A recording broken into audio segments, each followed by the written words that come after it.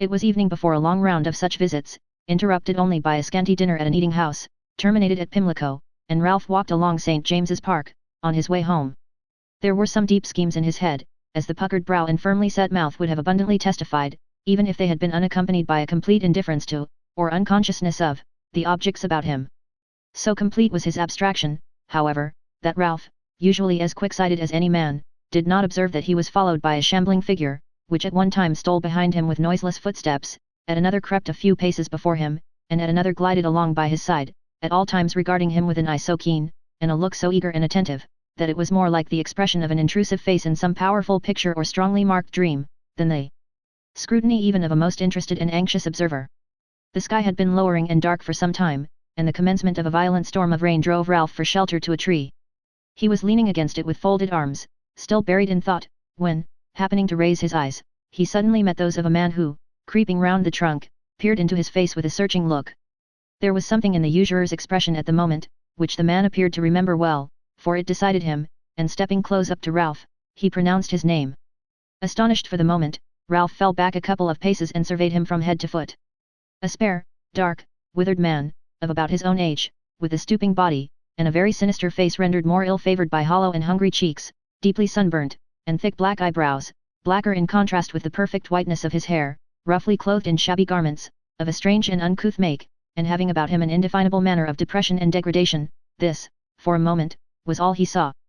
But he looked again, and the face and person seemed gradually to grow less strange, to change as he looked, to subside and soften into lineaments that were familiar, until at last they resolved themselves, as if by some strange optical illusion, into those of one whom he had known for many years, and forgotten and lost sight of for nearly as many more. The man saw that the recognition was mutual, and beckoning to Ralph to take his former place under the tree, and not to stand in the falling rain, of which, in his first surprise, he had been quite regardless, addressed him in a hoarse, faint tone. "You would hardly have known me from my voice, I suppose, Mr. Nickleby," he said. "No," returned Ralph, bending a severe look upon him. "Though there is something in that I remember now. There is little in me that you can call to mind as having been there 8 years ago, I dare say," observed the other. "Quite enough," said Ralph, carelessly, and averting his face. "More than enough. If I had remained in doubt about you, Mr. Nickleby," said the other, "this reception, and your manner, would have decided me very soon." "Did you expect any other?" asked Ralph, sharply.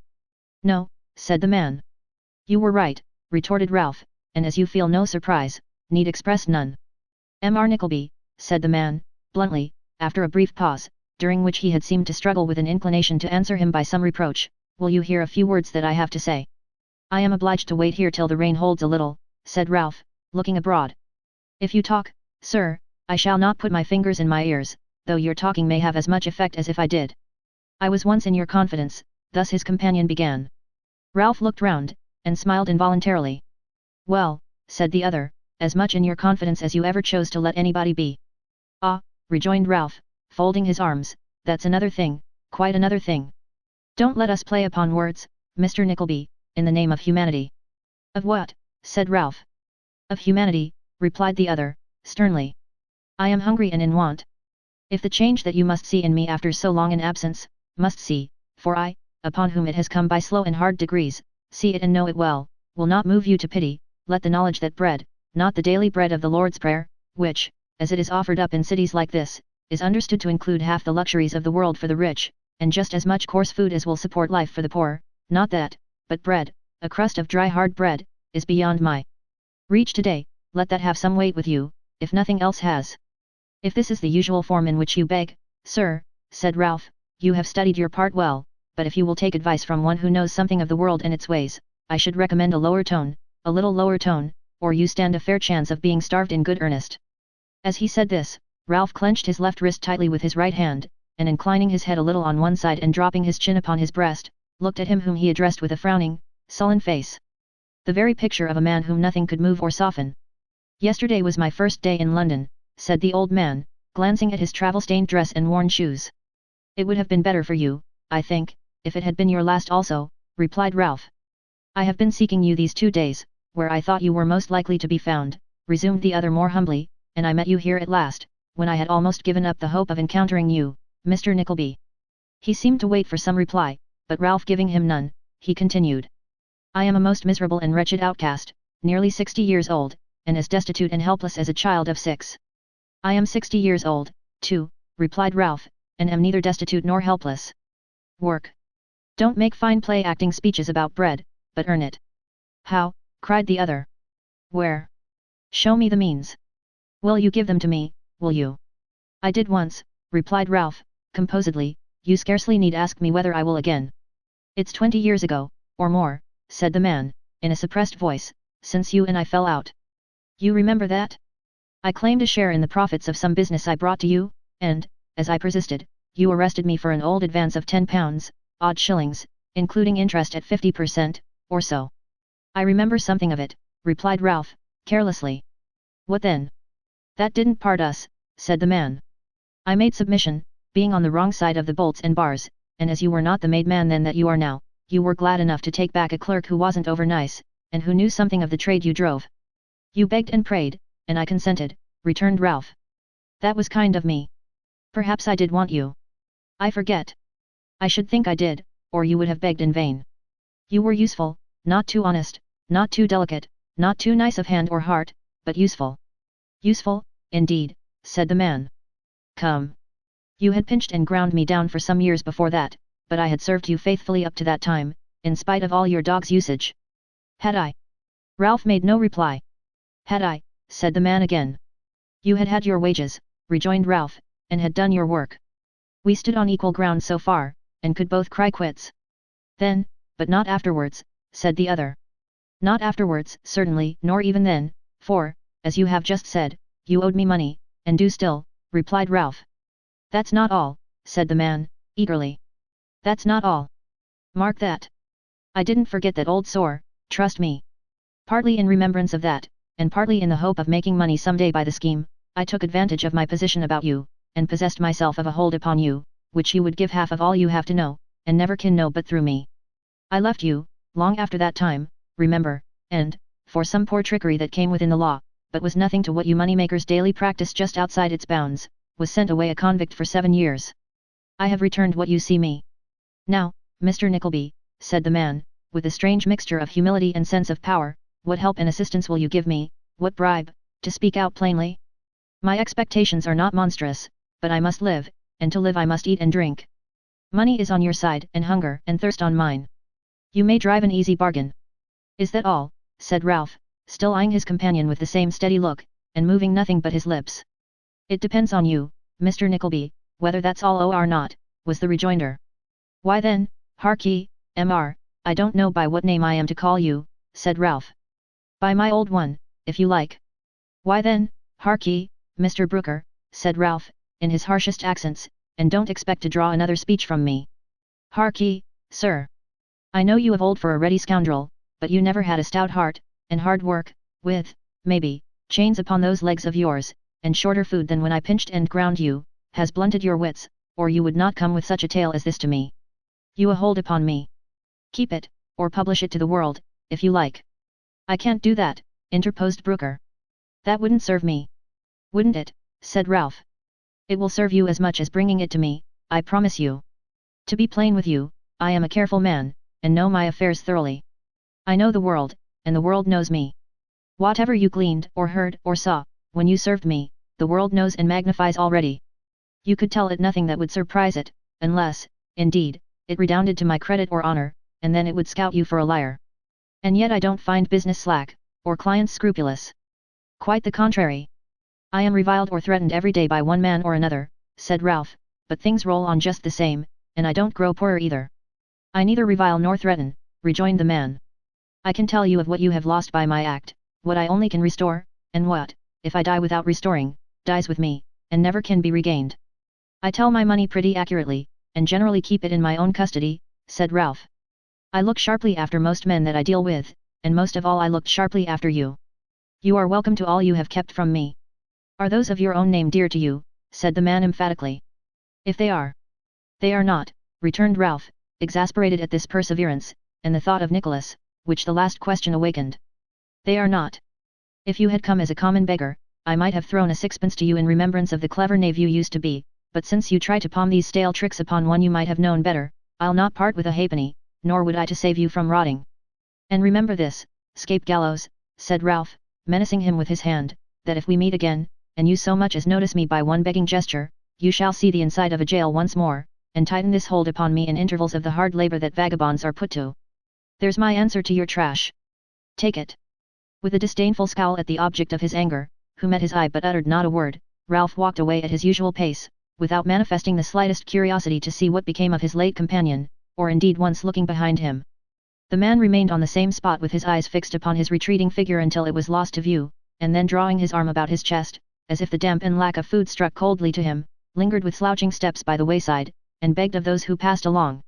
Ralph, in no wise moved by what had lately passed, further than as he had already expressed himself, walked deliberately on, and turning out of the park and leaving Golden Square on his right, took his way through some streets at the west end of the town until he arrived in that particular one in which stood the residence of Madame Mantalini. The name of that lady no longer appeared on the flaming door plate, that of Miss Nag being substituted in its stead, but the bonnets and dresses were still dimly visible in the first-floor windows by the decaying light of a summer's evening, and excepting this ostensible alteration in the proprietorship, the establishment wore its old appearance. Humph, muttered Ralph, drawing his hand across his mouth with a connoisseur-like air, and surveying the house from top to bottom, these people look pretty well. They can't last long, but if I know of their going in good time, I am safe, and a fair profit too. I must keep them closely in view, that's all.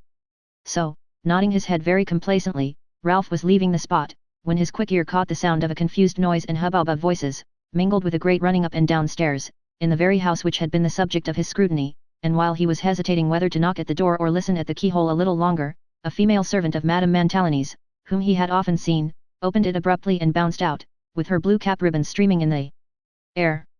Hello here. Stop, cried Ralph. What's the matter? Here am I, didn't you hear me knock? Oh. Mr. Nickleby, sir, said the girl. Go up, for the love of gracious. Master's been and done it again. Done what? Said Ralph, tartly, what do ye mean? I knew he would if he was drove to it, cried the girl. I said so all along. Come here, you silly wench, said Ralph, catching her by the wrist, and don't carry family matters to the neighbors, destroying the credit of the establishment. Come here, do you hear me, girl? Without any further expostulation, he led or rather pulled the frightened handmaid into the house, and shut the door, then bidding her walk upstairs before him, followed without more ceremony. Guided by the noise of a great many voices all talking together, and passing the girl in his impatience, before they had ascended many steps, Ralph quickly reached the private sitting room, when he was rather amazed by the confused and inexplicable scene in which he suddenly found himself. There were all the young lady workers, some with bonnets and some without, in various attitudes expressive of alarm and consternation, some gathered round Madame Mantalini, who was in tears upon one chair, and others round Miss Nag, who was in opposition tears upon another, and others round Mr. Mantalini, who was perhaps the most striking figure in the whole group, for Mr. Mantalini's legs were extended at full length upon the floor, and his head and shoulders were supported by a very tall footman, who didn't seem to know what to do with them, and Mr. Mantalini's eyes were closed, and his face was pale and his hair was comparatively straight, and his whiskers and moustache were limp, and his teeth were clenched, and he had a little bottle in his right hand, and a little teaspoon in his left, and his hands, arms, legs, and shoulders, were all stiff and powerless. And yet Madame Mantalini was not weeping upon the body, but was scolding violently upon her chair, and all this amidst a clamour of tongues perfectly deafening, and which really appeared to have driven the unfortunate footman to the utmost verge of distraction. What is the matter here? Said Ralph, pressing forward. At this inquiry, the clamour was increased 20-fold, and an astounding string of such shrill contradictions as he's poisoned himself, he hasn't, send for a doctor, don't, he's dying, he isn't, he's only pretending, with various other cries, poured forth with bewildering volubility, until Madame Mantalini was seen to address herself to Ralph, when female curiosity to know what she would say, prevailed, and, as if by general consent, a dead silence, unbroken by a single whisper, instantaneously succeeded. M.R. Nickleby, said Madame Mantalini, by what chance you came here, I don't know. Here a gurgling voice was heard to ejaculate, as part of the wanderings of a sick man, the words demnition sweetness, but nobody heeded them except the footman, who, being startled to hear such awful tones proceeding, as it were, from between his very fingers, dropped his master's head upon the floor with a pretty loud crash, and then, without an effort to lift it up, gazed upon the bystanders, as if he had done something rather clever than otherwise. I will, however, continued Madame Mantalini, drying her eyes, and speaking with great indignation, say before you, and before everybody here, for the first time, and once for all, that I never will supply that man's extravagances and viciousness again. I have been a dupe and a fool to him long enough. In future, he shall support himself if he can, and then he may spend what money he pleases, upon whom and how he pleases, but it shall not be mine, and therefore you had better pause before you trust him further." Thereupon Madame Mantalini, quite unmoved by some most pathetic lamentations on the part of her husband, that the apothecary had not mixed the prussic acid strong enough, and that he must take another bottle or two to finish the work he had in hand, entered into a catalogue of that amiable gentleman's gallantries, deceptions, extravagances, and infidelities, especially the last, winding up with a protest against being supposed to entertain the smallest remnant of regard for him, and adducing, in proof of the altered state of her affections, the circumstance of his having poisoned himself in private no less than 6 times within the last fortnight, and her not having once interfered by word or deed to save his life. "And I insist on being separated and left to myself," said Madame Mantalini, sobbing. "If he dares to refuse me a separation, I'll have one in law, I can, and I hope this will be a warning to all girls who have seen this disgraceful exhibition." Miss Nag, who was unquestionably the oldest girl in company, said with great solemnity, that it would be a warning to her, and so did the young ladies generally, with the exception of 1 or 2 who appeared to entertain some doubts whether such whispers could do wrong. "Why do you say all this before so many listeners?" said Ralph, in a low voice. "You know you are not in earnest." "I am in earnest," replied Madame Mantalini, aloud, and retreating towards Miss Nag. "Well, but consider," reasoned Ralph, who had a great interest in the matter. "It would be well to reflect. A married woman has no property. Not a solitary single individual my soul," and Mr. Mantalini, raising himself upon his elbow. "I am quite aware of that," retorted Madame Mantalini, tossing her head, "and I have none. The business, the stock, this house, and everything in it, all belong to Miss Nag." "That's quite true, Madame Mantalini," said Miss Nag, with whom her late employer had secretly come to an amicable understanding on this point. "Very true, indeed, Madame Mantalini, very true. And I never was more glad in all my life, that I had strength of mind to resist matrimonial offers, no matter how advantageous, than I am when I think of my present position as compared with your most unfortunate and most undeserved one, Madame Mantalini." "Demit," cried Mr. Mantalini, turning his head towards his wife. "Will it not slap and pinch the envious dowager, that dares to reflect upon its own delicious?" But the day of Mr. Mantalini's blandishments had departed. "Miss Nag, sir," said his wife, "is my particular friend," and although Mr. Mantalini leered till his eyes seemed in danger of never coming back to their right places again, Madame Mantalini showed no signs of softening. To do the excellent Miss Nag justice, she had been mainly instrumental in bringing about this altered state of things, for, finding by daily experience, that there was no chance of the business thriving, or even continuing to exist, while Mr. Mantalini had any hand in the expenditure, and having now a considerable interest in its well-doing, she had sedulously applied herself to the investigation of some little matters connected with that gentleman's private character, which she had so well elucidated, and artfully imparted to Madame Mantalini, as to open her eyes more effectually than the closest and most philosophical reasoning could have done in a series of years. To which end, the accidental discovery by Miss Nag of some tender correspondence, in which Madame Mantalini was described as old and ordinary, had most providentially contributed. However, notwithstanding her firmness, Madame Mantalini wept very piteously, and as she leant upon Miss Nag, and signed towards the door, that young lady and all the other young ladies with sympathizing faces, proceeded to bear her out.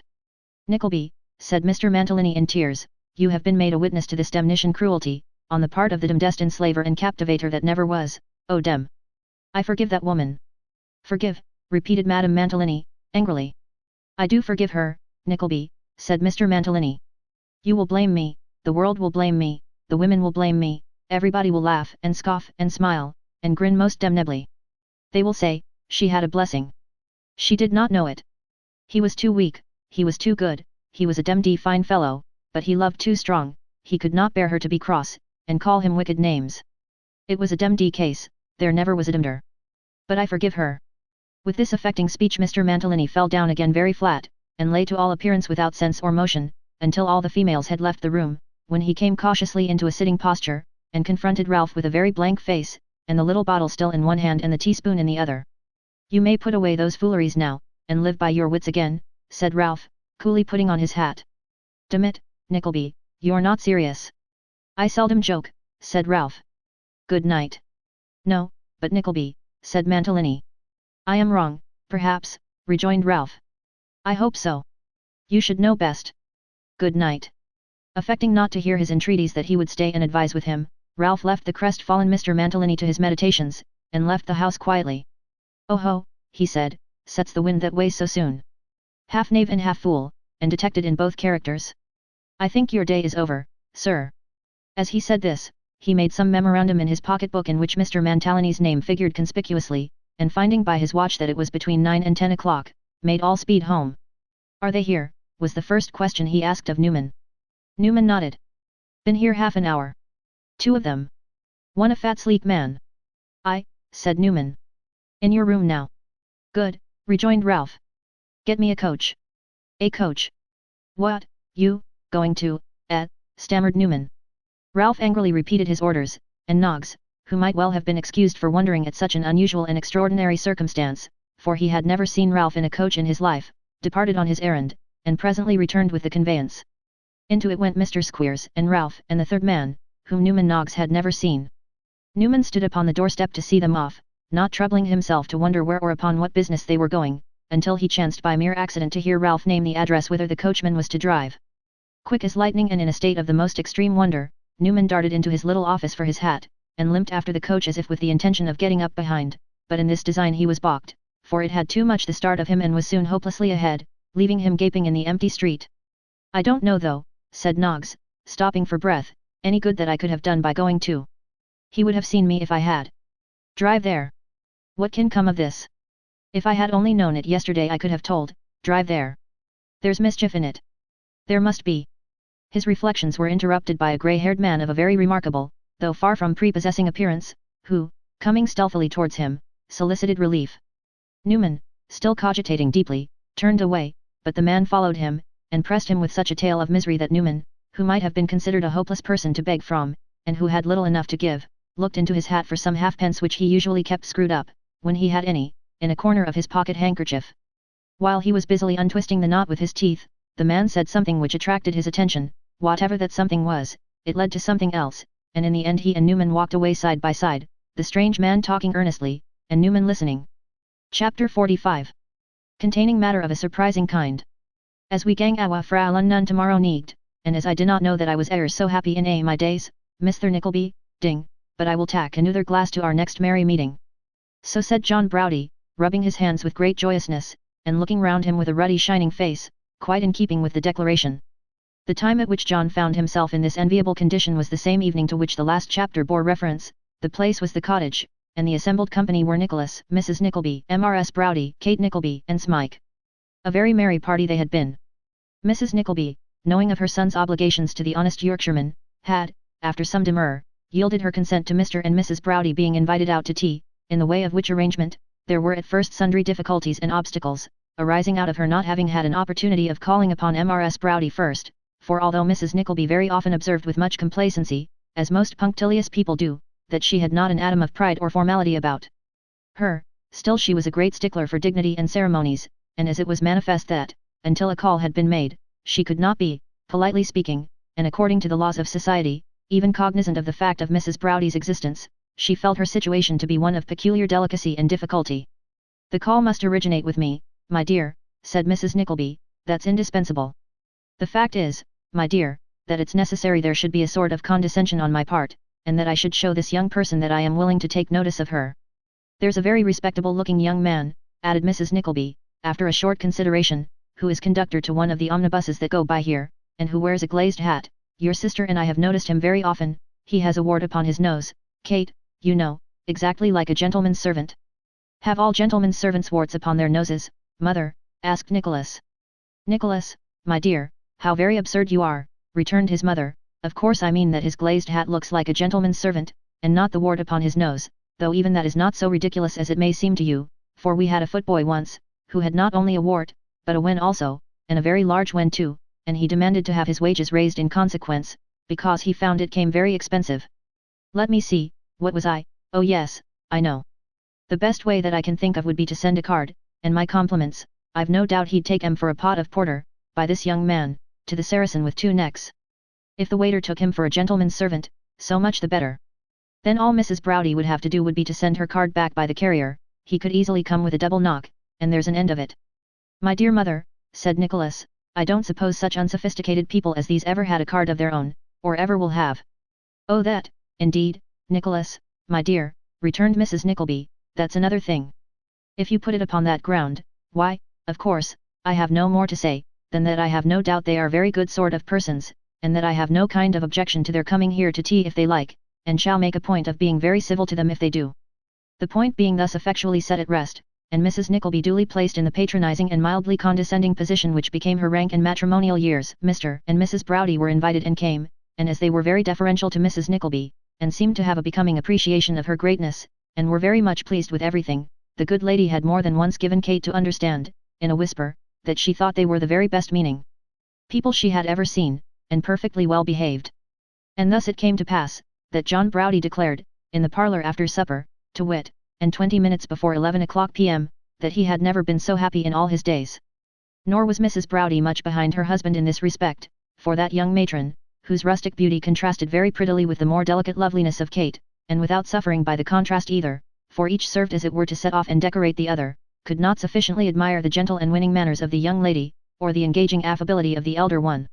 Then Kate had the art of turning the conversation to subjects upon which the country girl, bashful at first in strange company, could feel herself at home, and if Mrs. Nickleby was not quite so felicitous at times in the selection of topics of discourse, or if she did seem, as Mrs. Browdie expressed it, rather high in her notions, still nothing could be kinder, and that she took considerable interest in the young couple was manifest from the very long lectures on housewifery with which she was so obliging as to entertain Mrs. Browdie's private ear, which were illustrated by various references to the domestic economy of the cottage, in which, those duties falling exclusively upon Kate, the good lady had about as much share, either in theory or practice, as any one of the statues of the 12 apostles which embellish the exterior of St. Paul's Cathedral. "M.R. Browdie," said Kate, addressing his young wife, "is the best-humoured, the kindest and heartiest creature I ever saw. If I were oppressed with I don't know how many cares, it would make me happy only to look at him. He does seem indeed, upon my word, a most excellent creature, Kate," said Mrs. Nickleby, "most excellent.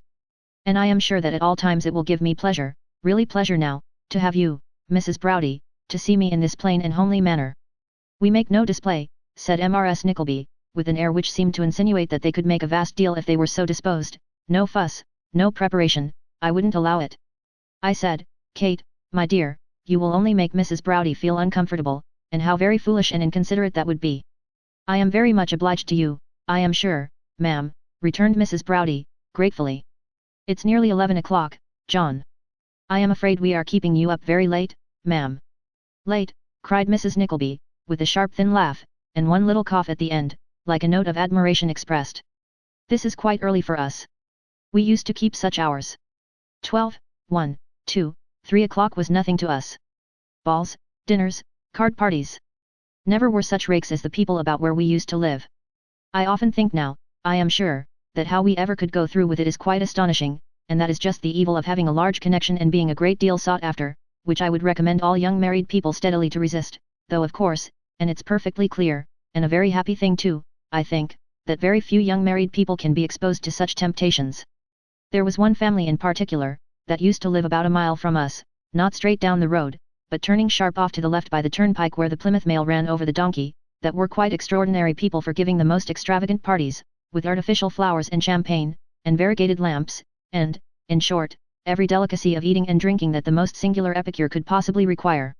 I don't think that there ever were such people as those Peltiroguses. You remember the Peltiroguses, Kate?" Kate saw that for the ease and comfort of the visitors it was high time to stay this flood of recollection, so answered that she entertained of the Peltiroguses a most vivid and distinct remembrance, and then said that Mr. Browdie had half promised, early in the evening, that he would sing a Yorkshire song, and that she was most impatient that he should redeem his promise, because she was sure it would afford her mamma more amusement and pleasure than it was possible to express.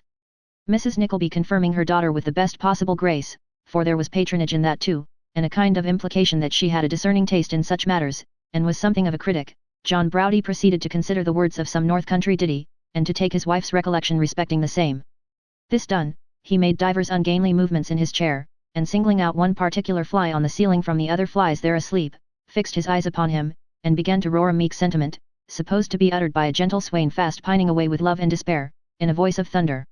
At the end of the first verse, as though some person without had waited until then to make himself audible, was heard a loud and violent knocking at the street door, so loud and so violent, indeed, that the ladies started as by one accord, and John Browdie stopped.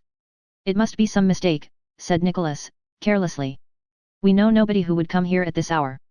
Mrs. Nickleby surmised, however, that perhaps the counting-house was burnt down, or perhaps the Mr. Cheerybles had sent to take Nicholas into partnership, which certainly appeared highly probable at that time of night, or perhaps Mr. Lincolnwater had run away with the property, or perhaps Miss La Creevy was taken in, or perhaps But a hasty exclamation from Kate stopped her abruptly in her conjectures, and Ralph Nickleby walked into the room. "Stay," said Ralph, as Nicholas rose, and Kate, making her way towards him, threw herself upon his arm. "Before that boy says a word, hear me." Nicholas bit his lip and shook his head in a threatening manner, but appeared for the moment unable to articulate a syllable. Kate clung closer to his arm, Smike retreated behind them, and John Browdy, who had heard of Ralph, and appeared to have no great difficulty in recognizing him, stepped between the old man and his young friend, as if with the intention of preventing either of them from advancing a step further. "Hear me, I say," said Ralph, "and not him." "Say what thou hast gotten to say then, sir," retorted John, "and take care thou do not put up angry bluid which thou dst better try to quiet." "I should know you," said Ralph, "by your tongue, and him," pointing to Smike, "by his looks." "Don't speak to him," said Nicholas, recovering his voice. "I will not have it. I will not hear him. I do not know that man. I cannot breathe the air that he corrupts. His presence is an insult to my sister. It is shame to see him. I will not bear it." "Stand," cried John, laying his heavy hand upon his chest. "Then let him instantly retire," said Nicholas, struggling. "I am not going to lay hands upon him, but he shall withdraw. I will not have him here. John Browdy, is this my house, am I a child?" "If he stands there," cried Nicholas, burning with fury, looking so calmly upon those who know his black and dastardly heart, "he'll drive me mad." To all these exclamations John Browdy answered not a word, but he retained his hold upon Nicholas, and when he was silent again, spoke. "There's more to say in here than thou thinkest for," said John. "I tell ye I ha gotten sent o thought already. Wa at be that shadow o outside door there? No, skolmeast her, show thyself, mun, dinna be shamefeast. No, all genel man, let's have skolmeast her, coom." Hearing this adjuration, Mr. Squeers, who had been lingering in the passage until such time as it should be expedient for him to enter and he could appear with effect, was fain to present himself in a somewhat undignified and sneaking way, at which John Browdy laughed with such keen and heartfelt delight, that even Kate, in all the pain, anxiety and surprise of the scene, and though the tears were in her eyes, felt a disposition to join him. "Have you done enjoying yourself, sir?" said Ralph, at length. "Pratty nigh for the present time, sir," replied John. "I can wait," said Ralph. "Take your own time, pray." Ralph waited until there was a perfect silence, and then turning to Mrs. Nickleby, but directing an eager glance at Kate, as if more anxious to watch his effect upon her, said: "Now, ma'am, listen to me. I don't imagine that you were a party to a very fine tirade of words sent me by that boy of yours, because I don't believe that under his control, you have the slightest will of your own, or that your advice, your opinion, your wants, your wishes, anything which in nature and reason, or of what use is your great experience, ought to weigh with him, has the slightest influence or weight whatever, or is taken for a moment into account." Mrs. Nickleby shook her head and sighed, as if there were a good deal in that, certainly. "For this reason," resumed Ralph, "I address myself to you, ma'am. For this reason, partly, and partly because I do not wish to be disgraced by the acts of a vicious stripling whom I was obliged to disown, and who, afterwards, in his boyish majesty, feigns to, to disown me, I present myself here tonight. I have another motive in coming, a motive of humanity. I come here," said Ralph, looking round with a biting and triumphant smile, and gloating and dwelling upon the words as if he were loath to lose the pleasure of saying them, "to restore a parent his child. I, sir," he continued, bending eagerly forward, and addressing Nicholas, as he marked the change of his countenance, "to restore a parent his child, his son, sir, trepanned, waylaid and guarded at every turn by you, with the base design of robbing him some day of any little wretched pittance of which he might become possessed." "In that, you know you lie," said Nicholas, proudly. "In this, I know I speak the truth." "I have his father here," retorted Ralph. "Here," sneered Squeers, stepping forward. "Do you hear that? Here. Didn't I tell you to be careful that his father didn't turn up and send him back to me? Why, his father's my friend, he's to come back to me directly, he is. Now, what do you say, now, come, what do you say to that? Aren't you sorry you took so much trouble for nothing? Aren't you? Aren't you? You bear upon your body certain marks I gave you," said Nicholas, looking quietly away, "and may talk in acknowledgement of them as much as you please. You'll talk a long time before you rub them out, Mr. Squeers." The estimable gentleman last named cast a hasty look at the table, as if he were prompted by this retort to throw a jug or bottle at the head of Nicholas, but he was interrupted in this design, if such design he had, by Ralph, who, touching him on the elbow, bade him tell the father that he might now appear and claim his son. This being purely a labour of love, Mr. Squeers readily complied, and leaving the room for the purpose, almost immediately returned, supporting a sleek personage with an oily face, who, bursting from him, and giving to view the form and face of Mr. Snolly, made straight up to Smike, and tucking that poor fellow's head under his arm in a most uncouth and awkward embrace, elevated his broad-brimmed hat at arm's length in the air as a token of devout thanksgiving, exclaiming, meanwhile, how little did I think of this here joyful meeting, when I saw him last. Oh, how little did I think it. Be composed, sir, said Ralph, with a gruff expression of sympathy, you have got him now. Got him? Oh, haven't I got him? Have I got him, though, cried Mr. Snolly, scarcely able to believe it. Yes, here he is, flesh and blood, flesh and blood. Very little flesh, said John Browdy. Mr. Snolly was too much occupied by his parental feelings to notice this remark, and, to assure himself more completely of the restoration of his child, tucked his head under his arm again, and kept it there. What was it, said Snolly, that made me take such a strong interest in him, when that worthy instructor of youth brought him to my house? What was it that made me burn all over with a wish to chastise him severely for cutting away from his best friends, his pastors and masters? It was parental instinct, sir, observed Squeers. That's what it was, sir, rejoined Snolly, the elevated feeling, the feeling of the ancient Romans and Grecians, and of the beasts of the field and birds of the air, with the exception of rabbits and tomcats, which sometimes devour their offspring. My heart yearned towards him. I don't know what I couldn't have done to him in the anger of a father. It only shows what nature is, sir, said Mr. Squeers. She's rum un, is nature. She is a holy thing, sir, remarked Snolly. I believe you, added Mr. Squeers, with a moral sigh. I should like to know how we should ever get on without her. Nature, said Mr. Squeers, solemnly, is more easier conceived than described. Oh, what a blessed thing, sir, to be in a state of nature. Pending this philosophical discourse, the bystanders had been quite stupefied with amazement, while Nicholas had looked keenly from Snolly to Squeers, and from Squeers to Ralph, divided between his feelings of disgust, doubt and surprise. At this juncture, Smike escaping from his father fled to Nicholas, and implored him, in most moving terms, never to give him up, but to let him live and die beside him. If you are this boy's father, said Nicholas, look at the wreck he is, and tell me that you purpose to send him back to that loathsome den from which I brought him. Scandal again, cried Squeers. Recollect, you ain't worth powder and shot, but I'll be even with you one way or another. Stop, interposed Ralph, as Snolly was about to speak. Let us cut this matter short, and not bandy words here with hair-brained profligates. This is your son, as you can prove. And you, Mr. Squeers, you know this boy to be the same that was with you for so many years under the name of Smike.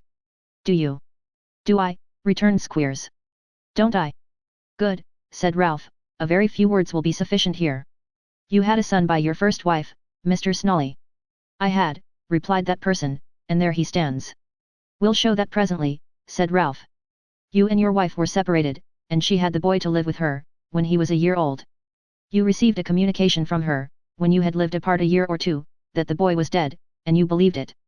Of course I did, returned Snolly. Oh, the joy of... Be rational, sir, pray, said Ralph. This is business, and transports interfere with it. This wife died a year and a half ago, or thereabouts, not more, in some obscure place, where she was housekeeper in a family. Is that the case? That's the case, replied Snolly. Having written on her deathbed a letter or confession to you, about this very boy, which, as it was not directed otherwise than in your name, only reached you, and that by a circuitous course, a few days since. Just so, said Snolly. Correct in every particular, sir. And this confession, resumed Ralph, is to the effect that his death was an invention of hers to wound you, was a part of a system of annoyance, in short, which you seem to have adopted towards each other, that the boy lived, but was of weak and imperfect intellect, that she sent him by a trusty hand to a cheap school in Yorkshire, that she had paid for his education for some years, and then, being poor, and going a long way off, gradually deserted him, for which she prayed forgiveness. Snolly nodded his head, and wiped his eyes, the first slightly, the last violently. The school was Mr. Squeers's, continued Ralph, the boy was left there in the name of Smike, every description was fully given, dates tally exactly with Mr. Squeers's books. Mr. Squeers is lodging with you at this time, you have 2 other boys at his school, you communicated the whole discovery to him, he brought you to me as the person who had recommended to him the kidnapper of his child, and I brought you here. Is that so? You talk like a good book, sir, that's got nothing in its inside but what's the truth, replied Snolly. This is your pocket-book, said Ralph, producing one from his coat, the certificates of your first marriage and of the boy's birth, and your wife's 2 letters, and every other paper that can support these statements directly or by implication, are here, are they? Every one of 'em, sir. And you don't object to their being looked at here, so that these people may be convinced of your power to substantiate your claim at once in law and reason, and you may resume your control over your own son without more delay. Do I understand you? I couldn't have understood myself better, sir.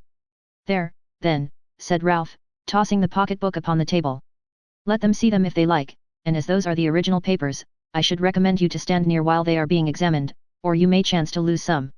With these words Ralph sat down unbidden, and compressing his lips, which were for the moment slightly parted by a smile, folded his arms, and looked for the first time at his nephew. Nicholas, stung by the concluding taunt, darted an indignant glance at him, but commanding himself as well as he could, entered upon a close examination of the documents, at which John Browdie assisted. There was nothing about them which could be called in question. The certificates were regularly signed as extracts from the parish books, the first letter had a genuine appearance of having been written and preserved for some years, the handwriting of the second tallied with it exactly, making proper allowance for its having been written by a person in extremity, and there were several other corroboratory scraps of entries and memoranda which it was equally difficult to question. "Dear Nicholas," whispered Kate, who had been looking anxiously over his shoulder, "can this be really the case? Is this statement true?" "I fear it is," answered Nicholas. "What say you, John?" John scratched his head and shook it, but said nothing at all. "You will observe, ma'am," said Ralph, addressing himself to Mrs. Nickleby, "that this boy being a minor and not of strong mind, we might have come here tonight, armed with the powers of the law, and backed by a troop of its myrmidons. I should have done so, ma'am, unquestionably, but for my regard for the feelings of yourself, and your daughter." "You have shown your regard for her feelings well," said Nicholas, drawing his sister towards him. "Thank you," replied Ralph. "Your praise, sir, is commendation, indeed." "Well," said Squeers, "what's to be done? Them hackney coach horses will catch cold if we don't think of moving. There's one of 'em sneezing now, so that he blows the street door right open. What's the order of the day? Is Master Snolly to come along with us?" "No, no, no," replied Smike, drawing back, and clinging to Nicholas. "No. Pray, no. I will not go from you with him. No, no. This is a cruel thing," said Snolly, looking to his friends for support. "Do parents bring children into the world for this? Do parents bring children into the world for thought?" said John Browdie bluntly, pointing, as he spoke, to Squeers. "Never you mind," retorted that gentleman, tapping his nose derisively. "Never I mind," said John, "no, nor never nobody mind, sayest thou, scolmeast her. It's nobody's minding that keeps CK men as thou afloat. No then, where beest thou come into? Dang it, do not come treadin' outer me, mun."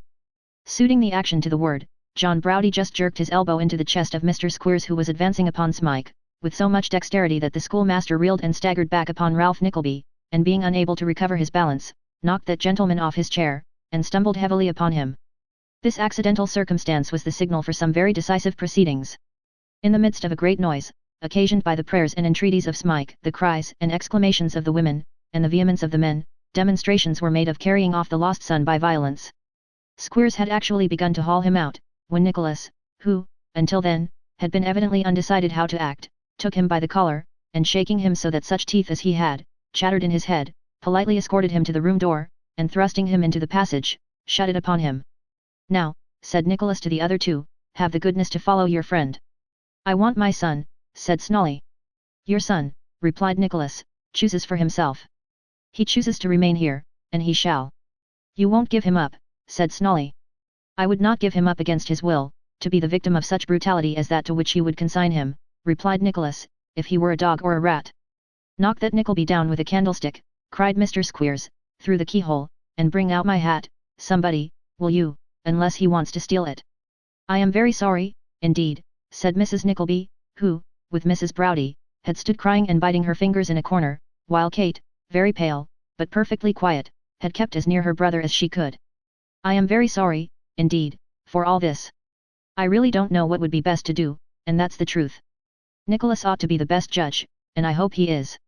Of course, it's a hard thing to have to keep other people's children, though young Mr. Snolly is certainly as useful and willing as it's possible for anybody to be, but, if it could be settled in any friendly manner, if old Mr. Snolly, for instance, would settle to pay something certain for his board and lodging, and some fair arrangement was come to, so that we undertook to have fish twice a week, and a pudding twice, or a dumpling, or something of that sort, I do think that it might be very satisfactory and pleasant for all parties."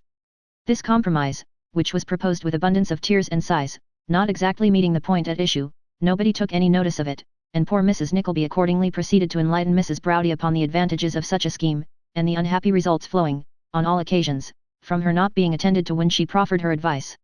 "You, sir," said Snolly, addressing the terrified Smike, "are an unnatural, ungrateful, unlovable boy. You won't let me love you when I want to. Won't you come home, won't you?" "No, no, no," cried Smike, shrinking back. "He never loved nobody," bawled Squeers, through the keyhole. "He never loved me, he never loved Wackford, who is next door but one to a cherubim. How can you expect that he'll love his father? He'll never love his father, he won't. He don't know what it is to have a father. He don't understand it. It ain't in him." Mr. Snolly looked steadfastly at his son for a full minute, and then covering his eyes with his hand, and once more raising his hat in the air, appeared deeply occupied in deploring his black ingratitude. Then drawing his arm across his eyes, he picked up Mr. Squeers's hat, and taking it under one arm, and his own under the other, walked slowly and sadly out. "Your romance, sir," said Ralph, lingering for a moment, "is destroyed, I take it. No unknown, no persecuted descendant of a man of high degree, but the weak, imbecile son of a poor, petty tradesman. We shall see how your sympathy melts before plain matter of fact." "You shall," said Nicholas, motioning towards the door.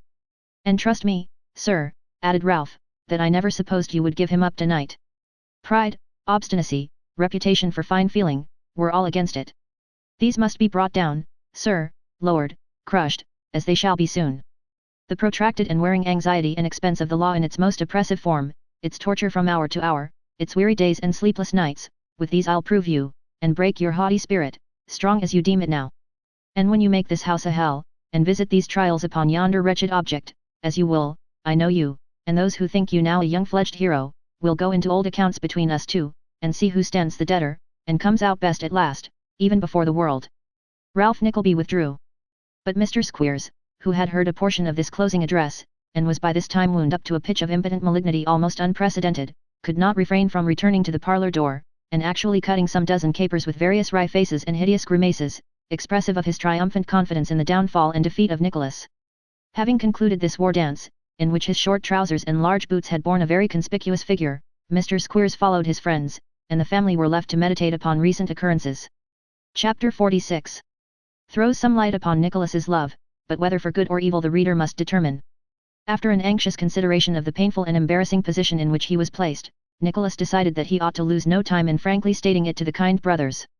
Availing himself of the first opportunity of being alone with Mr. Charles Cheeryble at the close of next day, he accordingly related Smike's little history, and modestly but firmly expressed his hope that the good old gentleman would, under such circumstances as he described, hold him justified in adopting the extreme course of interfering between parent and child, and upholding the latter in his disobedience, even though his horror and dread of his father might seem, and would doubtless be, represented as, a thing so repulsive and unnatural, as to render those who countenanced him in it, fit objects of general detestation and abhorrence.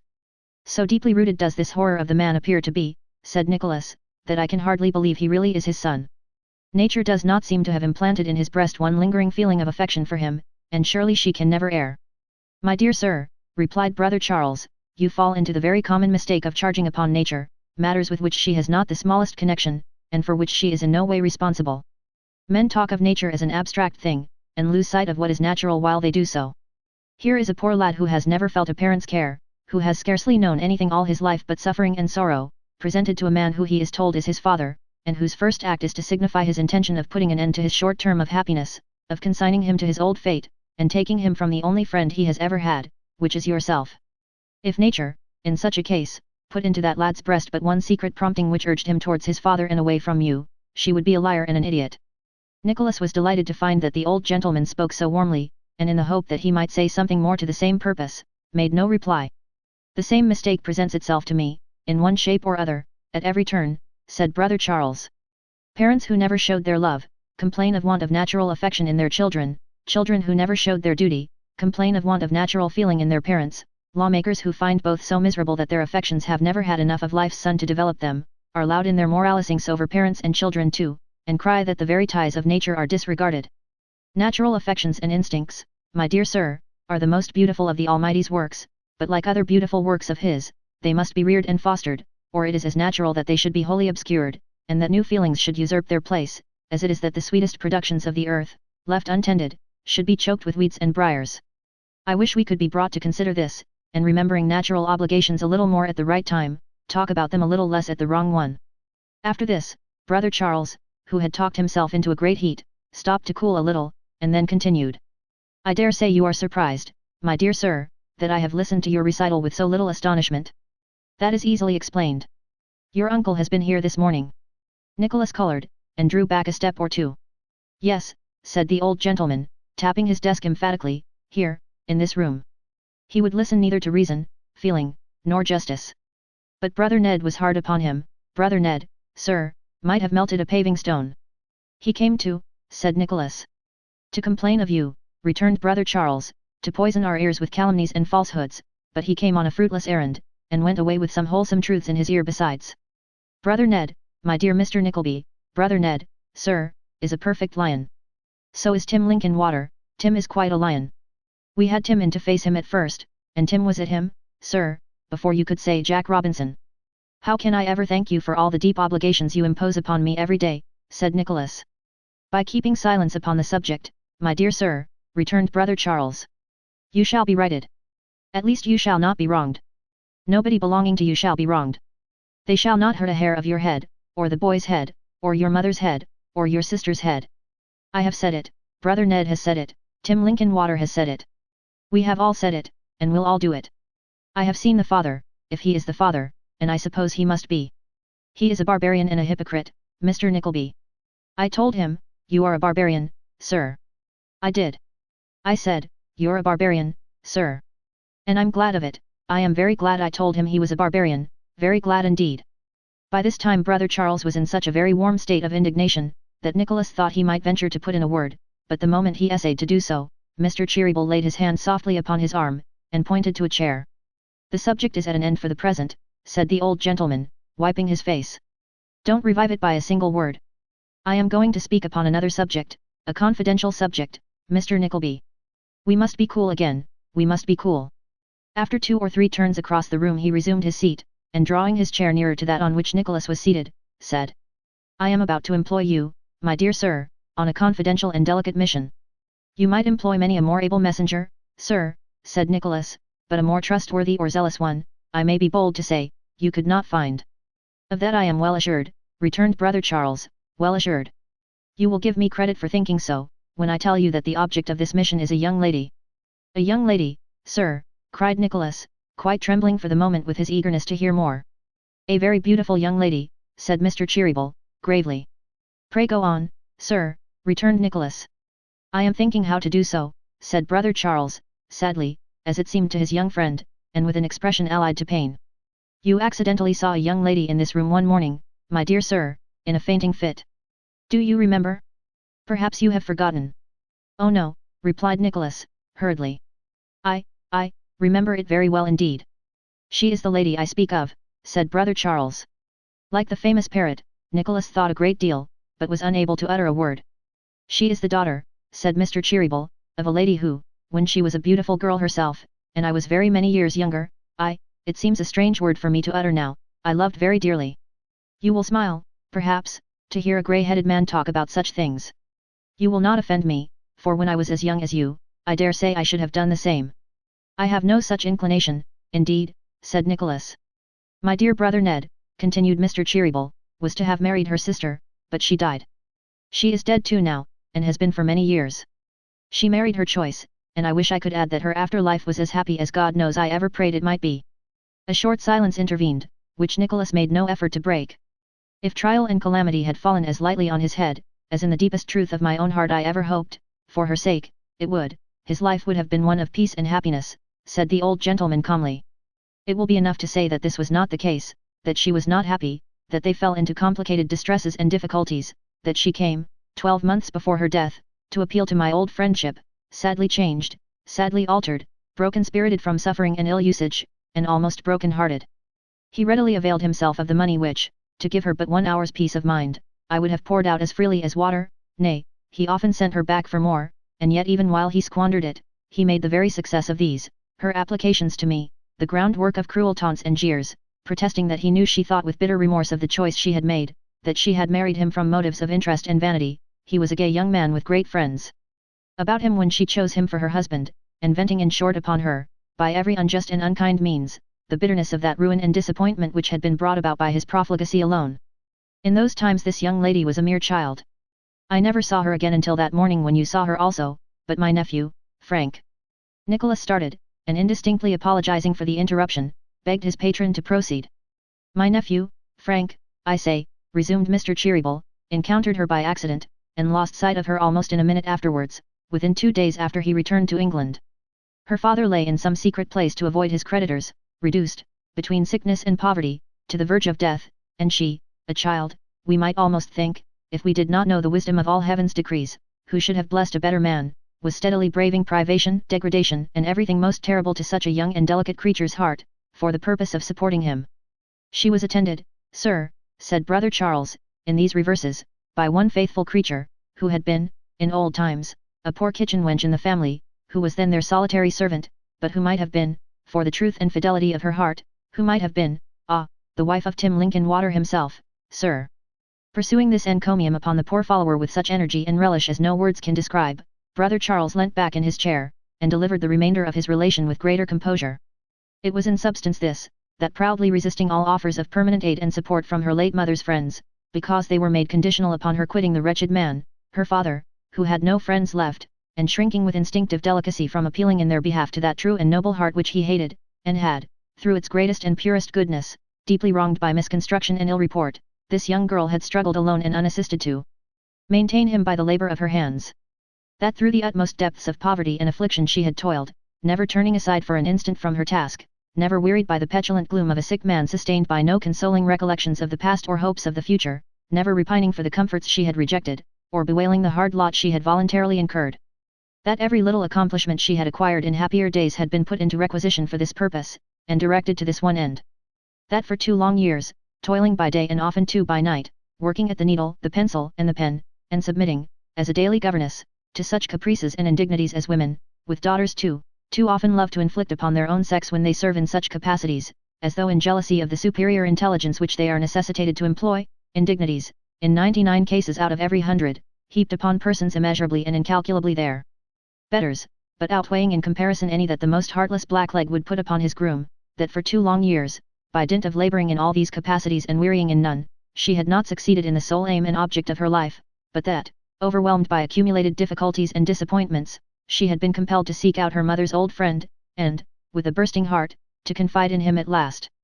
If I had been poor, said brother Charles, with sparkling eyes, if I had been poor, Mr. Nickleby, my dear sir, which thank God I am not, I would have denied myself, of course anybody would under such circumstances, the commonest necessaries of life, to help her. As it is, the task is a difficult one. If her father were dead, nothing could be easier, for then she should share and cheer the happiest home that brother Ned and I could have, as if she were our child or sister. But he is still alive. Nobody can help him, that has been tried 1,000 times, he was not abandoned by all without good cause, I know. Cannot she be persuaded to, Nicholas hesitated when he had got thus far. To leave him, said brother Charles. Who could entreat a child to desert her parent? Such entreaties, limited to her seeing him occasionally, have been urged upon her, not by me, but always with the same result. Is he kind to her? Said Nicholas. Does he requite her affection? True kindness, considerate self-denying kindness, is not in his nature, returned Mr. Cheeryble. Such kindness as he knows, he regards her with, I believe. The mother was a gentle, loving, confiding creature, and although he wounded her from their marriage till her death as cruelly and wantonly as ever man did, she never ceased to love him. She commended him on her deathbed to her child's care. Her child has never forgotten it, and never will. Have you no influence over him? Asked Nicholas. I, my dear sir. The last man in the world. Such are his jealousy and hatred of me, that if he knew his daughter had opened her heart to me, he would render her life miserable with his reproaches, although, this is the inconsistency and selfishness of his character, although if he knew that every penny she had came from me, he would not relinquish one personal desire that the most reckless expenditure of her scanty stock could gratify. An unnatural scoundrel, said Nicholas, indignantly. We will use no harsh terms, said brother Charles, in a gentle voice, but accommodate ourselves to the circumstances in which this young lady is placed. Such assistance as I have prevailed upon her to accept, I have been obliged, at her own earnest request, to dole out in the smallest portions, lest he, finding how easily money was procured, should squander it even more lightly than he is accustomed to do. She has come to and fro, secretly and by night, to take even this, and I cannot bear that things should go on in this way, Mr. Nickleby, I really cannot bear it." Then it came out by little and little, how that the twins had been revolving in their good old heads manifold plans and schemes for helping this young lady in the most delicate and considerate way, and so that her father should not suspect the source whence the aid was derived, and how they had at last come to the conclusion, that the best course would be to make a feint of purchasing her little drawings and ornamental work at a high price, and keeping up a constant demand for the same.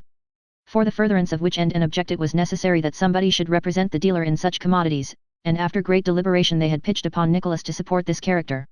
"He knows me," said brother Charles, "and he knows my brother Ned. Neither of us would do.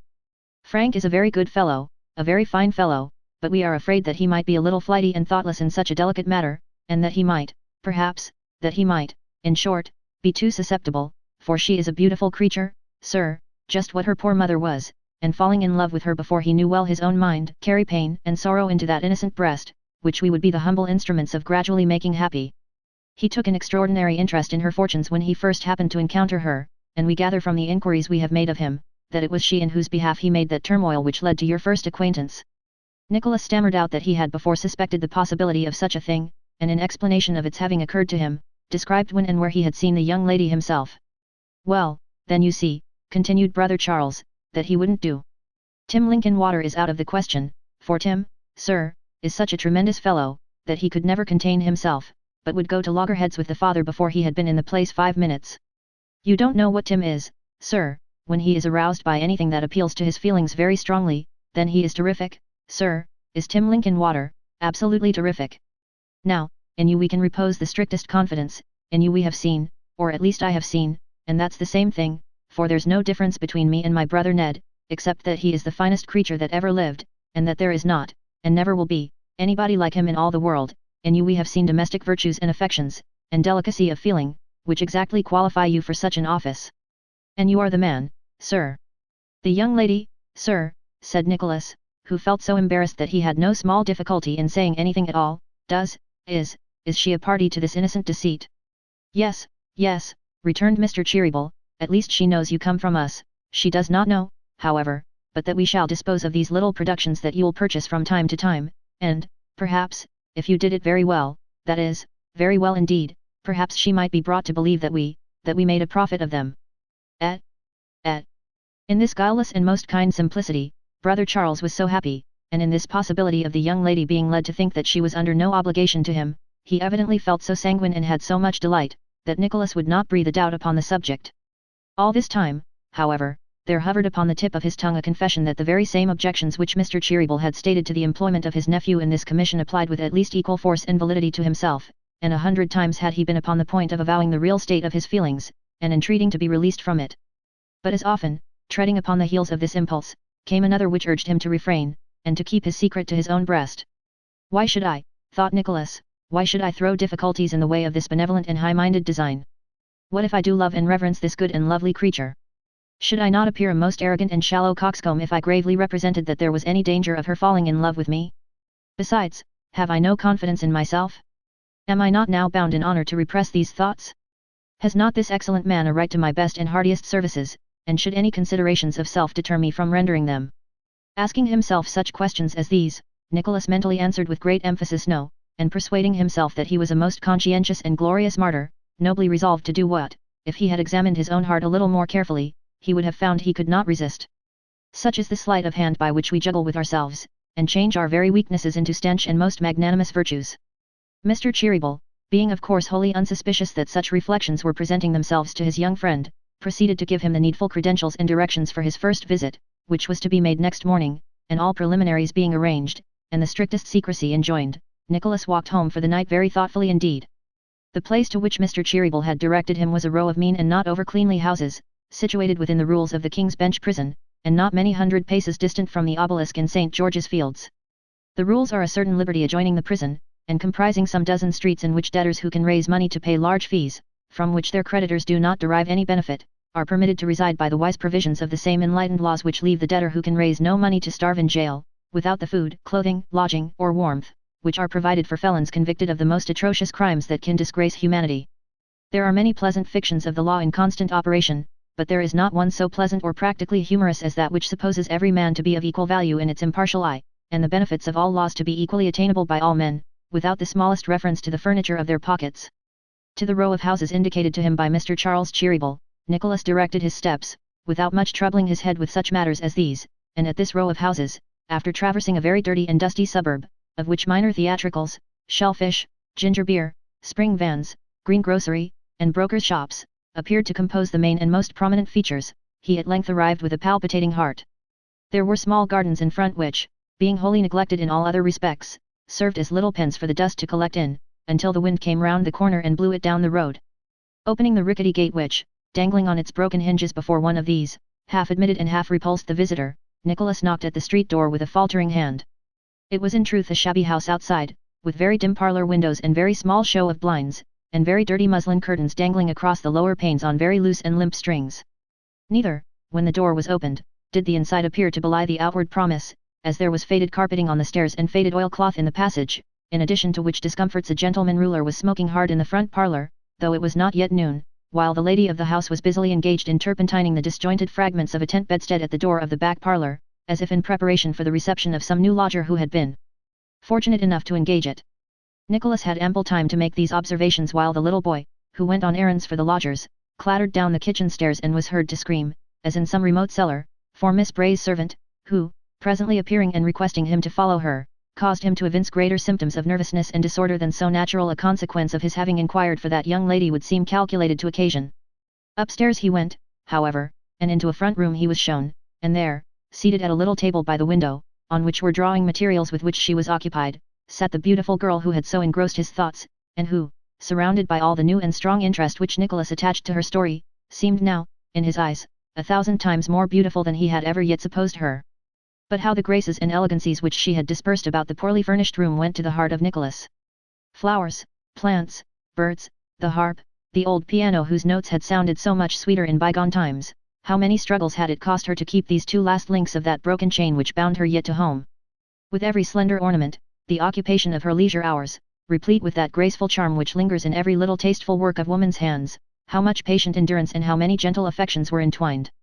He felt as though the smile of heaven were on the little chamber, as though the beautiful devotion of so young and weak a creature had shed a ray of its own on the inanimate things around, and made them beautiful as itself, as though the halo with which old painters surround the bright angels of a sinless world played about a being akin in spirit to them, and its light were visibly before him. And yet Nicholas was in the rules of the King's Bench prison. If he had been in Italy indeed, and the time had been sunset, and the scene a stately terrace. But, there is one broad sky over all the world, and whether it be blue or cloudy, the same heaven beyond it, so, perhaps, he had no need of compunction for thinking as he did. It is not to be supposed that he took in everything at one glance, for he had as yet been unconscious of the presence of a sick man propped up with pillows in an easy chair, who, moving restlessly and impatiently in his seat, attracted his attention. He was scarce 50, perhaps, but so emaciated as to appear much older. His features presented the remains of a handsome countenance, but one in which the embers of strong and impetuous passions were easier to be traced than any expression which would have rendered a far plainer face much more prepossessing. His looks were very haggard, and his limbs and body literally worn to the bone, but there was something of the old fire in the large sunken eye notwithstanding, and it seemed to kindle afresh as he struck a thick stick, with which he seemed to have supported himself in his seat, impatiently on the floor twice or thrice, and called his daughter by her name. "Madeline, who is this? What does anybody want here? Who told a stranger we could be seen? What is it?" "I believe," the young lady began, as she inclined her head with an air of some confusion, in reply to the salutation of Nicholas. "You always believe," returned her father, petulantly. "What is it?" By this time Nicholas had recovered sufficient presence of mind to speak for himself, so he said, as it had been agreed he should say, that he had called about a pair of hand screens, and some painted velvet for an ottoman, both of which were required to be of the most elegant design possible, neither time nor expense being of the smallest consideration. He had also to pay for the two drawings, with many thanks, and, advancing to the little table, he laid upon it a banknote, folded in an envelope and sealed. "See that the money is right, Madeline," said the father. "Open the paper, my dear." "It's quite right, Papa, I'm sure." "Here," said Mr. Bray, putting out his hand and opening and shutting his bony fingers with irritable impatience. "Let me see. What are you talking about, Madeline? You're sure? How can you be sure of any such thing? £5, well, is that right?" "Quite," said Madeline, bending over him. She was so busily employed in arranging the pillows that Nicholas could not see her face, but as she stooped he thought he saw a tear fall. Ring the bell," said the sick man, with the same nervous eagerness, and motioning towards it with such a quivering hand that the banknote rustled in the air. "Tell her to get it changed, to get me a newspaper, to buy me some grapes, another bottle of the wine that I had last week, and, I forget half I want just now, but she can go out again. Let her get those first, those first. Now, Madeline, my love, quick, quick. Good God, how slow you are." He remembers nothing that she wants, thought Nicholas. Perhaps something of what he thought was expressed in his countenance, for the sick man, turning towards him with great asperity, demanded to know if he waited for a receipt. "It is no matter at all," said Nicholas. "No matter, what do you mean, sir?" was the tart rejoinder. "No matter. Do you think you bring your paltry money here as a favor or a gift, or as a matter of business, and in return for value received? And you, sir, because you can't appreciate the time and taste which are bestowed upon the goods you deal in, do you think you give your money away? Do you know that you are talking to a gentleman, sir, who at one time could have bought up 50 such men as you and all you have? What do you mean?" "I merely mean that as I shall have many dealings with this lady, if she will kindly allow me, I will not trouble her with such forms," said Nicholas. "Then I mean, if you please, that we'll have as many forms as we can," returned the father. "My daughter, sir, requires no kindness from you or anybody else. Have the goodness to confine your dealings strictly to trade and business, and not to travel beyond it. Every petty tradesman is to begin to pity her now, is he? Upon my soul. Very pretty. Madeline, my dear, give him a receipt, and mind you always do so." While she was feigning to write it, and Nicholas was ruminating upon the extraordinary but by no means uncommon character thus presented to his observation, the invalid, who appeared at times to suffer great bodily pain, sank back in his chair and moaned out a feeble complaint that the girl had been gone an hour, and that everybody conspired to goad him. "When," said Nicholas, as he took the piece of paper, "when shall I call again?" This was addressed to the daughter, but the father answered immediately. "When you're requested to call, sir, and not before. Don't worry and persecute. Madeline, my dear, when is this person to call again?" "Oh, not for a long time, not for 3 or 4 weeks, it is not necessary, indeed, I can do without," said the young lady, with great eagerness. "Why, how are we to do without?" urged her father, not speaking above his breath. 3 or 4 weeks, Madeline. 3 or 4 weeks. Then sooner, if you please, said the young lady, turning to Nicholas. 3 or 4 weeks, muttered the father. "Madeline, what on earth, do nothing for 3 or 4 weeks? It is a long time, ma'am," said Nicholas. "You think so, do you?" retorted the father, angrily. "If I chose to beg, sir, and stoop to ask assistance from people I despise, 3 or 4 months would not be a long time, 3 or 4 years would not be a long time. Understand, sir, that is if I chose to be dependent, but as I don't, you may call in a week." Nicholas bowed low to the young lady and retired, pondering upon Mr. Bray's ideas of independence, and devoutly hoping that there might be few such independent spirits as he mingling with the baser clay of humanity. He heard a light footstep above him as he descended the stairs, and looking round saw that the young lady was standing there, and glancing timidly towards him, seemed to hesitate whether she should call him back or no. The best way of settling the question was to turn back at once, which Nicholas did. "I don't know whether I do right in asking you, sir," said Madeline, hurriedly, "but pray, do not mention to my poor mother's dear friends what has passed here today. He has suffered much, and is worse this morning. I beg you, sir, as a boon, a favour to myself." "You have but to hint a wish," returned Nicholas fervently, "and I would hazard my life to gratify it." "You speak hastily, sir." "Truly and sincerely," rejoined Nicholas, his lips trembling as he formed the words, "if ever man spoke truly yet. I am not skilled in disguising my feelings, and if I were, I could not hide my heart from you. Dear madam, as I know your history, and feel as men and angels must who hear and see such things, I do entreat you to believe that I would die to serve you." The young lady turned away her head, and was plainly weeping. "Forgive me," said Nicholas, with respectful earnestness, "if I seem to say too much, or to presume upon the confidence which has been entrusted to me. But I could not leave you as if my interest and sympathy expired with the commission of the day. I am your faithful servant, humbly devoted to you from this hour, devoted in strict truth and honor to him who sent me here, and in pure integrity of heart, and distant respect for you. If I meant more or less than this, I should be unworthy his regard, and false to the very nature that prompts the honest words I utter." She waved her hand, entreating him to be gone, but answered not a word. Nicholas could say no more, and silently withdrew. And thus ended his first interview with Madeline Bray. Chapter 47. Mr. Ralph Nickleby has some confidential intercourse with another old friend. They concert between them a project, which promises well for both. "There go the 3/4 past," muttered Newman Noggs, listening to the chimes of some neighboring church and my dinner times too. He does it on purpose. He makes a point of it. It's just like him. It was in his own little den of an office and on the top of his official stool that Newman thus soliloquized, and the soliloquy referred, as Newman's grumbling soliloquies usually did, to Ralph Nickleby. I don't believe he ever had an appetite, said Newman, except for pounds, shillings, and pence, and with them he's as greedy as a wolf. I should like to have him compelled to swallow one of every English coin. The penny would be an awkward morsel, but the crown, ha! Ha! His good humour being in some degree restored by the vision of Ralph Nickleby swallowing, perforce, a 5-shilling piece, Newman slowly brought forth from his desk one of those portable bottles, currently known as pocket pistols, and shaking the same close to his ear so as to produce a rippling sound very cool and pleasant to listen to, suffered his features to relax, and took a gurgling drink, which relaxed them still more. Replacing the cork, he smacked his lips twice or thrice with an air of great relish, and, the taste of the liquor having by this time evaporated, recurred to his grievance again. 5 minutes to 3, growled Newman, it can't want more by this time, and I had my breakfast at 8 o'clock, and such a breakfast, and my right dinner time too.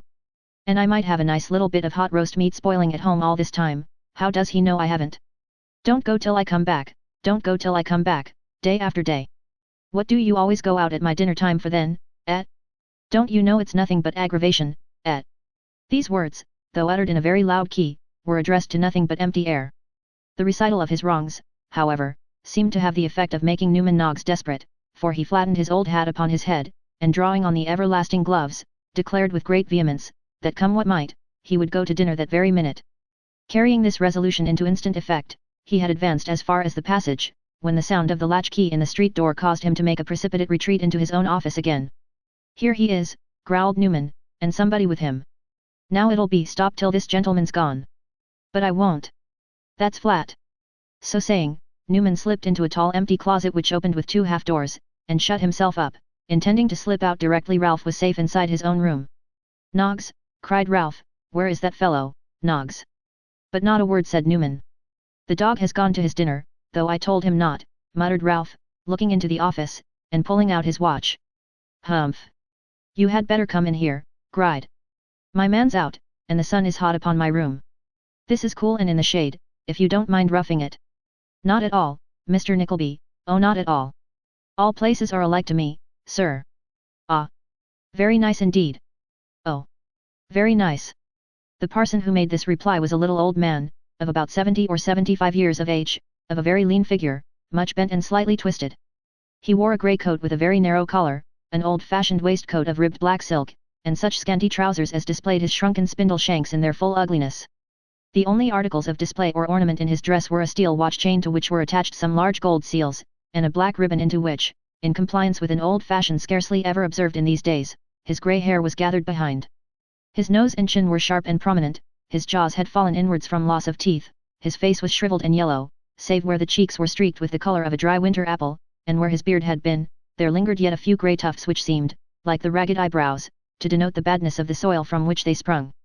The whole air and attitude of the form was one of stealthy cat-like obsequiousness, the whole expression of the face was concentrated in a wrinkled leer, compounded of cunning, lecherousness, slyness, and avarice. Such was old Arthur Gride, in whose face there was not a wrinkle, in whose dress there was not one spare fold or plate, but expressed the most covetous and griping penury, and sufficiently indicated his belonging to that class of which Ralph Nickleby was a member. Such was old Arthur Gride, as he sat in a low chair looking up into the face of Ralph Nickleby, who, lounging upon the tall office stool, with his arms upon his knees, looked down into his, a match for him on whatever errand he had come. And how have you been, said Gride, feigning great interest in Ralph's state of health. I haven't seen you not for a long time, said Ralph, with a peculiar smile, importing that he very well knew it was not on a mere visit of compliment that his friend had come. It was a narrow chance that you saw me now, for I had only just come up to the door as you turned the corner. I am very lucky, observed Gride. So men say, replied Ralph, drily. The older moneylender wagged his chin and smiled, but he originated no new remark, and they sat for some little time without speaking. Each was looking out to take the other at a disadvantage. Come, Gride, said Ralph, at length, what's in the wind today? Aha, you're a bold man, Mr. Nickleby, cried the other, apparently very much relieved by Ralph's leading the way to business. Oh dear, what a bold man you are. Why, you have a sleek and slinking way with you that makes me seem so by contrast, returned Ralph. I don't know but that yours may answer better, but I want the patience for it. You were born a genius, Mr. Nickleby, said old Arthur. Deep, deep, deep. Ah.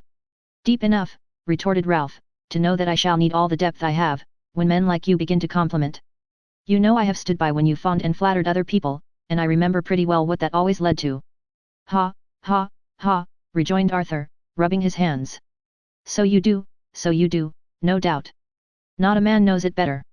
Well, it's a pleasant thing now to think that you remember old times. Oh dear. Now then, said Ralph, composedly, what's in the wind, I ask again? What is it? See that now, cried the other. He can't even keep from business while we're chatting over bygones. Oh dear, dear, what a man it is. Which of the bygones do you want to revive, said Ralph. One of them, I know, or you wouldn't talk about them. He suspects even me, cried old Arthur, holding up his hands. Even me. Oh dear, even me. What a man it is. Ha, ha, ha. What a man it is. Mr. Nickleby against all the world. There's nobody like him. A giant among pygmies, a giant, a giant. Ralph looked at the old dog with a quiet smile as he chuckled on in this strain, and Newman Noggs in the closet felt his heart sink within him as the prospect of dinner grew fainter and fainter. I must humour him though, cried old Arthur, he must have his way, a wilful man, as the Scotch say, well, well, they're a wise people, the Scotch. He will talk about business, and won't give away his time for nothing. He's very right. Time is money, time is money. He was one of us who made that saying, I should think, said Ralph. Time is money, and very good money too, to those who reckon interest by it. Time is money. Yes, and time costs money, it's rather an expensive article to some people we could name, or I forget my trade. In rejoinder to this sally, old Arthur again raised his hands, again chuckled, and again ejaculated what a man it is, which done, he dragged the low chair a little nearer to Ralph's high stool, and looking upwards into his immovable face, said. What would you say to me, if I was to tell you that I was, going to be married? I should tell you, replied Ralph, looking coldly down upon him, that for some purpose of your own you told a lie, and that it wasn't the first time and wouldn't be the last, that I wasn't surprised and wasn't to be taken in. Then I tell you seriously that I am, said old Arthur. And I tell you seriously, rejoined Ralph, what I told you this minute. Stay. Let me look at you. There's a liquorish devilry in your face. What is this?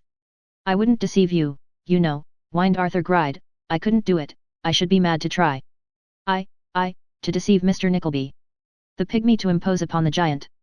I ask again, what should you say to me if I was to tell you that I was going to be married?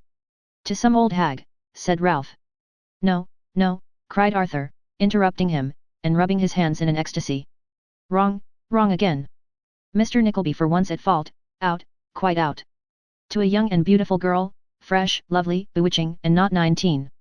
Dark eyes, long eyelashes, ripe and ruddy lips that to look at is to long to kiss, beautiful clustering hair that one's fingers itch to play with, such a waist as might make a man clasp the air involuntarily, thinking of twining his arm about it, little feet that tread so lightly they hardly seem to walk upon the ground, to marry all this, sir, this, hey. This is something more than common drivelling, said Ralph, after listening with a curled lip to the old sinner's raptures. The girl's name. Oh deep. See now how deep that is, exclaimed old Arthur. He knows I want his help, he knows he can give it me, he knows it must all turn to his advantage, he sees the thing already. Her name, is there nobody within hearing? Why, who the devil should there be, retorted Ralph, testily. I didn't know but that perhaps somebody might be passing up or down the stairs, said Arthur Gride, after looking out at the door and carefully reclosing it, or but that your man might have come back and might have been listening outside. Clerks and servants have a trick of listening, and I should have been very uncomfortable if Mr. Noggs. Curse Mr. Noggs, said Ralph, sharply, and go on with what you have to say. Curse Mr. Noggs, by all means, rejoined old Arthur, I am sure I have not the least objection to that. Her name is. Well, said Ralph, rendered very irritable by old Arthur's pausing again, what is it?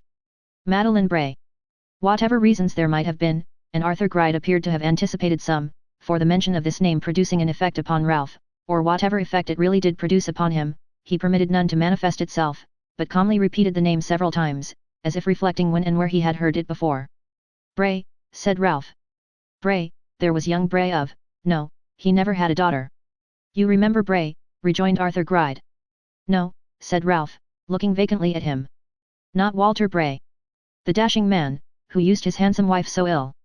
If you seek to recall any particular dashing man to my recollection by such a trait as that, said Ralph, shrugging his shoulders, I shall confound him with 9/10 of the dashing men I have ever known. Tut, tut.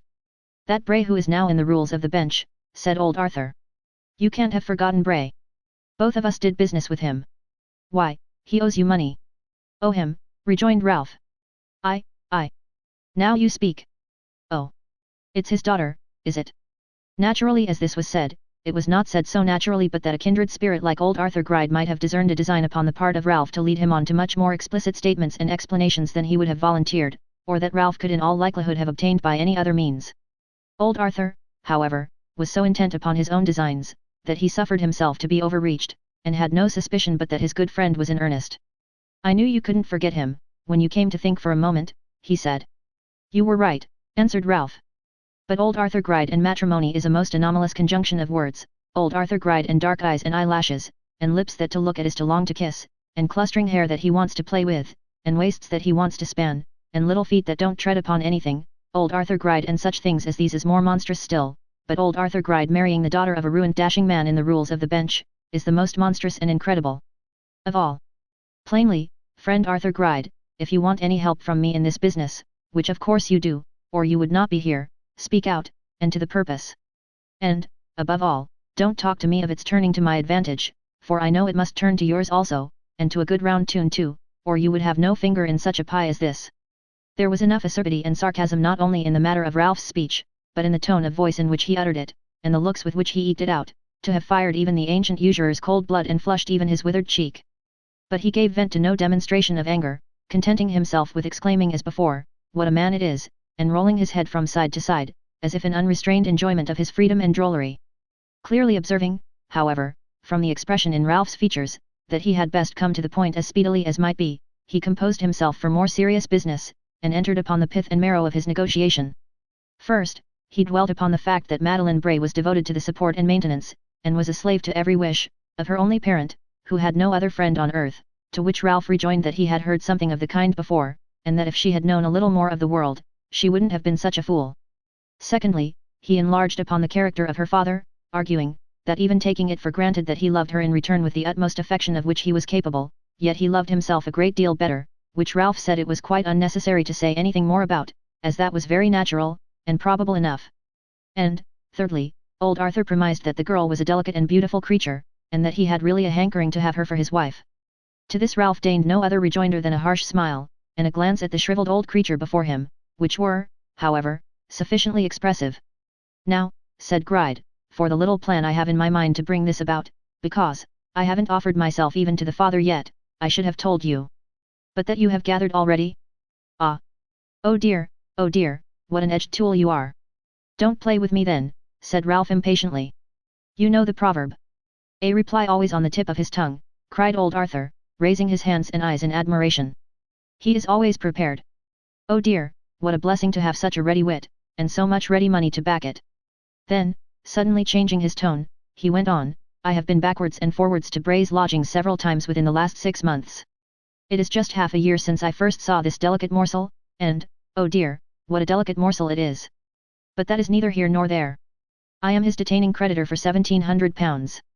You talk as if you were the only detaining creditor, said Ralph, pulling out his pocket-book. I am another for £975 4 and 3pence. The only other, Mr. Nickleby, said old Arthur, eagerly. The only other.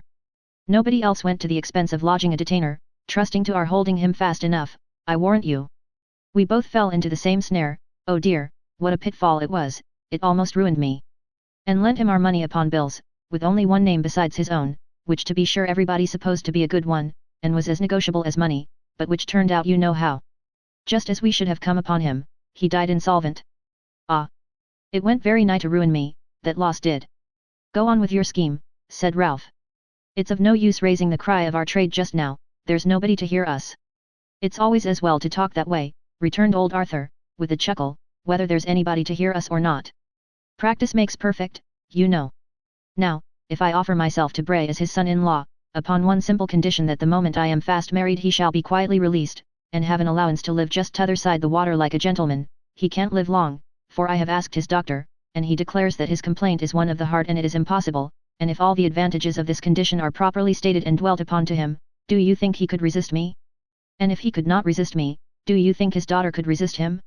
Shouldn't I have her Mrs. Arthur Gride, pretty Mrs. Arthur Gride, a titbit, a dainty chick, shouldn't I have her Mrs. Arthur Gride in a week, a month, a day, any time I chose to name? Go on, said Ralph, nodding his head deliberately, and speaking in a tone whose studied coldness presented a strange contrast to the rapturous squeak to which his friend had gradually mounted. Go on. You didn't come here to ask me that. Oh dear, how you talk, cried old Arthur, edging himself closer still to Ralph. Of course I didn't, I don't pretend I did. I came to ask what you would take from me, if I prospered with the father, for this debt of yours. 5 shillings in the pound, 6 and 8pence, 10 shillings? I would go as far as 10 for such a friend as you, we have always been on such good terms, but you won't be so hard upon me as that, I know. Now, will you? There's something more to be told, said Ralph, as stony and immovable as ever. Yes, yes, there is, but you won't give me time, returned Arthur Gride. I want a backer in this matter, one who can talk and urge and press a point, which you can do as no man can. I can't do that, for I am a poor, timid, nervous creature. Now, if you get a good composition for this debt, which you long ago gave up for lost, you'll stand my friend, and help me. Won't you? There's something more, said Ralph. No, no, indeed, cried Arthur Gride. Yes, yes, indeed. I tell you yes, said Ralph. Oh, returned old Arthur feigning to be suddenly enlightened. You mean something more, as concerns myself and my intention. Surely. Shall I mention that? I think you had better, rejoined Ralph, drily. I didn't like to trouble you with that, because I supposed your interest would cease with your own concern in the affair, said Arthur Gride. That's kind of you to ask. Oh dear, how very kind of you. Why, supposing I had a knowledge of some property, some little property, very little, to which this pretty chick was entitled, which nobody does or can know of at this time, but which her husband could sweep into his pouch, if he knew as much as I do, would that account for the whole proceeding, rejoined Ralph, abruptly. Now, let me turn this matter over, and consider what I ought to have if I should help you to success. But don't be hard, cried old Arthur, raising his hands with an imploring gesture, and speaking, in a tremulous voice. Don't be too hard upon me. It's a very small property, it is indeed. Say the 10 shillings, and we'll close the bargain. It's more than I ought to give, but you're so kind, shall we say the 10? Do now, do. Ralph took no notice of these supplications, but sat for 3 or 4 minutes in a brown study, looking thoughtfully at the person from whom they proceeded. After sufficient cogitation he broke silence, and it certainly could not be objected that he used any needless circumlocution, or failed to speak directly to the purpose. If you married this girl without me, said Ralph, you must pay my debt in full, because you couldn't set her father free otherwise. It's plain, then, that I must have the whole amount, clear of all deduction or encumbrance, or I should lose from being honored with your confidence, instead of gaining by it. That's the first article of the treaty. For the second, I shall stipulate that for my trouble in negotiation and persuasion, and helping you to this fortune, I have 500 pounds. That's very little, because you have the ripe lips, and the clustering hair, and what not, all to yourself. For the third and last article, I require that you execute a bond to me, this day, binding yourself in the payment of these 2 sums, before noon of the day of your marriage with Madeline Bray. You have told me I can urge and press a point. I press this one, and will take nothing less than these terms. Accept them if you like. If not, marry her without me if you can. I shall still get my debt. To all entreaties, protestations, and offers of compromise between his own proposals and those which Arthur Gride had first suggested, Ralph was deaf as an adder. He would enter into no further discussion of the subject, and while old Arthur dilated upon the enormity of his demands and proposed modifications of them, approaching by degrees nearer and nearer to the terms he resisted, sat perfectly mute, looking with an air of quiet abstraction over the entries and papers in his pocket-book. Finding that it was impossible to make any impression upon his staunch friend, Arthur Gride, who had prepared himself for some such result before he came, consented with a heavy heart to the proposed treaty, and upon the spot filled up the bond required. Ralph kept such instruments handy, after exacting the condition that Mr. Nickleby should accompany him to Bray's lodgings that very hour, and open the negotiation at once, should circumstances appear auspicious and favourable to their designs. In pursuance of this last understanding the worthy gentlemen went out together shortly afterwards, and Newman Noggs emerged, bottle in hand, from the cupboard, out of the upper door of which, at the imminent risk of detection, he had more than once thrust his red nose when such parts of the subject were under discussion as interested him most. "I have no appetite now," said Newman, putting the flask in his pocket. "I've had my dinner." Having delivered this observation in a very grievous and doleful tone, Newman reached the door in one long limp, and came back again in another. "I don't know who she may be, or what she may be, he said, but I pity her with all my heart and soul, and I can't help her, nor can I any of the people against whom 100 tricks, but none so vile as this, are plotted every day. Well, that adds to my pain, but not to theirs. The thing is no worse because I know it, and it tortures me as well as them. Gride and Nickleby. Good pair for a kickle. Oh roguery! Roguery! Roguery!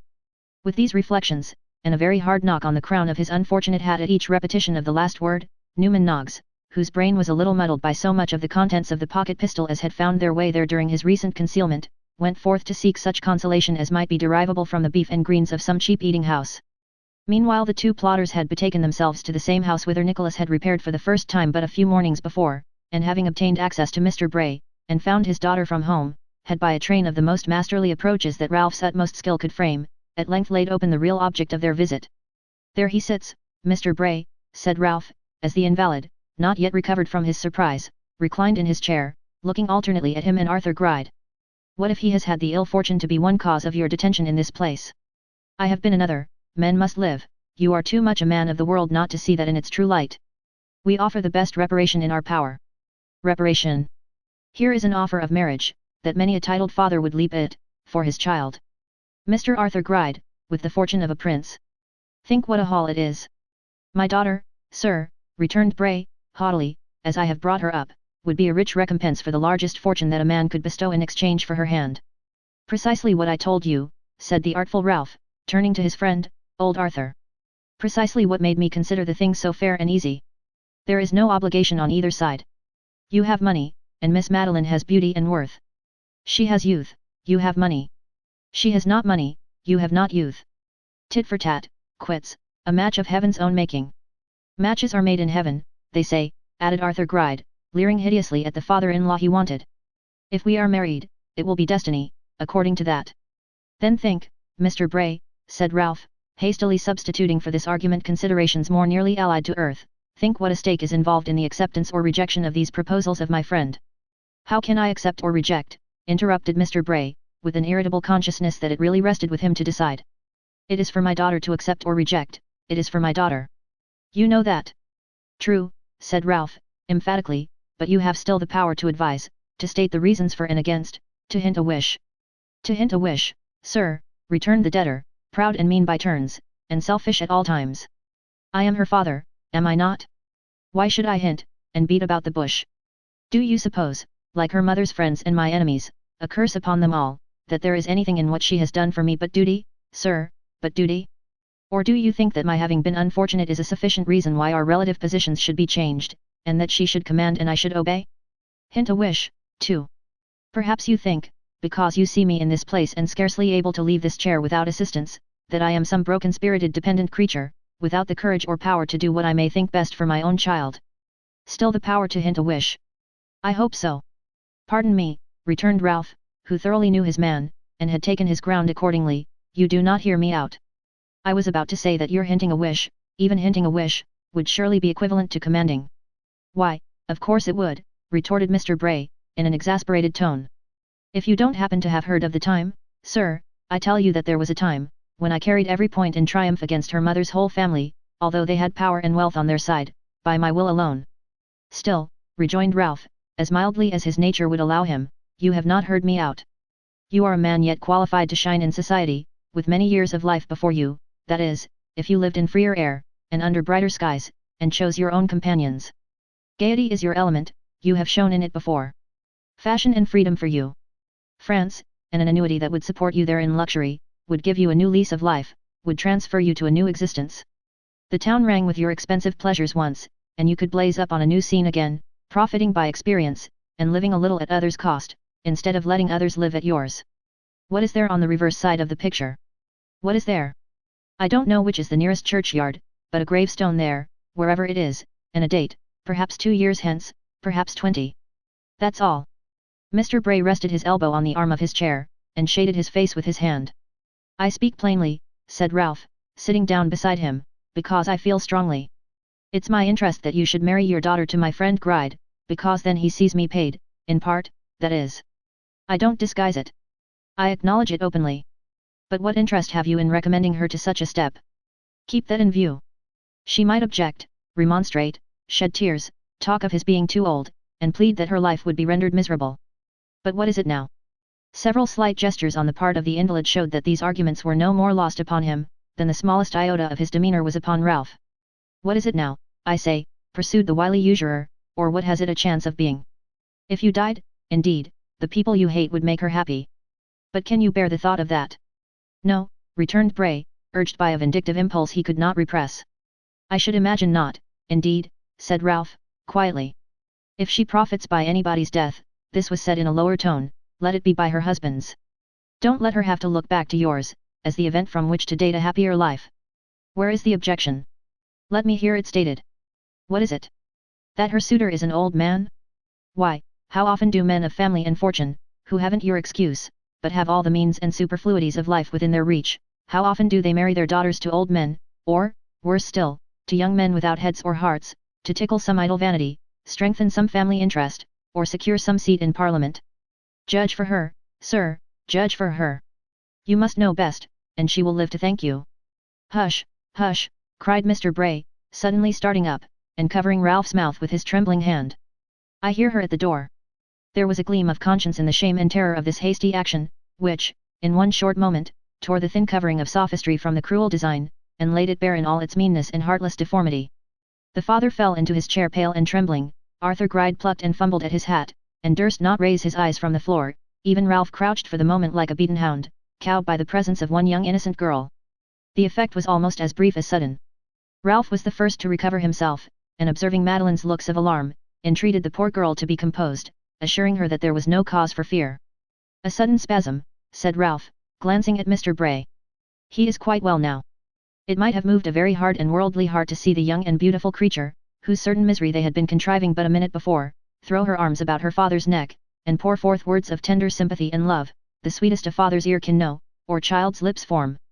But Ralph looked coldly on, and Arthur Gride, whose bleared eyes gloated only over the outward beauties, and were blind to the spirit which reigned within, evinced a fantastic kind of warmth certainly, but not exactly that kind of warmth of feeling which the contemplation of virtue usually inspires. Madeline, said her father, gently disengaging himself, it was nothing. But you had that spasm yesterday, and it is terrible to see you in such pain. Can I do nothing for you? Nothing just now. Here are two gentlemen, Madeline, one of whom you have seen before. She used to say, added Mr. Bray, addressing Arthur Gride, that the sight of you always made me worse. That was natural, knowing what she did, and only what she did, of our connection and its results. Well, well. Perhaps she may change her mind on that point. Girls have leave to change their minds, you know. You are very tired, my dear. I am not, indeed. Indeed you are. You do too much. I wish I could do more. I know you do, but you overtask your strength. This wretched life, my love, of daily labor and fatigue, is more than you can bear, I am sure it is. Poor Madeline. With these and many more kind words, Mr. Bray drew his daughter to him and kissed her cheek affectionately. Ralph, watching him sharply and closely in the meantime, made his way towards the door, and signed to Gride to follow him. You will communicate with us again, said Ralph. Yes, yes, returned Mr. Bray, hastily thrusting his daughter aside. In a week. Give me a week. 1 week, said Ralph, turning to his companion, from today. Good morning. Miss Madeline, I kiss your hand. We will shake hands, Gride, said Mr. Bray, extending his, as old Arthur bowed. You mean well, no doubt. I am bound to say so now. If I owed you money, that was not your fault. Madeline, my love, your hand here. Oh dear. If the young lady would condescend. Only the tips of her fingers, said Arthur, hesitating and half retreating. Madeline shrunk involuntarily from the goblin figure, but she placed the tips of her fingers in his hand and instantly withdrew them. After an ineffectual clutch, intended to detain and carry them to his lips, old Arthur gave his own fingers a mumbling kiss, and with many amorous distortions of visage went in pursuit of his friend, who was by this time in the street.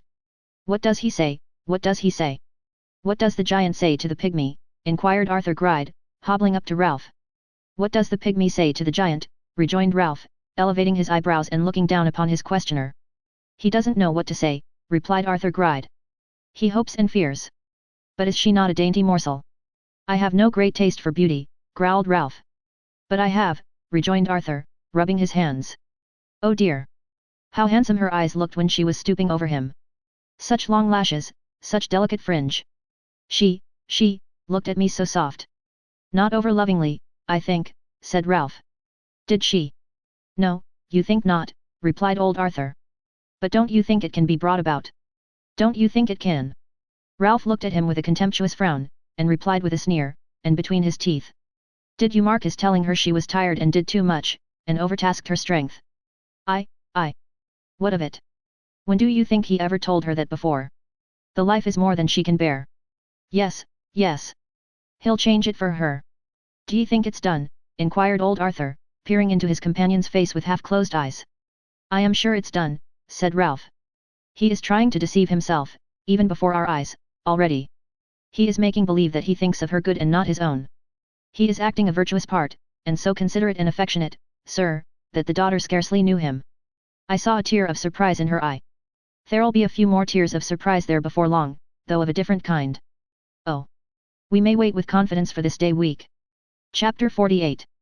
Being for the benefit of Mr. Vincent Crumb Miles, and positively his last appearance on this stage. It was with a very sad and heavy heart, oppressed by many painful ideas, that Nicholas retraced his steps eastward and betook himself to the counting-house of Cheeryble Brothers.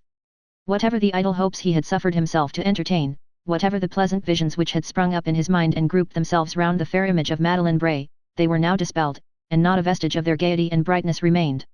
It would be a poor compliment to Nicholas's better nature, and one which he was very far from deserving, to insinuate that the solution, and such a solution, of the mystery which had seemed to surround Madeline Bray, when he was ignorant even of her name, had damped his ardor or cooled the fervor of his admiration. If he had regarded her before, with such a passion as young men attracted by mere beauty and elegance may entertain, he was now conscious of much deeper and stronger feelings. But, reverence for the truth and purity of her heart, respect for the helplessness and loneliness of her situation, sympathy with the trials of one so young and fair and admiration of her great and noble spirit, all seemed to raise her far above his reach, and, while they imparted new depth and dignity to his love, to whisper that it was hopeless. I will keep my word, as I have pledged it to her, said Nicholas, manfully. This is no common trust that I have to discharge, and I will perform the double duty that is imposed upon me most scrupulously and strictly. My secret feelings deserve no consideration in such a case as this, and they shall have none. Still, there were the secret feelings in existence just the same, and in secret Nicholas rather encouraged them than otherwise, reasoning, if he reasoned at all, that there they could do no harm to anybody but himself, and that if he kept them to himself from a sense of duty, he had an additional right to entertain himself with them as a reward for his heroism. All these thoughts, coupled with what he had seen that morning and the anticipation of his next visit, rendered him a very dull and abstracted companion, so much so, indeed, that Tim Linkinwater suspected he must have made the mistake of a figure somewhere, which was preying upon his mind, and seriously conjured him, if such were the case, to make a clean breast and scratch it out, rather than have his whole life embittered by the tortures of remorse. But in reply to these considerate representations, and many others both from Tim and Mr. Frank, Nicholas could only be brought to state that he was never merrier in his life, and so went on all day, and so went towards home at night, still turning over and over again the same subjects, thinking over and over again the same things, and arriving over and over again at the same conclusions. In this pensive, wayward, and uncertain state, people are apt to lounge and loiter without knowing why, to read placards on the walls with great attention and without the smallest idea of one word of their contents, and to stare most earnestly through shop windows at things which they don't see. It was thus that Nicholas found himself poring with the utmost interest over a large playbill hanging outside a minor theatre which he had to pass on his way home, and reading a list of the actors and actresses who had promised to do honor to some approaching benefit, with as much gravity as if it had been a catalogue of the names of those ladies and gentlemen who stood highest upon the book of fate, and he had been looking anxiously for his own. He glanced at the top of the bill, with a smile at his own dullness, as he prepared to resume his walk, and there saw announced, in large letters with a large space between each of them, positively the last appearance of Mr. Vincent Crumb Miles of provincial celebrity. Nonsense, said Nicholas, turning back again. It can't be. But there it was. In one line by itself was an announcement of the first night of a new melodrama, in another line by itself was an announcement of the last 6 nights of an old one, a third line was devoted to the re-engagement of the unrivaled African knife-swallower, who had kindly suffered himself to be prevailed upon to forego his country engagements for 1 week longer, a fourth line announced that Mr. Sniddle Timberry, having recovered from his late severe indisposition, would have the honour of appearing that evening, a fifth line said that there were cheers, tears, and laughter, every night, a sixth, that was positively the last appearance of Mr. Vincent Crumb Miles of provincial celebrity. Surely it must be the same man, thought Nicholas. There can't be 2 Vincent Crumb Laces. The better to settle this question he referred to the bill again, and finding that there was a baron in the first piece, and that Roberto, his son, was enacted by one Master Crumb Miles, and Spalatro, his nephew, by one Master Percy Crumb Miles, their last appearances, and that, Incidental to the piece, was a characteristic dance by the characters, and a castanet pas seul by the infant phenomenon. Her last appearance, he no longer entertained any doubt, and presenting himself at the stage door, and sending in a scrap of paper with M.R. Johnson written thereon in pencil, was presently conducted by a robber, with a very large belt and buckle round his waist, and very large leather gauntlets on his hands, into the presence of his former manager. Mr. Crummiles was unfeignedly glad to see him, and starting up from before a small dressing glass, with one very bushy eyebrow stuck on crooked over his left eye, and the fellow eyebrow and the calf of one of his legs in his hand, embraced him cordially, at the same time observing, that it would do Mrs. Crummles's heart good to bid him good-bye before they went. "You were always a favourite of hers, Johnson," said Crummiles, "always were from the first. I was quite easy in my mind about you from that first day you dined with us. One that Mrs. Crummiles took a fancy to, was sure to turn out right." "Ah! Johnson, what a woman that is! I am sincerely obliged to her for her kindness in this and all other respects," said Nicholas. "But where are you going, that you talk about bidding goodbye? Haven't you seen it in the papers?" said Crummiles, with some dignity. "No," replied Nicholas. "I wonder at that," said the manager. "It was among the varieties. I had the paragraph here somewhere, but I don't know. Oh, yes, here it is." So saying, Mr. Crummiles, after pretending that he thought he must have lost it, produced a square inch of newspaper from the pocket of the pantaloons he wore in private life, which, together with the plain clothes of several other gentlemen, lay scattered about on a kind of dresser in the room, and gave it to Nicholas to read. The talented Vincent Crummiles, long favourably known to fame as a country manager and actor of no ordinary pretensions, is about to cross the Atlantic on a histrionic expedition. Crummiles is to be accompanied, we hear, by his lady and gifted family. We know no man superior to Crummiles in his particular line of character, or one who, whether as a public or private individual, could carry with him the best wishes of a larger circle of friends. Crummiles is certain to succeed. "Here's another bit," said Mr. Crummiles, handing over a still smaller scrap. "This is from the notices to correspondence, this one." Nicholas read it aloud. "Philodramaticus. Crummiles, the country manager and actor, cannot be more than 43, or 44 years of age.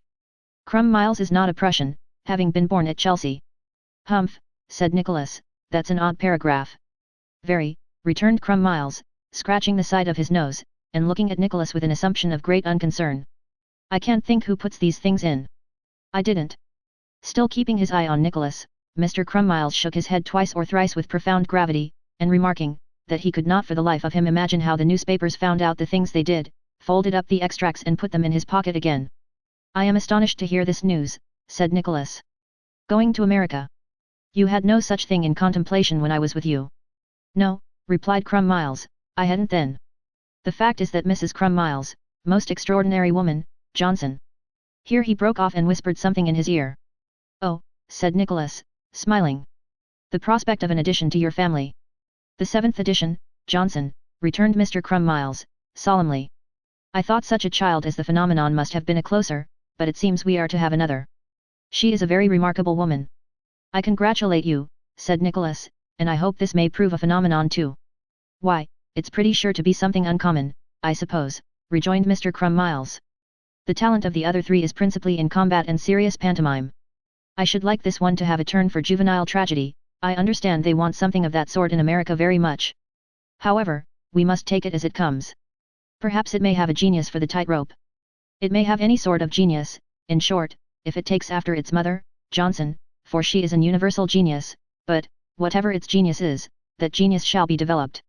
Expressing himself after these terms, Mr. Crummiles put on his other eyebrow, and the calves of his legs, and then put on his legs, which were of a yellowish flesh colour, and rather soiled about the knees, from frequent going down upon those joints, in curses, prayers, last struggles, and other strong passages. While the ex-manager completed his toilet, he informed Nicholas that as he should have a fair start in America from the proceeds of a tolerably good engagement which he had been fortunate enough to obtain, and as he and Mrs. Crummiles could scarcely hope to act for ever, not being immortal, except in the breath of fame and in a figurative sense, he had made up his mind to settle there permanently, in the hope of acquiring some land of his own which would support them in their old age, and which they could afterwards bequeath to their children.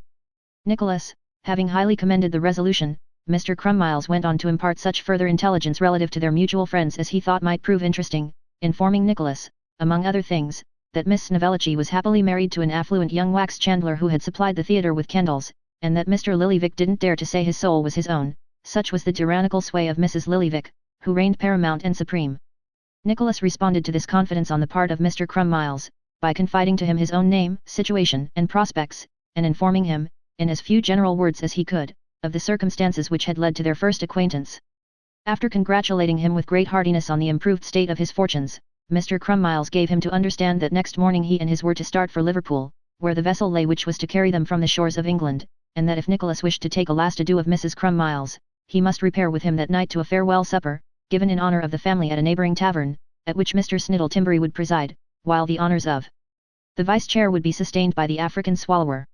The room being by this time very warm and somewhat crowded, in consequence of the influx of 4 gentlemen, who had just killed each other in the piece under representation, Nicholas accepted the invitation, and promised to return at the conclusion of the performances, preferring the cool air and twilight out of doors to the mingled perfume of gas, orange peel, and gunpowder, which pervaded the hot and glaring theatre. He availed himself of this interval to buy a silver snuff-box, the best his funds would afford, as a token of remembrance for Mr. Crumb-Miles, and having purchased besides a pair of earrings for Mrs. Crumb-Miles, a necklace for the phenomenon, and a flaming shirt-pin for each of the young gentlemen, he refreshed himself with a walk, and returning a little after the appointed time, found the lights out, the theatre empty, the curtain raised for the night, and Mr. Crumb-Miles walking up and down the stage, expecting his arrival. "Timberry won't be long," said Mr. Crumb-Miles. "He played the audience out tonight. He does a faithful black in the last piece, and it takes him a little longer to wash himself." "A very unpleasant line of character, I should think," said Nicholas. "No, I don't know," replied Mr. Crumb-Miles, "it comes off easily enough, and there's only the face and neck. We had a first tragedy man in our company once, who, when he played Othello, used to black himself all over. But that's feeling a part and going into it as if you meant it, it isn't usual, more's the pity." Mr. Snittle Timberry now appeared, arm in arm with the African Swallower, and, being introduced to Nicholas, raised his hat half a foot, and said he was proud to know him. The Swallower said the same, and looked and spoke remarkably like an Irishman. "I see by the bills that you have been ill, sir," said Nicholas to Mr. Timberry. "I hope you are none the worse for your exertions tonight." Mr. Timberry, in reply, shook his head with a gloomy air, tapped his chest several times with great significancy, and drawing his cloak more closely about him, said, "But no matter, no matter. Come. It is observable that when people upon the stage are in any strait involving the very last extremity of weakness and exhaustion, they invariably perform feats of strength requiring great ingenuity and muscular power.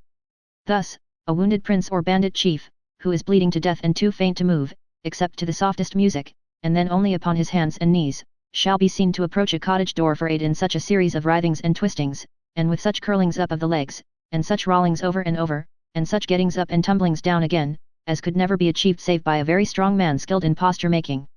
And so natural did this sort of performance come to Mr. Snittle Timberry, that on their way out of the theatre and towards the tavern where the supper was to be holden, he testified the severity of his recent indisposition and its wasting effects upon the nervous system, by a series of gymnastic performances which were the admiration of all witnesses. "Why, this is indeed a joy I had not looked for," said Mrs. Crumb-Miles, when Nicholas was presented. "Nor I," replied Nicholas. "It is by a mere chance that I have this opportunity of seeing you, although I would have made a great exertion to have availed myself of it." "Here is one whom you know," said Mrs. Crumb-Miles, thrusting forward the phenomenon in a blue gauze frock, extensively flounced, and trousers of the same, and here another, and another, presenting the Master Crumb laces. "And how is your friend, the faithful Digby?" "Digby," said Nicholas, forgetting at the instant that this had been Smike's theatrical name. "Oh yes. He's quite, what am I saying, he is very far from well." "How?" exclaimed Mrs. Crumb-Miles, with a tragic recoil. "I fear," said Nicholas, shaking his head, and making an attempt to smile, "that your better half would be more struck with him now than ever." "What mean you?" rejoined Mrs. Crumb-Miles, in her most popular manner. "Whence comes this altered tone?"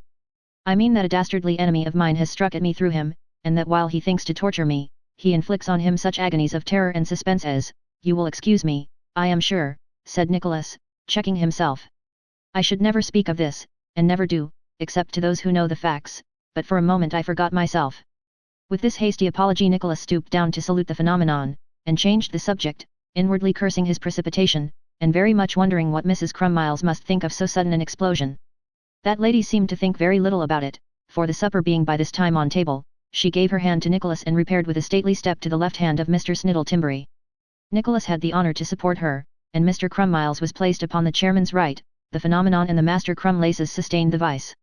The company amounted in number to some 25 or 30, being composed of such members of the theatrical profession, then engaged or disengaged in London, as were numbered among the most intimate friends of Mr. and Mrs. Crumb Miles. The ladies and gentlemen were pretty equally balanced, the expenses of the entertainment being defrayed by the latter, each of whom had the privilege of inviting one of the former as his guest. It was upon the whole a very distinguished party, for independently of the lesser theatrical lights who clustered on this occasion round Mr. Sniddle-Timberry, there was a literary gentleman present who had dramatized in his time 247 novels as fast as they had come out, some of them faster than they had come out, and who was a literary gentleman in consequence. This gentleman sat on the left hand of Nicholas, to whom he was introduced by his friend the African Swallower, from the bottom of the table, with a high eulogium upon his fame and reputation. "I am happy to know a gentleman of such great distinction," said Nicholas, politely. "Sir," replied the wit, "you're very welcome, I'm sure. The honor is reciprocal, sir, as I usually say when I dramatize a book. Did you ever hear a definition of fame, sir?" "I have heard several," replied Nicholas, with a smile. "What is yours?" "When I dramatize a book, sir," said the literary gentleman, "that's fame. For its author." "Oh, indeed," rejoined Nicholas. "That's fame, sir," said the literary gentleman. "So Richard Turpin, Tom King and Jerry Abershaw have handed down to fame the names of those on whom they committed their most impudent robberies," said Nicholas. "I don't know anything about that, sir," answered the literary gentleman.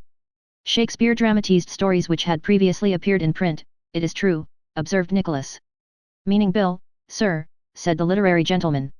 "So he did. Bill was an adapter, certainly, so he was, and very well he adapted too, considering." "I was about to say," rejoined Nicholas, "that Shakespeare derived some of his plots from old tales and legends in general circulation, but it seems to me, that some of the gentlemen of your craft, at the present day, have shot very far beyond him."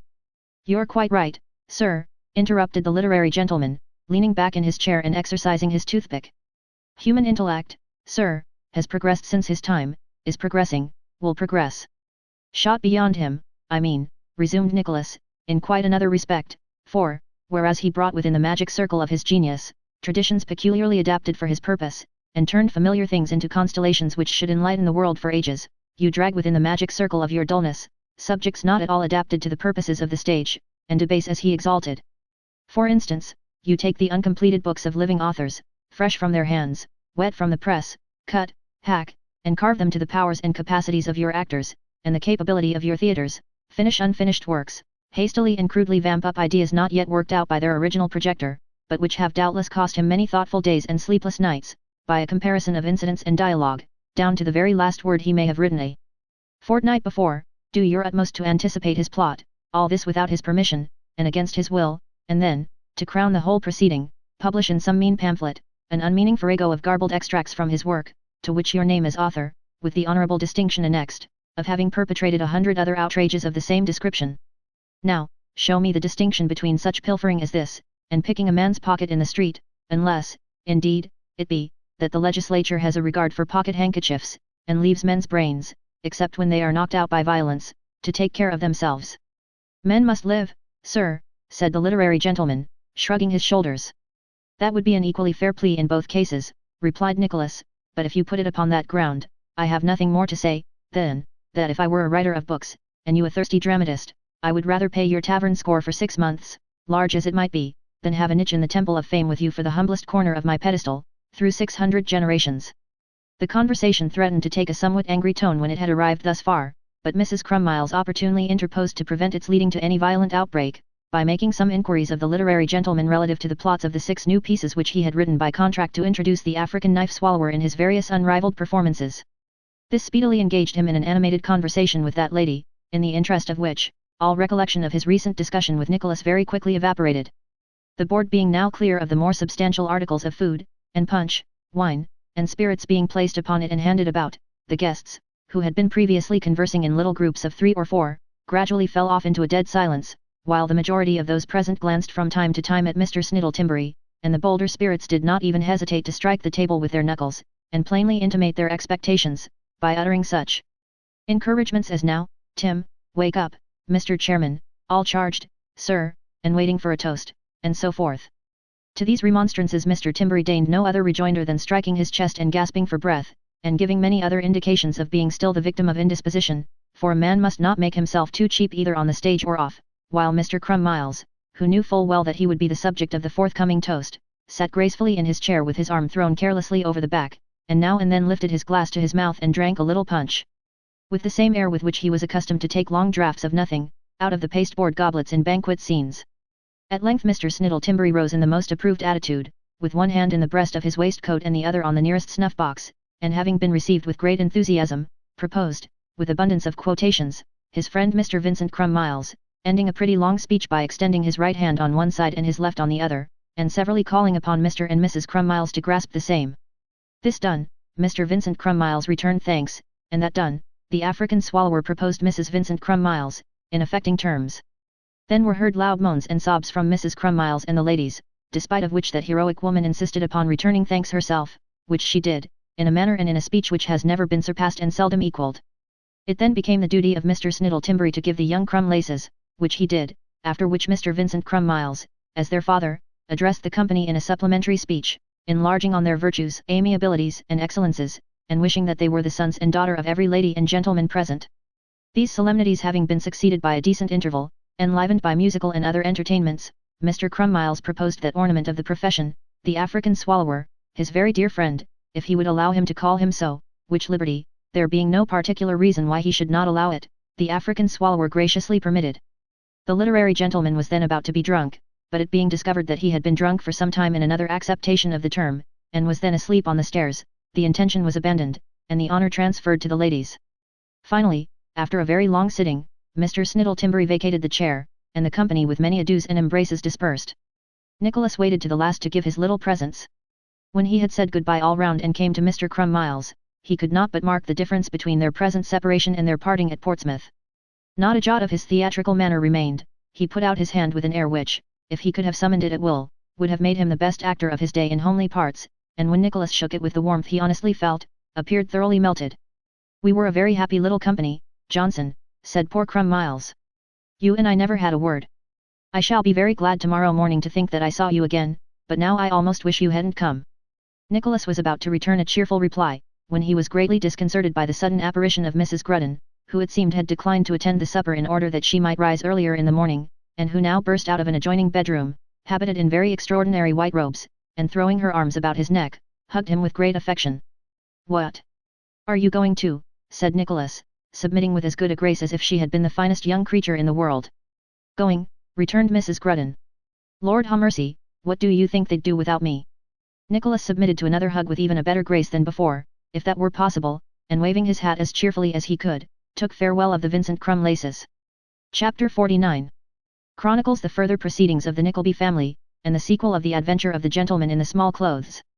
While Nicholas, absorbed in the one engrossing subject of interest which had recently opened upon him, occupied his leisure hours with thoughts of Madeline Bray, and in execution of the commissions which the anxiety of brother Charles in her behalf imposed upon him, saw her again and again, and each time with greater danger to his peace of mind and a more weakening effect upon the lofty resolutions he had formed, Mrs. Nickleby and Kate continued to live in peace and quiet, agitated by no other cares than those which were connected with certain harassing proceedings taken by Mr. Snawley for the recovery of his son, and their anxiety for Smike himself, whose health, long upon the wane, began to be so much affected by apprehension and uncertainty as sometimes to occasion both them and Nicholas considerable uneasiness, and even alarm.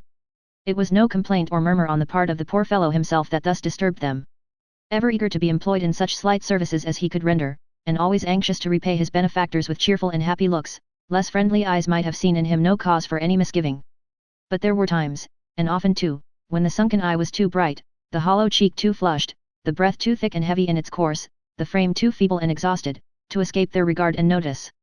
There is a dread disease which so prepares its victim, as it were, for death, which so refines it of its grosser aspect, and throws around familiar looks unearthly indications of the coming change, a dread disease, in which the struggle between soul and body is so gradual, quiet, and solemn, and the result so sure, that day by day, and grain by grain, the mortal part wastes and withers away, so that the spirit grows light and sanguine with its lightning load, and, feeling immortality at hand, deems it but a new term of mortal life, a disease in which death and life are so strangely blended, that death takes the glow and hue of life, and life the gaunt and grisly form of death, a disease which medicine never cured, wealth never warded off, or poverty could boast exemption from, which sometimes moves in giant strides, and sometimes at a tardy sluggish pace, but, slow or quick, is ever sure and certain. It was with some faint reference in his own mind to this disorder, though he would by no means admit it, even to himself, that Nicholas had already carried his faithful companion to a physician of great repute. There was no cause for immediate alarm, he said. There were no present symptoms which could be deemed conclusive. The constitution had been greatly tried and injured in childhood, but still it might not be, and that was all. But he seemed to grow no worse, and, as it was not difficult to find a reason for these symptoms of illness in the shock and agitation he had recently undergone, Nicholas comforted himself with the hope that his poor friend would soon recover. This hope his mother and sister shared with him, and as the object of their joint solicitude seemed to have no uneasiness or despondency for himself, but each day answered with a quiet smile that he felt better than he had upon the day before, their fears abated, and the general happiness was by degrees restored. Many and many a time in after years did Nicholas look back to this period of his life, and tread again the humble quiet homely scenes that rose up as of old before him. Many and many a time, in the twilight of a summer evening, or beside the flickering winter's fire, but not so often or so sadly then, would his thoughts wander back to these old days, and dwell with a pleasant sorrow upon every slight remembrance which they brought crowding home. The little room in which they had so often sat long after it was dark, figuring such happy futures, Kate's cheerful voice and merry laugh, how, if she were from home, they used to sit and watch for her return, scarcely breaking silence but to say how dull it seemed without her, the glee with which poor Smike would start from the darkened corner where he used to sit, and hurry to admit her, and the tears they often saw upon his face, half wondering to see them too, and he so pleased and happy. Every little incident, and even slight words and looks of those old days little heeded then, but well remembered when busy cares and trials were quite forgotten, came fresh and thick before him many and many a time, and, rustling above the dusty growth of years, came back green boughs of yesterday. But there were other persons associated with these recollections, and many changes came about before they had being a necessary reflection for the purposes of these adventures, which at once subside into their accustomed train, and shunning all flighty anticipations or wayward wanderings, pursue their steady and decorous course. If the brothers Cheeryble, as they found Nicholas worthy of trust and confidence, bestowed upon him every day some new and substantial mark of kindness, they were not less mindful of those who depended on him. Various little presents to Mrs. Nickleby, always of the very things they most required, tended in no slight degree to the improvement and embellishment of the cottage. Kate's little store of trinkets became quite dazzling, and for company. If Brother Charles and Brother Ned failed to look in for at least a few minutes every Sunday, or one evening in the week, there was Mr. Tim Lincolnwater, who had never made half a dozen other acquaintances in all his life, and who took such delight in his new friends as no words can express, constantly coming and going in his evening walks, and stopping to rest, while Mr. Frank Cheeryble happened, by some strange conjunction of circumstances, to be passing the door on some business or other at least 3 nights in the week. "He is the most attentive young man I ever saw, Kate," said Mrs. Nickleby to her daughter one evening, when this last named gentleman had been the subject of the worthy lady's eulogium for some time, and Kate had sat perfectly silent. "Attentive, mamma," rejoined Kate. "Bless my heart, Kate," cried Mrs. Nickleby, with her wonted suddenness, "what a colour you have got! Why, you're quite flushed." "Oh, mamma, what strange things you fancy!" "It wasn't fancy, Kate, my dear, I'm certain of that," returned her mother. "However, it's gone now at any rate, so it don't much matter whether it was or not. What was it we were talking about? Oh, Mr. Frank. I never saw such attention in my life, never." "Surely you are not serious," returned Kate, colouring again, and this time beyond all dispute. "Not serious," returned Mrs. Nickleby, "why shouldn't I be serious? I'm sure I never was more serious. I will say that his politeness and attention to me is one of the most becoming, gratifying, pleasant things I have seen for a very long time. You don't often meet with such behaviour in young men, and it strikes one more when one does meet with it." "Oh, attention to you, mamma," rejoined Kate quickly, "oh yes." "Dear me, Kate," retorted Mrs. Nickleby, "what an extraordinary girl you are. Was it likely I should be talking of his attention to anybody else? I declare I'm quite sorry to think he should be in love with a German lady, that I am." "He said very positively that it was no such thing, mamma," returned Kate. "Don't you remember his saying so that very first night he came here? Besides," she added, in a more gentle tone, "why should we be sorry if it is the case? What is it to us, mamma?" "Nothing to us, Kate, perhaps," said Mrs. Nickleby, emphatically, "but something to me, I confess. I like English people to be thorough English people, and not half English and half I don't know what. I shall tell him point blank next time he comes, that I wish he would marry one of his own countrywomen, and see what he says to that." "Pray don't think of such a thing, mamma," returned Kate, hastily, "not for the world. Consider." "How very?" "Well, my dear, how very what?" said Mrs. Nickleby, opening her eyes in great astonishment. Before Kate had returned any reply, a queer little double knock announced that Miss La Creevy had called to see them, and when Miss La Creevy presented herself, Mrs. Nickleby, though strongly disposed to be argumentative on the previous question, forgot all about it in a gush of supposes about the coach she had come by, supposing that the man who drove must have been either the man in the shirt sleeves or the man with the black eye, that whoever he was, he hadn't found that parasol she left inside last week, that no doubt they had stopped a long while at the halfway house, coming down, or that perhaps being full, they had come straight on, and, lastly, that they, surely, must have passed Nicholas on the road. I saw nothing of him, answered Miss Nickleby, but I saw that dear old soul Mr. Linkinwater taking his evening walk, and coming on to rest here, before he turns back to the city, I'll be bound, said Mrs. Nickleby. I should think he was, returned Miss Nickleby, especially as young Mr. Cheeryble was with him. Surely that is no reason why Mr. Linkinwater should be coming here, said Kate. Why, I think it is, my dear, said Miss Nickleby. For a young man, Mr. Frank is not a very great walker, and I observe that he generally falls tired, and requires a good long rest, when he has come as far as this. But where is my friend, said the little woman, looking about, after having glanced slyly at Kate. He has not been run away with again, has he? Ah, where is Mr. Smike, said Mrs. Nickleby, he was here this instant. Upon further inquiry, it turned out, to the good lady's unbounded astonishment, that Smike had, that moment, gone upstairs to bed. Well now, said Mrs. Nickleby, he is the strangest creature. Last Tuesday, was it Tuesday? Yes, to be sure it was, you recollect, Kate, my dear, the very last time young Mr. Cheeryble was here, last Tuesday night he went off in just the same strange way, at the very moment the knock came to the door. It cannot be that he don't like company, because he is always fond of people who are fond of Nicholas, and I am sure young Mr. Cheeryble is. And the strangest thing is, that he does not go to bed, therefore it cannot be because he is tired. I know he doesn't go to bed, because my room is the next one, and when I went upstairs last Tuesday, hours after him, I found that he had not even taken his shoes off, and he had no candle, so he must have sat moping in the dark all the time. Now, upon my word, said Mrs. Nickleby, when I come to think of it, that's very extraordinary. As the hearers did not echo this sentiment, but remained profoundly silent, either as not knowing what to say, or as being unwilling to interrupt, Mrs. Nickleby pursued the thread of her discourse after her own fashion. I hope, said that lady, that this unaccountable conduct may not be the beginning of his taking to his bed and living there all his life, like the thirsty woman of Tutbury, or the Cock Lane ghost, or some of those extraordinary creatures. One of them had some connection with our family.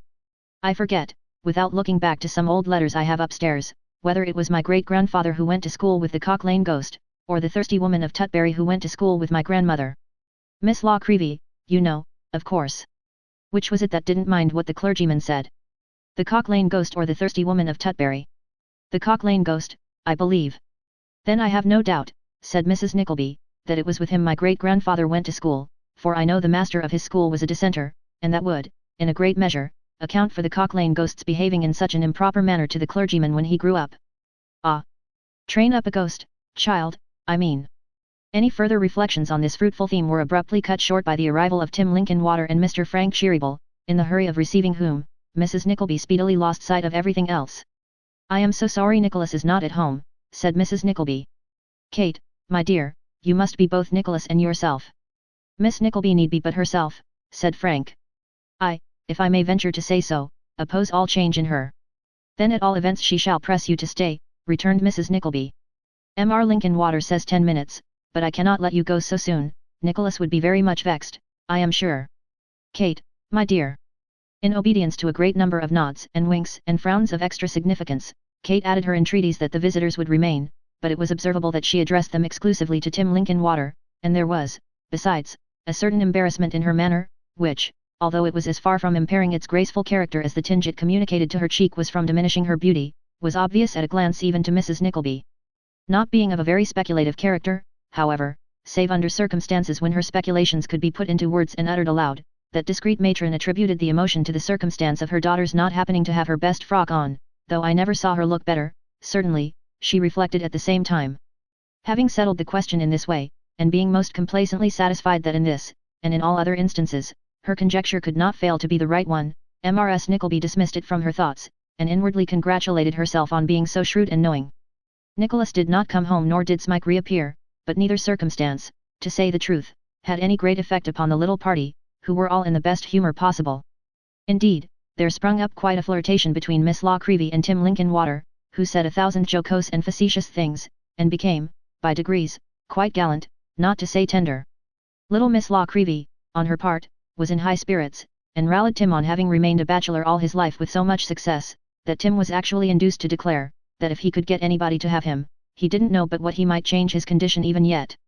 Miss La Creevy earnestly recommended a lady she knew, who would exactly suit Mr. Linkinwater, and had a very comfortable property of her own, but this latter qualification had very little effect upon Tim, who manfully protested that fortune would be no object with him, but that true worth and cheerfulness of disposition were what a man should look for in a wife, and that if he had these, he could find money enough for the moderate wants of both. This avowal was considered so honourable to Tim, that neither Mrs. Nickleby nor Miss La Creevy could sufficiently extol it, and stimulated by their praises, Tim launched out into several other declarations also manifesting the disinterestedness of his heart, and a great devotion to the fair sex, which were received with no less approbation. This was done and said with a comical mixture of jest and earnest, and, leading to a great amount of laughter, made them very merry indeed. Kate was commonly the life and soul of the conversation at home, but she was more silent than usual upon this occasion, perhaps because Tim and Miss La Creevy engrossed so much of it, and, keeping aloof from the talkers, sat at the window watching the shadows as the evening closed in, and enjoying the quiet beauty of the night, which seemed to have scarcely less attractions to Frank, who first lingered near, and then sat down beside, her. No doubt, there are a great many things to be said appropriate to a summer evening, and no doubt they are best said in a low voice, as being most suitable to the peace and serenity of the hour. Long pauses, too, at times, and then an earnest word or so, and then another interval of silence which, somehow, does not seem like silence either, and perhaps now and then a hasty turning away of the head, or drooping of the eyes towards the ground, all these minor circumstances, with the disinclination to have candles introduced and a tendency to confuse hours with minutes, are doubtless mere influences of the time, as many lovely lips can clearly testify. Neither is there the slightest reason why Mrs. Nickleby should have expressed surprise when, candles being at length brought in, Kate's bright eyes were unable to bear the light which obliged her to avert her face, and even to leave the room for some short time, because, when one has sat in the dark so long, candles are dazzling, and nothing can be more strictly natural than that such results should be produced, as all well-informed young people know. For that matter, old people know it too, or did know it once, but they forget these things sometimes, and more's the pity. The good lady's surprise, however, did not end here. It was greatly increased when it was discovered that Kate had not the least appetite for supper, a discovery so alarming that there is no knowing in what unaccountable efforts of oratory Mrs. Nickleby's apprehensions might have been vented, if the general attention had not been attracted, at the moment, by a very strange and uncommon noise, proceeding, as the pale and trembling servant girl affirmed, and as everybody's sense of hearing seemed to affirm also, right down the chimney of the adjoining room. It being quite plain to the comprehension of all present that, however extraordinary and improbable it might appear, the noise did nevertheless proceed from the chimney in question, and the noise, which was a strange compound of various shuffling, sliding, rumbling, and struggling sounds, all muffled by the chimney, still continuing, Frank Cheeryble caught up a candle, and Tim Linkinwater the tongs, and they would have very quickly ascertained the cause of this disturbance if Mrs. Nickleby had not been taken very faint, and declined being left behind, on any account. This produced a short remonstrance, which terminated in their all proceeding to the troubled chamber in a body, excepting only Miss La Creevy, who, as the servant girl volunteered a confession of having been subject to fits in her infancy, remained with her to give the alarm and apply restoratives, in case of extremity. Advancing to the door of the mysterious apartment, they were not a little surprised to hear a human voice, chanting with a highly elaborated expression of melancholy, and in tones of suffocation which a human voice might have produced from under 5 or 6 feather beds of the best quality, the once popular air of "Has she then failed in her truth, the beautiful maid I adore?" Nor, on bursting into the room without demanding a parley, was their astonishment lessened by the discovery that these romantic sounds certainly proceeded from the throat of some man up the chimney, of whom nothing was visible but a pair of legs, which were dangling above the grate, apparently feeling, with extreme anxiety, for the top bar whereon to effect a landing.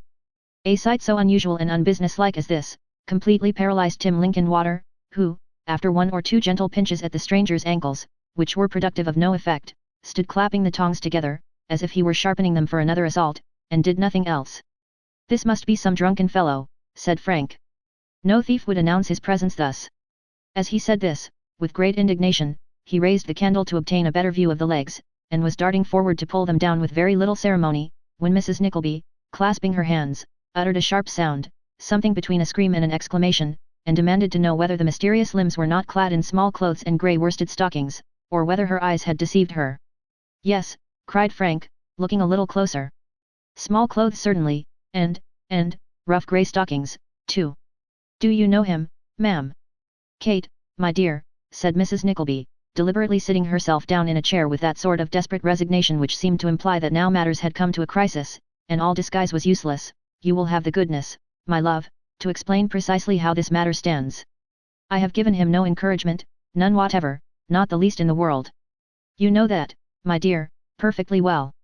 He was very respectful, exceedingly respectful, when he declared, as you were a witness to, still at the same time, if I am to be persecuted in this way, if vegetable wots his names and all kinds of garden stuff are to strew my path out of doors, and gentlemen are to come choking up our chimneys at home, I really don't know, upon my word I do not know, what is to become of me. It's a very hard case, harder than anything I was ever exposed to, before I married your poor dear papa, though I suffered a good deal of annoyance then, but that, of course, I expected, and made up my mind for. When I was not nearly so old as you, my dear, there was a young gentleman who sat next us at church, who used, almost every Sunday, to cut my name in large letters in the front of his pew while the sermon was going on. It was gratifying, of course, naturally so, but still it was an annoyance, because the pew was in a very conspicuous place, and he was several times publicly taken out by the beadle for doing it. But that was nothing to this. This is a great deal worse, and a great deal more embarrassing. I would rather, Kate, my dear, said Mrs. Nickleby, with great solemnity, and an effusion of tears, I would rather, I declare, have been a pig-faced lady, than be exposed to such a life as this. Frank Cheeryble and Tim Linkinwater looked, in irrepressible astonishment, first at each other and then at Kate, who felt that some explanation was necessary, but who, between her terror at the apparition of the legs, her fear lest their owner should be smothered, and her anxiety to give the least ridiculous solution of the mystery that it was capable of bearing, was quite unable to utter a single word. He gives me great pain, continued Mrs. Nickleby, drying her eyes, great pain, but don't hurt a hair of his head, I beg. On no account hurt a hair of his head.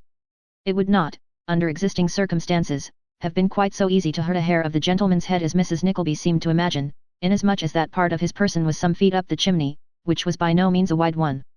But, as all this time he had never left off singing about the bankruptcy of the beautiful maid in respect of truth, and now began not only to croak very feebly, but to kick with great violence as if respiration became a task of difficulty, Frank Cheeryble, without further hesitation, pulled at the shorts and worsteds with such heartiness as to bring him floundering into the room with greater precipitation than he had quite calculated upon. Oh, yes, yes, said Kate, directly the whole figure of this singular visitor appeared in this abrupt manner. I know who it is. Pray don't be rough with him. Is he hurt? I hope not. Oh, pray see if he is hurt. He is not, I assure you, replied Frank, handling the object of his surprise, after this appeal, with sudden tenderness and respect. He is not hurt in the least. Don't let him come any nearer, said Kate, retiring as far as she could. Oh, no, he shall not, rejoined Frank. You see I have him secure here. But may I ask you what this means, and whether you expected this old gentleman? Oh, no, said Kate, of course not, but he, Mamma does not think so, I believe, but he is a mad gentleman who has escaped from the next house, and must have found an opportunity of secreting himself here. Kate, interposed Mrs. Nickleby with severe dignity, I am surprised at you. Dear Mamma, Kate gently remonstrated. I am surprised at you, repeated Mrs. Nickleby, upon my word, Kate, I am quite astonished that you should join the persecutors of this unfortunate gentleman, when you know very well that they have the basest designs upon his property, and that is the whole secret of it. It would be much kinder of you, Kate, to ask Mr. Linkinwater or Mr. Cheeryble to interfere in his behalf, and see him righted. You ought not to allow your feelings to influence you, it's not right, very far from it. What should my feelings be, do you suppose? If anybody ought to be indignant, who is it? I, of course, and very properly so. Still, at the same time, I wouldn't commit such an injustice for the world. No, continued Mrs. Nickleby, drawing herself up, and looking another way with a kind of bashful stateliness, this gentleman will understand me when I tell him that I repeat the answer I gave him the other day, that I always will repeat it, though I do believe him to be sincere when I find him placing himself in such dreadful situations on my account, and that I request him to have the goodness to go away directly, or it will be impossible to keep his behavior a secret from my son Nicholas. I am obliged to him, very much obliged to him, but I cannot listen to his addresses for a moment. It's quite impossible. While this address was in course of delivery, the old gentleman, with his nose and cheeks embellished with large patches of soot, sat upon the ground with his arms folded, eyeing the spectators in profound silence, and with a very majestic demeanour. He did not appear to take the smallest notice of what Mrs. Nickleby said, but when she ceased to speak he honoured her with a long stare, and inquired if she had quite finished. I have nothing more to say, replied that lady modestly. I really cannot say anything more. Very good, said the old gentleman, raising his voice, then bring in the bottled lightning, a clean tumbler, and a corkscrew. Nobody executing this order, the old gentleman, after a short pause, raised his voice again and demanded a thunder sandwich. This article not being forthcoming either, he requested to be served with a fricassee of boot tops and goldfish sauce, and then laughing heartily, gratified his hearers with a very long, very loud, and most melodious bellow. But still Mrs. Nickleby, in reply to the significant looks of all about her, shook her head as though to assure them that she saw nothing whatever in all this, unless, indeed, it were a slight degree of eccentricity. She might have remained impressed with these opinions down to the latest moment of her life, but for a slight train of circumstances, which, trivial as they were, altered the whole complexion of the case. It happened that Miss Nickleby, finding her patient in no very threatening condition, and being strongly impelled by curiosity to see what was going forward, bustled into the room while the old gentleman was in the very act of bellowing. It happened, too, that the instant the old gentleman saw her, he stopped short, skipped suddenly on his feet, and fell to kissing his hand violently, a change of demeanour which almost terrified the little portrait painter out of her senses, and caused her to retreat behind Tim Linkinwater with the utmost expedition. "Aha!" cried the old gentleman, folding his hands, and squeezing them with great force against each other. "I see her now, I see her now. My love, my life, my bride, my peerless beauty. She is come at last, and all is gas and gaiters." Mrs. Nickleby looked rather disconcerted for a moment, but immediately recovering, nodded to Miss Nickleby and the other spectators several times, and frowned, and smiled gravely, giving them to understand that she saw where the mistake was, and would set it all to rights in a minute or two. "She is come," said the old gentleman, laying his hand upon his heart. "Cormoran and blunderbore. She is come. All the wealth I have is hers if she will take me for her slave. Where are grace, beauty, and blandishments, like those? In the Empress of Madagascar? No. In the Queen of Diamonds? No. In Mrs. Rowland, who every morning bathes in Calydor for nothing? No. Melt all these down into one, with the 3 Graces, the 9 Muses, and 14 biscuit bakers' daughters from Oxford Street, and make a woman half as lovely. Foh! I defy you." After uttering this rhapsody, the old gentleman snapped his fingers 20 or 30 times, and then subsided into an ecstatic contemplation of Miss Nickleby's charms. This affording Mrs. Nickleby a favourable opportunity of explanation, she went about it straight. "I am sure," said the worthy lady, with a prefatory cough, "that it's a great relief, under such trying circumstances as these, to have anybody else mistaken for me, a very great relief, and it's a circumstance that never occurred before, although I have several times been mistaken for my daughter Kate. I have no doubt the people were very foolish, and perhaps ought to have known better, but still they did take me for her, and of course that was no fault of mine, and it would be very hard indeed if I was to be made responsible for it. However, in this instance, of course, I must feel that I should do exceedingly wrong if I suffered anybody, especially anybody that I am under great obligations to be made uncomfortable on my account. And therefore I think it my duty to tell that gentleman that he is mistaken, that I am the lady who he was told by some impertinent person was niece to the Council of Paving Stones, and that I do beg and entreat of him to go quietly away, if it's only for," here Mrs. Nickleby simpered and hesitated, "for my sake." It might have been expected that the old gentleman would have been penetrated to the heart by the delicacy and condescension of this appeal, and that he would at least have returned a courteous and suitable reply. What, then, was the shock which Mrs. Nickleby received, when, accosting her in the most unmistakable manner, he replied in a loud and sonorous voice, "Avaunt! Cat!" "Sir," cried Mrs. Nickleby, in a faint tone. "Cat," repeated the old gentleman.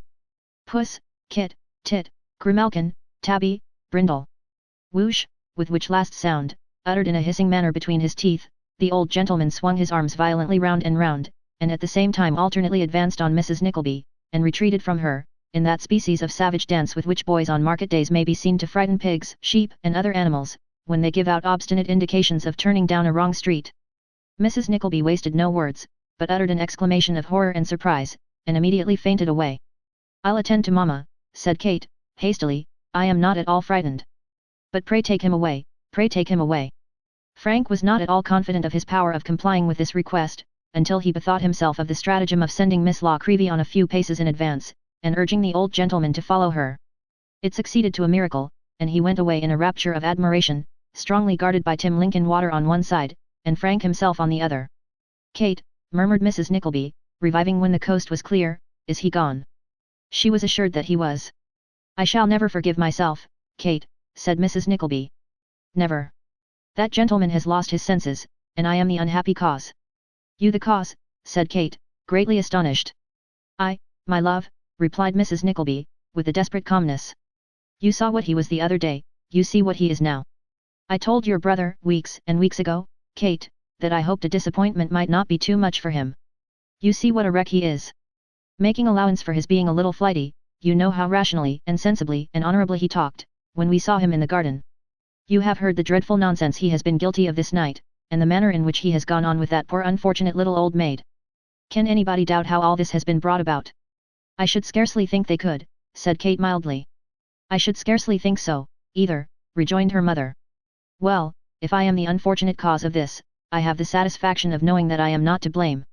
I told Nicholas, I said to him, Nicholas, my dear, we should be very careful how we proceed. He would scarcely hear me.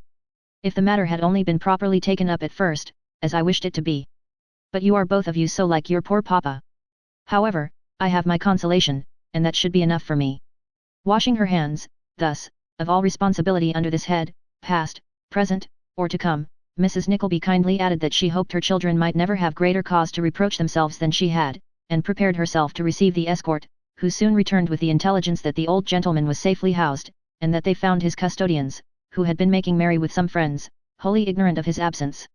Quiet being again restored, a delicious half-hour, so Frank called it, in the course of subsequent conversation with Tim Linkinwater as they were walking home, was spent in conversation, and Tim's watch at length apprising him that it was high time to depart, the ladies were left alone, though not without many offers on the part of Frank to remain until Nicholas arrived, no matter what hour of the night it might be, if, after the late neighbourly eruption, they entertained the least fear of being left to themselves. As their freedom from all further apprehension, however, left no pretext for his insisting on mounting guard, he was obliged to abandon the citadel, and to retire with the trusty Tim. Nearly 3 hours of silence passed away. Kate blushed to find, when Nicholas returned, how long she had been sitting alone, occupied with her own thoughts. I really thought it had not been half an hour, she said. They must have been pleasant thoughts, Kate, rejoined Nicholas gaily, to make time pass away like that.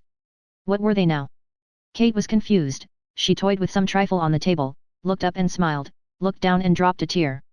Why, Kate, said Nicholas, drawing his sister towards him and kissing her, let me see your face. No? Ah. That was but a glimpse, that's scarcely fair. A longer look than that, Kate. Come, and I'll read your thoughts for you. There was something in this proposition, albeit it was said without the slightest consciousness or application, which so alarmed his sister, that Nicholas laughingly changed the subject to domestic matters, and thus gathered, by degrees, as they left the room and went upstairs together, how lonely Smike had been all night, and by very slow degrees, too, for on this subject also, Kate seemed to speak with some reluctance. Poor fellow, said Nicholas, tapping gently at his door, what can be the cause of all this? Kate was hanging on her brother's arm. The door being quickly opened, she had not time to disengage herself, before Smike, very pale and haggard, and completely dressed, confronted them. And have you not been to bed? Said Nicholas. No, was the reply. Nicholas gently detained his sister, who made an effort to retire, and asked, why not? I could not sleep, said Smike, grasping the hand which his friend extended to him. You are not well, rejoined Nicholas. I am better, indeed. A great deal better, said Smike quickly. Then why do you give way to these fits of melancholy, inquired Nicholas, in his kindest manner, or why not tell us the cause? You grow a different creature, Smike. I know I do, he replied. I will tell you the reason one day, but not now. I hate myself for this, you are all so good and kind. But I cannot help it. My heart is very full, you do not know how full it is. He wrung Nicholas's hand before he released it, and glancing, for a moment, at the brother and sister as they stood together, as if there were something in their strong affection which touched him very deeply, withdrew into his chamber, and was soon the only watcher under that quiet roof. Chapter 50 involves a serious catastrophe.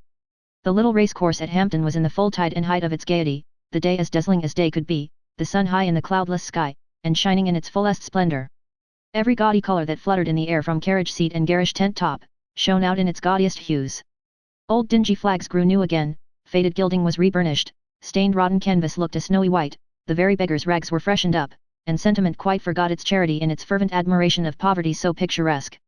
It was one of those scenes of life and animation, caught in its very brightest and freshest moments, which can scarcely fail to please, for if the eye be tired of show and glare, or the ear be weary with a ceaseless round of noise, the one may repose, turn almost where it will, on eager, happy, and expectant faces, and the other deaden all consciousness of more annoying sounds in those of mirth and exhilaration.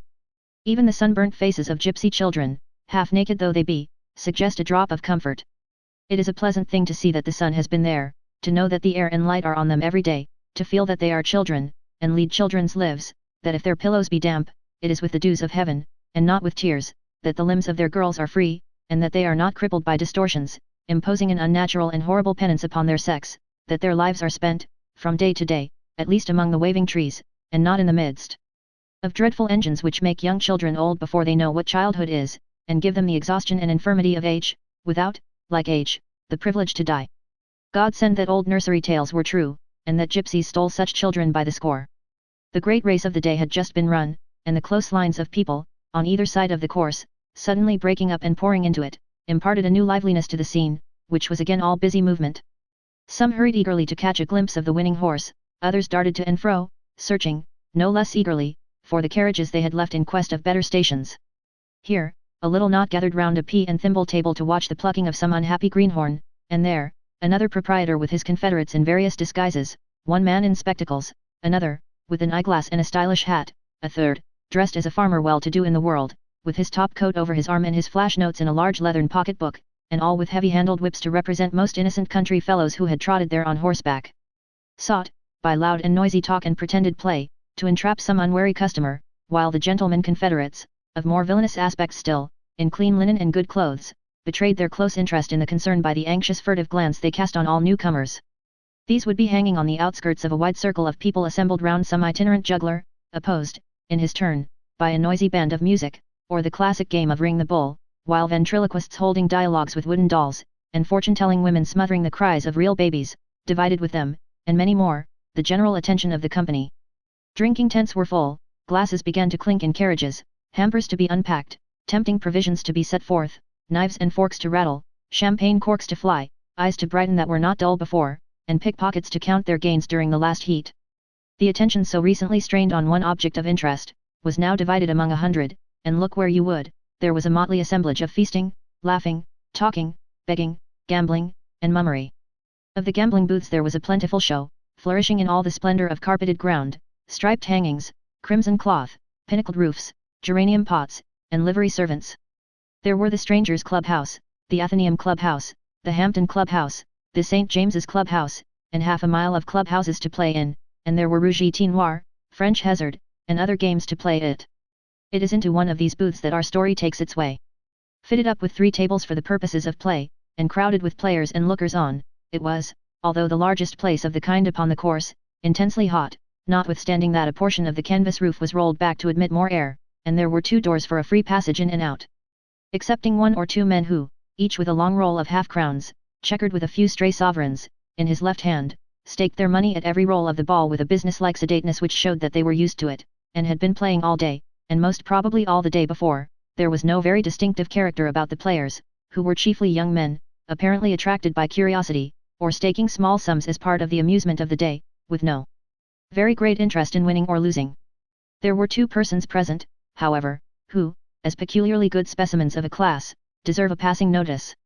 Of these, one was a man of 6 or 8 and 50, who sat on a chair near one of the entrances of the booth, with his hands folded on the top of his stick, and his chin appearing above them. He was a tall, fat, long-bodied man, buttoned up to the throat in a light green coat, which made his body look still longer than it was. He wore, besides, drab breeches and gaiters, a white neckerchief, and a broad-brimmed white hat. Amid all the buzzing noise of the games, and the perpetual passing in and out of the people, he seemed perfectly calm and abstracted, without the smallest particle of excitement in his composition. He exhibited no indication of weariness, nor, to a casual observer, of interest either. There he sat, quite still and collected. Sometimes, but very rarely, he nodded to some passing face, or beckoned to a waiter to obey a call from one of the tables. The next instant he subsided into his old state. He might have been some profoundly deaf old gentleman, who had come in to take a rest, or he might have been patiently waiting for a friend, without the least consciousness of anybody's presence, or fixed in a trance, or under the influence of opium. People turned round and looked at him, he made no gesture, caught nobody's eye, let them pass away, and others come on and be succeeded by others, and took no notice. When he did move, it seemed wonderful how he could have seen anything to occasion it. And so, in truth, it was. But there was not a face that passed in or out, which this man failed to see, not a gesture at any one of the 3 tables that was lost upon him, not a word, spoken by the bankers, but reached his ear, not a winner or loser he could not have marked. And he was the proprietor of the place. The other presided over the Rouge et Noir table. He was probably some 10 years younger, and was a plump, paunchy, sturdy-looking fellow, with his underlip a little pursed, from a habit of counting money inwardly as he paid it, but with no decidedly bad expression in his face, which was rather an honest and jolly one than otherwise. He wore no coat, the weather being hot, and stood behind the table with a huge mound of crowns and half-crowns before him, and a cash box for notes. This game was constantly playing. Perhaps 20 people would be staking at the same time. This man had to roll the ball, to watch the stakes as they were laid down, to gather them off the color which lost, to pay those who won, to do it all with the utmost dispatch, to roll the ball again, and to keep this game perpetually alive. He did it all with a rapidity absolutely marvelous, never hesitating, never making a mistake, never stopping, and never ceasing to repeat such unconnected phrases as the following, which, partly from habit, and partly to have something appropriate and businesslike to say, he constantly poured out with the same monotonous emphasis, and in nearly the same order, all day long. Rouge et noir from Paris. Gentlemen, make your game and back your own opinions, any time while the ball rolls. Rouge et noir from Paris. Gentlemen, it's a French game. Gentlemen, I brought it over myself, I did indeed. Rouge et noir from Paris. Black wins.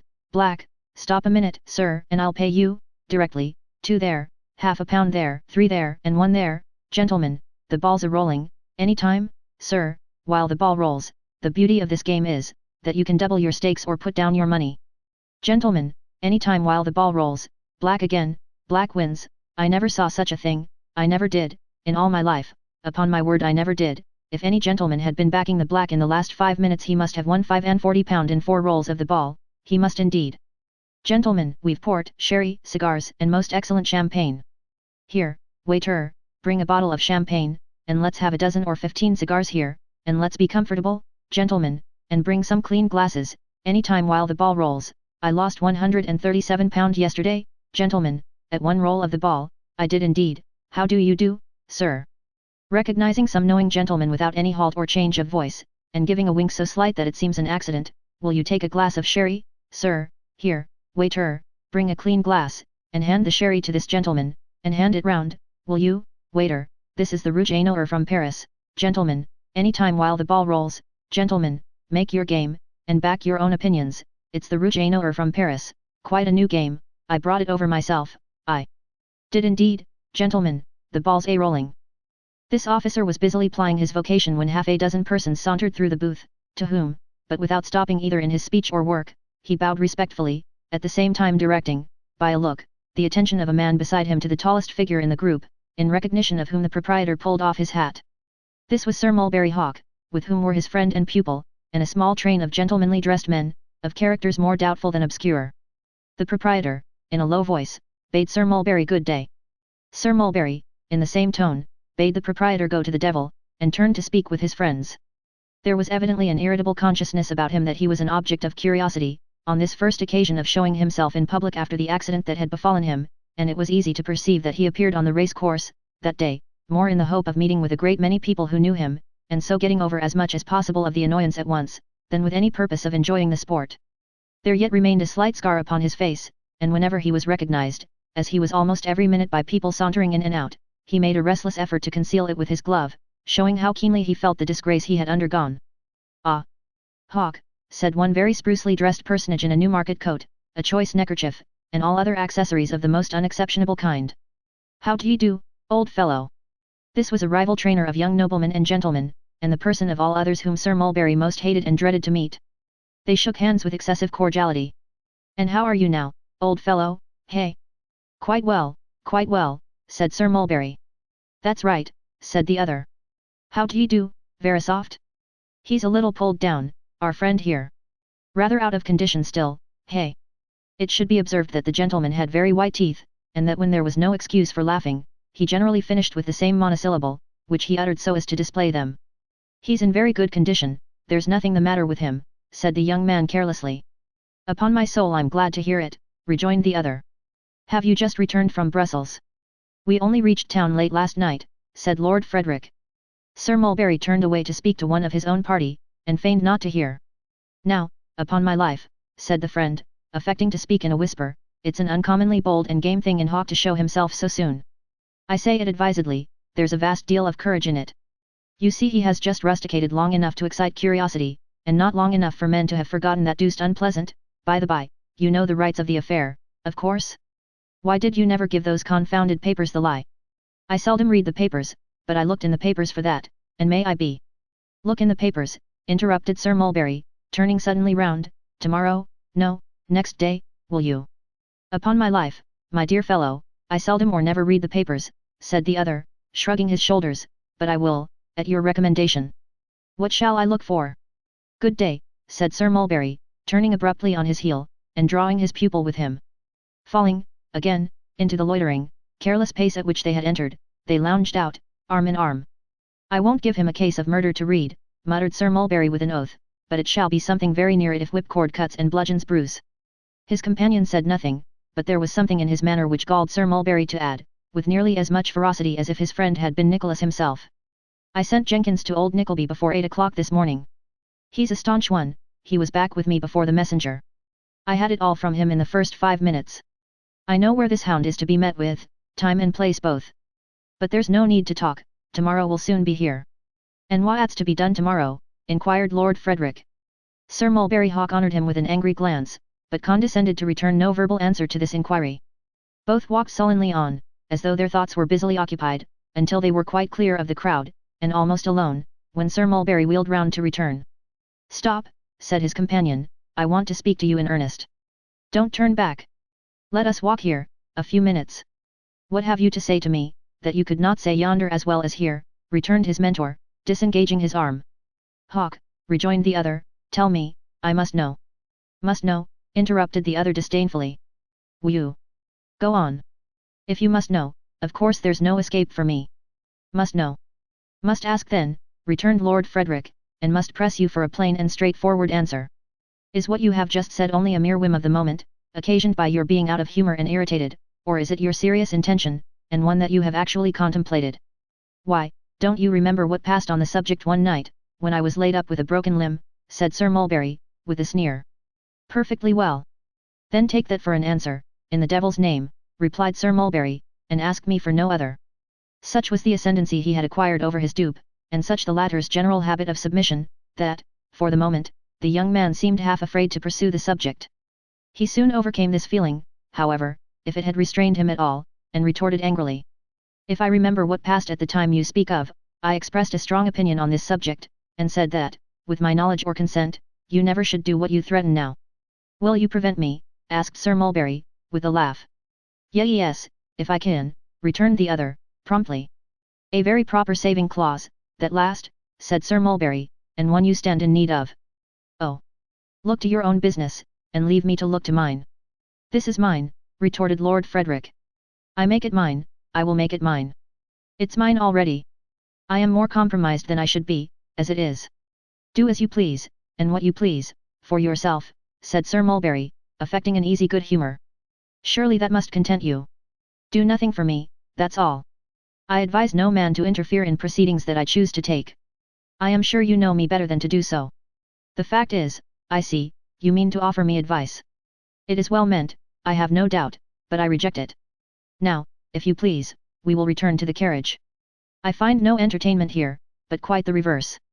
If we prolong this conversation, we might quarrel, which would be no proof of wisdom in either you or me.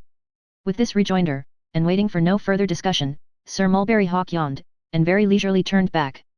There was not a little tact and knowledge of the young lord's disposition in this mode of treating him. Sir Mulberry clearly saw that if his dominion were to last, it must be established now. He knew that the moment he became violent, the young man would become violent too. He had, many times, been enabled to strengthen his influence, when any circumstance had occurred to weaken it, by adopting this cool and laconic style, and he trusted to it now, with very little doubt of its entire success.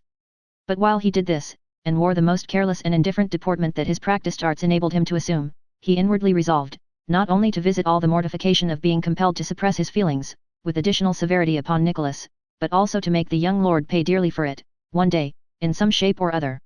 So long as he had been a passive instrument in his hands, Sir Mulberry had regarded him with no other feeling than contempt, but, now that he presumed to avow opinions in opposition to his, and even to turn upon him with a lofty tone and an air of superiority, he began to hate him. Conscious that, in the vilest and most worthless sense of the term, he was dependent upon the weak young lord, Sir Mulberry could the less brook humiliation at his hands, and when he began to dislike him he measured his dislike, as men often do, by the extent of the injuries he had inflicted upon its object. When it is remembered that Sir Mulberry Hawk had plundered, duped, deceived, and fooled his pupil in every possible way, it will not be wondered at, that, beginning to hate him, he began to hate him cordially. On the other hand, the young lord having thought, which he very seldom did about anything, and seriously too, upon the affair with Nicholas, and the circumstances which led to it, had arrived at a manly and honest conclusion. Sir Mulberry's coarse and insulting behaviour on the occasion in question had produced a deep impression on his mind. A strong suspicion of his having led him on to pursue Miss Nickleby for purposes of his own, had been lurking there for some time. He was really ashamed of his share in the transaction, and deeply mortified by the misgiving that he had been gulled. He had had sufficient leisure to reflect upon these things, during their late retirement, and, at times, when his careless and indolent nature would permit, had availed himself of the opportunity. Slight circumstances, too, had occurred to increase his suspicion. It wanted but a very slight circumstance to kindle his wrath against Sir Mulberry. This his disdainful and insolent tone in their recent conversation, the only one they had held upon the subject since the period to which Sir Mulberry referred, effected. Thus they rejoined their friends, each with causes of dislike against the other rankling in his breast, and the young man haunted, besides, with thoughts of the vindictive retaliation which was threatened against Nicholas, and the determination to prevent it by some strong step, if possible. But this was not all. Sir Mulberry, conceiving that he had silenced him effectually, could not suppress his triumph, or forbear from following up what he conceived to be his advantage. Mr. Pike was there, and Mr. Pluck was there, and Colonel Chowser, and other gentlemen of the same caste, and it was a great point for Sir Mulberry to show them that he had not lost his influence. At first, the young lord contented himself with a silent determination to take measures for withdrawing himself from the connection immediately. By degrees, he grew more angry, and was exasperated by jests and familiarities which, a few hours before, would have been a source of amusement to him. This did not serve him, for, at such bantering or retort as suited the company, he was no match for Sir Mulberry. Still, no violent rupture took place. They returned to town, Messrs. Pike and Pluck and other gentlemen frequently protesting, on the way thither, that Sir Mulberry had never been in such tip-top spirits in all his life. They dined together, sumptuously. The wine flowed freely, as indeed it had done all day. Sir Mulberry drank to recompense himself for his recent abstinence, the young lord, to drown his indignation, and the remainder of the party, because the wine was of the best and they had nothing to pay. It was nearly midnight when they rushed out, wild, burning with wine, their blood boiling, and their brains on fire, to the gaming table. Here, they encountered another party, mad like themselves. The excitement of play, hot rooms, and glaring lights was not calculated to allay the fever of the time. In that giddy whirl of noise and confusion, the men were delirious. Who thought of money, ruin, or the morrow, in the savage intoxication of the moment? More wine was called for, glass after glass was drained, their parched and scalding mouths were cracked with thirst. Down poured the wine like oil on blazing fire. And still the riot went on. The debauchery gained its height, glasses were dashed upon the floor by hands that could not carry them to lips, oaths were shouted out by lips which could scarcely form the words to vent them in, drunken losers cursed and roared, some mounted on the tables, waving bottles above their heads and bidding defiance to the rest, some danced, some sang, some tore the cards and raved. Tumult and frenzy reigned supreme, when a noise arose that drowned all others, and two men, seizing each other by the throat, struggled into the middle of the room. A dozen voices, until now unheard, called aloud to part them. Those who had kept themselves cool to win and who earned their living in such scenes, threw themselves upon the combatants, and, forcing them asunder, dragged them some space apart. "Let me go," cried Sir Mulberry, in a thick hoarse voice, "he struck me. Do you hear? I say, he struck me. Have I a friend here? Who is this? Westwood. Do you hear me say he struck me?" I hear," replied one of those who held him. "Come away for tonight." "I will not, by G," he replied. "A dozen men about us saw the blow." "Tomorrow will be ample time," said the friend. "It will not be ample time," cried Sir Mulberry. "Tonight, at once, here."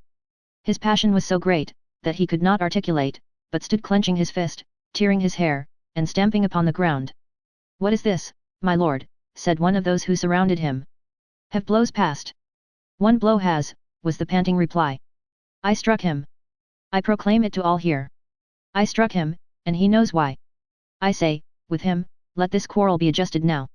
"Captain Adams," said the young lord, looking hurriedly about him, and addressing one of those who had interposed, "let me speak with you, I beg." The person addressed stepped forward, and taking the young man's arm, they retired together, followed shortly afterwards by Sir Mulberry and his friend. It was a profligate haunt of the worst repute, and not a place in which such an affair was likely to awaken any sympathy for either party, or to call forth any further remonstrance or interposition. Elsewhere, its further progress would have been instantly prevented, and time allowed for sober and cool reflection, but not there. Disturbed in their orgies, the party broke up, some reeled away with looks of tipsy gravity, others withdrew noisily discussing what had just occurred. The gentlemen of honour who lived upon their winnings remarked to each other, as they went out, that Hawk was a good shot, and those who had been most noisy, fell fast asleep upon the sofas, and thought no more about it. Meanwhile, the 2 seconds, as they may be called now, after a long conference, each with his principal, met together in another room. Both utterly heartless, both men upon town, both thoroughly initiated in its worst vices, both deeply in debt, both fallen from some higher estate, both addicted to every depravity for which society can find some genteel name and plead its most depraving conventionalities as an excuse, they were naturally gentlemen of most unblemished honour themselves, and of great nicety concerning the honour of other people. These 2 gentlemen were unusually cheerful just now, for the affair was pretty certain to make some noise, and could scarcely fail to enhance their reputations. "This is an awkward affair, Adams," said Mr. Westwood, drawing himself up. "Very," returned the captain, "a blow has been struck, and there is but one course, of course." "No apology, I suppose," said Mr. Westwood. "Not a syllable, sir, from my man, if we talk till doomsday," returned the captain. "The original cause of dispute, I understand, was some girl or other, to whom your principal applied certain terms, which Lord Frederick, defending the girl, repelled. But this led to a long recrimination upon a great many sore subjects, charges, and counter-charges." Sir Mulberry was sarcastic, Lord Frederick was excited, and struck him in the heat of provocation, and under circumstances of great aggravation. "That blow, unless there is a full retraction on the part of Sir Mulberry, Lord Frederick is ready to justify." "There is no more to be said," returned the other, "but to settle the hour and the place of meeting. It's a responsibility, but there is a strong feeling to have it over. Do you object to say at sunrise?" "Sharp work," replied the captain, referring to his watch. "However, as this seems to have been a long time breeding, and negotiation is only a waste of words, no. Something may possibly be said, out of doors, after what passed in the other room, which renders it desirable that we should be off without delay, and quite clear of town," said Mr. Westwood. "What do you say to one of the meadows opposite Twickenham, by the riverside?" The captain saw no objection. "Shall we join company in the avenue of trees which leads from Petersham to Ham House, and settle the exact spot when we arrive there?" said Mr. Westwood. To this the captain also assented. After a few other preliminaries, equally brief, and having settled the road each party should take to avoid suspicion, they separated.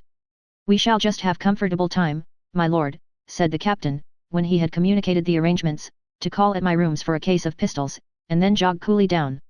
If you will allow me to dismiss your servant, we'll take my cab, for yours, perhaps, might be recognized." What a contrast, when they reached the street, to the scene they had just left. It was already daybreak. For the flaring yellow light within, was substituted the clear, bright, glorious morning, for a hot, close atmosphere, tainted with the smell of expiring lamps, and reeking with the steams of riot and dissipation, the free, fresh, wholesome air. But to the fevered head on which that cool air blew, it seemed to come laden with remorse for time misspent and countless opportunities neglected. With throbbing veins and burning skin, eyes wild and heavy, thoughts hurried and disordered, he felt as though the light were a reproach, and shrunk involuntarily from the day as if he were some foul and hideous thing. "Shivering," said the captain. "You are cold." "Rather. It does strike cool, coming out of those hot rooms. Wrap that cloak about you. So, now we're off." They rattled through the quiet streets, made their call at the captain's lodgings, cleared the town, and emerged upon the open road without hindrance or molestation. Fields, trees, gardens, hedges, everything looked very beautiful. The young man scarcely seemed to have noticed them before, though he had passed the same objects 1,000 times. There was a peace and serenity upon them all, strangely at variance with the bewilderment and confusion of his own half-sobered thoughts, and yet impressive and welcome. He had no fear upon his mind, but, as he looked about him, he had less anger, and though all old delusions, relative to his worthless late companion, were now cleared away, he rather wished he had never known him than thought of its having come to this. The past night, the day before, and many other days and nights beside, all mingled themselves up in one unintelligible and senseless whirl. He could not separate the transactions of one time from those of another.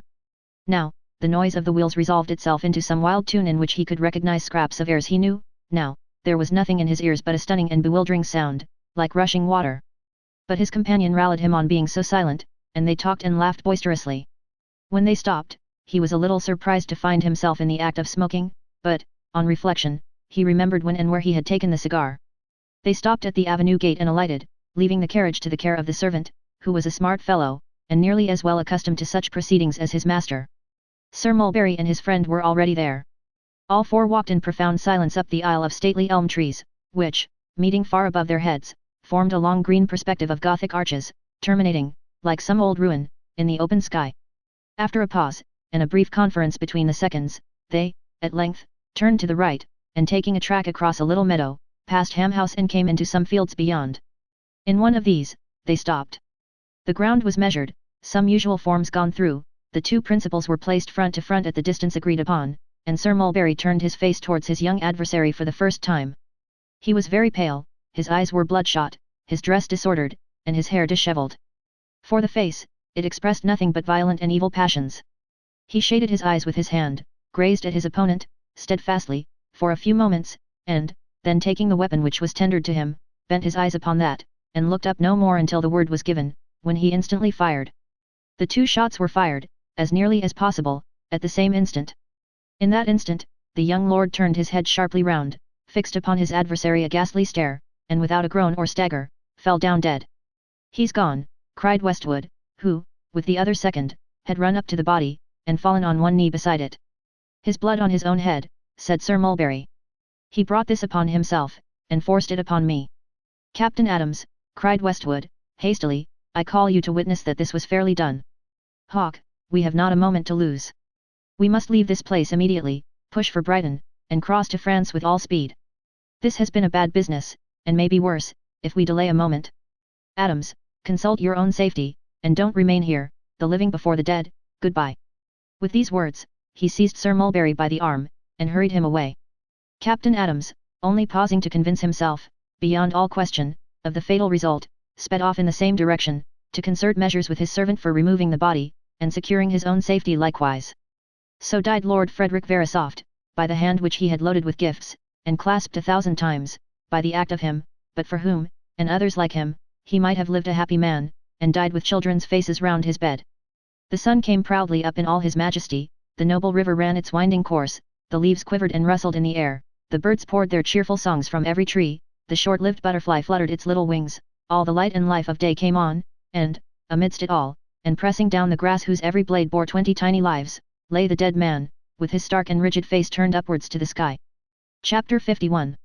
The project of Mr. Ralph Nickleby and his friend approaching a successful issue, becomes unexpectedly known to another party, not admitted into their confidence. In an old house, dismal, dark and dusty, which seemed to have withered, like himself, and to have grown yellow and shriveled in hoarding him from the light of day, as he had in hoarding his money, lived Arthur Gride. Meagre old chairs and tables, of spare and bony make, and hard and cold as misers' hearts, were ranged, in grim array, against the gloomy walls, attenuated presses, grown lank and lantern-jawed in guarding the treasures they enclosed, and tottering, as though from constant fear and dread of thieves, shrunk up in dark corners, whence they cast no shadows on the ground, and seemed to hide and cower from observation. A tall grim clock upon the stairs, with long lean hands and famished face, ticked in cautious whispers, and when it struck the time, in thin and piping sounds, like an old man's voice, rattled, as if it were pinched with hunger. No fireside couch was there, to invite repose and comfort. Elbow chairs there were, but they looked uneasy in their minds, cocked their arms suspiciously and timidly, and kept upon their guard. Others, were fantastically grim and gaunt, as having drawn themselves up to their utmost height, and put on their fiercest looks to stare all comers out of countenance. Others, again, knocked up against their neighbours, or leant for support against the wall, somewhat ostentatiously, as if to call all men to witness that they were not worth the taking. The dark square lumbering bedstead seemed built for restless dreams, the musty hangings seemed to creep in scanty folds together, whispering among themselves, when rustled by the wind, their trembling knowledge of the tempting wares that lurked within the dark and tight-locked closets. From out the most spare and hungry room in all this spare and hungry house there came, one morning, the tremulous tones of old Gride's voice, as it feebly chirped forth the fag end of some forgotten song, of which the burden ran. Ta, ran, 10, 2. Throw the old shoe. And may the wedding be lucky. Which he repeated, in the same shrill quavering notes, again and again, until a violent fit of coughing obliged him to desist, and to pursue in silence, the occupation upon which he was engaged. This occupation was, to take down from the shelves of a worm-eaten wardrobe a quantity of frowsy garments, one by one, to subject each to a careful and minute inspection by holding it up against the light, and after folding it with great exactness, to lay it on one or other of two little heaps beside him. He never took two articles of clothing out together, but always brought them forth singly and never failed to shut the wardrobe door, and turn the key, between each visit to its shelves. "The snuff-coloured suit," said Arthur Gride, surveying a threadbare coat. "Did I look well in snuff-colour? Let me think." The result of his cogitations appeared to be unfavourable, for he folded the garment once more, laid it aside, and mounted on a chair to get down another, chirping while he did so. "Young, loving, and fair. Oh, what happiness there! The wedding is sure to be lucky. They always put in young, said old Arthur, but songs are only written for the sake of rhyme, and this is a silly one that the poor country people sang, when I was a little boy. Though stop, young is quite right too, it means the bride, yes. He. It means the bride. Oh dear, that's good. That's very good. And true besides, quite true. In the satisfaction of this discovery, he went over the verse again, with increased expression, and a shake or two here and there. He then resumed his employment. The bottle green, said old Arthur, the bottle green was a famous suit to wear, and I bought it very cheap at a pawnbroker's, and there was, a tarnished shilling in the waistcoat pocket. To think that the pawnbroker shouldn't have known there was a shilling in it. I knew it. I felt it when I was examining the quality. Oh, what a dull dog of a pawnbroker. It was a lucky suit too, this bottle green. The very day I put it on first, old Lord Mallowford was burnt to death in his bed, and all the post obits fell in. I'll be married in the bottle green. Peg. Peg Sliderskew, I'll wear the bottle green. This call, loudly repeated twice or thrice at the room door, brought into the apartment a short, thin, weazen, blear-eyed old woman, palsy-stricken and hideously ugly, who, wiping her shriveled face upon her dirty apron, inquired, in that subdued tone in which deaf people commonly speak. Was that you a calling, or only the clock a striking? My hearing gets so bad, I never know which is which, but when I hear a noise, I know it must be one of you, because nothing else never stirs in the house. Me, Peg, me, said Arthur Gride, tapping himself on the breast to render the reply more intelligible. You, returned Peg. And what do you want? I'll be married in the bottle green, cried Arthur Gride. It's a deal too good to be married in, master, rejoined Peg, after a short inspection of the suit. Haven't you got anything worse than this? Nothing that'll do, replied old Arthur. Why not do, retorted Peg. Why don't you wear your everyday clothes, like a man, They ain't becoming enough, Peg, returned her master. Not what enough, said Peg. Becoming. Becoming what, said Peg, sharply. Not becoming too old to wear. Arthur Gride muttered an imprecation on his housekeeper's deafness, as he roared in her ear. Not smart enough. I want to look as well as I can. Look, cried Peg. If she's as handsome as you say she is, she won't look much at you, master, take your oath of that, and as to how you look yourself, pepper and salt, bottle green, sky blue, or tartan plaid will make no difference in you. With which consolatory assurance, Peg Sliderskew gathered up the chosen suit, and folding her skinny arms upon the bundle, stood, mouthing, and grinning, and blinking her watery eyes, like an uncouth figure in some monstrous piece of carving. You're in a funny humour, aren't you, Peg, said Arthur, with not the best possible grace. Why, isn't it enough to make me, rejoined the old woman. I shall, soon enough, be put out, though, if anybody tries to domineer it over me, and so I give you notice, master.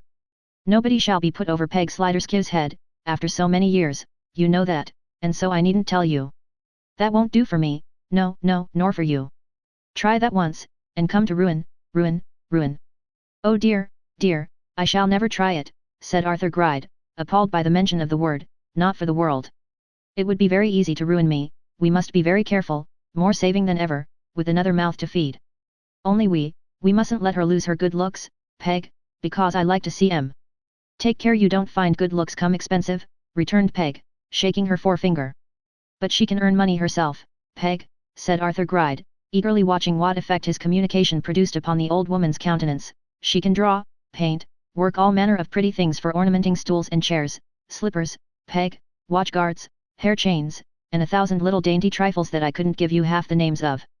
Then she can play the piano, and, what's more, she's got one, and sing like a little bird.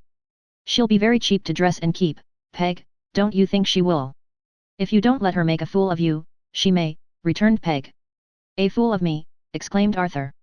Trust your old master not to be fooled by pretty faces, Peg, no, nor by ugly ones neither, Mrs. Sliderskew, he softly added by way of soliloquy. You're a-saying something you don't want me to hear, said Peg, I know you are. Oh dear, the devil's in this woman, muttered Arthur, adding with an ugly leer, I said I trusted everything to you, Peg. That was all. You do that, master, and all your cares are over, said Peg approvingly. When I do that, Peg Sliderskew, thought Arthur Gride, they will be. Although he thought this very distinctly, he durst not move his lips lest the old woman should detect him.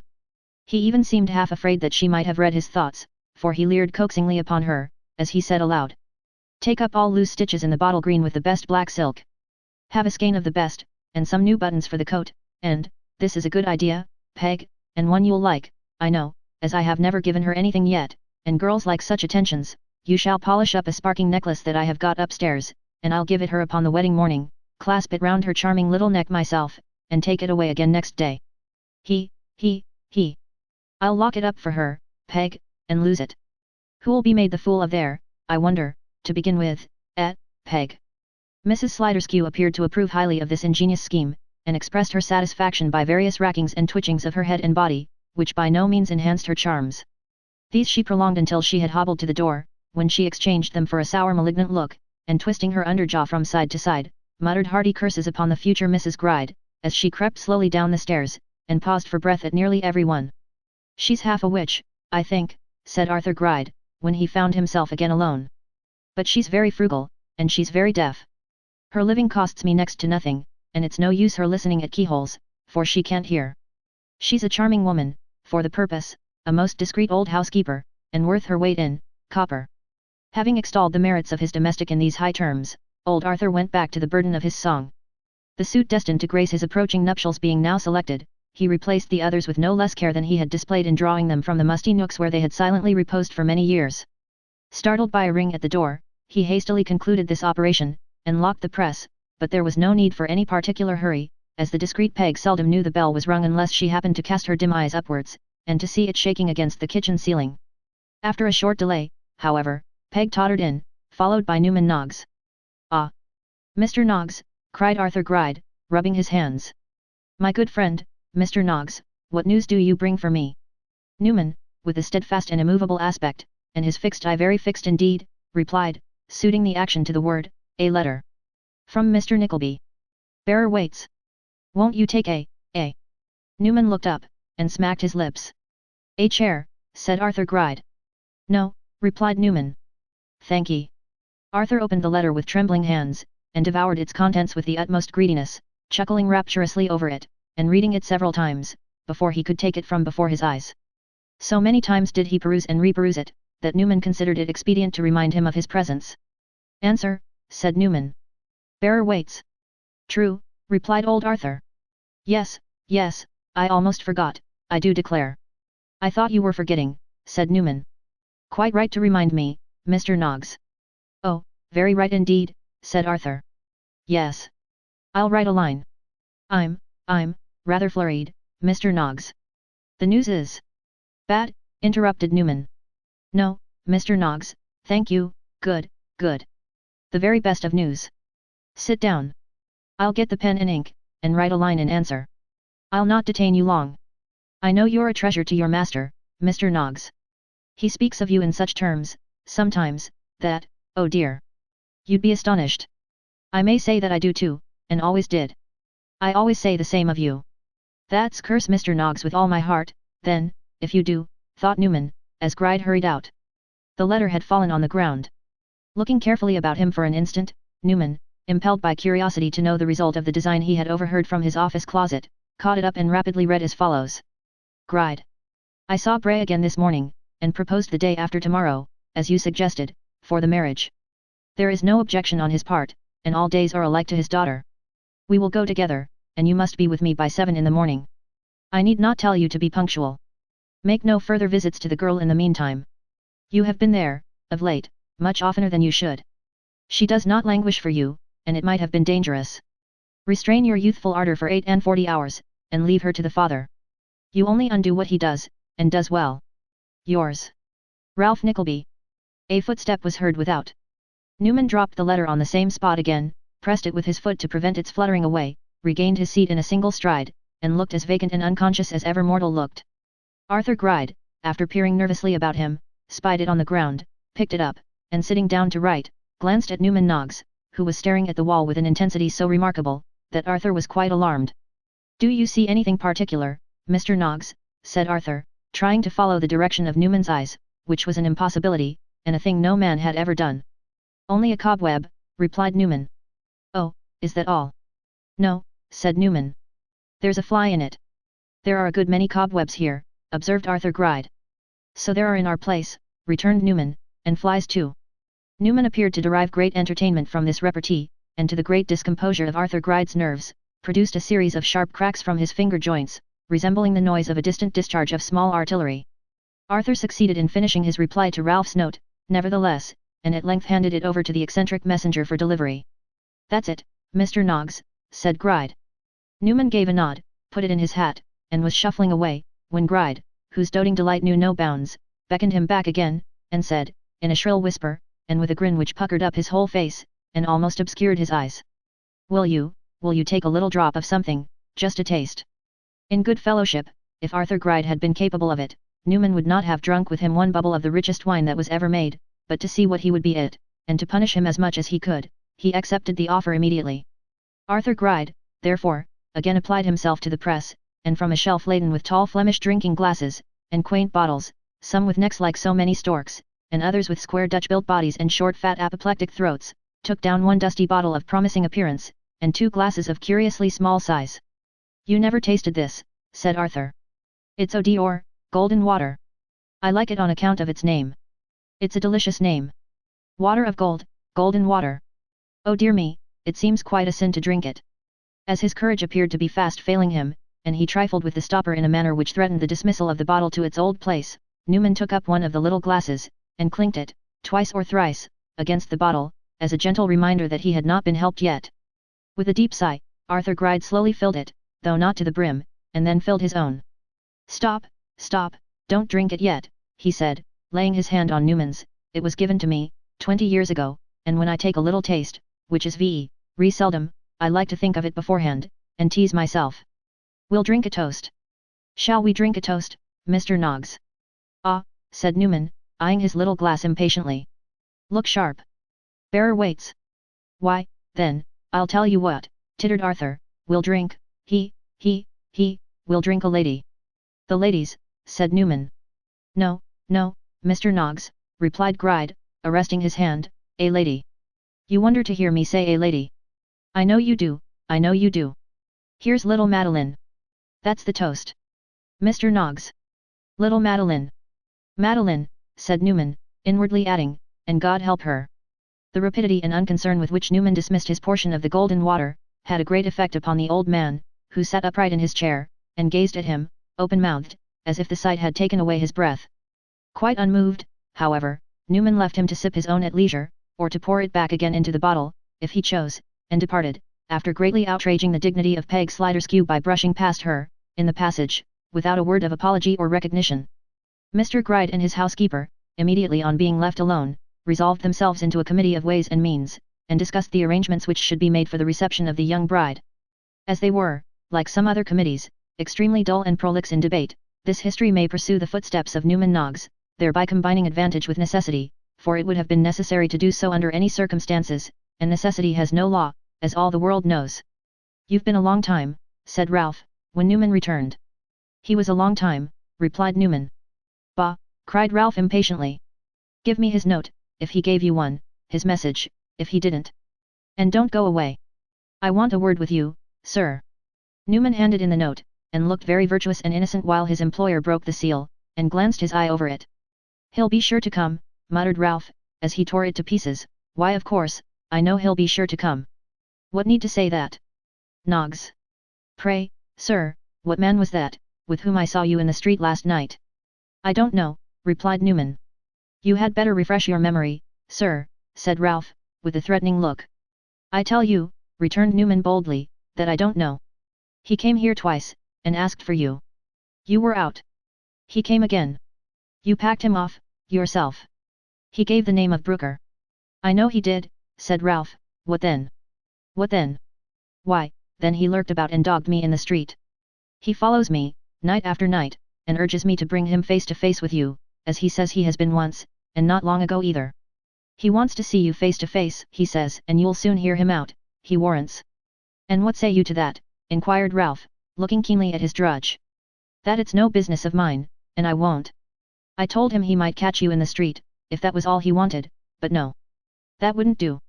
You wouldn't hear a word there, he said. He must have you alone in a room with the door locked, where he could speak without fear, and you'd soon change your tone, and hear him patiently." "An audacious dog," Ralph muttered. "That's all I know," said Newman. "I say again, I don't know what man he is. I don't believe he knows himself. You have seen him, perhaps you do. I think I do, replied Ralph. Well, reedy-eared Newman, sulkily, don't expect me to know him too, that's all. You'll ask me, next, why I never told you this before. What would you say, if I was to tell you all that people say of you? What do you call me when I sometimes do? Brute, ass, and snap at me like a dragon. This was true enough, though the question which Newman anticipated, was, in fact, upon Ralph's lips at the moment. He is an idle ruffian, said Ralph, a vagabond from beyond the sea where he travelled for his crimes, a felon let loose to run his neck into the halter, a swindler, who has the audacity to try his schemes on me who know him well. The next time he tampers with you, hand him over to the police, for attempting to extort money by lies and threats, d'ye hear, and leave the rest to me.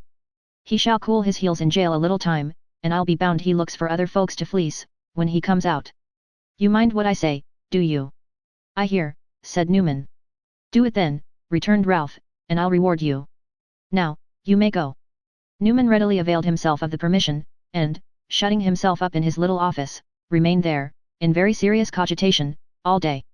When he was released at night, he proceeded, with all the expedition he could use, to the city, and took up his old position behind the pump, to watch for Nicholas. For Newman Noggs was proud in his way, and could not bear to appear as his friend, before the brothers Cheeryble, in the shabby and degraded state to which he was reduced. He had not occupied this position many minutes, when he was rejoiced to see Nicholas approaching, and darted out from his ambuscade to meet him. Nicholas, on his part, was no less pleased to encounter his friend, whom he had not seen for some time, so, their greeting was a warm one. I was thinking of you, at that moment, said Nicholas. That's right, rejoined Newman, and I of you. I couldn't help coming up, tonight. I say, I think I am going to find out something. And what may that be, returned Nicholas, smiling at this odd communication. I don't know what it may be, I don't know what it may not be, said Newman, it's some secret in which your uncle is concerned, but what, I've not yet been able to discover, although I have my strong suspicions. I'll not hint now, in case you should be disappointed. I disappointed, cried Nicholas, am I interested? I think you are, replied Newman. I have a crotchet in my head that it must be so. I have found out a man, who plainly knows more than he cares to tell at once. And he has already dropped such hints to me as puzzle me, I say, as puzzle me, said Newman, scratching his red nose into a state of violent inflammation, and staring at Nicholas with all his might and main meanwhile. Admiring what could have wound his friend up to such a pitch of mystery, Nicholas endeavoured, by a series of questions, to elucidate the cause, but in vain. Newman could not be drawn into any more explicit statement than a repetition of the perplexities he had already thrown out, and a confused oration, showing, how it was necessary to use the utmost caution, how the lynx-eyed Ralph had already seen him in company with his unknown correspondent, and how he had baffled the said Ralph by extreme guardedness of manner and ingenuity of speech, having prepared himself for such a contingency from the first. Remembering his companion's propensity, of which his nose, indeed, perpetually warned all beholders like a beacon, Nicholas had drawn him into a sequestered tavern. Here, they fell to reviewing the origin and progress of their acquaintance, as men sometimes do, and tracing out the little events by which it was most strongly marked, came at last to Miss Cecilia Bobster. And that reminds me, said Newman, that you never told me the young lady's real name. Madeline, said Nicholas. Madeline, cried Newman. What Madeline? Her other name. Say her other name. Bray, said Nicholas, in great astonishment. It's the same, cried Newman. Sad story. Can you stand idly by, and let that unnatural marriage take place without one attempt to save her? What do you mean, exclaimed Nicholas, starting up, marriage, are you mad? Are you? Is she? Are you blind, deaf, senseless, dead, said Newman. Do you know that within one day, by means of your Uncle Ralph, she will be married to a man as bad as he, and worse, if worse there is? Do you know that, within one day, she will be sacrificed, as sure as you stand there alive, to a hoary wretch, a devil born and bred, and grey in devil's ways? Be careful what you say, replied Nicholas. For heaven's sake be careful. I am left here alone, and those who could stretch out a hand to rescue her are far away. What is it that you mean? I never heard her name, said Newman, choking with his energy. Why didn't you tell me? How was I to know? We might, at least, have had some time to think. What is it that you mean? Cried Nicholas. It was not an easy task to arrive at this information, but, after a great quantity of extraordinary pantomime, which in no way assisted it, Nicholas, who was almost as wild as Newman Noggs himself, forced the latter down upon his seat and held him down until he began his tale. Rage, astonishment, indignation, and a storm of passions, rushed through the listener's heart, as the plot was laid bare. He no sooner understood it all, than with a face of ashy paleness, and trembling in every limb, he darted from the house. "Stop him!" cried Newman, bolting out in pursuit. "He'll be doing something desperate, he'll murder somebody. Hello! There, stop him! Stop thief! Stop thief!" Chapter 52. Nicholas despairs of rescuing Madeleine Bray, but plucks up his spirits again, and determines to attempt it. Domestic intelligence of the Kenwigses and Lillyvicks. Finding that Newman was determined to arrest his progress at any hazard, and apprehensive that some well-intentioned passenger, attracted by the cry of "Stop thief," might lay violent hands upon his person, and place him in a disagreeable predicament from which he might have some difficulty in extricating himself, Nicholas soon slackened his pace, and suffered Newman Noggs to come up with him, which he did, in so breathless a condition, that it seemed impossible he could have held out for a minute longer. "I will go straight to Bray's," said Nicholas. "I will see this man. If there is a feeling of humanity lingering in his breast, a spark of consideration for his own child, motherless and friendless as she is, I will awaken it." "You will not," replied Newman. "You will not, indeed." "Then," said Nicholas, pressing onward, "I will act upon my first impulse, and go straight to Ralph Nickleby." "By the time you reach his house he will be in bed," said Newman. "I'll drag him from it," cried Nicholas. "Tut, tut," said Noggs. "Be yourself." "You are the best of friends to me, Newman," rejoined Nicholas after a pause, and taking his hand as he spoke. "I have made head against many trials, but the misery of another, and such misery, is involved in this one, that I declare to you I am rendered desperate, and know not how to act." In truth, it did seem a hopeless case. It was impossible to make any use of such intelligence as Newman Noggs had gleaned, when he lay concealed in the closet. The mere circumstance of the compact between Ralph Nickleby and Gride would not invalidate the marriage, or render Bray averse to it, who, if he did not actually know of the existence of some such understanding, doubtless suspected it. What had been hinted with reference to some fraud on Madeleine, had been put, with sufficient obscurity by Arthur Gride, but coming from Newman Noggs, and obscured still further by the smoke of his pocket pistol, it became wholly unintelligible, and involved in utter darkness. "There seems no ray of hope," said Nicholas. "The greater necessity for coolness, for reason, for consideration, for thought," said Newman, pausing at every alternate word, to look anxiously in his friend's face. "Where are the brothers?" "Both absent on urgent business, as they will be for a week to come." "Is there no way of communicating with them? No way of getting one of them here by tomorrow night?" "Impossible," said Nicholas, "the sea is between us and them. With the fairest winds that ever blew, to go and return would take 3 days and nights."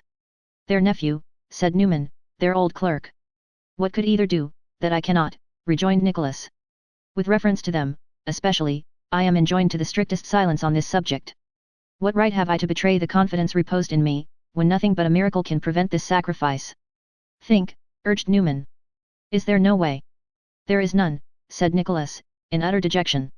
"Not one. The father urges, the daughter consents. These demons have her in their toils, legal right, might, power, money, and every influence are on their side. How can I hope to save her?" "Hope to the last," said Newman, clapping him on the back. "Always hope, that's a dear boy.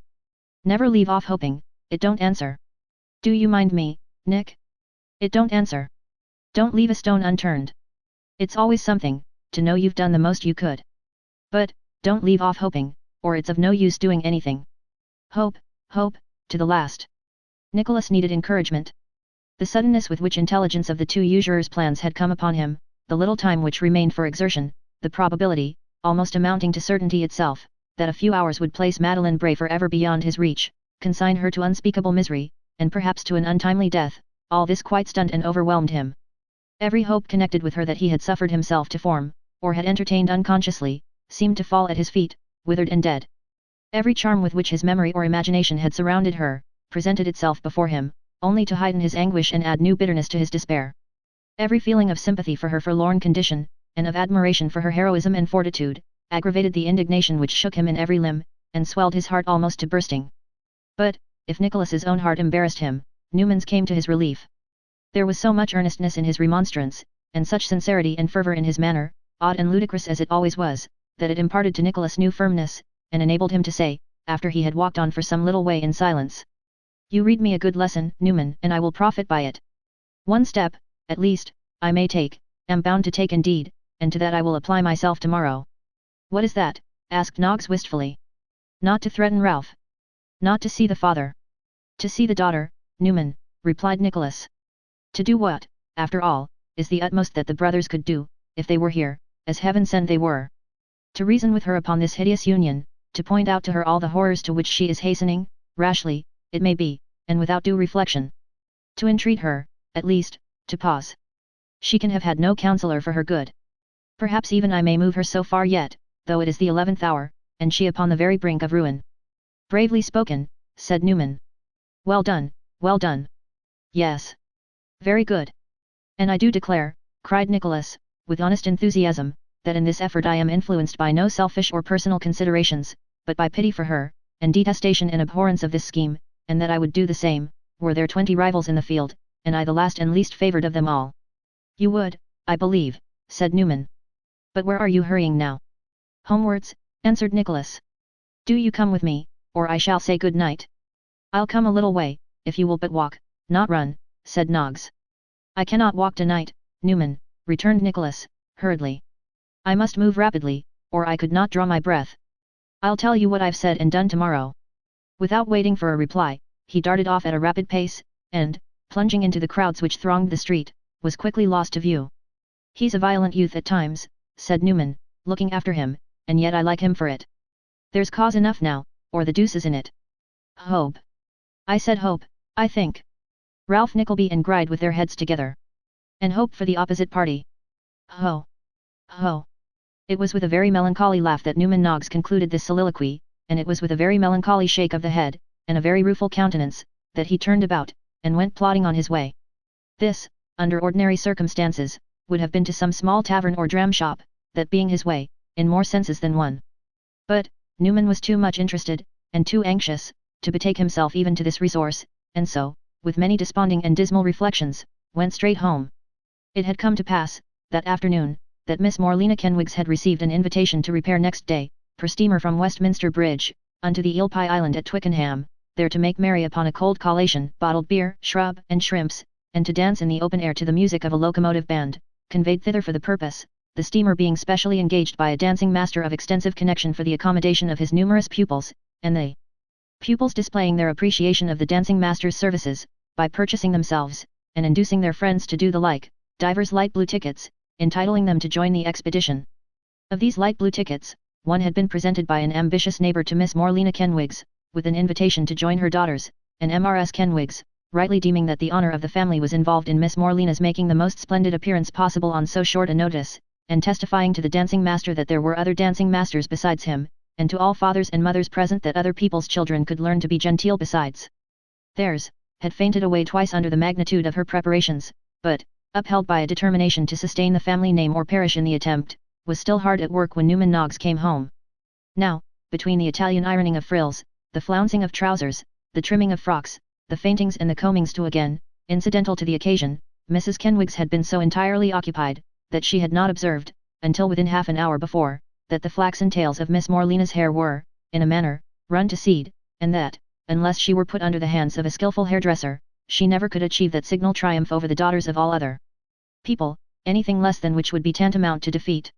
This discovery drove Mrs. Kenwigs to despair, for the hairdresser lived 3 streets and 8 dangerous crossings off. Morlena could not be trusted to go there alone, even if such a proceeding were strictly proper, of which Mrs. Kenwigs had her doubts. Mr. Kenwigs had not returned from business, and there was nobody to take her. So, Mrs. Kenwigs first slapped Miss Kenwigs for being the cause of her vexation, and then shed tears. "You ungrateful child," said Mrs. Kenwigs, "after I have gone through what I have, this night, for your good." "I can't help it, Ma," replied Morlena, also in tears, "my hair will grow." "Don't talk to me, you naughty thing," said Mrs. Kenwigs, "don't. Even if I was to trust you by yourself and you were to escape being run over, I know you'd run into Laura Chopkins, who was the daughter of the ambitious neighbour, and tell her what you are going to wear tomorrow. I know you would. You've no proper pride in yourself, and are not to be trusted out of sight for an instant." Deploring the evil-mindedness of her eldest daughter in these terms, Mrs. Kenwigs distilled fresh drops of vexation from her eyes, and declared that she did believe there never was anybody so tried as she was. Thereupon, Morlena Kenwigs wept afresh, and they bemoaned themselves together. Matters were at this point, as Newman Noggs was heard to limp past the door on his way upstairs, when Mrs. Kenwigs, gaining new hope from the sound of his footsteps, hastily removed from her countenance as many traces of her late emotion as were effaceable on so short a notice, and presenting herself before him, and representing their dilemma, entreated that he would escort Morlena to the hairdresser's shop. "I wouldn't ask you, Mr. Noggs," said Mrs. Kenwigs, "if I didn't know what a good, kind-hearted creature you are. No, not for worlds. I am a weak constitution, Mr. Noggs, but my spirit would no more let me ask a favour where I thought there was a chance of its being refused, than it would let me submit to see my children trampled down and trod upon, by envy and lowness." Newman was too good-natured not to have consented, even without this avowal of confidence on the part of Mrs. Kenwigs. Accordingly, a very few minutes had elapsed, when he and Miss Morlena were on their way to the hairdresser's. It was not exactly a hairdresser's, that is to say, people of a coarse and vulgar turn of mind might have called it a barber's, for they not only cut and curled ladies elegantly, and children carefully, but shaved gentlemen easily. Still, it was a highly genteel establishment, quite first-rate in fact, and there were displayed in the window, besides other elegancies, waxen busts of a light lady and a dark gentleman which were the admiration of the whole neighbourhood.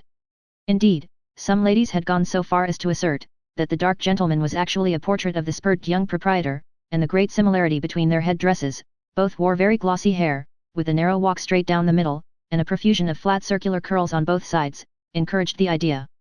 The better informed among the sex, however, made light of this assertion, for however willing they were, and they were very willing, to do full justice to the handsome face and figure of the proprietor, they held the countenance of the dark gentleman in the window to be an exquisite and abstract idea of masculine beauty, realized sometimes, perhaps, among angels and military men, but very rarely embodied to gladden the eyes of mortals.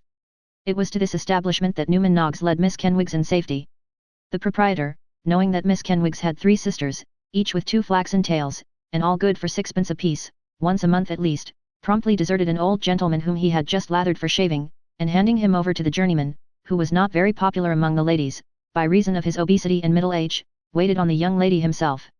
Just as this change had been effected, there presented himself for shaving, a big, burly, good-humoured coal-heaver with a pipe in his mouth, who, drawing his hand across his chin, requested to know when a shaver would be disengaged. The journeyman, to whom this question was put, looked doubtfully at the young proprietor, and the young proprietor looked scornfully at the coal-heaver, observing at the same time, "You won't get shaved here, my man." "Why not?" said the coal-heaver.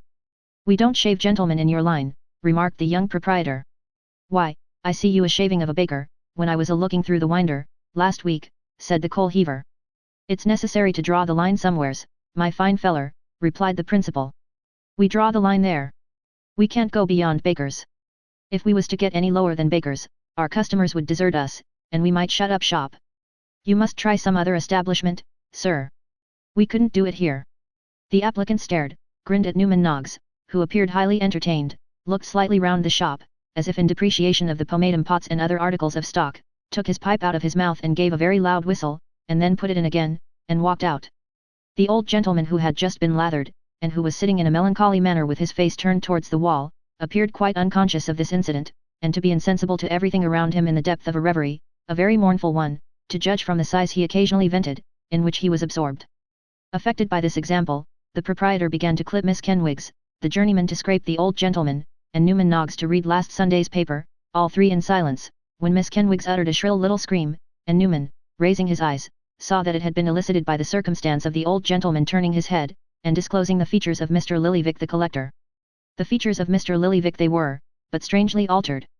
If ever an old gentleman had made a point of appearing in public, shaved close and clean, that old gentleman was Mr. Lillyvick. If ever a collector had borne himself like a collector, and assumed, before all men, a solemn and portentous dignity as if he had the world on his books and it was all 2 quarters in arrear, that collector was Mr. Lillyvick. And now, there he sat, with the remains of a beard at least a week old encumbering his chin, a soiled and crumpled shirt frill crouching, as it were, upon his breast, instead of standing boldly out, a demeanour so abashed and drooping, so despondent, and expressive of such humiliation, grief, and shame, that if the souls of 40 unsubstantial housekeepers, all of whom had had their water cut off for non-payment of the rate, could have been concentrated in one body, that one body could hardly have expressed such mortification and defeat as were now expressed in the person of Mr. Lillyvick the collector. Newman Noggs uttered his name, and Mr. Lillyvick groaned, then coughed to hide it. But the groan was a full-sized groan, and the cough was but a wheeze. "Is anything the matter?" said Newman Noggs. "Matter, sir," cried Mr. Lillyvick. "The plug of life is dry, sir, and but the mud is left." This speech, the style of which Newman attributed to Mr. Lillyvick's recent association with theatrical characters, not being quite explanatory, Newman looked as if he were about to ask another question, when Mr. Lillyvick prevented him by shaking his hand mournfully, and then waving his own. "Let me be shaved," said Mr. Lillyvick. It shall be done before Morlena. It is Morlena, isn't it? Yes, said Newman. Kenwigses have got a boy, haven't they? Inquired the collector. Again Newman said yes. Is it a nice boy? Demanded the collector. It ain't a very nasty one, returned Newman, rather embarrassed by the question. Susan Kenwigs used to say, observed the collector, that if ever she had another boy, she hoped it might be like me. Is this one like me, Mr. Noggs? This was a puzzling inquiry, but Newman evaded it, by replying to Mr. Lillyvick, that he thought the baby might possibly come like him in time. I should be glad to have somebody like me, somehow, said Mr. Lillyvick, before I die. You don't mean to do that, yet a while, said Newman. Unto which Mr. Lillyvick replied in a solemn voice, let me be shaved, and again consigning himself to the hands of the journeyman, said no more. This was remarkable behaviour. So remarkable did it seem to Miss Morlena, that young lady, at the imminent hazard of having her ear sliced off, had not been able to forbear looking round, some score of times, during the foregoing colloquy. Of her, however, Mr. Lillyvick took no notice, rather striving, so, at least, it seemed to Newman Noggs, to evade her observation, and to shrink into himself whenever he attracted her regards. Newman wondered very much what could have occasioned this altered behaviour on the part of the collector, but, philosophically reflecting that he would most likely know, sooner or later, and that he could perfectly afford to wait, he was very little disturbed by the singularity of the old gentleman's deportment. The cutting and curling being at last concluded, the old gentleman, who had been some time waiting, rose to go, and, walking out with Newman in his charge, took Newman's arm, and proceeded for some time without making any observation. Newman, who in power of taciturnity was excelled by few people, made no attempt to break silence, and so they went on, until they had very nearly reached Miss Morlena's home, when Mr. Lillyvick said, were the Kenwigses very much overpowered, Mr. Noggs, by that news? What news? Returned Newman. That about my being married, suggested Newman. Ah, replied Mr. Lillyvick, with another groan, this time not even disguised by a wheeze. It made Ma cry when she knew it, interposed Miss Morlena, but we kept it from her for a long time, and Pa was very low in his spirits, but he is better now, and I was very ill, but I am better too. Would you give your great-uncle Lillyvick a kiss if he was to ask you, Morlena? Said the collector, with some hesitation. Yes, Uncle Lillyvick, I would, returned Miss Morlena, with the energy of both her parents combined, but not Aunt Lillyvick. She's not an aunt of mine, and I'll never call her one.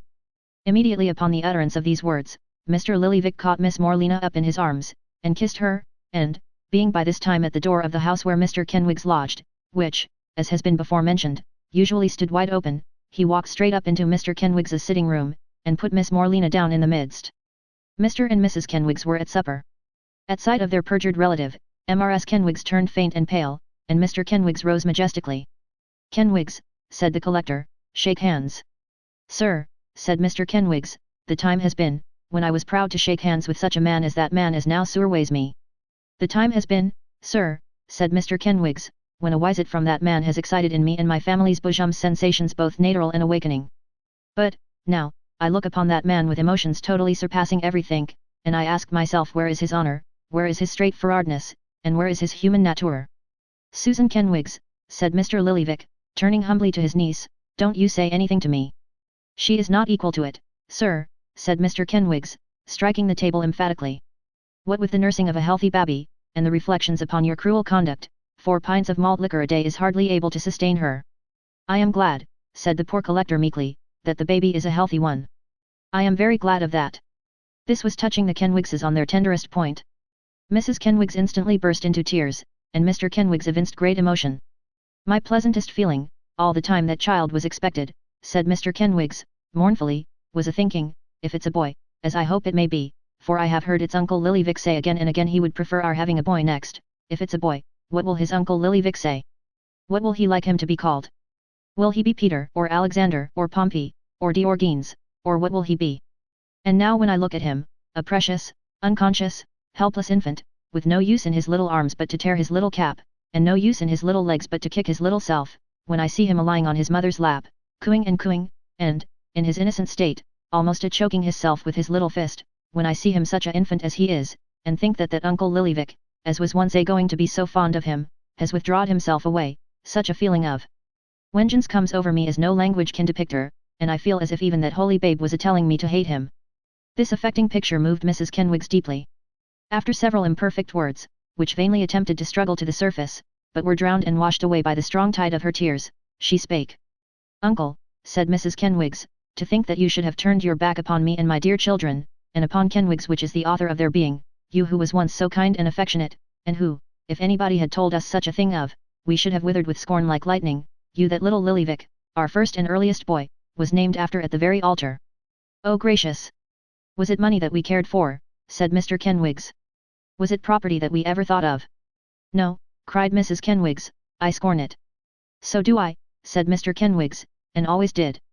"My feelings have been lance-rated," said Mrs. Kenwigs, "my heart has been torn asunder with anguish, I have been thrown back in my confinement, my unoffending infant has been rendered uncomfortable and fractious, Morlena has pined herself away to nothing, all this I forget and forgive, and with you, uncle, I never can quarrel.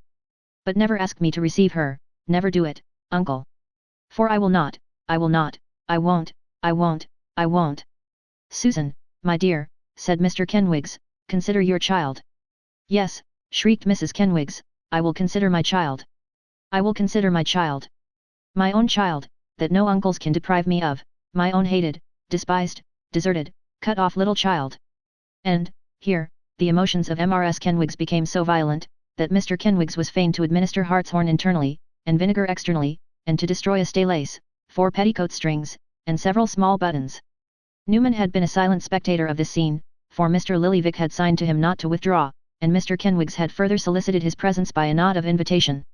When Mrs. Kenwigs had been, in some degree, restored, and Newman, as a person possessed of some influence with her, had remonstrated and begged her to compose herself, Mr. Lillyvick said in a faltering voice. "I never shall ask anybody here to receive I needn't mention the word, you know what I mean. Kenwigs and Susan, yesterday was a week she eloped with a half-pay captain." Mr. and Mrs. Kenwigs started together. "Eloped with a half-pay captain," repeated Mr. Lillyvick, "basely and falsely eloped with a half-pay captain. With a bottle-nosed captain that any man might have considered himself safe from. It was in this room," said Mr. Lillyvick, looking sternly round, "that I first see Henrietta Petowker. It is in this room that I turn her off, for ever." This declaration completely changed the whole posture of affairs. Mrs. Kenwigs threw herself upon the old gentleman's neck, bitterly reproaching herself for her late harshness, and exclaiming, if she had suffered, what must his sufferings have been? Mr. Kenwigs grasped his hand, and vowed eternal friendship and remorse. Mrs. Kenwigs was horror-stricken to think that she should ever have nourished in her bosom such a snake, adder, viper, serpent, and base crocodile as Henrietta Petowker. Mr. Kenwigs argued that she must have been bad indeed not to have improved by so long a contemplation of Mrs. Kenwigs's virtue. Mrs. Kenwigs remembered that Mr. Kenwigs had often said that he was not quite satisfied of the propriety of Miss Petowker's conduct, and wondered how it was that she could have been blinded by such a wretch. Mr. Kenwigs remembered that he had had his suspicions, but did not wonder why Mrs. Kenwigs had not had hers, as she was all chastity, purity, and truth, and Henrietta all baseness, falsehood, and deceit. And Mr. and Mrs. Kenwigs both said, with strong feelings and tears of sympathy, that everything happened for the best, and conjured the good collector not to give way to unavailing grief, but to seek consolation in the society of those affectionate relations whose arms and hearts were ever open to him. "Out of affection and regard for you, Susan and Kenwigs," said Mr. Lillyvick, "and not out of revenge and spite against her, for she is below it, I shall, tomorrow morning, settle upon your children, and make payable to the survivors of them when they come of age of marry, that money that I once meant to leave them in my will. The deed shall be executed tomorrow, and Mr. Noggs shall be one of the witnesses. He hears me promise this, and he shall see it done." Overpowered by this noble and generous offer, Mr. Kenwigs, Mrs. Kenwigs, and Miss Morlena Kenwigs, all began to sob together, and the noise of their sobbing, communicating itself to the next room, where the children lay abed, and causing them to cry too, Mr. Kenwigs rushed wildly in, and bringing them out in his arms, by two and two, tumbled them down in their nightcaps and gowns at the feet of Mr. Lillyvick, and called upon them to thank and bless him. "And now," said Mr. Lillyvick, when a heart-rending scene had ensued and the children were cleared away again, "give me some supper. This took place 20 mile from town. I came up this morning, and have been lingering about all day, without being able to make up my mind to come and see you. I humoured her in everything, she had her own way, she did just as she pleased, and now she has done this. There was 12 teaspoons and 24 pound in sovereigns, I missed them first, it's a trial, I feel I shall never be able to knock a double knock again, when I go my rounds, don't say anything more about it, please, the spoons were worth, never mind, never mind." With such muttered outpourings as these, the old gentleman shed a few tears, but, they got him into the elbow chair, and prevailed upon him, without much pressing, to make a hearty supper, and by the time he had finished his first pipe, and disposed of half a dozen glasses out of a crown bowl of punch, ordered by Mr. Kenwigs, in celebration of his return to the bosom of his family, he seemed, though still very humble, quite resigned to his fate, and rather relieved than otherwise by the flight of his wife. "When I see that man," said Mr. Kenwigs, with one hand round Mrs. Kenwigs's waist, his other hand supporting his pipe, which made him wink and cough very much, for he was no smoker, and his eyes on Morlena, who sat upon her uncle's knee, "when I see that man as mingling, once again, in the sphere which he adorns, and see his affections developing themselves in legitimate situations, I feel that his nature is as elwadded and expanded, as his standing afore society as a public character is unimpeached, and the wattices of my infant children provided for in life, seem to whisper to me softly, this is an awent at which Evans itself looks down." Chapter 53. Containing the further progress of the plot contrived by Mr. Ralph Nickleby and Mr. Arthur Gride. With that settled resolution, and steadiness of purpose to which extreme circumstances so often give birth, acting upon far less excitable and more sluggish temperaments than that which was the lot of Madeline Bray's admirer, Nicholas started, at dawn of day, from the restless couch which no sleep had visited on the previous night, and prepared to make that last appeal, by whose slight and fragile thread her only remaining hope of escape depended. Although, to restless and ardent minds, morning may be the fitting season for exertion and activity, it is not always at that time that hope is strongest or the spirit most sanguine and buoyant. In trying and doubtful positions, youth, custom, a steady contemplation of the difficulties which surround us, and a familiarity with them, imperceptibly diminish our apprehensions and beget comparative indifference, if not a vague and reckless confidence in some relief, the means or nature of which we care not to foresee. But when we come, fresh, upon such things in the morning, with that dark and silent gap between us and yesterday, with every link in the brittle chain of hope, to rivet afresh, our hot enthusiasm subdued, and cool calm reason substituted in its stead, doubt and misgiving revive. As the traveller sees farthest by day, and becomes aware of rugged mountains and trackless plains which the friendly darkness had shrouded from his sight and mind together, so, the wayfarer in the toilsome path of human life sees, with each returning sun, some new obstacle to surmount, some new height to be attained. Distances stretch out before him which, last night, were scarcely taken into account, and the light which gilds all nature with its cheerful beams, seems but to shine upon the weary obstacles that yet lie strewn between him and the grave. So thought Nicholas, when, with the impatience natural to a situation like his, he softly left the house, and, feeling as though to remain in bed were to lose most precious time, and to be up and stirring were in some way to promote the end he had in view, wandered into London, perfectly well knowing that for hours to come he could not obtain speech with Madeline, and could do nothing but wish the intervening time away. And, even now, as he paced the streets, and listlessly looked round on the gradually increasing bustle and preparation for the day, everything appeared to yield him some new occasion for despondency.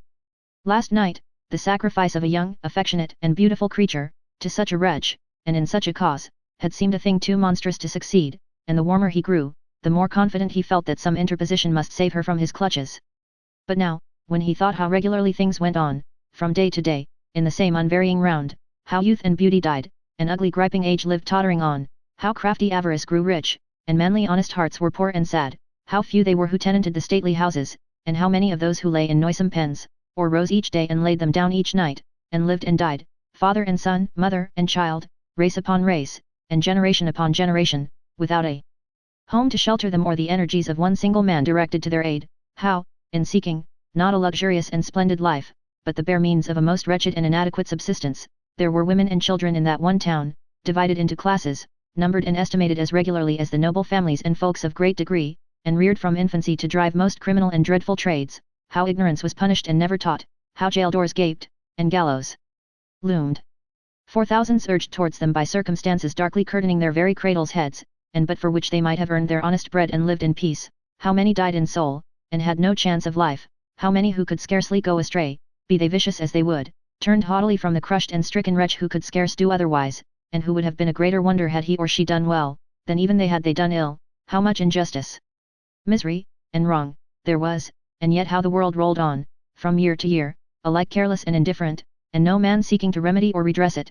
When he thought of all this, and selected from the mass the one slight case on which his thoughts were bent, he felt, indeed, that there was little ground for hope, and little reason why it should not form an atom in the huge aggregate of distress and sorrow, and add one small and unimportant unit to swell the great amount. But youth is not prone to contemplate the darkest side of a picture it can shift at will. By dint of reflecting on what he had to do, and reviving the train of thought which night had interrupted, Nicholas gradually summoned up his utmost energy, and when the morning was sufficiently advanced for his purpose, had no thought but that of using it to the best advantage. A hasty breakfast taken, and such affairs of business as required prompt attention disposed of, he directed his steps to the residence of Madeline Bray, whither he lost no time in arriving. It had occurred to him that, very possibly, the young lady might be denied, although to him she never had been, and he was still pondering upon the surest method of obtaining access to her in that case, when, coming to the door of the house, he found it had been left ajar, probably by the last person who had gone out. The occasion was not one upon which to observe the nicest ceremony, therefore, availing himself of this advantage, Nicholas walked gently upstairs and knocked at the door of the room into which he had been accustomed to be shown. Receiving permission to enter, from some person on the other side, he opened the door and walked in. Bray and his daughter were sitting there alone. It was nearly 3 weeks since he had seen her last, but there was a change in the lovely girl before him which told Nicholas, in startling terms, how much mental suffering had been compressed into that short time. There are no words which can express, nothing with which can be compared, the perfect pallor, the clear transparent whiteness, of the beautiful face which turned towards him when he entered. Her hair was a rich deep brown, but shading that face, and straying upon a neck that rivaled it in whiteness, it seemed by the strong contrast raven black. Something of wildness and restlessness there was in the dark eye, but there was the same patient look, the same expression of gentle mournfulness which he well remembered, and no trace of a single tear. Most beautiful, more beautiful, perhaps, than ever, there was something in her face which quite unmanned him, and appeared far more touching than the wildest agony of grief. It was not merely calm and composed, but fixed and rigid, as though the violent effort which had summoned that composure beneath her father's eye, while it mastered all other thoughts, had prevented even the momentary expression they had communicated to the features from subsiding, and had fastened it there, as an evidence of its triumph. The father sat opposite to her, not looking directly in her face, but glancing at her, as he talked with a gay air which ill disguised the anxiety of his thoughts. The drawing materials were not on their accustomed table, nor were any of the other tokens of her usual occupations to be seen. The little vases which Nicholas had always seen filled with fresh flowers were empty, or supplied only with a few withered stalks and leaves. The bird was silent. The cloth that covered his cage at night was not removed. His mistress had forgotten him. There are times when, the mind being painfully alive to receive impressions, a great deal may be noted at a glance. This was one, for Nicholas had but glanced round him when he was recognized by Mr. Bray, who said impatiently, "Now, sir, what do you want? Name your errand here, quickly, if you please, for my daughter and I are busily engaged with other and more important matters than those you come about. Come, sir, address yourself to your business at once." Nicholas could very well discern that the irritability and impatience of this speech were assumed, and that Bray, in his heart, was rejoiced at any interruption which promised to engage the attention of his daughter. He bent his eyes involuntarily upon the father as he spoke, and marked his uneasiness, for he coloured and turned his head away. The device, however, so far as it was a device for causing Madeline to interfere, was successful. She rose, and advancing towards Nicholas paused halfway, and stretched out her hand as expecting a letter. "Madeline," said her father impatiently, "my love, what are you doing?" "Miss Bray expects an enclosure perhaps," said Nicholas, speaking very distinctly, and with an emphasis she could scarcely misunderstand. "My employer is absent from England, or I should have brought a letter with me. I hope she will give me time, a little time. I ask a very little time." "If that is all you come about, sir," said Mr. Bray, "you may make yourself easy on that head." "Madeline, my dear, I didn't know this person was in your debt." A trifle, I believe," returned Madeline, faintly. "I suppose you think now," said Bray, wheeling his chair round and confronting Nicholas, "that, but for such pitiful sums as you bring here, because my daughter has chosen to employ her time as she has, we should starve." "I have not thought about it," returned Nicholas. "You have not thought about it," sneered the invalid. "You know you have thought about it, and have thought that, and think so every time you come here. Do you suppose, young man, that I don't know what little purse-proud tradesmen are, when, through some fortunate circumstances, they get the upper hand for a brief day, or think they get the upper hand, of a gentleman?" "My business," said Nicholas respectfully, "is with a lady." "With a gentleman's daughter, sir," returned the sick man, "and the pettifogging spirit is the same. But perhaps you bring orders, eh? Have you any fresh orders for my daughter, sir?" Nicholas understood the tone of triumph in which this interrogatory was put, but remembering the necessity of supporting his assumed character, produced a scrap of paper purporting to contain a list of some subjects for drawings which his employer desired to have executed, and with which he had prepared himself in case of any such contingency. "Oh," said Mr. Bray. "These are the orders, are they?" "Since you insist upon the term, sir, yes," replied Nicholas. "Then you may tell your master," said Bray, tossing the paper back again, with an exulting smile, "that my daughter, Miss Madeline Bray, condescends to employ herself no longer in such labours as these, that she is not at his beck and call, as he supposes her to be, that we don't live upon his money, as he flatters himself we do, that he may give whatever he owes us, to the first beggar that passes his shop, or add it to his own profits next time he calculates them, and that he may go to the devil for me. That's my acknowledgement of his orders, sir. And this is the independence of a man who sells his daughter as he has sold that weeping girl, thought Nicholas. The father was too much absorbed with his own exultation to mark the look of scorn which, for an instant, Nicholas could not have suppressed had he been upon the rack. There, he continued, after a short silence, you have your message and can retire, unless you have any further, any further orders. I have none, said Nicholas, nor, in the consideration of the station you once held, have I used that or any other word which, however harmless in itself, could be supposed to imply authority on my part or dependence on yours. I have no orders, but I have fears, fears that I will express, chafe as you may, fears that you may be consigning that young lady to something worse than supporting you by the labor of her hands, had she worked herself dead. These are my fears, and these fears I found upon your own demeanor. Your conscience will tell you, sir, whether I construe it well or not. For heaven's sake, cried Madeline, interposing in alarm between them. Remember, sir, he is ill. Ill, cried the invalid, gasping and catching for breath. Ill. Ill. I am bearded and bullied by a shop boy, and she beseeches him to pity me and remember I am ill. He fell into a paroxysm of his disorder, so violent that for a few moments Nicholas was alarmed for his life, but finding that he began to recover, he withdrew, after signifying by a gesture to the young lady that he had something important to communicate, and would wait for her outside the room. He could hear that the sick man came gradually, but slowly, to himself, and that without any reference to what had just occurred, as though he had no distinct recollection of it as yet, he requested to be left alone. Oh, thought Nicholas, that this slender chance might not be lost, and that I might prevail, if it were but for 1 week's time and reconsideration.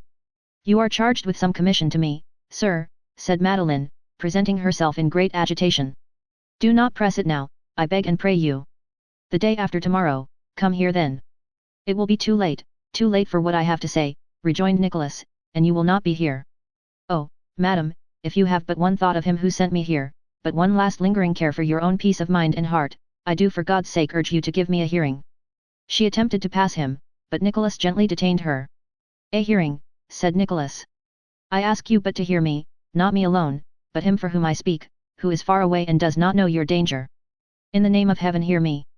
The poor attendant, with her eyes swollen and red with weeping, stood by, and to her Nicholas appealed in such passionate terms that she opened a side door, and, supporting her mistress into an adjoining room, beckoned Nicholas to follow them. Leave me, sir, pray, said the young lady. I cannot, will not leave you thus, returned Nicholas. I have a duty to discharge, and, either here, or in the room from which we have just now come, at whatever risk or hazard to Mr. Bray, I must beseech you to contemplate again the fearful course to which you have been impelled. What course is this you speak of, and impelled by whom, sir? Demanded the young lady, with an effort to speak proudly. I speak of this marriage, returned Nicholas, of this marriage, fixed for tomorrow, by one who never faltered in a bad purpose, or lent his aid to any good design, of this marriage, the history of which is known to me, better, far better, than it is to you. I know what web is wound about you. I know what men they are from whom these schemes have come. You are betrayed and sold for money, for gold, whose every coin is rusted with tears, if not red with the blood of ruined men, who have fallen desperately by their own mad hands. You say you have a duty to discharge, said Madeline, and so have I. And with the help of heaven I will perform it. Say rather with the help of devils, replied Nicholas, with the help of men, one of them your destined husband, who are. I must not hear this, cried the young lady, striving to repress a shudder, occasioned, as it seemed, even by this slight allusion to Arthur Gride. This evil, if evil it be, has been of my own seeking. I am impelled to this course by no one, but follow it of my own free will. You see I am not constrained or forced. Report this, said Madeline, to my dear friend and benefactor, and, taking with you my prayers and thanks for him and for yourself, leave me forever. Not until I have besought you, with all the earnestness and fervor by which I am animated, cried Nicholas, to postpone this marriage for 1 short week. Not until I have besought you to think more deeply than you can have done, influenced as you are, upon the step you are about to take. Although you cannot be fully conscious of the villainy of this man to whom you are about to give your hand, some of his deeds you know. You have heard him speak, and have looked upon his face. Reflect, reflect, before it is too late, on the mockery of plighting to him at the altar, faith in which your heart can have no share, of uttering solemn words, against which nature and reason must rebel, of the degradation of yourself in your own esteem, which must ensue, and must be aggravated every day, as his detested character opens upon you more and more. Shrink from the loathsome companionship of this wretch as you would from corruption and disease. Suffer toil and labor if you will, but shun him, and be happy. For, believe me, I speak the truth, the most abject poverty, the most wretched condition of human life, with a pure and upright mind, would be happiness to that which you must undergo as the wife of such a man as this. Long before Nicholas ceased to speak, the young lady buried her face in her hands, and gave her tears free way. In a voice at first inarticulate with emotion, but gradually recovering strength as she proceeded, she answered him. I will not disguise from you, sir, though perhaps I ought, that I have undergone great pain of mind, and have been nearly broken-hearted since I saw you last. I do not love this gentleman. The difference between our ages, tastes, and habits, forbids it. This he knows, and knowing, still offers me his hand. By accepting it, and by that step alone, I can release my father who is dying in this place, prolong his life, perhaps, for many years, restore him to comfort, I may almost call it affluence, and relieve a generous man from the burden of assisting one, by whom, I grieve to say, his noble heart is little understood. Do not think so poorly of me as to believe that I feign a love I do not feel. Do not report so ill of me, for that I could not bear. If I cannot, in reason or in nature, love the man who pays this price for my poor hand, I can discharge the duties of a wife, I can be all he seeks in me, and will. He is content to take me as I am. I have passed my word, and should rejoice, not weep, that it is so. I do. The interest you take in one so friendless and forlorn as I, the delicacy with which you have discharged your trust, the faith you have kept with me, have my warmest thanks, and, while I make this last feeble acknowledgement, move me to tears, as you see. But I do not repent, nor am I unhappy. I am happy in the prospect of all I can achieve so easily. I shall be more so when I look back upon it, and all is done, I know. Your tears fall faster as you talk of happiness, said Nicholas, and you shun the contemplation of that dark future which must be laden with so much misery to you. Defer this marriage for a week. For but 1 week. He was talking, when you came upon us just now, with such smiles as I remember to have seen of old, and have not seen for many and many a day, of the freedom that was to come tomorrow, said Madeline, with momentary firmness, of the welcome change, the fresh air, all the new scenes and objects that would bring fresh life to his exhausted frame. His eye grew bright, and his face lightened at the thought. I will not defer it for an hour. These are but tricks and wiles to urge you on, cried Nicholas. I'll hear no more, said Madeline, hurriedly, I have heard too much, more than I should, already. What I have said to you, sir, I have said is to that dear friend to whom I trust in you honourably to repeat it. Some time hence, when I am more composed and reconciled to my new mode of life, if I should live so long, I will write to him. Meantime, all holy angels shower blessings on his head, and prosper and preserve him. She was hurrying past Nicholas, when he threw himself before her, and implored her to think, but once again, upon the fate to which she was precipitately hastening. There is no retreat, said Nicholas, in an agony of supplication, no withdrawing. All regret will be unavailing, and deep and bitter it must be. What can I say, that will induce you to pause at this last moment? What can I do to save you?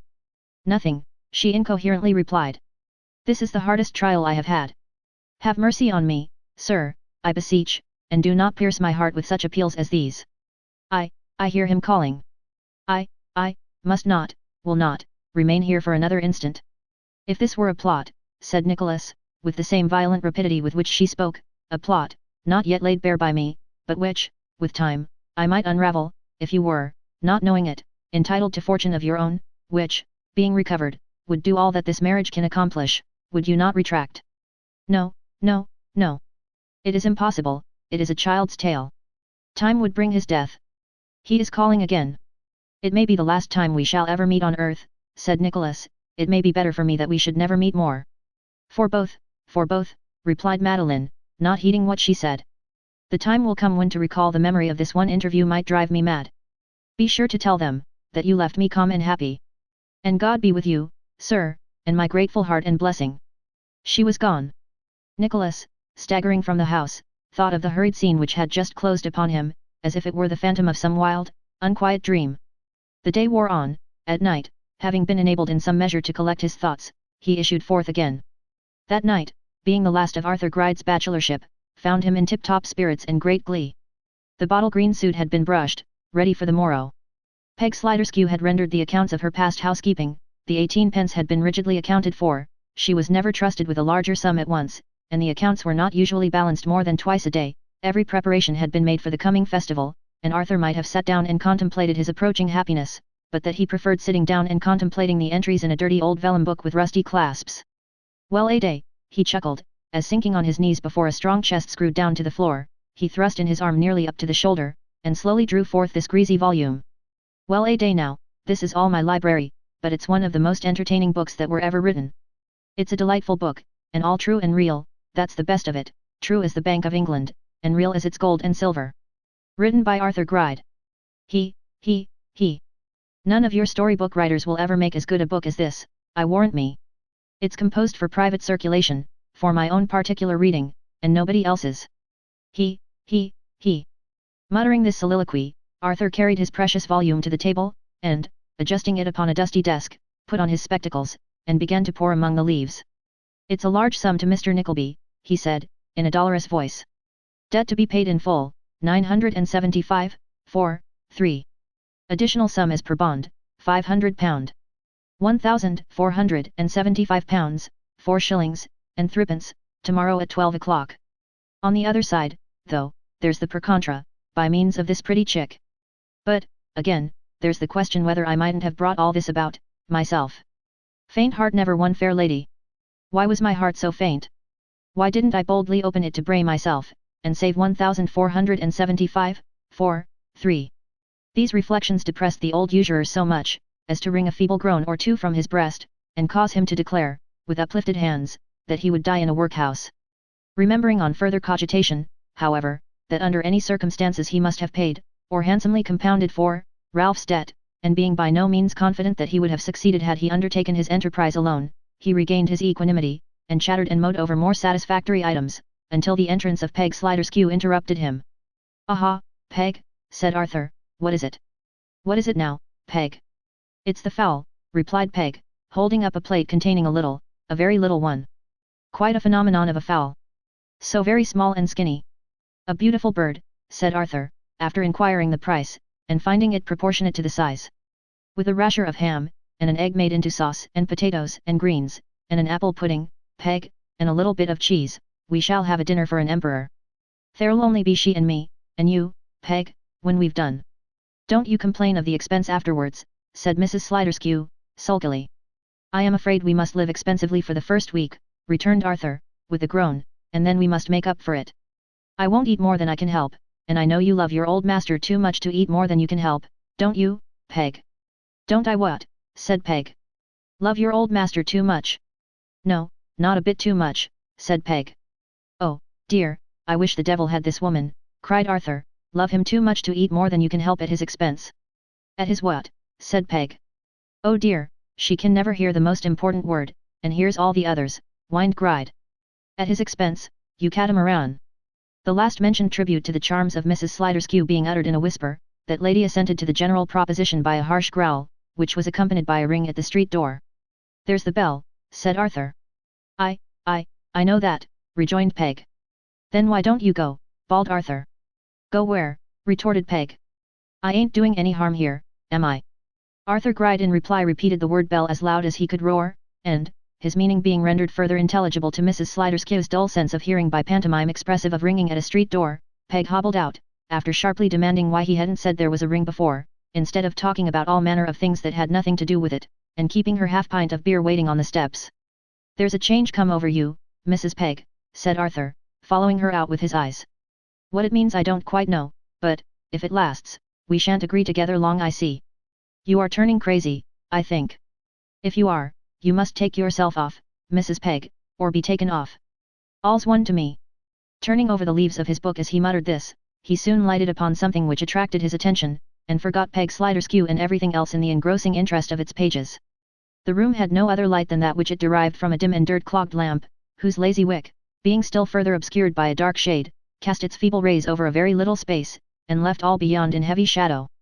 This lamp the moneylender had drawn so close to him, that there was only room between it and himself for the book over which he bent, and as he sat, with his elbows on the desk, and his sharp cheekbones resting on his hands, it only served to bring out his ugly features in strong relief, together with the little table at which he sat, and to shroud all the rest of the chamber in a deep sullen gloom.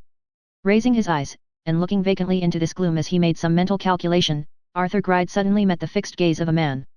"Thieves! Thieves!" shrieked the usurer, starting up and folding his book to his breast. "Robbers! Murder!" "What is the matter?" said the form, advancing. "Keep off!" cried the trembling wretch. "Is it a man or a? For what do you take me, if not for a man?" was the inquiry. Yes, cried Arthur Gride, shading his eyes with his hand, it is a man, and not a spirit. It is a man. Robbers! Robbers! For what are these cries raised? Unless indeed you know me, and have some purpose in your brain, said the stranger, coming close up to him. I am no thief. What then, and how come you here? Cried Gride, somewhat reassured, but still retreating from his visitor. What is your name, and what do you want? My name you need not know, was the reply. I came here, because I was shown the way by your servant. I have addressed you twice or thrice, but you were too profoundly engaged with your book to hear me, and I have been silently waiting until you should be less abstracted. What I want I will tell you, when you can summon up courage enough to hear and understand me. Arthur Gride, venturing to regard his visitor more attentively, and perceiving that he was a young man of good mien and bearing, returned to his seat, and muttering that there were bad characters about, and that this, with former attempts upon his house, had made him nervous, requested his visitor to sit down. This, however, he declined. Good God! I don't stand up to have you at an advantage, said Nicholas, for Nicholas it was, as he observed a gesture of alarm on the part of Gride. Listen to me. You are to be married tomorrow morning. No, rejoined Gride. Who said I was? How do you know that? No matter how, replied Nicholas, I know it. The young lady who is to give you her hand hates and despises you. Her blood runs cold at the mention of your name. The vulture and the lamb, the rat and the dove, could not be worse matched than you and she. You see I know her. Gride looked at him as if he were petrified with astonishment, but did not speak, perhaps lacking the power. You and another man, Ralph Nickleby by name, have hatched this plot between you, pursued Nicholas. You pay him for his share in bringing about this sale of Madeline Bray. You do. A lie is trembling on your lips, I see. He paused, but, Arthur making no reply, resumed again. You pay yourself by defrauding her. How or by what means, for I scorn to sully her cause by falsehood or deceit, I do not know, at present I do not know, but I am not alone or single-handed in this business. If the energy of man can compass the discovery of your fraud and treachery before your death, if wealth, revenge, and just hatred, can hunt and track you through your windings, you will yet be called to a dear account for this. We are on the scent already, judge you, who know what we do not, when we shall have you down. He paused again, and still Arthur Gride glared upon him in silence. If you were a man to whom I could appeal with any hope of touching his compassion or humanity, said Nicholas, I would urge upon you to remember the helplessness, the innocence, the youth, of this lady, her worth and beauty, her filial excellence, and last, and more than all, as concerning you more nearly, the appeal she has made to your mercy and your manly feeling. But, I take the only ground that can be taken with men like you, and ask what money will buy you off. Remember the danger to which you are exposed. You see I know enough to know much more with very little help. Bate some expected gain for the risk you save, and say what is your price. Old Arthur Gride moved his lips, but they only formed an ugly smile and were motionless again. You think, said Nicholas, that the price would not be paid. Miss Bray has wealthy friends who would coin their very hearts to save her in such a strait as this. Name your price, defer these nuptials for but a few days, and see whether those I speak of, shrink from the payment. Do you hear me? When Nicholas began, Arthur Gride's impression was, that Ralph Nickleby had betrayed him, but, as he proceeded, he felt convinced that however he had come by the knowledge he possessed, the part he acted was a genuine one, and that with Ralph he had no concern. All he seemed to know, for certain, was, that he, Gride, paid Ralph's debt, but that, to anybody who knew the circumstances of Bray's detention, even to Bray himself, on Ralph's own statement, must be perfectly notorious. As to the fraud on Madeline herself, his visitor knew so little about its nature or extent, that it might be a lucky guess, or a haphazard accusation. Whether or no, he had clearly no key to the mystery, and could not hurt him who kept it close within his own breast. The allusion to friends, and the offer of money, Gride held to be mere empty vapouring, for purposes of delay. And even if money were to be had, thought Arthur Gride, as he glanced at Nicholas, and trembled with passion at his boldness and audacity, I'd have that dainty chick for my wife, and cheat you of her, young smooth face. Long habit of weighing and noting well what clients said, and nicely balancing chances in his mind and calculating odds to their faces, without the least appearance of being so engaged, had rendered Gride quick in forming conclusions, and arriving, from puzzling, intricate, and often contradictory premises, at very cunning deductions. Hence it was that, as Nicholas went on, he followed him closely with his own constructions, and, when he ceased to speak, was as well prepared as if he had deliberated for a fortnight. I hear you, he cried, starting from his seat, casting back the fastenings of the window shutters, and throwing up the sash. Help here! Help! Help! What are you doing? Said Nicholas, seizing him by the arm. I'll cry robbers, thieves, murder, alarm the neighborhood, struggle with you, let loose some blood, and swear you came to rob me. If you don't quit my house," replied Gride, drawing in his head with a frightful grin, "I will." "Wretch!" cried Nicholas. "You'll bring your threats here, will you?" said Gride, whom jealousy of Nicholas and a sense of his own triumph had converted into a perfect fiend. "You, the disappointed lover? Oh dear! He! But you shan't have her, nor she you. She's my wife, my doting little wife. Do you think she'll miss you? Do you think she'll weep? I shall like to see her weep, I shan't mind it. She looks prettier in tears." "Villain," said Nicholas, choking with his rage. "1 minute more," cried Arthur Gride, "and I'll rouse the street with such screams, as, if they were raised by anybody else, should wake me even in the arms of pretty Madeline." "You hound," said Nicholas. "If you were but a younger man." "Oh yes," sneered Arthur Gride, "if I was but a younger man it wouldn't be so bad, but for me, so old and ugly. To be jilted by little Madeline for me." "Hear me," said Nicholas, "and be thankful I have enough command over myself not to fling you into the street, which no aid could prevent my doing if I once grappled with you. I have been no lover of this lady's. No contract or engagement, no word of love, has ever passed between us. She does not even know my name. I'll ask it for all that. I'll beg it of her with kisses," said Arthur Gride.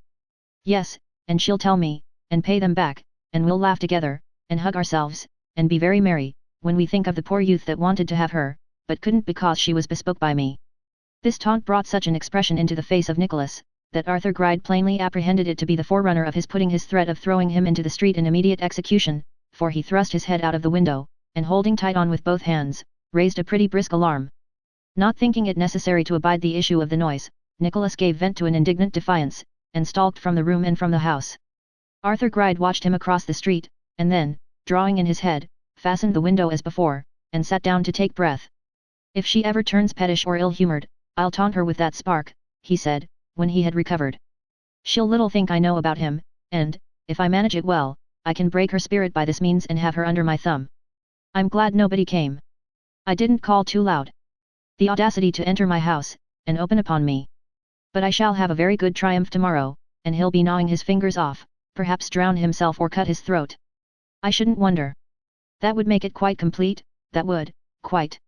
When he had become restored to his usual condition by these and other comments on his approaching triumph, Arthur Gride put away his book, and, having locked the chest with great caution, descended into the kitchen to warn Peg Sliderskew to bed, and scold her for having afforded such ready admission to a stranger. The unconscious Peg, however, not being able to comprehend the offence of which she had been guilty, he summoned her to hold the light, while he made a tour of the fastenings, and secured the street door with his own hands. "Top bolt," muttered Arthur, fastening as he spoke, "bottom bolt, chain, bar, double lock and key out to put under my pillow. So, if any more rejected admirers come, they may come through the keyhole.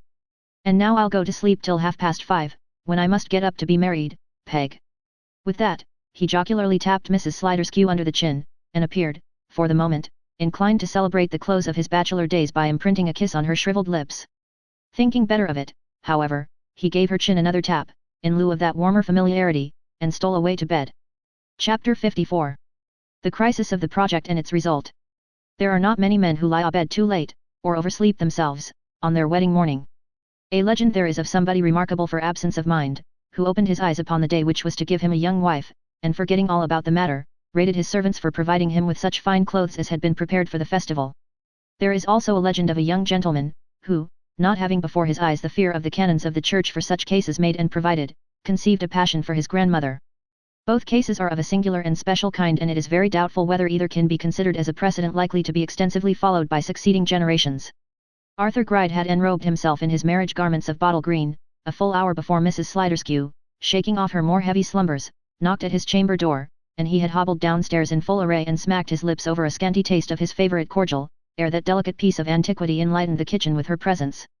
"Faugh," said Peg, grubbing, in the discharge of her domestic functions, among a scanty heap of ashes in the rusty grate. "Wedding indeed. A precious wedding. He wants somebody better than his old Peg to take care of him, does he? And what has he said to me, many and many a time, to keep me content with short food, small wages, and little fire? 'My will, Peg, my will,' says he, 'I'm a bachelor, no friends, no relations, Peg.' Lies. And now he's to bring home a new mistress, a baby-faced chit of a girl. If he wanted a wife, the fool, why couldn't he have one suitable to his age, and that knew his ways? 'She won't come in my way,' he says.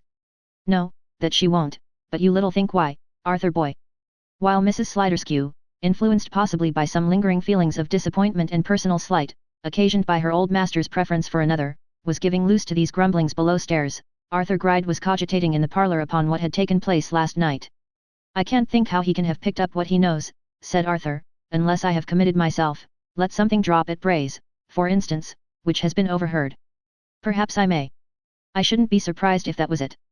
Mr. Nickleby was often angry at my talking to him before we got outside the door. I mustn't tell him that part of the business, or he'll put me out of sorts, and make me nervous for the day. Ralph was universally looked up to, and recognized among his fellows as a superior genius, but upon Arthur Gride his stern unyielding character and consummate art had made so deep an impression, that he was actually afraid of him. Cringing and cowardly to the core by nature, Arthur Gride humbled himself in the dust before Ralph Nickleby, and, even when they had not this stake in common, would have licked his shoes and crawled upon the ground before him rather than venture to return him word for word, or retort upon him in any other spirit than one of the most slavish and abject sycophancy. To Ralph Nickleby's, Arthur Gride now betook himself according to appointment, and to Ralph Nickleby he related how, last night, some young blustering blade, whom he had never seen, forced his way into his house, and tried to frighten him from the proposed nuptials. Told, in short, what Nicholas had said and done, with the slight reservation upon which he had determined.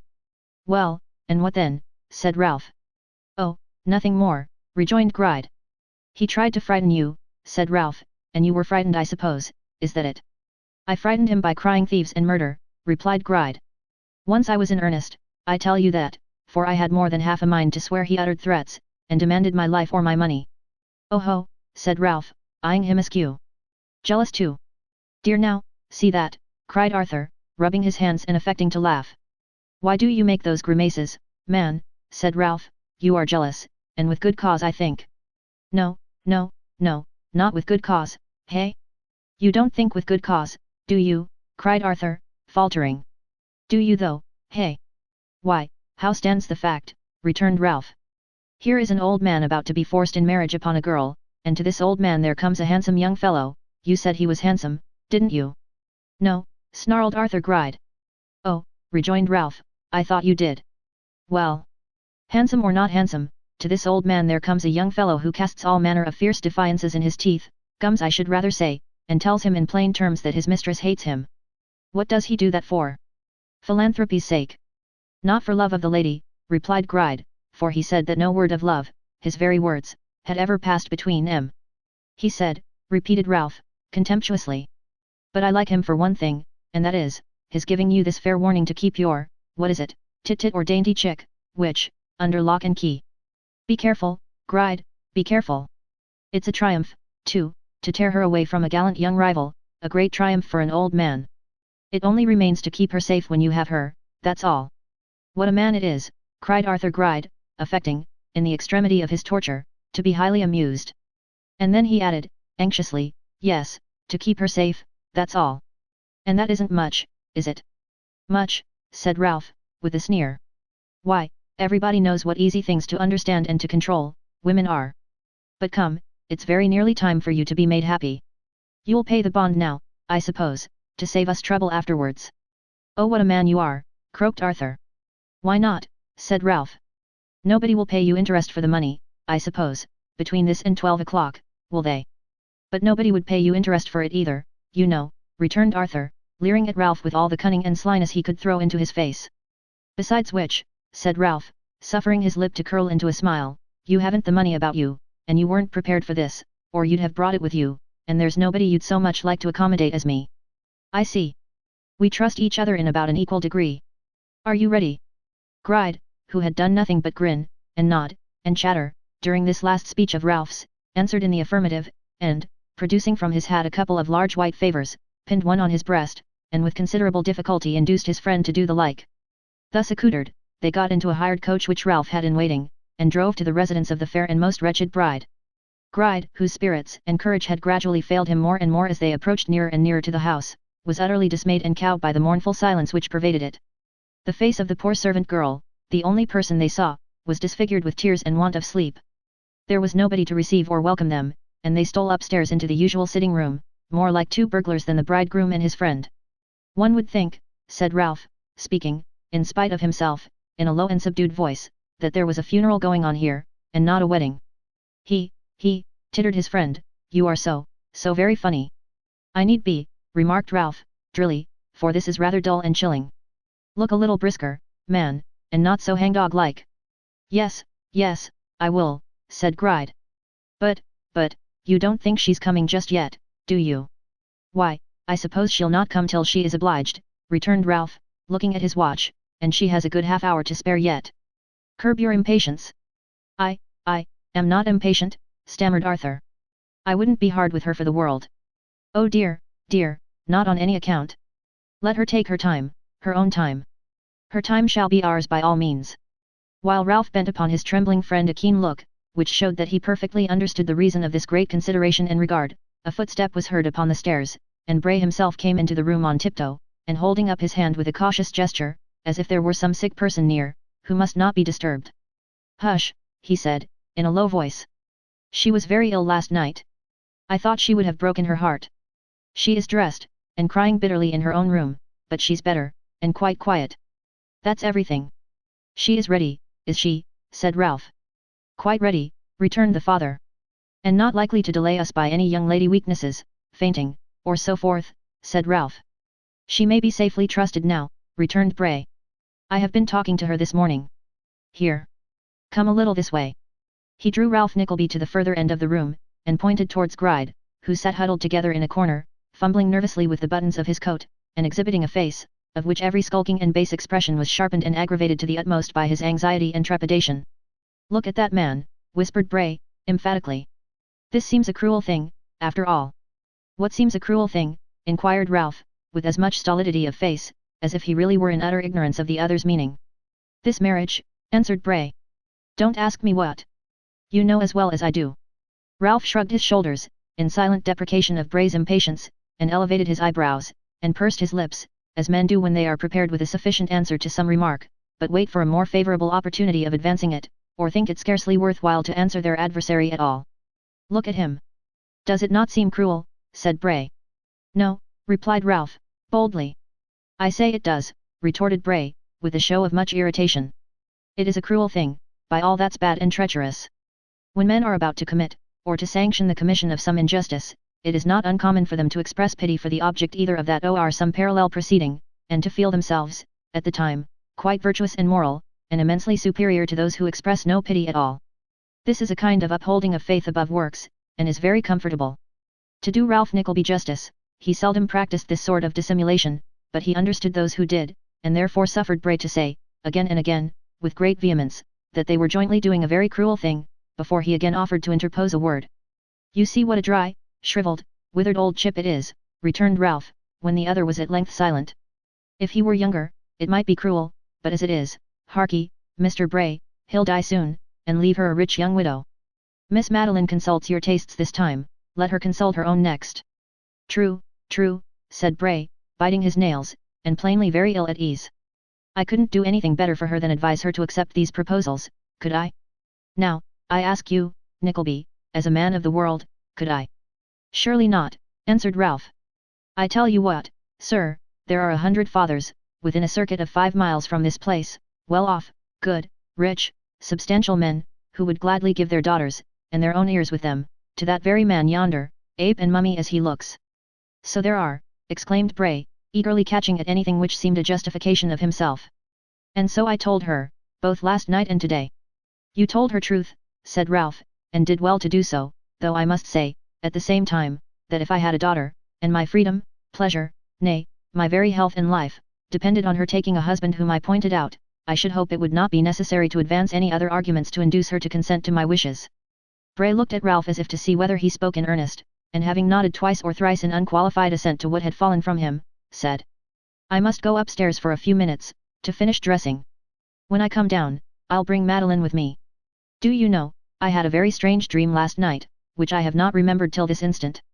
I dreamt that it was this morning, and you and I had been talking as we have been this minute, that I went upstairs, for the very purpose for which I am going now, and that as I stretched out my hand to take Madeline's, and lead her down, the floor sunk with me, and after falling from such an indescribable and tremendous height as the imagination scarcely conceives, except in dreams, I alighted in a grave.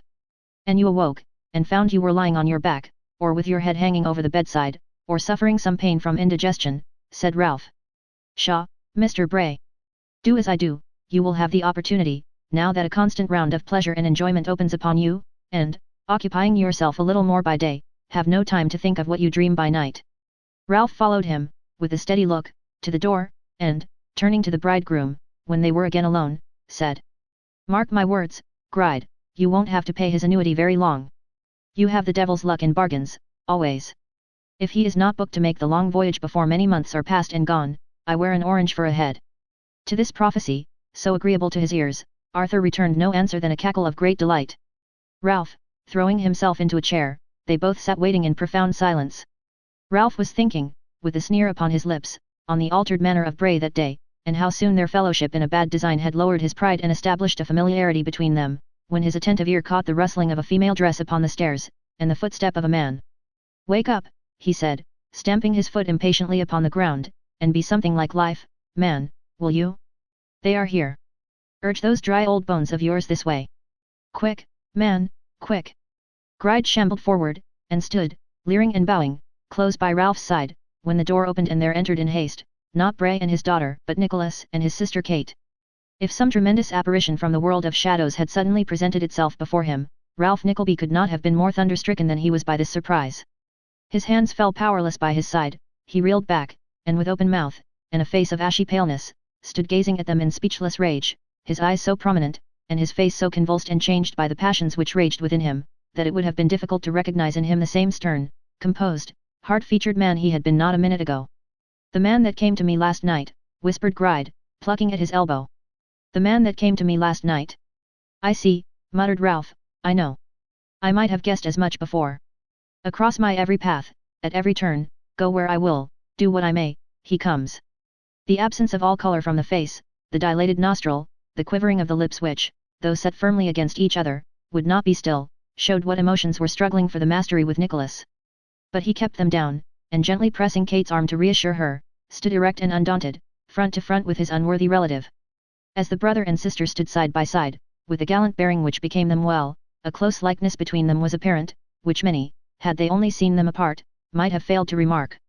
The air, carriage, and very look and expression of the brother were all reflected in the sister, but softened and refined to the nicest limit of feminine delicacy and attraction. More striking still was some indefinable resemblance, in the face of Ralph, to both. While they had never looked more handsome, nor he more ugly, while they had never held themselves more proudly, nor he shrunk half so low, there never had been a time when this resemblance was so perceptible, or when all the worst characteristics of a face rendered coarse and harsh by evil thoughts were half so manifest as now. "Away," was the first word he could utter as he literally gnashed his teeth. "Away! What brings you here? Liar, scoundrel, dastard, thief!" "I come here," said Nicholas in a low deep voice, "to save your victim if I can. Liar and scoundrel you are, in every action of your life, theft is your trade, and double dastard you must be, or you were not here today. Hard words will not move me, nor would hard blows. Here I stand, and will, till I have done my errand." "Girl," said Ralph, "retire. We can use force to him, but I would not hurt you if I could help it. Retire, you weak and silly wench, and leave this dog to be dealt with as he deserves." "I will not retire," cried Kate, with flashing eyes and the red blood mantling in her cheeks. "You will do him no hurt that he will not repay. You may use force with me, I think you will, for I am a girl, and that would well become you. But if I have a girl's weakness, I have a woman's heart, and it is not you who in a cause like this can turn that from its purpose." "And what may your purpose be, most lofty lady?" said Ralph. "To offer to the unhappy subject of your treachery, at this last moment," replied Nicholas, "a refuge and a home. If the near prospect of such a husband as you have provided will not prevail upon her, I hope she may be moved by the prayers and entreaties of one of her own sex. At all events they shall be tried. I myself, avowing to her father from whom I come and by whom I am commissioned, will render it an act of greater baseness, meanness, and cruelty in him if he still dares to force this marriage on. Here I wait to see him and his daughter. For this I came and brought my sister even into your presence. Our purpose is not to see or speak with you, therefore to you we stoop to say no more." "Indeed," said Ralph. "You persist in remaining here, ma'am, do you?" His niece's bosom heaved with the indignant excitement into which he had lashed her, but she gave him no reply. "Now, Gride, see here," said Ralph. "This fellow, I grieve to say my brother's son, a reprobate and profligate, stained with every mean and selfish crime, this fellow, coming here today to disturb a solemn ceremony, and knowing that the consequence of his presenting himself in another man's house at such a time, and persisting in remaining there, must be his being kicked into the streets and dragged through them like the vagabond he is. This fellow, mark you, brings with him his sister as a protection, thinking we would not expose a silly girl to the degradation and indignity which is no novelty to him, and, even after I have warned her of what must ensue, he still keeps her by him, as you see, and clings to her apron strings like a cowardly boy to his mother's. Is not this a pretty fellow to talk as big as you have heard him now?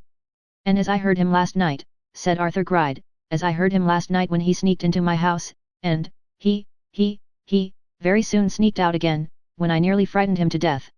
And he wanting to marry Miss Madeline too. Oh dear! Is there anything else he'd like?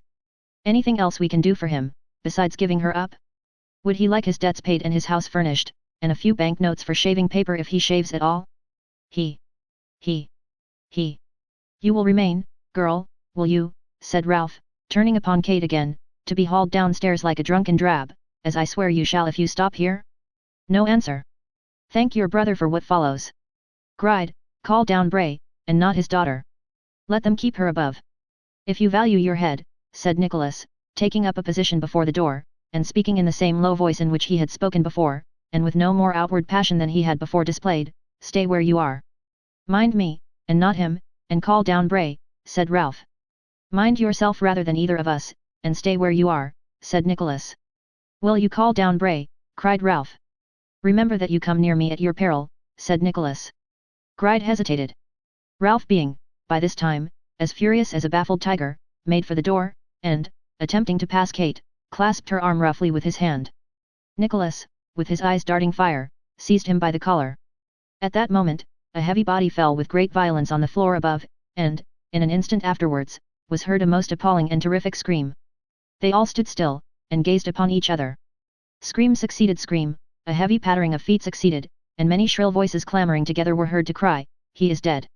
"Stand off!" cried Nicholas, letting loose all the passion he had restrained till now. "If this is what I scarcely dare to hope it is, you are caught, villains, in your own toils." He burst from the room, and, darting upstairs to the quarter from whence the noise proceeded, forced his way through a crowd of persons who quite filled a small bedchamber, and found Bray lying on the floor quite dead, his daughter clinging to the body. "How did this happen?" he cried, looking wildly about him.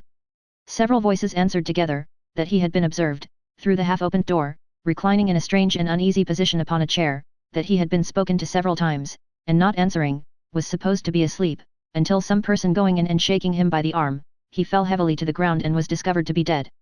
"Who is the owner of this house?" said Nicholas, hastily. An elderly woman was pointed out to him, and to her he said, as he knelt down and gently unwound Madeline's arms from the lifeless mass round which they were entwined, "I represent this lady's nearest friends, as her servant here knows, and must remove her from this dreadful scene. This is my sister to whose charge you confide her. My name and address are upon that card, and you shall receive from me all necessary directions for the arrangements that must be made. Stand aside, every one of you, and give me room and air for God's sake." The people fell back, scarce wondering more at what had just occurred, than at the excitement and impetuosity of him who spoke. Nicholas, taking the insensible girl in his arms, bore her from the chamber and downstairs into the room he had just quitted, followed by his sister and the faithful servant, whom he charged to procure a coach directly, while he and Kate bent over their beautiful charge and endeavoured, but in vain, to restore her to animation. The girl performed her office with such expedition, that in a very few minutes the coach was ready. Ralph Nickleby and Gride, stunned and paralysed by the awful event which had so suddenly overthrown their schemes, it would not otherwise, perhaps, have made much impression on them, and carried away by the extraordinary energy and precipitation of Nicholas, which bore down all before him, looked on at these proceedings like men in a dream or trance. It was not until every preparation was made for Madeline's immediate removal that Ralph broke silence by declaring she should not be taken away. "Who says so?" cried Nicholas, rising from his knee and confronting them, but still retaining Madeline's lifeless hand in his. "I," answered Ralph, hoarsely. "Hush, hush," cried the terrified Gride, catching him by the arm again. "Hear what he says." "I," said Nicholas, extending his disengaged hand in the air, "hear what he says. That both your debts are paid in the one great debt of nature. That the bond, due today at 12, is now waste paper. That your contemplated fraud shall be discovered yet. That your schemes are known to man, and overthrown by heaven. Wretches, that he defies you both to do your worst. This man," said Ralph, in a voice scarcely intelligible, "this man claims his wife, and he shall have her. That man claims what is not his, and he should not have her if he were 50 men, with 50 more to back him," said Nicholas. "Who shall prevent him?" "I will." "By what right I should like to know," said Ralph. By what right, I ask? By this right. That, knowing what I do, you dare not tempt me further, said Nicholas, and by this better right, that those I serve, and with whom you would have done me base wrong and injury, are her nearest and her dearest friends. In their name I bear her hence. Give way. One word, cried Ralph, foaming at the mouth. Not one, replied Nicholas, I will not hear of one, save this. Look to yourself, and heed this warning that I give you. Your day is past, and night is common on. My curse, my bitter, deadly curse, upon you, boy. Whence will curses come at your command? Or what avails a curse or blessing from a man like you? I tell you, that misfortune and discovery are thickening about your head, that the structures you have raised, through all your ill-spent life, are crumbling into dust, that your path is beset with spies, that this very day, 10,000 pounds of your hoarded wealth have gone in one great crash. 'Tis false, cried Ralph, shrinking back. 'Tis true, and you shall find it so. I have no more words to waste. Stand from the door. Kate, do you go first. Lay not a hand on her, or on that woman, or on me, or so much a brush their garments as they pass you by, you let them pass, and he blocks the door again. Arthur Gride happened to be in the doorway, but whether intentionally or from confusion was not quite apparent. Nicholas swung him away, with such violence as to cause him to spin round the room until he was caught by a sharp angle of the wall, and there knocked down, and then taking his beautiful burden in his arms rushed out. No one cared to stop him, if any were so disposed. Making his way through a mob of people, whom a report of the circumstances had attracted round the house, and carrying Madeline, in his excitement, as easily as if she were an infant, he reached the coach in which Kate and the girl were already waiting, and, confiding his charge to them, jumped up beside the coachman and bade him drive away. Chapter 55. Of Family Matters, Cares, Hopes, Disappointments, and Sorrows. Although Mrs. Nickleby had been made acquainted by her son and daughter with every circumstance of Madeline Bray's history which was known to them, although the responsible situation in which Nicholas stood had been carefully explained to her, and she had been prepared, even for the possible contingency of having to receive the young lady in her own house, improbable as such a result had appeared only a few minutes before it came about, still, Mrs. Nickleby, from the moment when this confidence was first reposed in her, late on the previous evening, had remained in an unsatisfactory and profoundly mystified state, from which no explanations or arguments could relieve her, and which every fresh soliloquy and reflection only aggravated more and more. Bless my heart, Kate, so the good lady argued, if the Mr. Cheerybless don't want this young lady to be married, why don't they file a bill against the Lord Chancellor, make her a Chancery ward, and shut her up in the Fleet prison for safety? I have read of such things in the newspapers 100 times. Or, if they are so very fond of her as Nicholas says they are, why don't they marry her themselves, one of them I mean? And even supposing they don't want her to be married, and don't want to marry her themselves, why in the name of wonder should Nicholas go about the world, forbidding people's banns? I don't think you quite understand, said Kate, gently. Well, I am sure, Kate, my dear, you're very polite, replied Mrs. Nickleby. I have been married myself, I hope, and I have seen other people married. Not understand, indeed. I know you have had great experience, dear mamma, said Kate, I mean that perhaps you don't quite understand all the circumstances in this instance. We have stated them awkwardly, I dare say. That I dare say you have, retorted her mother, briskly. That's very likely. I am not to be held accountable for that, though, at the same time, as the circumstances speak for themselves, I shall take the liberty, my love, of saying that I do understand them, and perfectly well too, whatever you and Nicholas may choose to think to the contrary. Why is such a great fuss made because this Miss Magdalen is going to marry somebody who is older than herself? Your poor papa was older than I was, 4 years and a half older. Jane Dibobs, the Dibobses lived in the beautiful little thatched white house 1 story high, covered all over with ivy and creeping plants, with an exquisite little porch with twining honeysuckles and all sorts of things, where the earwigs used to fall into one's tea on a summer evening, and always fell upon their backs and kicked dreadfully, and where the frogs used to get into the rushlight shades when one stopped all night, and sit up and look through the little holes like Christians. Jane Dibobs, she married a man who was a great deal older than herself, and would marry him, notwithstanding all that could be said to the contrary, and she was so fond of him that nothing was ever equal to it. There was no fuss made about Jane Dibobs, and her husband was a most honourable and excellent man, and everybody spoke well of him. Then why should there be any fuss about this Magdalen? Her husband is much older, he is not her own choice, his character is the very reverse of that which you have just described. Don't you see a broad distinction between the two cases, said Kate. To this, Mrs. Nickleby only replied that she durst say she was very stupid, indeed she had no doubt she was, for her own children almost as much as told her so, every day of her life. To be sure she was a little older than they, and perhaps some foolish people might think she ought reasonably to know best. However, no doubt she was wrong, of course she was, she always was, She couldn't be right, she couldn't be expected to be, so she had better not expose herself any more, and to all Kate's conciliations and concessions for an hour ensuing, the good lady gave no other replies than oh, certainly, why did they ask her, her opinion was of no consequence, it didn't matter what she said, with many other rejoinders of the same class. In this frame of mind, expressed, when she had become too resigned for speech, by nods of the head, upliftings of the eyes, and little beginnings of groans, converted, as they attracted attention, into short coughs, Mrs. Nickleby remained until Nicholas and Kate returned with the object of their solicitude, when, having by this time asserted her own importance, and becoming besides interested in the trials of one so young and beautiful, she not only displayed the utmost zeal and solicitude, but took great credit to herself for recommending the course of procedure which her son had adopted, frequently declaring, with an expressive look, that it was very fortunate things were as they were, and hinting, that but for great encouragement and wisdom on her own part, they never could have been brought to that pass. Not to strain the question whether Mrs. Nickleby had or had not any great hand in bringing matters about, it is unquestionable that she had strong ground for exultation. The brothers, on their return, bestowed such commendations on Nicholas for the part he had taken, and evinced so much joy at the altered state of events and the recovery of their young friend from trials so great and dangers so threatening, that, as she more than once informed her daughter, she now considered the fortunes of the family as good as made. Mr. Charles Cheeryble, indeed, Mrs. Nickleby positively asserted, had, in the first transports of his surprise and delight, as good as said so. Without precisely explaining what this qualification meant, she subsided, whenever she mentioned the subject, into such a mysterious and important state, and had such visions of wealth and dignity in perspective, that, vague and clouded though they were, she was, at such times, almost as happy as if she had really been permanently provided for, on a scale of great splendor. The sudden and terrible shock she had received, combined with the great affliction and anxiety of mind which she had, for a long time, endured, proved too much for Madeline's strength. Recovering from the state of stupefaction into which the sudden death of her father happily plunged her, she only exchanged that condition for one of dangerous and active illness. When the delicate physical powers which have been sustained by an unnatural strain upon the mental energies and a resolute determination not to yield, at last give way, their degree of prostration is usually proportionate to the strength of the effort which has previously upheld them. Thus it was that the illness which fell on Madeline was of no slight or temporary nature, but one which, for a time, threatened her reason, and, scarcely worse, her life itself.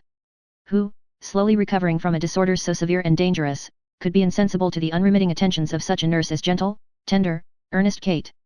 On whom could the sweet soft voice, the light step, the delicate hand, the quiet, cheerful, noiseless discharge of those thousand little offices of kindness and relief which we feel so deeply when we are ill, and forget so lightly when we are well, on whom could they make so deep an impression as on a young heart stored with every pure and true affection that women cherish, almost a stranger to the endearments and devotion of its own sex, save as it learnt them from itself, and rendered, by calamity and suffering, keenly susceptible of the sympathy so long unknown and so long sought in vain? What wonder that days became as years in knitting them together? What wonder, if with every hour of returning health, there came some stronger and sweeter recognition of the praises which Kate, when they recalled old scenes, they seemed old now, and to have been acted years ago, would lavish on her brother? Where would have been the wonder, even, if those praises had found a quick response in the breast of Madeline, and if, with the image of Nicholas so constantly recurring in the features of his sister that she could scarcely separate the two, she had sometimes found it equally difficult to assign to each the feelings they had first inspired, and had imperceptibly mingled with her gratitude to Nicholas, some of that warmer feeling which she had assigned to Kate. "My dear," Mrs. Nickleby would say, coming into the room with an elaborate caution, calculated to discompose the nerves of an invalid rather more than the entry of a horse soldier at full gallop, "how do you find yourself tonight? I hope you are better." "Almost well, Mamma," Kate would reply, laying down her work, and taking Madeline's hand in hers. "Kate," Mrs. Nickleby would say, reprovingly, "don't talk so loud," the worthy lady herself talking in a whisper that would have made the blood of the stoutest man run cold in his veins. Kate would take this reproof very quietly, and Mrs. Nickleby, making every board creak and every thread rustle as she moved stealthily about, would add, "My son Nicholas has just come home, and I have come, according to custom, my dear, to know, from your own lips, exactly how you are, for he won't take my account, and never will." "He is later than usual tonight," perhaps Madeline would reply. "Nearly half an hour. Well, I never saw such people in all my life as you are, for time, up here." Mrs. Nickleby would exclaim in great astonishment, "I declare I never did. I had not the least idea that Nicholas was after his time, not the smallest. Mr. Nickleby used to say, your poor papa, I am speaking of, Kate my dear, used to say, that appetite was the best clock in the world, but you have no appetite, my dear Miss Bray. I wish you had, and upon my word I really think you ought to take something that would give you one.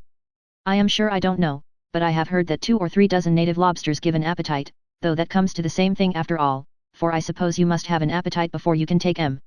If I said lobsters, I meant oysters, but of course it's all the same, though really how you came to know about Nicholas. We happened to be just talking about him, Mama, that was it. You never seem to me to be talking about anything else, Kate, and upon my word I am quite surprised at your being so very thoughtless. You can find subjects enough to talk about sometimes, and when you know how important it is to keep up Miss Bray's spirits, and interest her, and all that, it really is quite extraordinary to me what can induce you to keep on prose, din, everlastingly, upon the same theme. You are a very kind nurse, Kate, and a very good one, and I know you mean very well, but I will say this, that if it wasn't for me, I really don't know what would become of Miss Bray's spirits, and so I tell the doctor every day. He says he wonders how I sustain my own, and I am sure I very often wonder myself how I can contrive to keep up as I do. Of course it's an exertion, but still, when I know how much depends upon me in this house, I am obliged to make it. There's nothing praiseworthy in that, but it's necessary, and I do it. With that, Mrs. Nickleby would draw up a chair, and for some 3/4 of an hour run through a great variety of distracting topics in the most distracting manner possible, tearing herself away, at length, on the plea that she must now go and amuse Nicholas while he took his supper.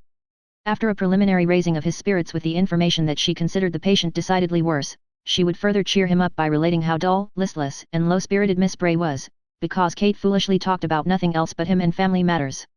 When she had made Nicholas thoroughly comfortable with these and other inspiriting remarks, she would discourse at length on the arduous duties she had performed that day, and, sometimes, be moved to tears in wondering how, if anything were to happen to herself, the family would ever get on without her. At other times, when Nicholas came home at night, he would be accompanied by Mr. Frank Cheeryble, who was commissioned by the brothers to inquire how Madeline was that evening. On such occasions, and they were of very frequent occurrence, Mrs. Nickleby deemed it of particular importance that she should have her wits about her, for, from certain signs and tokens which had attracted her attention, she shrewdly suspected that Mr. Frank, interested as his uncles were in Madeline, came quite as much to see Kate as to inquire after her, the more especially as the brothers were in constant communication with the medical man, came backwards and forwards very frequently themselves, and received a full report from Nicholas every morning. These were proud times for Mrs. Nickleby. Never was anybody half so discreet and sage as she, or half so mysterious withal, and never were there such cunning generalship, and such unfathomable designs, as she brought to bear upon Mr. Frank, with the view of ascertaining whether her suspicions were well founded, and if so, of tantalizing him into taking her into his confidence and throwing himself upon her merciful consideration. Extensive was the artillery, heavy and light, which Mrs. Nickleby brought into play for the furtherance of these great schemes, various and opposite the means which she employed to bring about the end she had in view. At one time, she was all cordiality and ease, at another, all stiffness and frigidity. Now, she would seem to open her whole heart to her unhappy victim, the next time they met, she would receive him with the most distant and studious reserve, as if a new light had broken in upon her, and, guessing his intentions, she had resolved to check them in the bud, as if she felt it her bounden duty to act with Spartan firmness, and at once and for ever to discourage hopes which never could be realized. At other times, when Nicholas was not there to overhear, and Kate was upstairs busily tending her sick friend, the worthy lady would throw out dark hints of an intention to send her daughter to France for 3 or 4 years, or to Scotland for the improvement of her health impaired by her late fatigues, or to America on a visit, or anywhere that threatened a long and tedious separation. Nay, she even went so far as to hint, obscurely, at an attachment entertained for her daughter by the son of an old neighbour of theirs, one Horatio Peltirogus, a young gentleman who might have been, at that time, 4 years old, or thereabouts, and to represent it, indeed, as almost a settled thing between the families, only waiting for her daughter's final decision, to come off with the sanction of the Church, and to the unspeakable happiness and content of all parties. It was in the full pride and glory of having sprung this last mine one night with extraordinary success, that Mrs. Nickleby took the opportunity of being left alone with her son before retiring to rest, to sound him on the subject which so occupied her thoughts, not doubting that they could have but one opinion respecting it. To this end, she approached the question with divers laudatory and appropriate remarks touching the general amiability of Mr. Frank Cheeryble. "You are quite right, mother," said Nicholas, "quite right. He is a fine fellow. Good looking, too," said Mrs. Nickleby. "Decidedly good looking," answered Nicholas. "What may you call his nose, now, my dear?" pursued Mrs. Nickleby, wishing to interest Nicholas in the subject to the utmost. "Call it," repeated Nicholas. "Ah," returned his mother, "what style of nose? What order of architecture, if one may say so? I am not very learned in noses. Do you call it a Roman or a Grecian?" "Upon my word, mother," said Nicholas, laughing, "as well as I remember, I should call it a kind of composite, or mixed nose. But I have no very strong recollection on the subject." If it will afford you any gratification, I'll observe it more closely, and let you know. I wish you would, my dear, said Mrs. Nickleby, with an earnest look. Very well, returned Nicholas. I will. Nicholas returned to the perusal of the book he had been reading, when the dialogue had gone thus far. Mrs. Nickleby, after stopping a little for consideration, resumed. He is very much attached to you, Nicholas, my dear. Nicholas laughingly said, as he closed his book, that he was glad to hear it, and observed that his mother seemed deep in their new friend's confidence already. Hem, said Mrs. Nickleby. I don't know about that, my dear, but I think it is very necessary that somebody should be in his confidence, highly necessary. Elated by a look of curiosity from her son, and the consciousness of possessing a great secret, all to herself, Mrs. Nickleby went on with great animation. I am sure, my dear Nicholas, how you can have failed to notice it, is, to me, quite extraordinary, though I don't know why I should say that, either, because, of course, as far as it goes, and to a certain extent, there is a great deal in this sort of thing, especially in this early stage, which, however clear it may be to females, can scarcely be expected to be so evident to men. I don't say that I have any particular penetration in such matters. I may have, those about me should know best about that, and perhaps do know. Upon that point I shall express no opinion, it wouldn't become me to do so, it's quite out of the question, quite. Nicholas snuffed the candles, put his hands in his pockets, and, leaning back in his chair, assumed a look of patient suffering and melancholy resignation.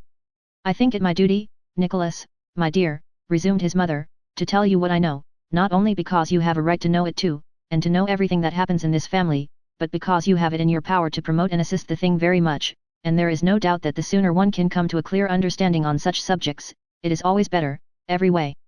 There are a great many things you might do, such as taking a walk in the garden sometimes, or sitting upstairs in your own room for a little while, or making believe to fall asleep occasionally, or pretending that you recollected some business, and going out for an hour or so, and taking Mr. Smike with you.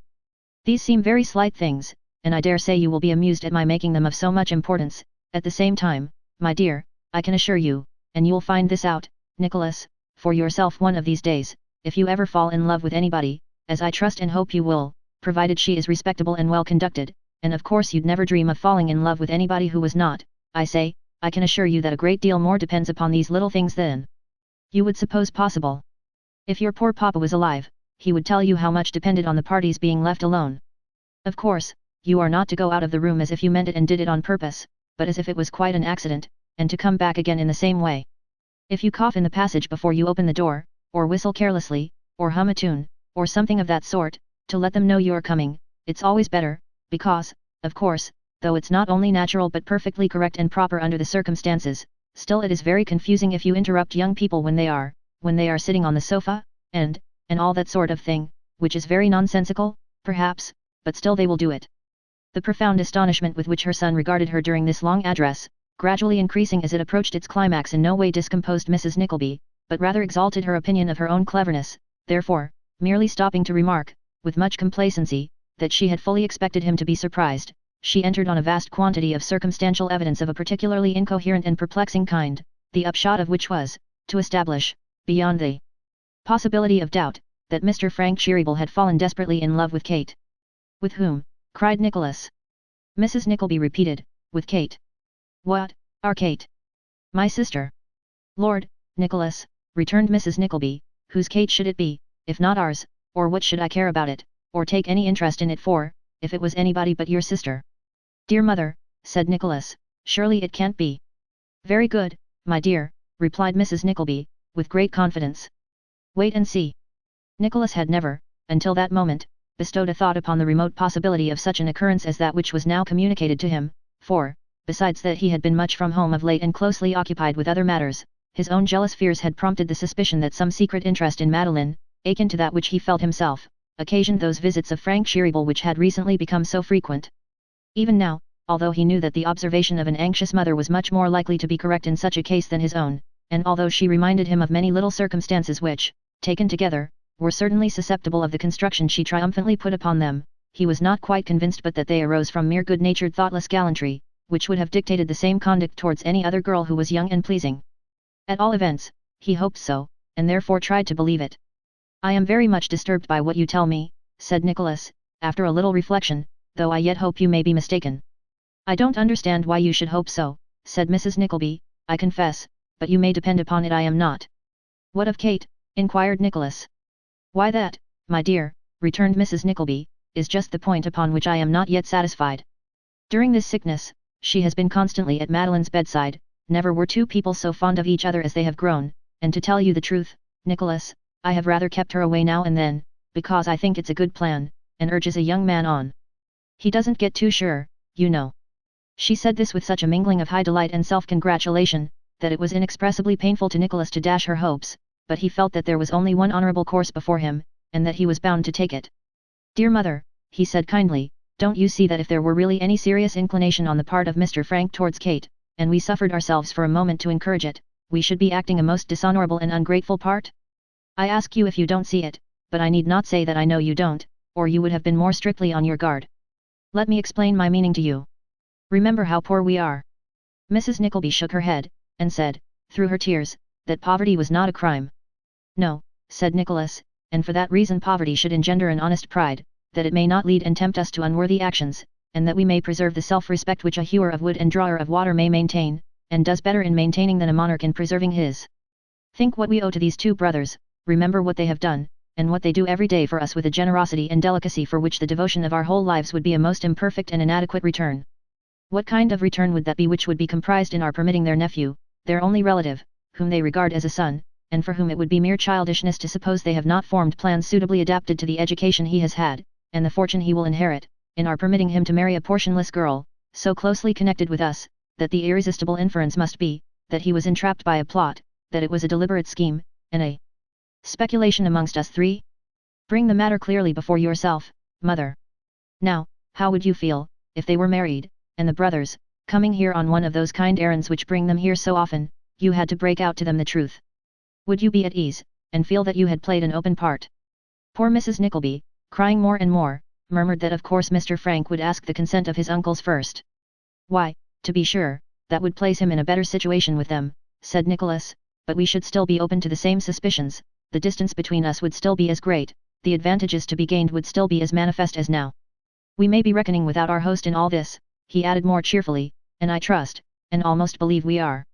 If it be otherwise, I have that confidence in Kate that I know she will feel as I do, and in you, dear mother, to be assured that after a little consideration you will do the same. After many more representations and entreaties, Nicholas obtained a promise from Mrs. Nickleby that she would try all she could to think as he did, and that if Mr. Frank persevered in his attentions she would endeavour to discourage them, or, at the least, would render him no countenance or assistance. He determined to forbear mentioning the subject to Kate until he was quite convinced that there existed a real necessity for his doing so, and resolved to assure himself, as well as he could by close personal observation, of the exact position of affairs. This was a very wise resolution, but he was prevented from putting it in practice by a new source of anxiety and uneasiness. Smike became alarmingly ill, so reduced and exhausted that he could scarcely move from room to room without assistance, and so worn and emaciated, that it was painful to look upon him. Nicholas was warned, by the same medical authority to whom he had at first appealed, that the last chance and hope of his life depended on his being instantly removed from London. That part of Devonshire in which Nicholas had been himself bred was named as the most favourable spot, but this advice was cautiously coupled with the information, that whoever accompanied him thither must be prepared for the worst, for every token of rapid consumption had appeared, and he might never return alive. The kind brothers, who were acquainted with the poor creature's sad history, dispatched old Tim to be present at this consultation. That same morning, Nicholas was summoned by brother Charles into his private room, and thus addressed. My dear sir, no time must be lost. This lad shall not die, if such human means as we can use can save his life, neither shall he die alone, and in a strange place. Remove him tomorrow morning, see that he has every comfort that his situation requires, and don't leave him, my dear sir, until you know that there is no longer any immediate danger. It would be hard, indeed, to part you now. No, no, no. Tim shall wait upon you tonight, sir, Tim shall wait upon you tonight with a parting word or two. Brother Ned, my dear fellow, Mr. Nickleby waits to shake hands and say goodbye. Mr. Nickleby won't be long gone, this poor chap will soon get better, very soon get better, and then he'll find out some nice homely country people to leave him with, and will go backwards and forwards sometimes, backwards and forwards you know, Ned. And there's no cause to be downhearted, for he'll very soon get better, very soon. Won't he, Ned? What Tim Linkinwater said, or what he brought with him that night, needs not to be told. Next morning Nicholas and his feeble companion began their journey. And who but one, and that one he who, but for those who crowded round him then, had never met a look of kindness, or known a word of pity, could tell what agony of mind, what blighted thoughts, what unavailing sorrow, were involved in that sad parting. See, cried Nicholas eagerly, as he looked from the coach window, they are at the corner of the lane still. And now there's Kate, poor Kate, whom you said you couldn't bear to say goodbye to, waving her handkerchief. Don't go without one gesture of farewell to Kate. I cannot make it, cried his trembling companion, falling back in his seat and covering his eyes. Do you see her now? Is she there still? Yes, yes, said Nicholas earnestly. There. She waves her hand again. I have answered it for you, and now they are out of sight. Do not give way so bitterly, dear friend, don't. You will meet them all again. He whom he thus encouraged, raised his withered hands and clasped them fervently together. In heaven. I humbly pray to God in heaven. It sounded like the prayer of a broken heart. Chapter 56. Ralph Nickleby, baffled by his nephew in his late design, hatches a scheme of retaliation which accident suggests to him, and takes into his counsels a tried auxiliary. The course which these adventures shape out for themselves, and imperatively call upon the historian to observe, now demands that they should revert to the point they attained previously to the commencement of the last chapter, when Ralph Nickleby and Arthur Gride were left together in the house where death had so suddenly reared his dark and heavy banner. With clenched hands, and teeth ground together so firm and tight that no locking of the jaws could have fixed and riveted them more securely, Ralph stood, for some minutes, in the attitude in which he had last addressed his nephew, breathing heavily, but as rigid and motionless in other respects as if he had been a brazen statue. After a time, he began, by slow degrees, as a man rousing himself from heavy slumber, to relax. For a moment he shook his clasped fist towards the door by which Nicholas had disappeared, and then thrusting it into his breast, as if to repress by force even this show of passion, turned round and confronted the less hardy usurer, who had not yet risen from the ground. The cowering wretch, who still shook in every limb, and whose few grey hairs trembled and quivered on his head with abject dismay, tottered to his feet as he met Ralph's eye, and, shielding his face with both hands, protested, while he crept towards the door, that it was no fault of his. Who said it was, man? Returned Ralph, in a suppressed voice. Who said it was? You looked as if you thought I was to blame, said Gride, timidly. Pshaw! Ralph muttered, forcing a laugh. I blame him for not living an hour longer. 1 hour longer would have been long enough. I blame no one else. No one else, said Gride. Not for this mischance, replied Ralph. I have an old score to clear with that young fellow who has carried off your mistress, but that has nothing to do with his blustering just now, for we should soon have been quit of him, but for this cursed accident. There was something so unnatural in the calmness with which Ralph Nickleby spoke, when coupled with his face, the expression of the features, to which every nerve and muscle, as it twitched and throbbed with a spasm whose workings no effort could conceal, gave, every instant, some new and frightful aspect. There was something so unnatural and ghastly in the contrast between his harsh, slow, steady voice, only altered by a certain halting of the breath which made him pause between almost every word like a drunken man bent upon speaking plainly, and these evidences of the most intense and violent passion, and the struggle he made to keep them under, that if the dead body which lay above had stood, instead of him, before the cowering Gride, it could scarcely have presented a spectacle which would have terrified him more. The coach, said Ralph after a time, during which he had struggled like some strong man against a fit. We came in a coach. Is it waiting? Gride gladly availed himself of the pretext for going to the window to see. Ralph, keeping his face steadily the other way, tore at his shirt with the hand which he had thrust into his breast, and muttered in a hoarse whisper. £10,000. He said 10,000. The precise sum paid in but yesterday for the 2 mortgages, and which would have gone out again, at heavy interest, tomorrow. If that house has failed, and he the first to bring the news, is the coach there? Yes, yes, said Gride, startled by the fierce tone of the inquiry. It's here. Dear, dear, what a fiery man you are. Come here, said Ralph, beckoning to him. We mustn't make a show of being disturbed. We'll go down arm in arm. But you pinch me black and blue, urged Gride.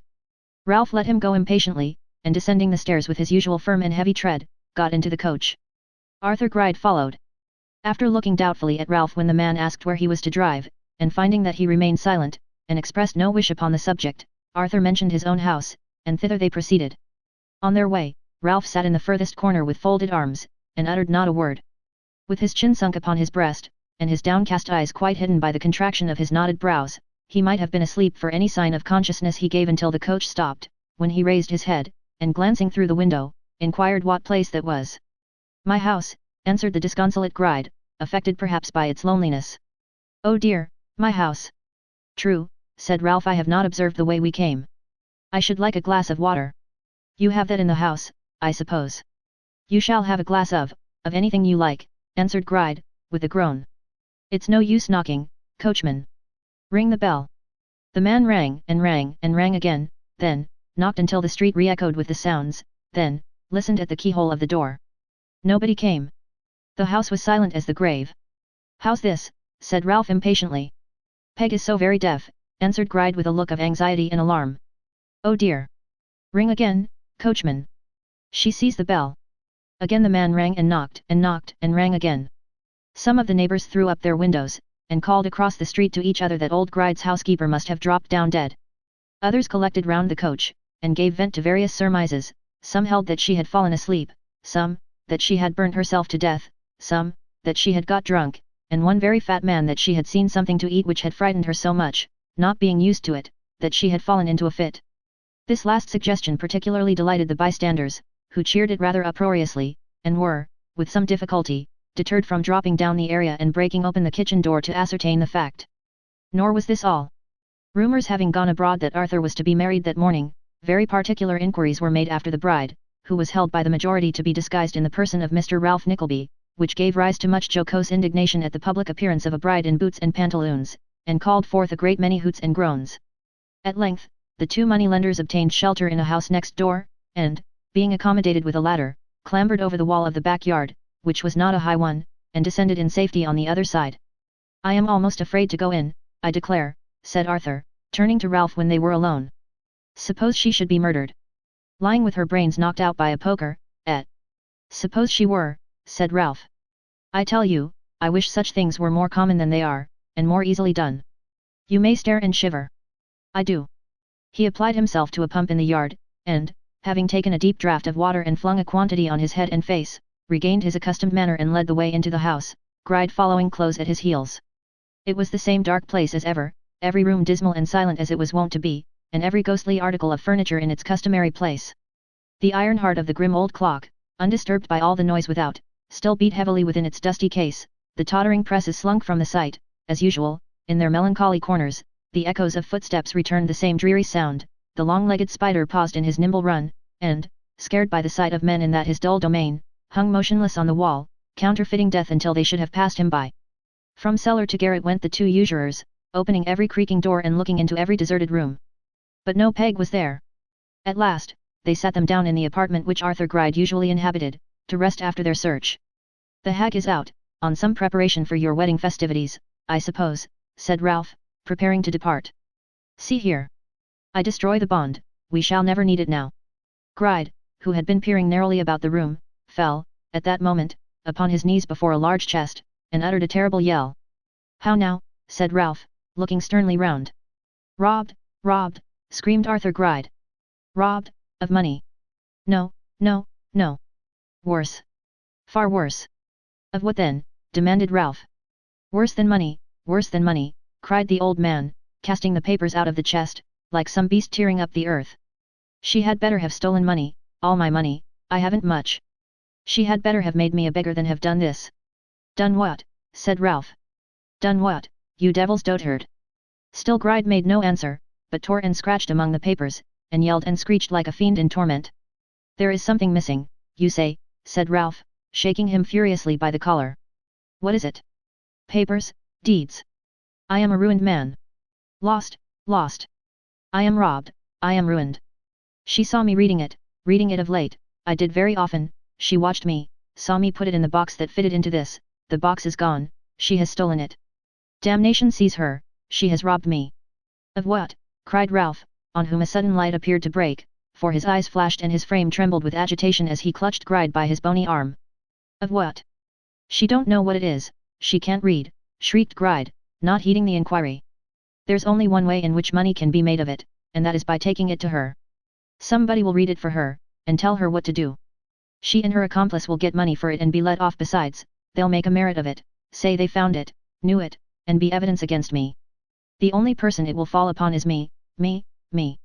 Patience, said Ralph, clutching him still tighter and eyeing him with a sidelong look, so fixed and eager as sufficiently to denote that he had some hidden purpose in what he was about to say. Hear reason. She can't have been gone long. I'll call the police. Do you but give information of what she has stolen, and they'll lay hands upon her, trust me. Here. Help. No, no, no, screamed the old man, putting his hand on Ralph's mouth. I can't, I daren't. Help, help, cried Ralph. No, no, no, shrieked the other, stamping on the ground with the energy of a madman. I tell you no. I daren't, I daren't. Daren't make this robbery public, said Ralph. No, rejoined Gride, wringing his hands. Hush. Hush. Not a word of this, not a word must be said. I am undone. Whichever way I turn, I am undone. I am betrayed. I shall be given up. I shall die in Newgate. With frantic exclamations such as these, and with many others in which fear, grief, and rage were strangely blended, the panic-stricken wretch gradually subdued his first loud outcry, until it had softened down into a low despairing moan, checkered now and then by a howl, as, going over such papers as were left in the chest, he discovered some new loss. With very little excuse for departing so abruptly, Ralph left him, and, greatly disappointing the loiterers outside the house by telling them there was nothing the matter, got into the coach, and was driven to his own home. A letter lay on his table. He let it lie there for some time, as if he had not the courage to open it, but at length did so and turned deadly pale. The worst has happened, he said, the house has failed. I see. The rumor was abroad in the city last night, and reached the ears of those merchants. Well, well. He strode violently up and down the room and stopped again. £10,000. And only lying there for a day, for one day. How many anxious years, how many pinching days and sleepless nights, before I scraped together that £10,000, £10,000.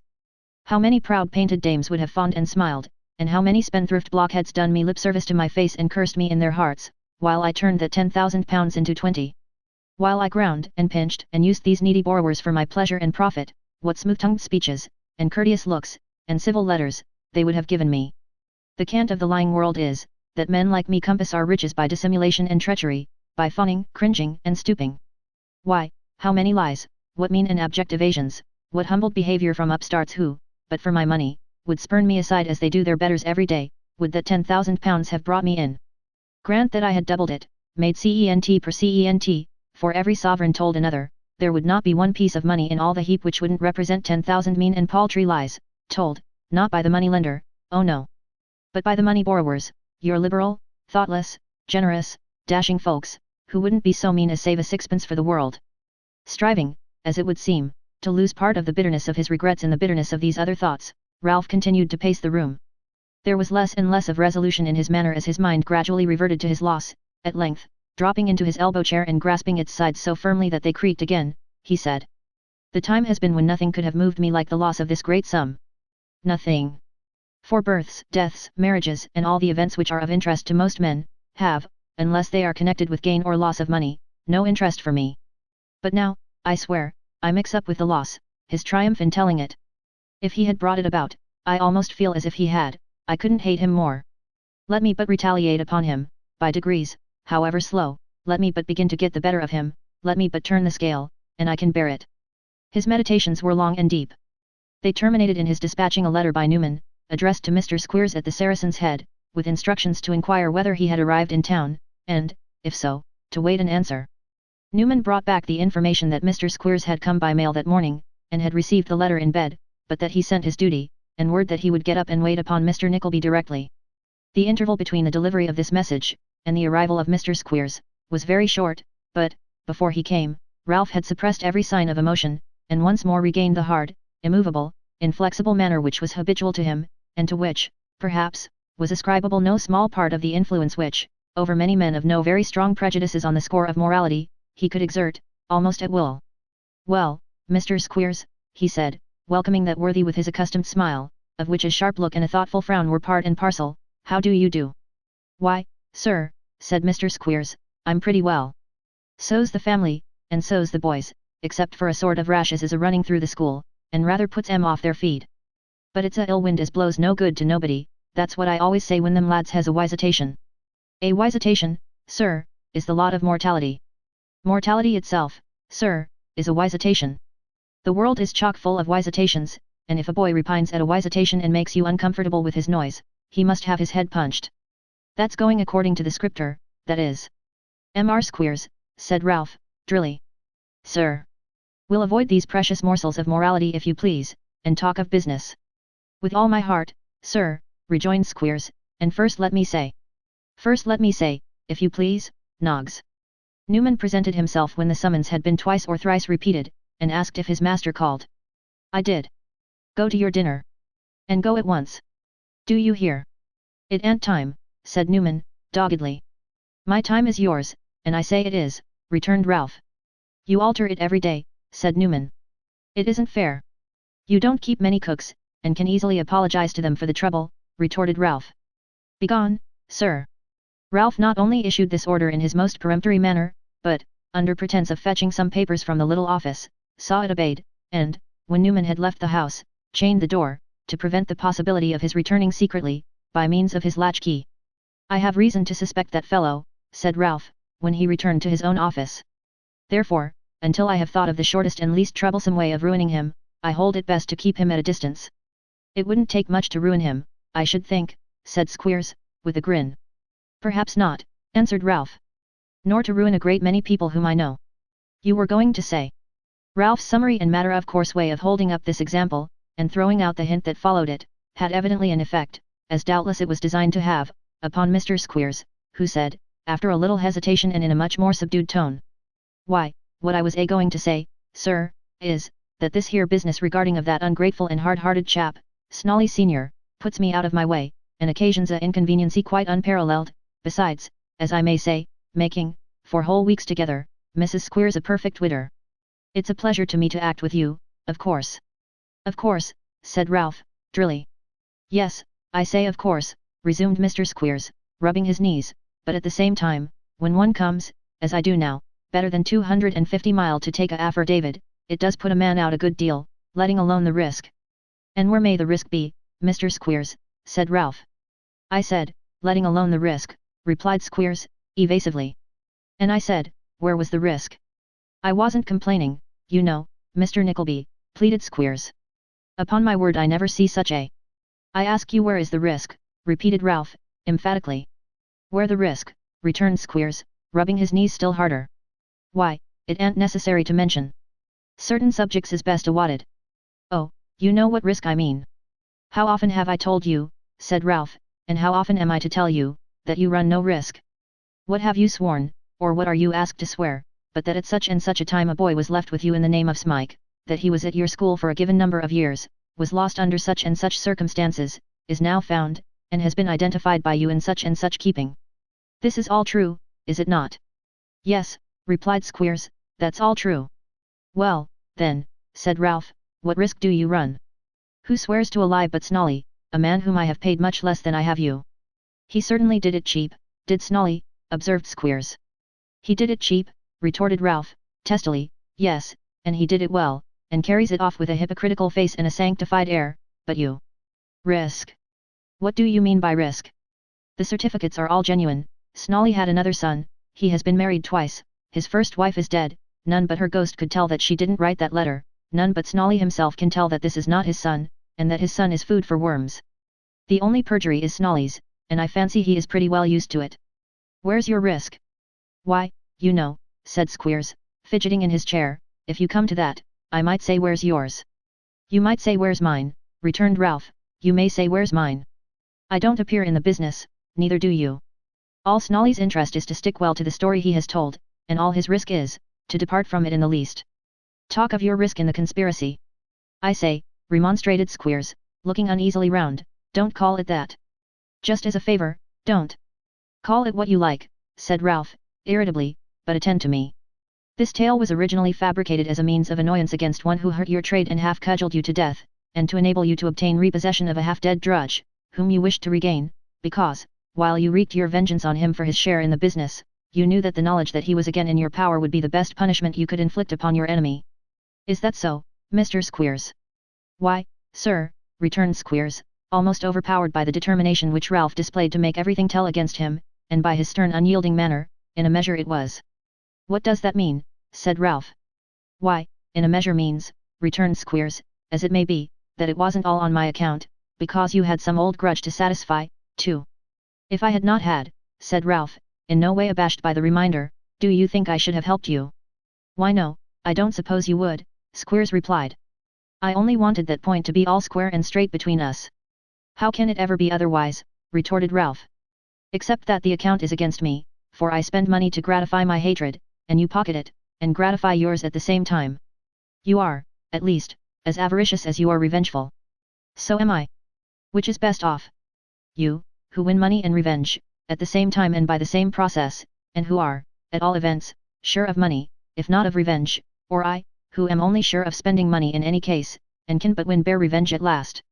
As Mr. Squeers could only answer this proposition by shrugs and smiles, Ralph bade him be silent, and thankful that he was so well off, and then, fixing his eyes steadily upon him, proceeded to say. First, that Nicholas had thwarted him in a plan he had formed for the disposal in marriage of a certain young lady, and had, in the confusion attendant on her father's sudden death, secured that lady himself, and borne her off in triumph. Secondly, that by some will or settlement, certainly by some instrument in writing, which must contain the young lady's name, and could be, therefore, easily selected from others, if access to the place where it was deposited were once secured, she was entitled to property which, if the existence of this deed ever became known to her, would make her husband, and Ralph represented that Nicholas was certain to marry her, a rich and prosperous man, and most formidable enemy. Thirdly, that this deed had been, with others, stolen from one who had himself obtained or concealed it fraudulently, and who feared to take any steps for its recovery, and that he, Ralph, knew the thief. To all this Mr. Squeers listened, with greedy ears that devoured every syllable, and with his one eye and his mouth wide open, marvelling for what special reason he was honoured with so much of Ralph's confidence, and to what it all tended. Now, said Ralph, leaning forward, and placing his hand on Squeers's arm, hear the design which I have conceived, and which I must, I say, must, if I can ripen it, have carried into execution. No advantage can be reaped from this deed, whatever it is, save by the girl herself, or her husband, and the possession of this deed by one or other of them is indispensable to any advantage being gained. That I have discovered beyond the possibility of doubt. I want that deed brought here, that I may give the man who brings it £50 in gold, and burn it to ashes before his face. Mr. Squeers, after following with his eye the action of Ralph's hand towards the fireplace as if he were at that moment consuming the paper, drew a long breath, and said, Yes, but who's to bring it? Nobody, perhaps, for much is to be done before it can be got at, said Ralph. But if anybody, you.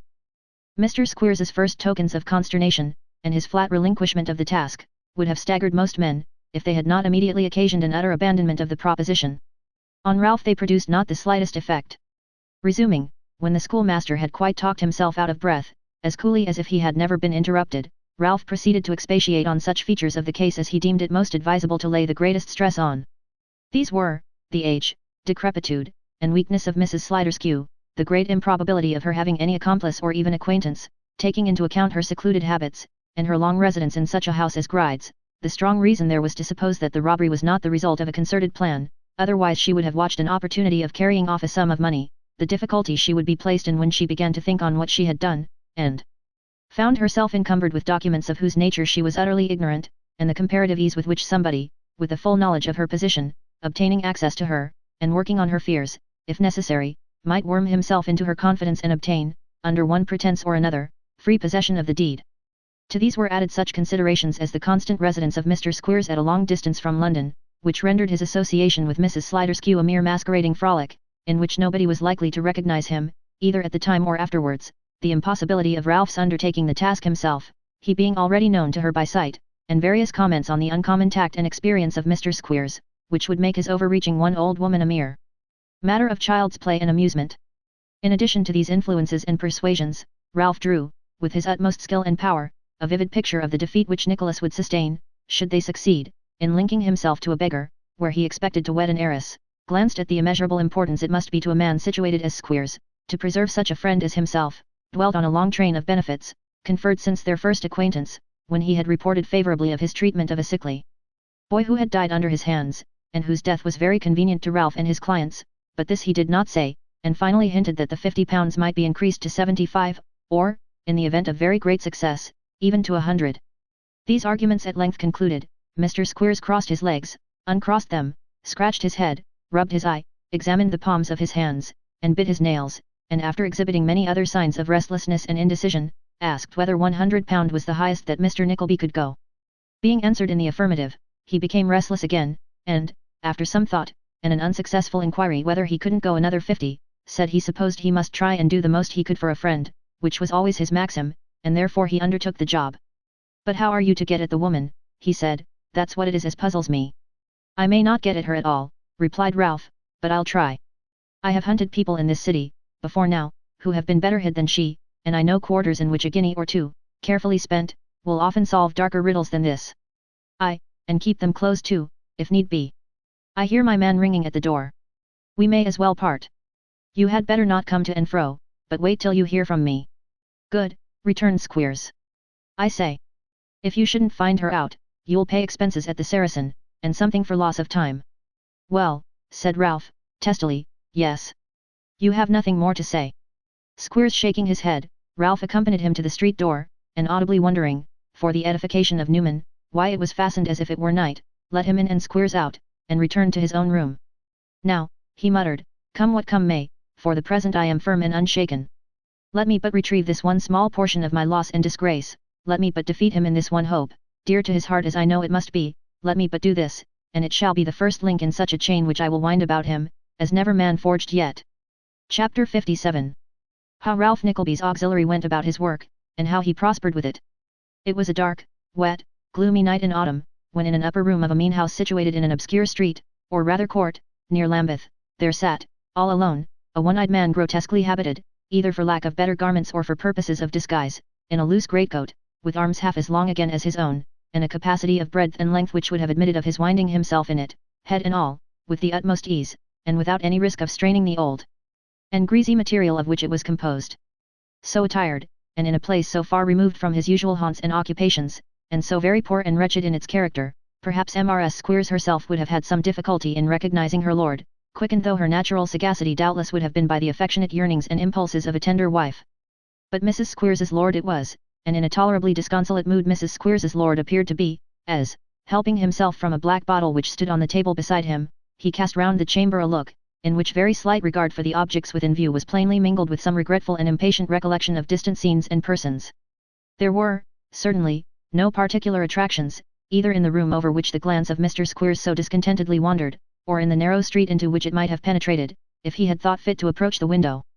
The attic chamber in which he sat was bare and mean, the bedstead, and such few other articles of necessary furniture as it contained, were of the commonest description, in a most crazy state, and of a most uninviting appearance. The street was muddy, dirty, and deserted. Having but one outlet, it was traversed by few but the inhabitants at any time, and the night being one of those on which most people are glad to be within doors, it now presented no other signs of life than the dull glimmering of poor candles from the dirty windows, and few sounds but the pattering of the rain, and occasionally the heavy closing of some creaking door. Mr. Squeers continued to look disconsolately about him, and to listen to these noises in profound silence, broken only by the rustling of his large coat, as he now and then moved his arm to raise his glass to his lips. Mr. Squeers continued to do this for some time, until the increasing gloom warned him to snuff the candle. Seeming to be slightly roused by this exertion, he raised his eye to the ceiling, and fixing it upon some uncouth and fantastic figures, traced upon it by the wet and damp which had penetrated through the roof, broke into the following soliloquy. Well, this is a pretty go, is this here? An uncommon pretty go. Here have I been, a matter of how many weeks, hard upon 6, a-following up this here blessed old dowager Petty Larkener. Mr. Squeers delivered himself of this epithet with great difficulty and effort, and doth Boy's Hall running itself regularly to seed the while. That's the worst of ever being in with a audacious chap like that old Nickleby. You never know when he's done with you, and if you're in for a penny, you're in for a pound. This remark, perhaps, reminded Mr. Squeers that he was in for £100 at any rate. His countenance relaxed, and he raised his glass to his mouth with an air of greater enjoyment of its contents than he had before evinced. I never see, soliloquized Mr. Squeers in continuation, I never see nor come across such a file as that old Nickleby. Never. He's out of everybody's depth, he is. He's what you may call a raspier, is Nickleby. To see how sly and cunning he grubbed on, day after day, worming and plotting and tracing and turning and twining of hisself about, till he found out where this precious Mrs. Peg was hid, and cleared the ground for me to work upon. Creeping and crawling and gliding, like a ugly, old, bright-eyed, stagnation-blooded adder. Ah! He'd have made a good un in our line, but it would have been too limited for him, his genius would have busted all bonds, and coming over every obstacle, broke down all before it, till it erected itself into a monument of, well, I'll think of the rest, and say it when convenient. Making a halt in his reflections at this place, Mr. Squeers again put his glass to his lips, and drawing a dirty letter from his pocket, proceeded to con over its contents with the air of a man who had read it very often, and now refreshed his memory rather in the absence of better amusement than for any specific information. The pigs as well, said Mr. Squeers, the cows as well, and the boys as bobbish. Young Sprouter has been winking, has he? I'll wink him when I get back. Cobby would persist in sniffing while he was eating his dinner, and said that the beef was so strong it made him, very good, Cobby, we'll see if we can't make you sniff a little without beef. Pitcher was took with another fever, of course he was, and being fetched by his friends, died the day after he got home, of course he did, and out of aggravation, it's part of a deep-laid system. There ain't another chap in the school but that boy as would have died exactly at the end of the quarter, taking it out of me to the very last, and then carrying his spite to the utmost extremity. The juniorist Palmer said he wished he was in heaven. I really don't know, I do not know what's to be done with that young fellow, he's always wishing something horrid. He said once, he wished he was a donkey, because then he wouldn't have a father as didn't love him. Pretty vicious that for a child of 6. Mr. Squeers was so much moved by the contemplation of this hardened nature in one so young, that he angrily put up the letter, and sought, in a new train of ideas, a subject of consolation. It's a long time to have been lingering in London, he said, and this is a precious hole to come and live in, even if it has been only for a week or so. Still, £100 is 5 boys, and 5 boys takes a whole year to pay £100, and there's their keep to be subtracted, besides. There's nothing lost, neither, by one's being here, because the boys' money comes in just the same as if I was at home, and Mrs. Squeers she keeps them in order. There'll be some lost time to make up, of course. There'll be an arrear of flogging as'll have to be gone through, still, a couple of days makes that all right, and one don't mind a little extra work for £100. It's pretty nigh the time to wait upon the old woman. From what she said last night, I suspect that if I'm to succeed at all, I shall succeed tonight, so I'll have half a glass more, to wish myself success, and put myself in spirits. Mrs. Squeers, my dear, your health. Leering with his one eye as if the lady to whom he drank had been actually present, Mr. Squeers, in his enthusiasm, no doubt, poured out a full glass, and emptied it, and as the liquor was raw spirits, and he had applied himself to the same bottle more than once already, it is not surprising that he found himself, by this time, in an extremely cheerful state, and quite enough excited for his purpose. What this purpose was soon appeared, for, after a few turns about the room to steady himself, he took the bottle under his arm and the glass in his hand, and blowing out the candle as if he purposed being gone some time, stole out upon the staircase, and creeping softly to a door opposite his own, tapped gently at it. But what's the use of tapping, he said, she'll never hear. I suppose she isn't doing anything very particular, and if she is, it don't much matter, that I see. With this brief preface, Mr. Squeers applied his hand to the latch of the door, and thrusting his head into a garret far more deplorable than that he had just left, and seeing that there was nobody there but an old woman, who was bending over a wretched fire, for although the weather was still warm, the evening was chilly, walked in, and tapped her on the shoulder. Well, my Slider, said Mr. Squeers, jocularly. Is that you? Inquired Peg. Ah, it's me, and me's the first person singular, nominative case, agreeing with the verbits, and governed by Squeers understood, as a acorn, a hour, but when the age is sounded, the a only is to be used, as a end, a art, a I way, replied Mr. Squeers, quoting at random from the grammar. At least, if it isn't, you don't know any better, and if it is, I've done it accidentally. Delivering this reply in his accustomed tone of voice, in which of course it was inaudible to Peg, Mr. Squeers drew a stool to the fire, and placing himself over against her, and the bottle and glass on the floor between them, roared out again, very loud. Well, my Slider. I hear you, said Peg, receiving him very graciously. I've come according to promise, roared Squeers. So they used to say in that part of the country I come from, observed Peg, complacently, but I think oil's better. Better than what? Roared Squeers, adding some rather strong language in an undertone. No, said Peg, of course not.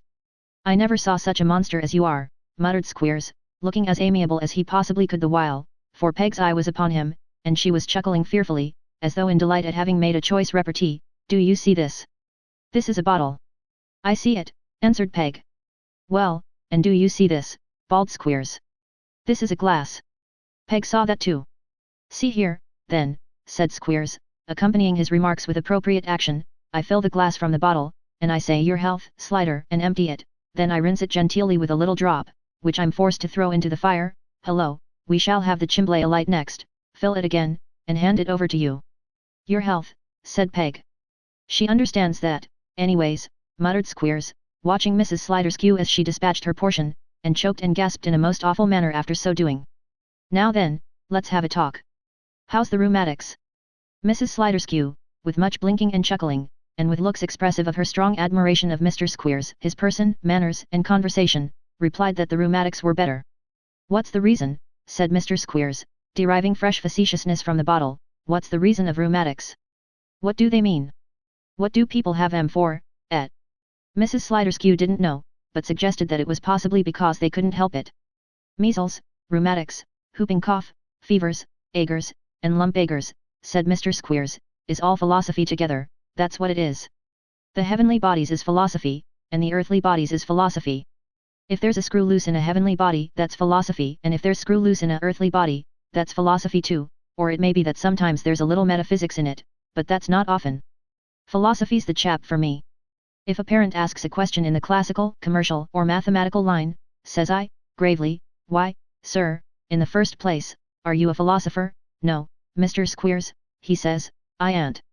Then, sir, says I am sorry for you, for I shan't be able to explain it. Naturally, the parent goes away and wishes he was a philosopher, and, equally naturally, thinks I'm one. Saying this, and a great deal more, with tipsy profundity and a serio-comic air, and keeping his eye all the time on Mrs. Sliderskew, who was unable to hear one word, Mr. Squeers concluded by helping himself and passing the bottle, to which Peg did becoming reverence. That's the time of day, said Mr. Squeers. You look 20 pound 10 better than you did. Again Mrs. Sliderskew chuckled, but modesty forbade her assenting verbally to the compliment. 20 pound 10 better, repeated Mr. Squeers, than you did that day when I first introduced myself. Don't you know? Ah, said Peg, shaking her head, but you frightened me that day. Did I? Said Squeers. Well, it was rather a startling thing for a stranger to come and recommend himself by saying that he knew all about you, and what your name was, and why you were living so quiet here, and what you had boned, and who you boned it from, wasn't it? Peg nodded her head in strong assent. But I know everything that happens in that way, you see, continued Squeers. Nothing takes place, of that kind, that I ain't up to entirely. I'm a sort of a lawyer, Slider, of first-rate standing, and understanding too. I'm the intimate friend and confidential adviser of pretty nigh every man, woman, and child that gets themselves into difficulties by being too nimble with their fingers. I'm Mr. Squeers's catalogue of his own merits and accomplishments, which was partly the result of a concerted plan between himself and Ralph Nickleby, and flowed, in part, from the black bottle, was here interrupted by Mrs. Sliderskew. Ha, ha, ha, she cried, folding her arms and wagging her head, and so he wasn't married after all, wasn't he? Not married after all. No, replied Squeers, that he wasn't. And a young lover come and carried off the bride, said Peg. From under his very nose, replied Squeers, and I'm told the young chap cut up rough besides, and broke the winders, and forced him to swallow his wedding favour which nearly choked him. Tell me all about it again, cried Peg, with a malicious relish of her old master's defeat, which made her natural hideousness something quite fearful. Let's hear it all again, beginning at the beginning now, as if you'd never told me. Let's have it every word, now, beginning at the very first, you know, when he went to the house that morning. Mr. Squeers, plying Mrs. Sliderskew freely with the liquor, and sustaining himself under the exertion of speaking so loud by frequent applications to it himself, complied with this request by describing the discomfiture of Arthur Gride, with such improvements on the truth as happened to occur to him, and the ingenious invention and application of which had been very instrumental in recommending him to her notice in the beginning of their acquaintance. Mrs. Sliderskew was in an ecstasy of delight, rolling her head about, drawing up her skinny shoulders, and wrinkling her cadaverous face into so many and such complicated forms of ugliness, as awakened the unbounded astonishment and disgust even of Mr. Squeers. He's a treacherous old goat, said Peg, and cozened me with cunning tricks and lying promises, but never mind. I'm even with him. I'm even with him. More than even, Slider, returned Squeers, you'd have been even with him if he'd got married, but with the disappointment besides, you're a long way ahead. Out of sight, Slider, quite out of sight. And that reminds me, he added, handing her the glass, if you want me to give you my opinion of them deeds, and tell you what you'd better keep and what you'd better burn, why, now's your time, Slider. There ain't no hurry for that, said Peg, with several knowing looks and winks. Oh, very well, observed Squeers, it don't matter to me, you asked me, you know. I shouldn't charge you nothing, being a friend. You're the best judge of course. But you're a bold woman, Slider. How do you mean, bold, said Peg. Why, I only mean that if it was me, I wouldn't keep papers as might hang me, littering about when they might be turned into money, them as wasn't useful made away with, and them as was, laid by somewheres, safe, that's all, returned Squeers, but everybody's the best judge of their own affairs. All I say is, Slider, I wouldn't do it. Come, said Peg, then you shall see 'em. I don't want to see 'em, replied Squeers, affecting to be out of humour, don't talk as if it was a treat. Show 'em to somebody else, and take their advice. Mr. Squeers would, very likely, have carried on the farce of being offended a little longer, if Mrs. Sliderskew, in her anxiety to restore herself to her former high position in his good graces, had not become so extremely affectionate that he stood at some risk of being smothered by her caresses. Repressing, with as good a grace as possible, these little familiarities, for which, there is reason to believe, the black bottle was at least as much to blame as any constitutional infirmity on the part of Mrs. Sliderskew, he protested that he had only been joking, and, in proof of his unimpaired good humour, that he was ready to examine the deeds at once, if, by so doing, he could afford any satisfaction or relief of mind to his fair friend. "And now you're up, my Slider," bawled Squeers, as she rose to fetch them. "Bolt the door." Peg trotted to the door, and after fumbling at the bolt, crept to the other end of the room, and from beneath the coals which filled the bottom of the cupboard, drew forth a small deal box. Having placed this on the floor at Squeers's feet, she brought, from under the pillow of her bed, a small key, with which she signed to that gentleman to open it. Mr. Squeers, who had eagerly followed her every motion, lost no time in obeying this hint, and, throwing back the lid, gazed with rapture on the documents which lay within. "Now you see," said Peg, kneeling down on the floor beside him, and staying his impatient hand, "what's of no use will burn, what we can get any money by, we'll keep, and if there's any we could get him into trouble by, and fret and waste away his heart to shreds, those we'll take particular care of, for that's what I want to do, and what I hoped to do when I left him." "I thought," said Squeers, "that you didn't bear him any particular good will. But, I say, why didn't you take some money besides?" "Some what?" asked Peg. "Some money," roared Squeers. "I do believe the woman hears me, and wants to make me break a whistle, so that she may have the pleasure of nursing me." "Some money, Slider, money. Why, what a man you are to ask," cried Peg, with some contempt. "If I had taken money from Arthur Gride, he'd have scoured the whole earth to find me, and he'd have smelt it out, and raked it up, somehow, if I had buried it at the bottom of the deepest well in England. No, no. I knew better than that. I took what I thought his secrets were hid in, and them he couldn't afford to make public, let 'em be worth ever so much money. He's an old dog, a sly, old, cunning, thankless dog. He first starved, and then tricked me, and if I could I'd kill him." "All right, and very laudable," said Squeers. "But, first and foremost, Slider, burn the box. You should never keep things as may lead to discovery. Always mind that. So while you pull it to pieces, which you can easily do, for it's very old and rickety, and burn it in little bits, I'll look over the papers and tell you what they are." Peg, expressing her acquiescence in this arrangement, Mr. Squeers turned the box bottom upwards, and tumbling the contents upon the floor, handed it to her, the destruction of the box being an extemporary device for engaging her attention, in case it should prove desirable to distract it from his own proceedings. "There," said Squeers, "you poke the pieces between the bars, and make up a good fire, and I'll read the while. Let me see, let me see." And taking the candle down beside him, Mr. Squeers, with great eagerness and a cunning grin overspreading his face, entered upon his task of examination. If the old woman had not been very deaf, she must have heard, when she last went to the door, the breathing of two persons close behind it, and if those two persons had been unacquainted with her infirmity, they must probably have chosen that moment either for presenting themselves or taking to flight.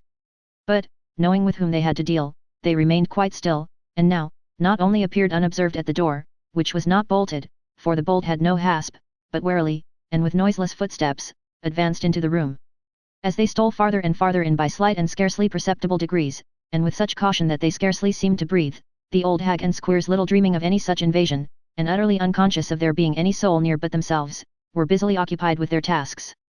The old woman, with her wrinkled face close to the bars of the stove, puffing at the dull embers which had not yet caught the wood, Squeers stooping down to the candle, which brought out the full ugliness of his face, as the light of the fire did that of his companion, both intently engaged, and wearing faces of exultation which contrasted strongly with the anxious looks of those behind, who took advantage of the slightest sound to cover their advance, and, almost before they had moved an inch, and all was silent, stopped again. This, with the large bare room, damp walls, and flickering doubtful light, combined to form a scene which the most careless and indifferent spectator, could any have been present, could scarcely have failed to derive some interest from, and would not readily have forgotten. Of the stealthy comers, Frank Cheeryble was one, and Newman Noggs the other. Newman had caught up, by the rusty nozzle, an old pair of bellows, which were just undergoing a flourish in the air preparatory to a descent upon the head of Mr. Squeers, when Frank, with an earnest gesture, stayed his arm, and, taking another step in advance, came so close behind the schoolmaster that, by leaning slightly forward, he could plainly distinguish the writing which he held up to his eye. Mr. Squeers, not being remarkably erudite, appeared to be considerably puzzled by this first prize, which was in an engrossing hand, and not very legible except to a practised eye. Having tried it by reading from left to right, and from right to left, and finding it equally clear both ways, he turned it upside down with no better success. Ha, ha, ha, chuckled Peg, who, on her knees before the fire, was feeding it with fragments of the box, and grinning in most devilish exultation. What's that writing about, et? Nothing particular, replied Squeers, tossing it towards her. It's only an old lease, as well as I can make out. Throw it in the fire. Mrs. Sliderskew complied, and inquired what the next one was. This, said Squeers, is a bundle of overdue acceptances and renewed bills of 6 or 8 young gentlemen, but they're all MPs, so it's of no use to anybody. Throw it in the fire. Peg did as she was bidden, and waited for the next. This, said Squeers, seems to be some deed of sale of the right of presentation to the rectory of Pure Church, in the valley of Cashup. Take care of that, Slider, literally for God's sake. It'll fetch its price at the auction Martinique. What's the next? Inquired Peg. Why, this, said Squeers, seems, from the 2 letters that's with it, to be a bond from a curate down in the country, to pay half a year's wages of £40 for borrowing 20. Take care of that, for if he don't pay it, his bishop will very soon be down upon him. We know what the camel and the needle's eye means. No man as can't live upon his income, whatever it is, must expect to go to heaven at any price. It's very odd, I don't see anything like it yet. What's the matter? Said Peg. Nothing, replied Squeers, only I'm looking for. Newman raised the bellows again. Once more, Frank, by a rapid motion of his arm, unaccompanied by any noise, checked him in his purpose. Here you are, said Squeers. Bonds, take care of them. Warrant of attorney, take care of that. 2 cognovits, take care of them. Lease and release, burn that. Ah! Madeline Bray, come of age or marry, the said Madeline, here, burn that. Eagerly throwing towards the old woman a parchment that he caught up for the purpose, Squeers, as she turned her head, thrust into the breast of his large coat, the deed in which these words had caught his eye, and burst into a shout of triumph.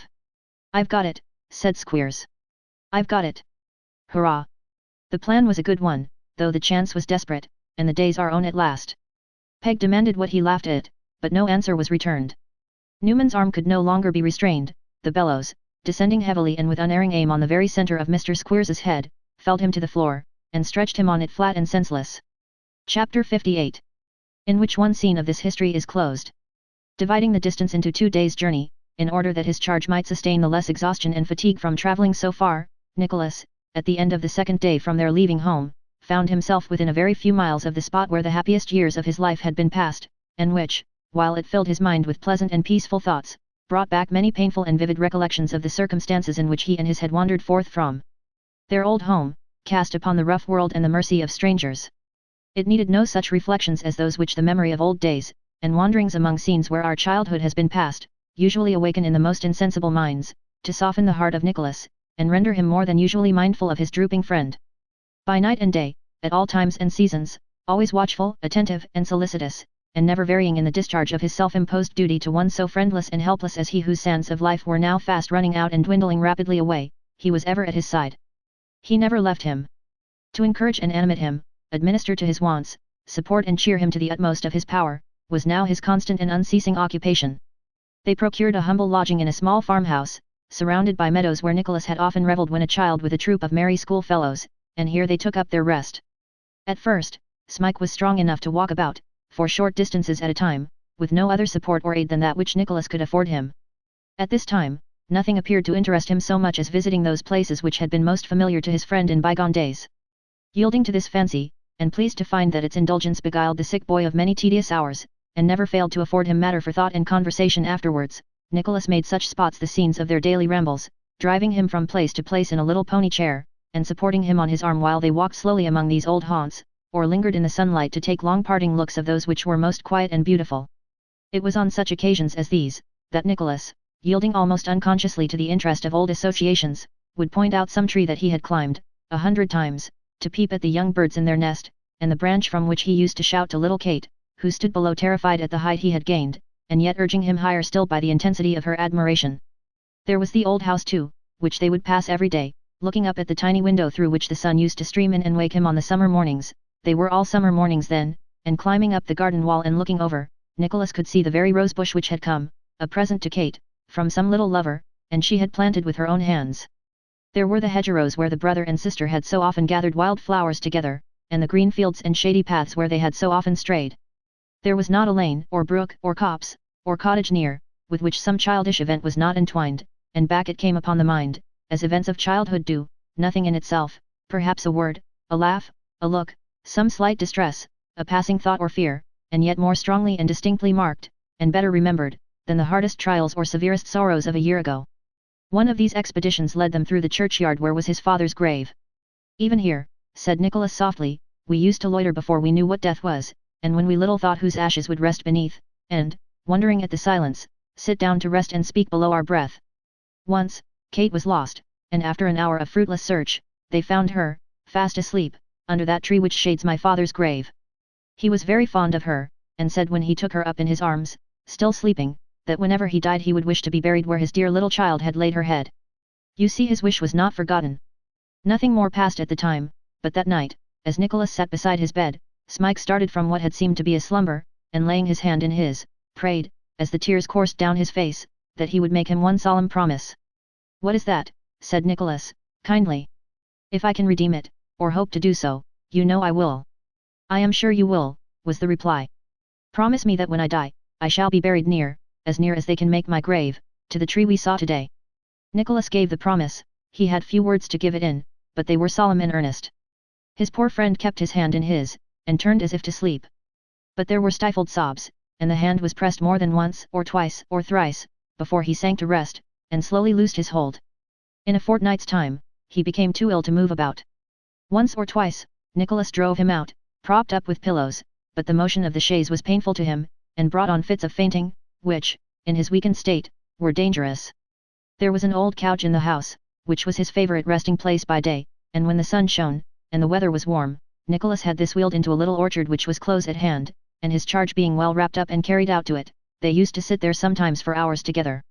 It was on one of these occasions that a circumstance took place, which Nicholas, at the time, thoroughly believed to be the mere delusion of an imagination affected by disease, but which he had, afterwards, too good reason to know was of real and actual occurrence. He had brought Smike out in his arms, poor fellow. A child might have carried him then, to see the sunset, and, having arranged his couch, had taken his seat beside it. He had been watching the whole of the night before, and being greatly fatigued both in mind and body, gradually fell asleep. He could not have closed his eyes 5 minutes, when he was awakened by a scream, and starting up in that kind of terror which affects a person suddenly roused, saw, to his great astonishment, that his charge had struggled into a sitting posture, and with eyes almost starting from their sockets, cold dew standing on his forehead, and in a fit of trembling which quite convulsed his frame, was calling to him for help. "Good heaven, what is this?" said Nicholas, bending over him. "Be calm, you have been dreaming." "No, no, no," cried Smike, clinging to him. "Hold me tight.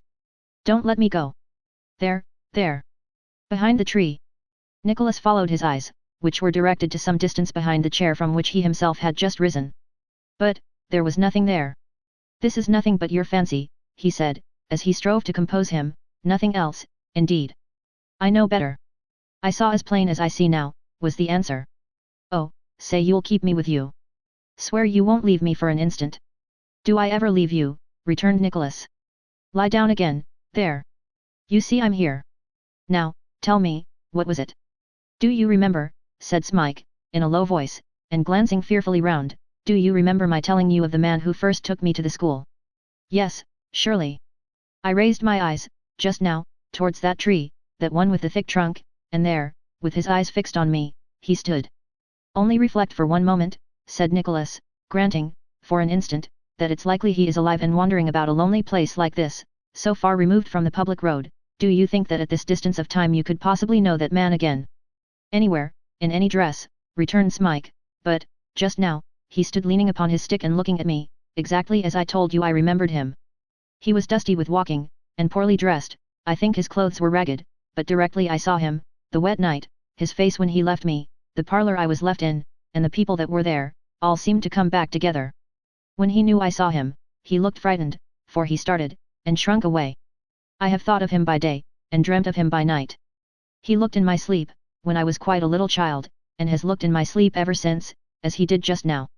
Nicholas endeavoured, by every persuasion and argument he could think of, to convince the terrified creature that his imagination had deceived him, and that this close resemblance between the creation of his dreams and the man he supposed he had seen was but a proof of it, but all in vain. When he could persuade him to remain, for a few moments, in the care of the people to whom the house belonged, he instituted a strict inquiry whether any stranger had been seen, and searched himself behind the tree, and through the orchard, and upon the land immediately adjoining, and in every place near, where it was possible for a man to lie concealed, but all in vain. Satisfied that he was right in his original conjecture, he applied himself to calming the fears of Smike, which, after some time, he partially succeeded in doing, though not in removing the impression upon his mind, for he still declared, again and again, in the most solemn and fervid manner, that he had positively seen what he had described, and that nothing could ever remove his conviction of its reality. And now, Nicholas began to see that hope was gone, and that, upon the partner of his poverty, and the sharer of his better fortune, the world was closing fast. There was little pain, little uneasiness, but there was no rallying, no effort, no struggle for life. He was worn and wasted to the last degree, his voice had sunk so low, that he could scarce be heard to speak. Nature was thoroughly exhausted, and he had lain him down to die. On a fine, mild autumn day, when all was tranquil and at peace, when the soft sweet air crept in at the open window of the quiet room, and not a sound was heard but the gentle rustling of the leaves, Nicholas sat in his old place by the bedside, and knew that the time was nearly come. So very still it was, that, every now and then, he bent down his ear to listen for the breathing of him who lay asleep, as if to assure himself that life was still there, and that he had not fallen into that deep slumber from which on earth there is no waking. While he was thus employed, the closed eyes opened, and on the pale face there came a placid smile. "That's well," said Nicholas. "The sleep has done you good." "I have had such pleasant dreams," was the answer. "Such pleasant, happy dreams." "Of what?" said Nicholas. The dying boy turned towards him, and, putting his arm about his neck, made answer, "I shall soon be there." After a short silence, he spoke again. "I am not afraid to die," he said. "I am quite contented. I almost think that if I could rise from this bed quite well I would not wish to do so, now.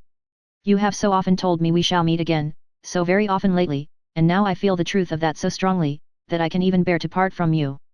The trembling voice and tearful eye, and the closer grasp of the arm which accompanied these latter words, showed how they filled the speaker's heart, nor were there wanting indications of how deeply they had touched the heart of him to whom they were addressed. "You say well," returned Nicholas at length, "and comfort me very much, dear fellow. Let me hear you say you are happy, if you can. I must tell you something, first. I should not have a secret from you. You would not blame me, at a time like this, I know." "I blame you," exclaimed Nicholas. "I am sure you would not. You asked me why I was so changed, and sat so much alone. Shall I tell you why?" "Not if it pains you," said Nicholas. "I only asked that I might make you happier, if I could. I know. I felt that, at the time." He drew his friend closer to him. "You will forgive me, I could not help it, but though I would have died to make her happy, it broke my heart to see, I know he loves her dearly, oh, who could find that out so soon as I?" The words which followed were feebly and faintly uttered, and broken by long pauses, but, from them, Nicholas learnt, for the first time, that the dying boy, with all the ardour of a nature concentrated on one absorbing, hopeless, secret passion, loved his sister Kate. He had procured a lock of her hair, which hung at his breast, folded in one or two slight ribbons she had worn. He prayed that, when he was dead, Nicholas would take it off, so that no eyes but his might see it, and that when he was laid in his coffin and about to be placed in the earth, he would hang it round his neck again, that it might rest with him in the grave. Upon his knees Nicholas gave him this pledge, and promised again that he should rest in the spot he had pointed out. They embraced, and kissed each other on the cheek. "Now," he murmured, "I am happy." He fell into a light slumber, and waking smiled as before, then, spoke of beautiful gardens, which he said stretched out before him, and were filled with figures of men, women, and many children, all with light upon their faces, then, whispered that it was Eden, and so died. Chapter 59. The plots begin to fail, and doubts and dangers to disturb the plotter. Ralph sat alone, in the solitary room where he was accustomed to take his meals, and to sit of nights when no profitable occupation called him abroad. Before him was an untasted breakfast, and near to where his fingers beat restlessly upon the table, lay his watch. It was long past the time at which, for many years, he had put it in his pocket and gone with measured steps downstairs to the business of the day, but he took as little heed of its monotonous warning, as of the meat and drink before him, and remained with his head resting on one hand, and his eyes fixed moodily on the ground. This departure from his regular and constant habit, in one so regular and unvarying in all that appertained to the daily pursuit of riches, would almost of itself have told that the usurer was not well. That he laboured under some mental or bodily indisposition, and that it was one of no slight kind so to affect a man like him, was sufficiently shown by his haggard face, jaded air, and hollow languid eyes, which he raised at last with a start and a hasty glance around him, as one who suddenly awakes from sleep, and cannot immediately recognize the place in which he finds himself. "What is this," he said, "that hangs over me, and I cannot shake off? I have never pampered myself, and should not be ill. I have never moped, and pined, and yielded to fancies, but what can a man do without rest? He pressed his hand upon his forehead. Night after night comes and goes, and I have no rest. If I sleep, what rest is that which is disturbed by constant dreams of the same detested faces crowding round me, of the same detested people, in every variety of action, mingling with all I say and do, and always to my defeat? Waking, what rest have I, constantly haunted by this heavy shadow of, I know not what, which is its worst character? I must have rest. One night's unbroken rest, and I should be a man again. Pushing the table from him while he spoke, as though he loathed the sight of food, he encountered the watch, the hands of which were almost upon noon. This is strange, he said, noon, and Noggs not here. What drunken brawl keeps him away? I would give something now, something in money even after that dreadful loss, if he had stabbed a man in a tavern scuffle, or broken into a house, or picked a pocket, or done anything that would send him abroad with an iron ring upon his leg, and rid me of him. Better still, if I could throw temptation in his way, and lure him on to rob me. He should be welcome to what he took, so I brought the law upon him, for he is a traitor, I swear. How, or when, or where, I don't know, though I suspect. After waiting for another half-hour, he dispatched the woman who kept his house to Newman's lodging, to inquire if he were ill, and why he had not come or sent. She brought back answer that he had not been home all night, and that no one could tell her anything about him. But there is a gentleman, sir, she said, below, who was standing at the door when I came in, and he says. What says he? Demanded Ralph, turning angrily upon her. I told you I would see nobody. He says, replied the woman, abashed by his harshness, that he comes on very particular business which admits of no excuse, and I thought perhaps it might be about. About what, in the devil's name, said Ralph. You spy and speculate on people's business with me, do you? Dear, no, sir. I saw you were anxious, and thought it might be about Mr. Noggs, that's all. Saw I was anxious, muttered Ralph, they all watch me, now. Where is this person? You did not say I was not down yet, I hope. The woman replied that he was in the little office, and that she had said her master was engaged, but she would take the message. Well, said Ralph, I'll see him. Go you to your kitchen, and keep there. Do you mind me? Glad to be released, the woman quickly disappeared. Collecting himself, and assuming as much of his accustomed manner as his utmost resolution could summon, Ralph descended the stairs. After pausing for a few moments, with his hand upon the lock, he entered Newman's room, and confronted Mr. Charles Cheeryble. Of all men alive, this was one of the last he would have wished to meet at any time, but, now that he recognized in him only the patron and protector of Nicholas, he would rather have seen a spectre. One beneficial effect, however, the encounter had upon him. It instantly roused all his dormant energies, rekindled in his breast the passions that, for many years, had found an improving home there, called up all his wrath, hatred, and malice, restored the sneer to his lip, and the scowl to his brow, and made him again, in all outward appearance, the same Ralph Nickleby whom so many had bitter cause to remember. Humph, said Ralph, pausing at the door. This is an unexpected favour, sir. And an unwelcome one, said brother Charles, an unwelcome one, I know. Men say you are truth itself, sir, replied Ralph. You speak truth now, at all events, and I'll not contradict you. The favour is, at least, as unwelcome as it is unexpected. I can scarcely say more. Plainly, sir, began brother Charles. Plainly, sir, interrupted Ralph, I wish this conference to be a short one, and to end where it begins. I guess the subject upon which you are about to speak, and I'll not hear you. You like plainness, I believe, there it is. Here is the door as you see. Our way lies in very different directions. Take yours, I beg of you, and leave me to pursue mine in quiet. In quiet, repeated brother Charles mildly, and looking at him with more of pity than reproach. To pursue his way in quiet. You will scarcely remain in my house, I presume, sir, against my will, said Ralph, or you can scarcely hope to make an impression upon a man who closes his ears to all that you can say, and is firmly and resolutely determined not to hear you. M.R. Nickleby, sir, returned brother Charles, no less mildly than before, but firmly too, I come here against my will, sorely and grievously against my will. I have never been in this house before, and, to speak my mind, sir, I don't feel at home or easy in it, and have no wish ever to be here again. You do not guess the subject on which I come to speak to you, you do not indeed. I am sure of that, or your manner would be a very different one. Ralph glanced keenly at him, but the clear eye and open countenance of the honest old merchant underwent no change of expression, and met his look without reserve. Shall I go on? Said Mr. Cheeryble. Oh, by all means, if you please, returned Ralph drily. Here are walls to speak to, sir, a desk, and 2 stools, most attentive auditors, and certain not to interrupt you. Go on, I beg, make my house yours, and perhaps by the time I return from my walk, you will have finished what you have to say, and will yield me up possession again." So saying, he buttoned his coat, and turning into the passage, took down his hat. The old gentleman followed, and was about to speak, when Ralph waved him off impatiently, and said, "Not a word. I tell you, sir, not a word. Virtuous as you are not an angel yet, to appear in men's houses whether they will or no, and pour your speech into unwilling ears. Preach to the walls I tell you, not to me." "I am no angel, heaven knows," returned brother Charles, shaking his head, "but an erring and imperfect man. Nevertheless, there is one quality which all men have, in common with the angels, blessed opportunities of exercising, if they will, mercy. It is an errand of mercy that brings me here. Pray let me discharge it." "I show no mercy," retorted Ralph with a triumphant smile, "and I ask none. Seek no mercy from me, sir, in behalf of the fellow who has imposed upon your childish credulity, but let him expect the worst that I can do." "He ask mercy at your hands," exclaimed the old merchant warmly, "ask it at his, sir, ask it at his. If you will not hear me now, when you may, hear me when you must, or anticipate what I would say, and take measures to prevent our ever meeting again. Your nephew is a noble lad, sir, an honest, noble lad. What you are, Mr. Nickleby, I will not say, but what you have done, I know.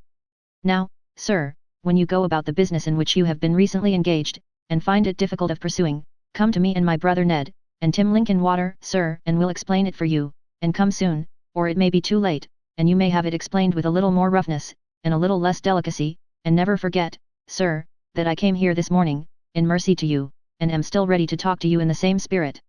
With these words, uttered with great emphasis and emotion, brother Charles put on his broad-brimmed hat, and, passing Ralph Nickleby without any other remark, trotted nimbly into the street. Ralph looked after him, but neither moved nor spoke for some time, when he broke what almost seemed the silence of stupefaction, by a scornful laugh. "This," he said, "from its wildness, should be another of those dreams that have so broken my rest of late. In mercy to me. Foh! The old simpleton has gone mad." Although he expressed himself in this derisive and contemptuous manner, it was plain that, the more Ralph pondered, the more ill at ease he became, and the more he laboured under some vague anxiety and alarm, which increased as the time passed on and no tidings of Newman Noggs arrived. After waiting until late in the afternoon, tortured by various apprehensions and misgivings, and the recollection of the warning which his nephew had given him when they last met, the further confirmation of which now presented itself in one shape of probability, now in another, and haunted him perpetually, he left home, and, scarcely knowing why, save that he was in a suspicious and agitated mood, betook himself to Snawley's house. His wife presented herself, and, of her, Ralph inquired whether her husband was at home. "No," she said sharply, "he is not indeed, and I don't think he will be at home for a very long time, that's more." "Do you know who I am?" asked Ralph. "Oh yes, I know you very well, too well perhaps, and perhaps he does too, and sorry am I that I should have to say it. Tell him that I saw him through the window blind above, as I crossed the road just now, and that I would speak to him on business," said Ralph. "Do you hear?" "I hear," rejoined Mrs. Snawley, taking no further notice of the request. "I knew this woman was a hypocrite, in the way of psalms and scripture phrases," said Ralph, passing quietly by, "but I never knew she drank before." "Stop! You don't come in here," said Mr. Snawley's better half, interposing her person, which was a robust one, in the doorway. "You have said more than enough to him on business, before now. I always told him what dealing with you and working out your schemes would come to. It was either you or the schoolmaster, one of you, or the two between you, that got the forged letter done, remember that. That wasn't his doing, so don't lay it at his door." "Hold your tongue, you Jezebel," said Ralph, looking fearfully round. "Ah, I know when to hold my tongue, and when to speak, Mr. Nickleby," retorted the dame. "Take care that other people know when to hold theirs." "You jade," said Ralph, "if your husband has been idiot enough to trust you with his secrets, keep them, she-devil that you are." "Not so much his secrets as other people's secrets, perhaps," retorted the woman, "not so much his secrets as yours. None of your black looks at me. You'll want 'em all, perhaps, for another time. You had better keep 'em." "Will you," said Ralph, suppressing his passion as well as he could, and clutching her tightly by the wrist, "will you go to your husband and tell him that I know he is at home, and that I must see him? And will you tell me what it is that you and he mean by this new style of behavior?" "No," replied the woman, violently disengaging herself, "I'll do neither." "You set me at defiance, do you?" said Ralph. "Yes," was the answer. "I do." For an instant Ralph had his hand raised, as though he were about to strike her, but, checking himself, and nodding his head and muttering as though to assure her he would not forget this, walked away. Thence, he went straight to the inn which Mr. Squeers frequented, and inquired when he had been there last, in the vague hope that, successful or unsuccessful, he might, by this time, have returned from his mission and be able to assure him that all was safe. But Mr. Squeers had not been there for 10 days, and all that the people could tell about him was, that he had left his luggage and his bill. Disturbed by 1,000 fears and surmises, and bent upon ascertaining whether Squeers had any suspicion of Snolly, or was, in any way, a party to this altered behaviour, Ralph determined to hazard the extreme step of inquiring for him at the Lambeth lodging, and having an interview with him even there. Bent upon this purpose, and in that mood in which delay is insupportable, he repaired at once to the place, and being, by description, perfectly acquainted with the situation of his room, crept upstairs and knocked gently at the door. Not 1, nor 2, nor 3, nor yet a dozen knocks, served to convince Ralph, against his wish, that there was nobody inside. He reasoned that he might be asleep, and, listening, almost persuaded himself that he could hear him breathe. Even when he was satisfied that he could not be there, he sat patiently on a broken stair and waited, arguing, that he had gone out upon some slight errand, and must soon return.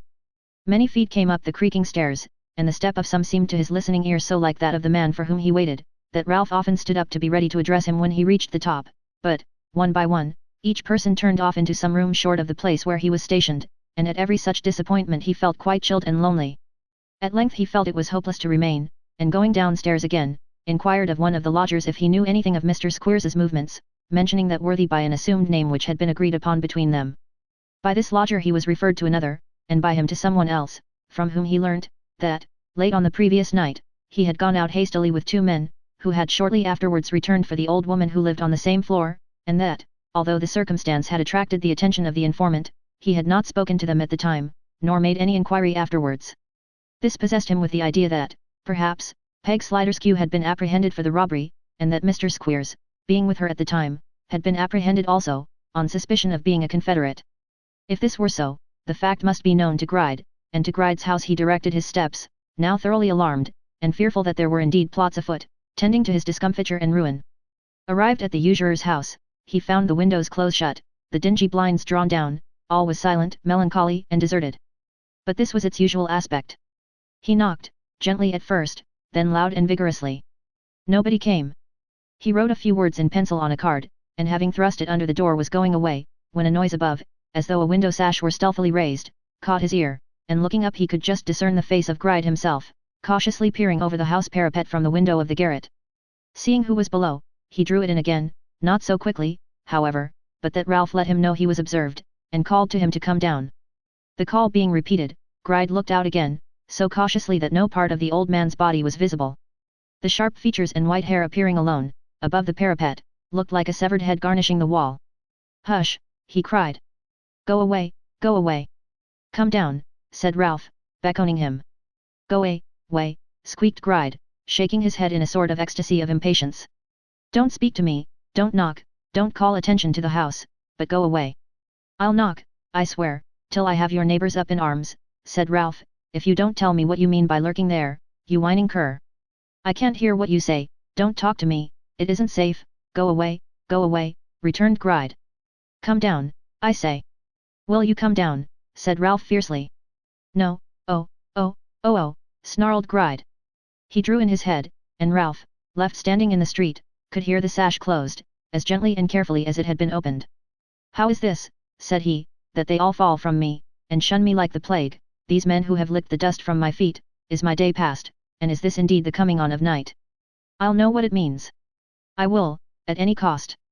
I am firmer and more myself, just now, than I have been these many days." Turning from the door, which, in the first transport of his rage, he had meditated battering upon until Gride's very fears should impel him to open it, he turned his face towards the city, and working his way steadily through the crowd which was pouring from it, it was by this time between 5 and 6 o'clock in the afternoon, went straight to the house of business of the brothers Cheeryble, and putting his head into the glass case, found Tim Linkinwater alone. "My name's Nickleby," said Ralph. "I know it," replied Tim, surveying him through his spectacles. "Which of your firm was it who called on me this morning?" demanded Ralph. "Mr. Charles." "Then, tell Mr. Charles the first want to see him." "You shall see," said Tim, getting off his stool with great agility, "you shall see, not only Mr. Charles, but Mr. Ned likewise." Tim stopped, looked steadily and severely at Ralph, nodded his head once, in a curt manner which seemed to say there was a little more behind, and vanished. After a short interval, he returned, and, ushering Ralph into the presence of the two brothers, remained in the room himself. "I want to speak to you, who spoke to me this morning," said Ralph, pointing out with his finger the man whom he addressed. "I have no secrets from my brother Ned, or from Tim Linkinwater," observed brother Charles quietly. "I have," said Ralph. "Mr. Nickleby, sir," said brother Ned, "the matter upon which my brother Charles called upon you this morning is one which is already perfectly well known to us three, and to others besides, and must unhappily soon become known to a great many more. He waited upon you, sir, this morning, alone, as a matter of delicacy and consideration. We feel, now, that further delicacy and consideration would be misplaced, and, if we confer together, it must be as we are or not at all." "Well, gentlemen," said Ralph with a curl of the lip, "talking in riddles would seem to be the peculiar forte of you two, and I suppose your clerk, like a prudent man, has studied the art also with a view to your good graces. Talk in company, gentlemen, in God's name. I'll humour you." "Humour," cried Tim Linkinwater, suddenly growing very red in the face. "He'll humour us. He'll humour Cheeryble Brothers. Do you hear that? Do you hear him? Do you hear him say he'll humour Cheeryble Brothers?" "Tim," said Charles and Ned together, "pray, Tim, pray now, don't." Tim, taking the hint, stifled his indignation as well as he could, and suffered it to escape through his spectacles, with the additional safety valve of a short hysterical laugh now and then, which seemed to relieve him mightily. "As nobody bids me to a seat," said Ralph, looking round, "I'll take one, for I am fatigued with walking. And now, if you please, gentlemen, I wish to know, I demand to know, I have the right, what you have to say to me, which justifies such a tone as you have assumed, and that underhand interference in my affairs which, I have reason to suppose, you have been practicing. I tell you plainly, gentlemen, that little as I care for the opinion of the world, as the slang goes, I don't choose to submit quietly to slander and malice. Whether you suffer yourselves to be imposed upon too easily, or wilfully make yourselves parties to it, the result to me is the same. In either case, you can't expect from a plain man like myself much consideration or forbearance." So coolly and deliberately was this said, that 9 men out of 10, ignorant of the circumstances, would have supposed Ralph to be really an injured man. There he sat, with folded arms, paler than usual, certainly, and sufficiently ill-favoured, but quite collected, far more so than the brothers or the exasperated Tim, and ready to face out the worst. "Very well, sir," said brother Charles. "Very well. Brother Ned, will you ring the bell?" "Charles, my dear fellow, stop one instant," returned the other. "It will be better for Mr. Nickleby and for our object that he should remain silent, if he can, till we have said what we have to say. I wish him to understand that." Quite right," said brother Charles. Ralph smiled, but made no reply. The bell was rung, the room door opened, a man came in, with a halting walk, and, looking round, Ralph's eyes met those of Newman Noggs. From that moment, his heart began to fail him. "This is a good beginning," he said bitterly. "Oh, this is a good beginning. You are candid, honest, open-hearted, fair-dealing men.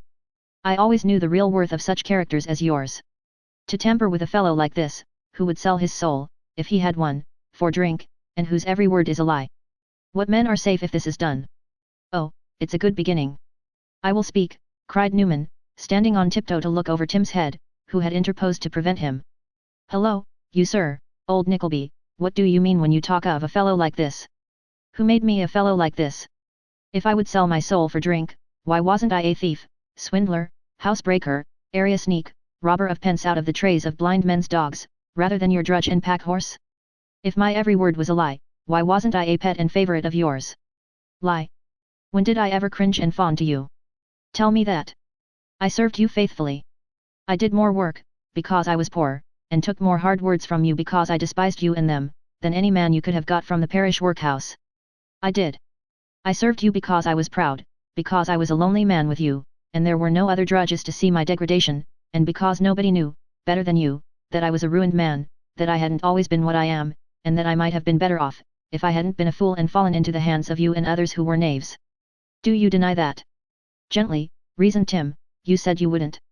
"I said I wouldn't," cried Newman, thrusting him aside, and moving his hand as Tim moved, so as to keep him at arm's length. "Don't tell me.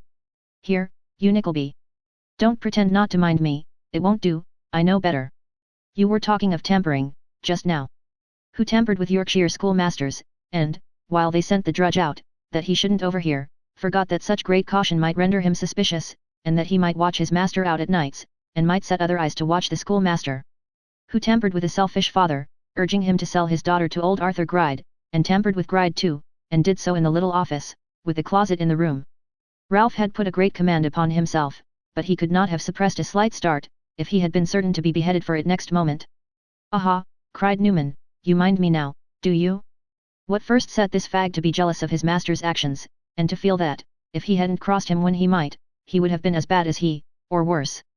That master's cruel treatment of his own flesh and blood, and vile designs upon a young girl who interested even his broken down, drunken, miserable hack, and made him linger in his service, in the hope of doing her some good, as, thank God, he had done others once or twice before, when he would, otherwise, have relieved his feelings by pummeling his master soundly, and then going to the devil. He would, mark that, and mark this, that I'm here now, because these gentlemen thought it best. When I sought them out, as I did, there was no tampering with me. I told them I wanted help to find you out, to trace you down, to go through with what I had begun, to help the right, and that when I had done it, I'd burst into your room and tell you all, face to face, man to man, and like a man. Now I've said my say, and let anybody else say theirs, and fire away." With this concluding sentiment, Newman Noggs, who had been perpetually sitting down and getting up again all through his speech, which he had delivered in a series of jerks, and who was, from the violent exercise and the excitement combined, in a state of most intense and fiery heat, became, without passing through any intermediate stage, stiff, upright, and motionless, and so remained, staring at Ralph Nickleby with all his might and main. Ralph looked at him for an instant, and for an instant only, then, waved his hand, and beating the ground with his foot, said in a choking voice, "Go on, gentlemen, go on. I'm patient, you see. There's law to be had, there's law. I shall call you to an account for this. Take care what you say, I shall make you prove it." "The proof is ready," returned Brother Charles, "quite ready to our hands. The man Snolly, last night, made a confession." "Who may the man Snolly be?" returned Ralph, "and what may his confession have to do with my affairs?" To this inquiry, put with a dogged inflexibility of manner, the old gentleman returned no answer, but went on to say, that to show him how much they were in earnest, it would be necessary to tell him, not only what accusations were made against him, but what proof of them they had, and how that proof had been acquired. This laying open of the whole question brought up Brother Ned, Tim Linkinwater, and Newman Noggs, all three at once, who, after a vast deal of talking together, and a scene of great confusion, laid before Ralph, in distinct terms, the following statement. That, Newman, having been solemnly assured by one not then producible that Smike was not the son of Snolly, and this person having offered to make oath to that effect, if necessary, they had by this communication been first led to doubt the claim set up, which they would otherwise have seen no reason to dispute, supported as it was by evidence which they had no power of disproving. That, once suspecting the existence of a conspiracy, they had no difficulty in tracing back its origin to the malice of Ralph, and the vindictiveness and avarice of Squeers. That, suspicion and proof being two very different things, they had been advised by a lawyer, eminent for his sagacity and acuteness in such practice, to resist the proceedings taken on the other side for the recovery of the youth as slowly and artfully as possible, and meanwhile to beset Snolly, with whom it was clear the main falsehood must rest, to lead him, if possible, into contradictory and conflicting statements, to harass him by all available means, and so to practice on his fears and regard for his own safety, as to induce him to divulge the whole scheme, and to give up his employer and whomsoever else he could implicate. That, all this had been skillfully done, but that Snolly, who was well practiced in the arts of low cunning and intrigue, had successfully baffled all their attempts, until an unexpected circumstance had brought him, last night, upon his knees. It thus arose. When Newman Noggs reported that Squeers was again in town, and that an interview of such secrecy had taken place between him and Ralph that he had been sent out of the house, plainly lest he should overhear a word, a watch was set upon the schoolmaster, in the hope that something might be discovered which would throw some light upon the suspected plot. It being found, however, that he held no further communication with Ralph, nor any with Snolly, and lived quite alone, they were completely at fault, the watch was withdrawn, and they would have observed his motions no longer, if it had not happened that, one night, Newman stumbled unobserved on him and Ralph in the street together. Following them, he discovered, to his surprise, that they repaired to various low lodging houses, and taverns kept by broken gamblers, to more than one of whom Ralph was known, and that they were in pursuit, so he found by inquiries when they had left, of an old woman, whose description exactly tallied with that of deaf Mrs. Sliderskew. Affairs now appearing to assume a more serious complexion, the watch was renewed with increased vigilance, an officer was procured, who took up his abode in the same tavern with Squeers, and by him and Frank Cheeryble the footsteps of the unconscious schoolmaster were dogged, until he was safely housed in the lodging at Lambeth. Mr. Squeers having shifted his lodging, the officer shifted his, and lying concealed in the same street, and, indeed, in the opposite house, soon found that Mr. Squeers and Mrs. Sliderskew were in constant communication. In this state of things, Arthur Gride was appealed to. The robbery, partly owing to the inquisitiveness of the neighbours, and partly to his own grief and rage, had, long ago, become known, but he positively refused to give his sanction or yield any assistance to the old woman's capture, and was seized with such a panic at the idea of being called upon to give evidence against her, that he shut himself up close in his house, and refused to hold communication with anybody. Upon this, the pursuers took counsel together, and, coming so near the truth as to arrive at the conclusion that Gride and Ralph, with Squeers for their instrument, were negotiating for the recovery of some of the stolen papers which would not bear the light, and might possibly explain the hints relative to Madeline which Newman had overheard, resolved that Mrs. Sliderskew should be taken into custody before she had parted with them, and Squeers too, if anything suspicious could be attached to him. Accordingly, a search warrant being procured, and all prepared, Mr. Squeers's window was watched, until his light was put out, and the time arrived when, as had been previously ascertained, he usually visited Mrs. Sliderskew. This done, Frank Cheeryble and Newman stole upstairs to listen to their discourse, and to give the signal to the officer at the most favourable time. At what an opportune moment they arrived, how they listened, and what they heard, is already known to the reader. Mr. Squeers, still half stunned, was hurried off with a stolen deed in his possession, and Mrs. Sliderskew was apprehended likewise. The information being promptly carried to Snawley that Squeers was in custody, he was not told for what, that worthy, first extorting a promise that he should be kept harmless, declared the whole tale concerning Smike to be a fiction and forgery, and implicated Ralph Nickleby to the fullest extent. As to Mr. Squeers, he had, that morning, undergone a private examination before a magistrate, and, being unable to account satisfactorily for his possession of the deed or his companionship with Mrs. Sliderskew, had been, with her, remanded for a week. All these discoveries were now related to Ralph, circumstantially, and in detail. Whatever impression they secretly produced, he suffered no sign of emotion to escape him, but sat perfectly still, not raising his frowning eyes from the ground, and covering his mouth with his hand. When the narrative was concluded, he raised his head hastily, as if about to speak, but on Brother Charles resuming, fell into his old attitude again. "I told you this morning," said the old gentleman, laying his hand upon his brother's shoulder, "that I came to you in mercy. How far you may be implicated in this last transaction, or how far the person who is now in custody may criminate you, you best know. But, justice must take its course against the parties implicated in the plot against this poor, unoffending, injured lad. It is not in my power, or in the power of my brother Ned, to save you from the consequences. The utmost we can do is, to warn you in time, and to give you an opportunity of escaping them. We would not have an old man like you disgraced and punished by your near relation, nor would we have him forget, like you, all ties of blood and nature. We entreat you, brother Ned, you join me, I know, in this entreaty, and so, Tim Linkinwater, do you, although you pretend to be an obstinate dog, sir, and sit there frowning as if you didn't, we entreat you to retire from London, to take shelter in some place where you will be safe from the consequences of these wicked designs, and where you may have time, sir, to atone for them, and to become a better man. And do you think, returned Ralph, rising, and do you think, you will so easily crush me? Do you think that 100 well-arranged plans, or 100 suborned witnesses, or 100 false curs at my heels, or 100 canting speeches full of oily words, will move me? I thank you for disclosing your schemes, which I am now prepared for. You have not the man to deal with that you think, try me. And remember that I spit upon your fair words and false dealings, and dare you, provoke you, taunt you, to do to me the very worst you can." Thus they parted, for that time, but the worst had not come yet. Chapter 60. The dangers thicken, and the worst is told. Instead of going home, Ralph threw himself into the first street cabriolet he could find, and, directing the driver towards the police office of the district in which Mr. Squeers's misfortunes had occurred, alighted at a short distance from it, and, discharging the man, went the rest of his way thither on foot.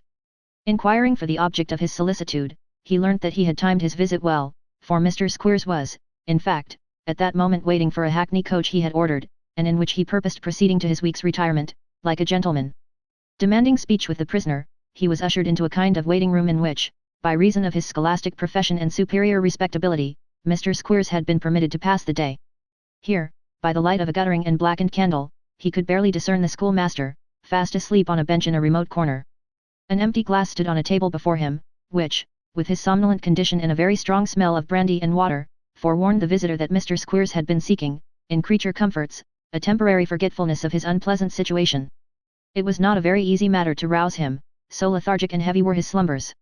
Regaining his faculties by slow and faint glimmerings, he at length sat upright, and, displaying a very yellow face, a very red nose, and a very bristly beard, the joint effect of which was considerably heightened by a dirty white handkerchief, spotted with blood, drawn over the crown of his head and tied under his chin, stared ruefully at Ralph in silence, until his feelings found a vent in this pithy sentence. "I say, young fellow, you've been and done it now, you have." "What's the matter with your head?" asked Ralph. "Why, your man, your informing kidnapping man, has been and broke it," rejoined Squeers sulkily, "that's what's the matter with it." "You've come at last, have you?" "Why have you not sent to me?" said Ralph. "How could I come till I knew what had befallen you?" "My family," hiccuped Mr. Squeers, raising his eye to the ceiling, "my daughter, as is at that age when all the sensibilities is coming out strong in blow, my son as is the young Norval of private life, and the pride and ornament of a doting village. Here's a shock for my family. The coat of arms of the Squeerses is tore, and their son is gone down into the ocean wave." "You have been drinking," said Ralph, "and have not yet slept yourself sober." "I haven't been drinking your health, my codger," replied Mr. Squeers, "so you have nothing to do with that." Ralph suppressed the indignation which the schoolmaster's altered and insolent manner awakened, and asked again why he had not sent to him. "What should I get by sending to you?" returned Squeers.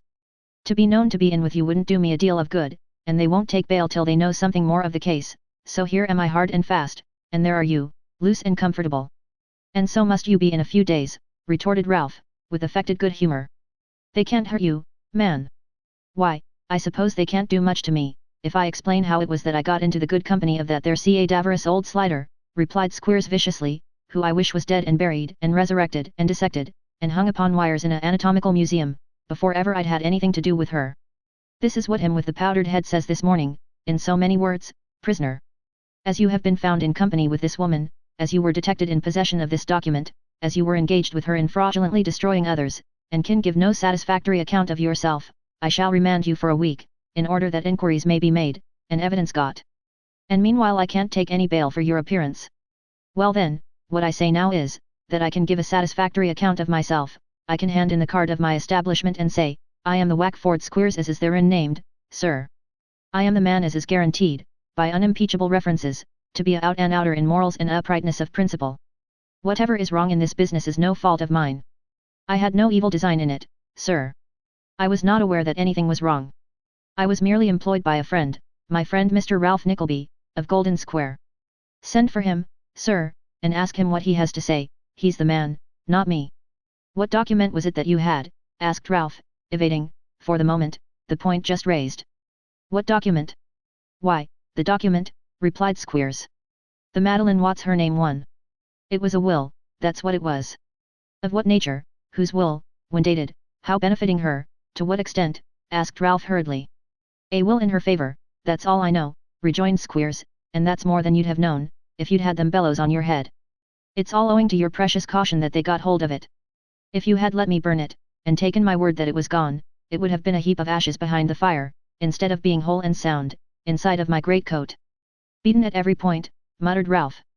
"Ah," sighed Squeers, who, between the brandy and water and his broken head, wandered strangely, at the delightful village of Duthie near Greta Bridge in Yorkshire. Youth are boarded, clothed, booked, washed, furnished with pocket money, provided with all necessaries, instructed in all languages living and dead, mathematics, orthography, geometry, astronomy, trigonometry. This is a altered state of trigonomics, this is a double one, all, everything, a cobbler's weapon.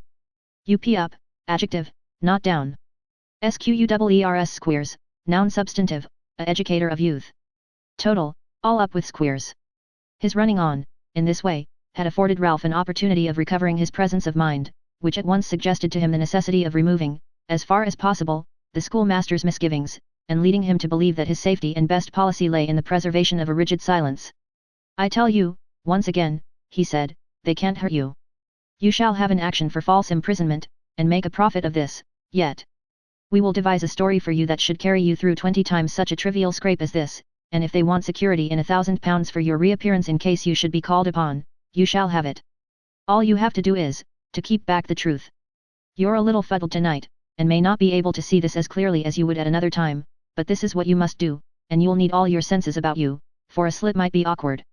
"Oh," said Squeers, who had looked cunningly at him, with his head stuck on one side, like an old raven. "That's what I'm to do, is it? Now then, just you hear a word or two from me.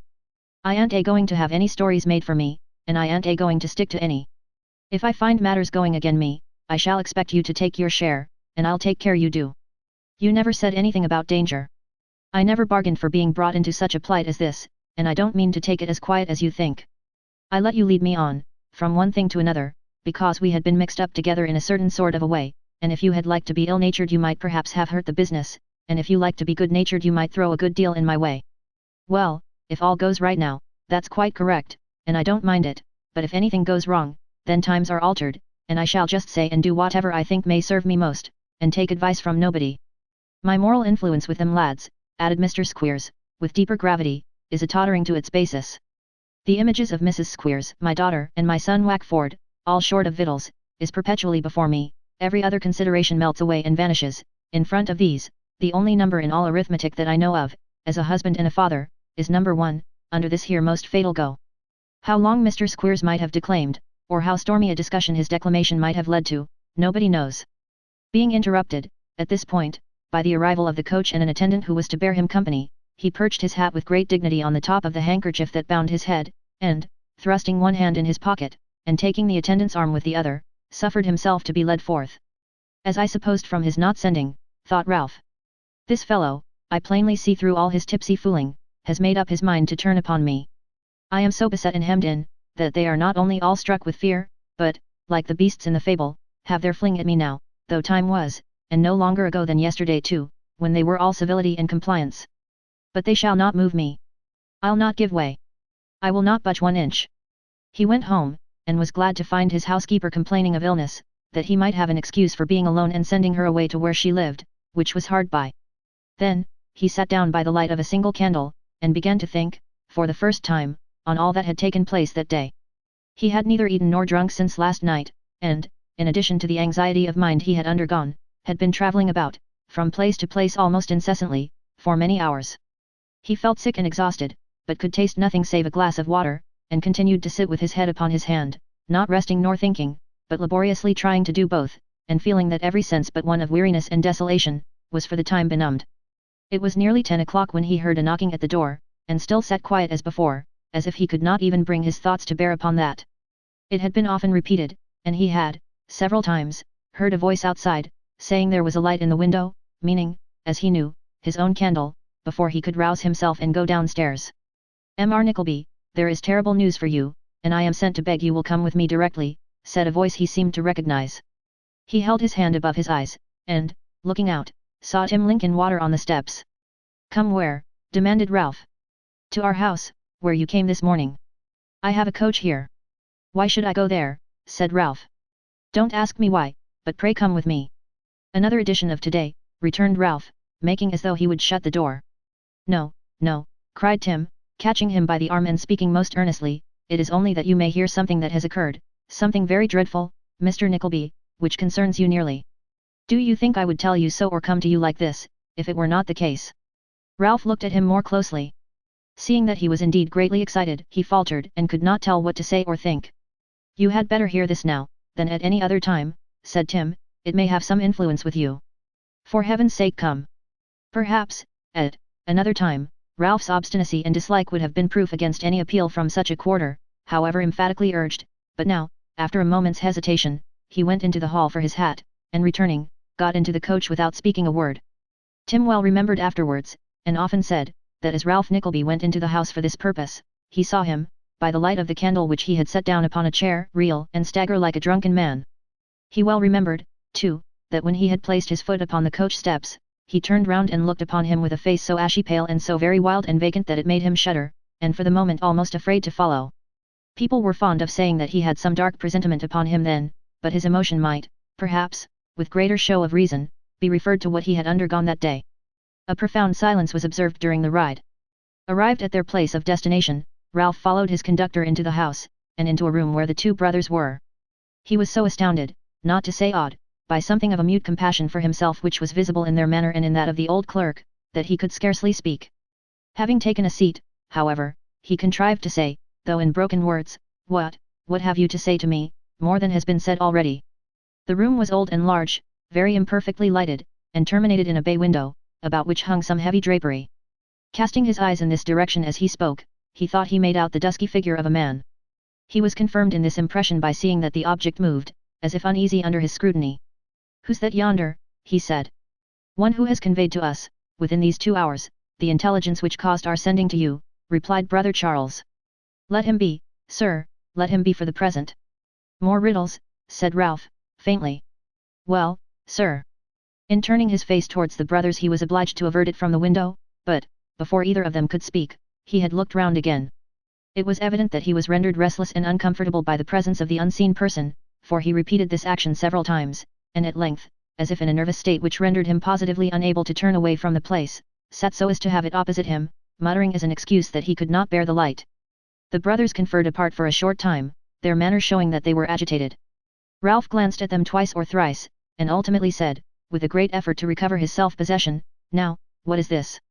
If I am brought from home at this time of night, let it be for something. What have you got to tell me? After a short pause, he added, Is my niece dead? He had struck upon a key which rendered the task of commencement an easier one. Brother Charles turned, and said that it was a death of which they had to tell him, but that his niece was well. You don't mean to tell me, said Ralph, as his eyes brightened, that her brother's dead. No, that's too good. I'd not believe it, if you told me so.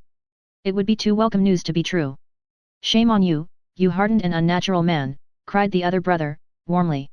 Prepare yourself for intelligence which, if you have any human feeling in your breast, will make even you shrink and tremble.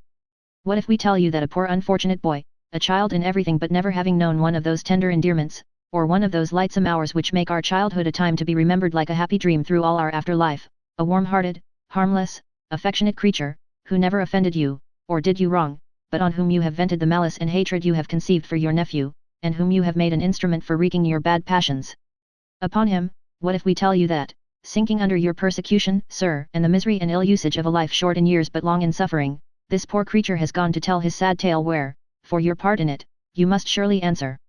If you tell me, said Ralph, if you tell me that he is dead, I forgive you all else. If you tell me that he is dead, I am in your debt and bound to you for life. He is. I see it in your faces. Who triumphs now? Is this your dreadful news, this your terrible intelligence? You see how it moves me. You did well to send. I would have travelled 100 miles afoot, through mud, mire, and darkness, to hear this news just at this time. Even then, moved as he was by this savage joy, Ralph could see in the faces of the two brothers, mingling with their look of disgust and horror, something of that indefinable compassion for himself which he had noticed before. And he brought you the intelligence, did he? Said Ralph, pointing with his finger towards the recess already mentioned, and sat there, no doubt, to see me prostrated and overwhelmed by it. Ha, ha, ha. But I tell him that I'll be a sharp thorn in his side for many a long day to come, and I tell you too, again, that you don't know him yet, and that you'll rue the day you took compassion on the vagabond. You take me for your nephew, said a hollow voice, it would be better for you, and for me too, if I were he indeed. The figure that he had seen so dimly, rose, and came slowly down. He started back, for he found that he confronted, not Nicholas, as he had supposed, but Brooker. Ralph had no reason, that he knew, to fear this man, he had never feared him before, but the pallor which had been observed in his face when he issued forth that night, came upon him again. He was seen to tremble, and his voice changed as he said, keeping his eyes upon him. What does this fellow here? Do you know he is a convict, a felon, a common thief? Hear what he has to tell you. Oh, Mr. Nickleby, hear what he has to tell you, be he what he may, cried the brothers, with such emphatic earnestness, that Ralph turned to them in wonder. They pointed to Brooker. Ralph again gazed at him, as it seemed mechanically. That boy, said the man, that these gentlemen have been talking of. That boy, repeated Ralph, looking vacantly at him. Whom I saw, stretched dead and cold upon his bed, and who is now in his grave. Who is now in his grave, echoed Ralph, like one who talks in his sleep. The man raised his eyes, and clasped his hands solemnly together. Was your only son, so help me God in heaven. In the midst of a dead silence, Ralph sat down, pressing his two hands upon his temples. He removed them, after a minute, and never was there seen, part of a living man disfigured by any wound, such a ghastly face as he then disclosed. He looked at Brooker, who was by this time standing at a short distance from him, but did not say one word, or make the slightest sound or gesture. Gentlemen, said the man, I offer no excuses for myself. I am long past that. If, in telling you how this has happened, I tell you that I was harshly used, and perhaps driven out of my real nature, I do it only as a necessary part of my story, and not to shield myself. I am a guilty man. He stopped, as if to recollect, and looking away from Ralph, and addressing himself to the brothers, proceeded in a subdued and humble tone.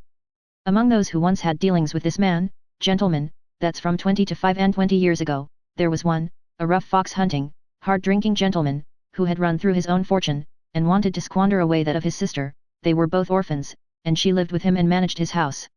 I don't know whether it was, originally, to back his influence and try to over-persuade the young woman or not, but he, pointing to Ralph, used to go down to the house in Leicestershire pretty often, and stop there many days at a time. They had had a great many dealings together, and he may have gone on some of those, or to patch up his client's affairs, which were in a ruinous state. Of course he went for profit. The gentlewoman was not a girl, but she was, I have heard say, handsome, and entitled to a pretty large property. In course of time, he married her. The same love of gain which led him to contract this marriage, led to its being kept strictly private, for a clause in her father's will declared that if she married without her brother's consent, the property, in which she had only some life interest while she remained single, should pass away altogether to another branch of the family. The brother would give no consent that the sister didn't buy, and pay for handsomely.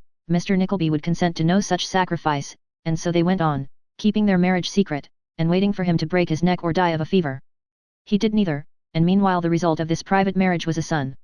The child was put out to nurse, a long way off. His mother never saw him but once or twice, and then by stealth, and his father, so eagerly did he thirst after the money which seemed to come almost within his grasp now, for his brother-in-law was very ill, and breaking more and more every day, never went near him, to avoid raising any suspicion. The brother lingered on. Mr. Nickleby's wife constantly urged him to avow their marriage. He peremptorily refused.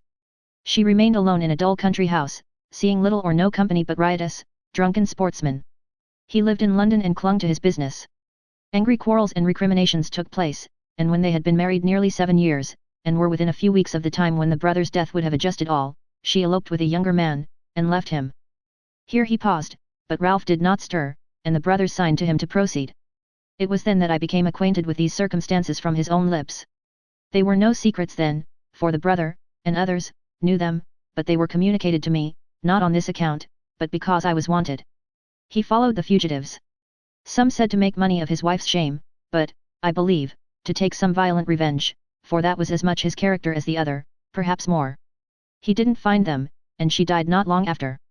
I don't know whether he began to think he might like the child, or whether he wished to make sure that it should never fall into its mother's hands, but, before he went, he entrusted me with the charge of bringing it home.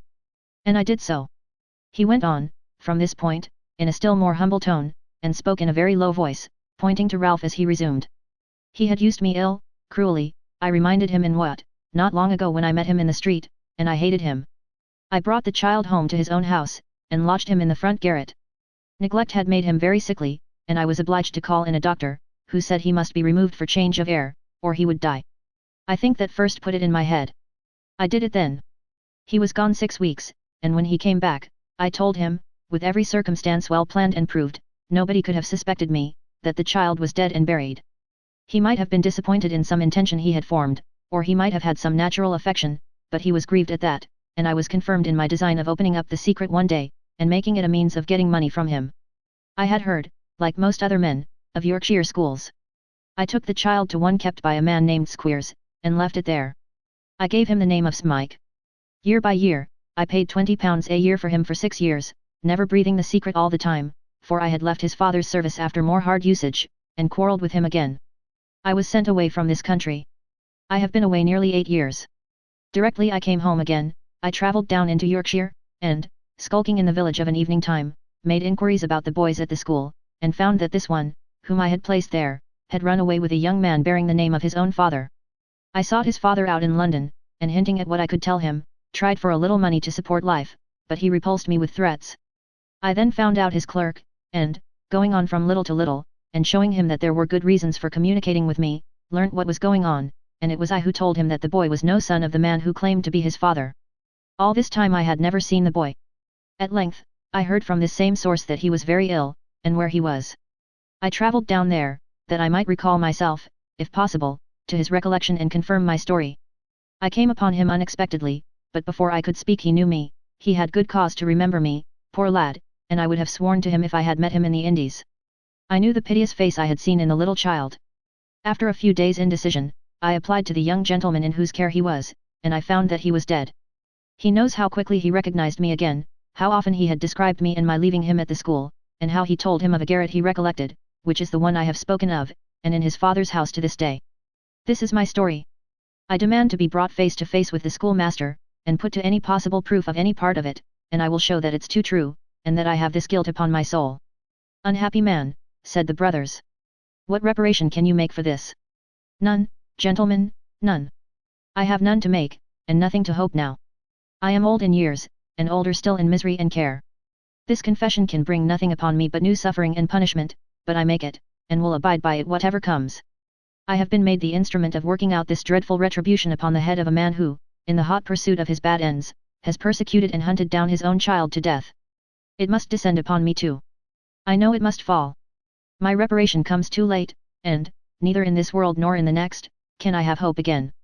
He had hardly spoken, when the lamp, which stood upon the table close to where Ralph was seated, and which was the only one in the room, was thrown to the ground, and left them in darkness. There was some trifling confusion in obtaining another light. The interval was a mere nothing, but when the light appeared, Ralph Nickleby was gone. The good brothers and Tim Linkinwater occupied some time in discussing the probability of his return, and, when it became apparent that he would not come back, they hesitated whether or no to send after him. At length, remembering how strangely and silently he had sat in one immovable position during the interview, and thinking he might possibly be ill, they determined, although it was now very late, to send to his house on some pretence. Finding an excuse in the presence of Brooker, whom they knew not how to dispose of without consulting his wishes, they concluded to act upon this resolution before going to bed. Chapter 61. Wherein Nicholas and his sister forfeit the good opinion of all worldly and prudent people. On the next morning after Brooker's disclosure had been made, Nicholas returned home. The meeting between him and those whom he had left there was not without strong emotion on both sides, for they had been informed by his letters of what had occurred, and, besides that his griefs were theirs, they mourned with him the death of one whose forlorn and helpless state had first established a claim upon their compassion, and whose truth of heart and grateful earnest nature had, every day, endeared him to them more and more. "I am sure," said Mrs. Nickleby, wiping her eyes, and sobbing bitterly, "I have lost the best, the most zealous, and most attentive creature that has ever been a companion to me in my life, putting you, my dear Nicholas, and Kate, and your poor papa, and that well-behaved nurse who ran away with the linen and the 12 small forks, out of the question, of course.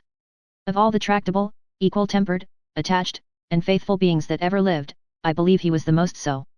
To look round upon the garden, now, that he took so much pride in, or to go into his room and see it filled with so many of those little contrivances for our comfort that he was so fond of making, and made so well, and so little thought he would leave unfinished, I can't bear it, I cannot really.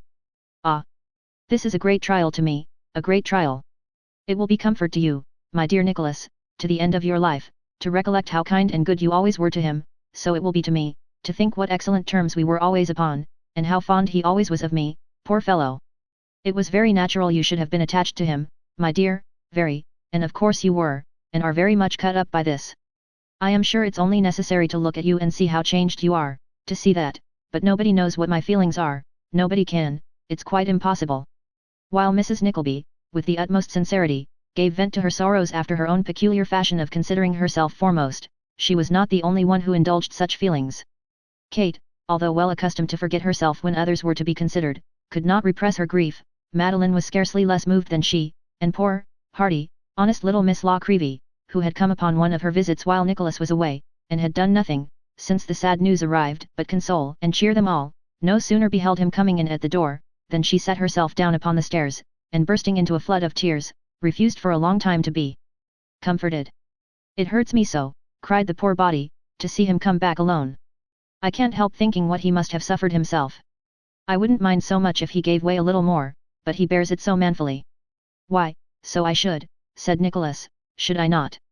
"Yes, yes," replied the little woman, "and bless you for a good creature, but this does seem at first to a simple soul like me, I know it's wrong to say so, and I shall be sorry for it presently, this does seem such a poor reward for all you have done." "Nay," said Nicholas gently, "what better reward could I have, than the knowledge that his last days were peaceful and happy, and the recollection that I was his constant companion, and was not prevented, as I might have been by 100 circumstances, from being beside him."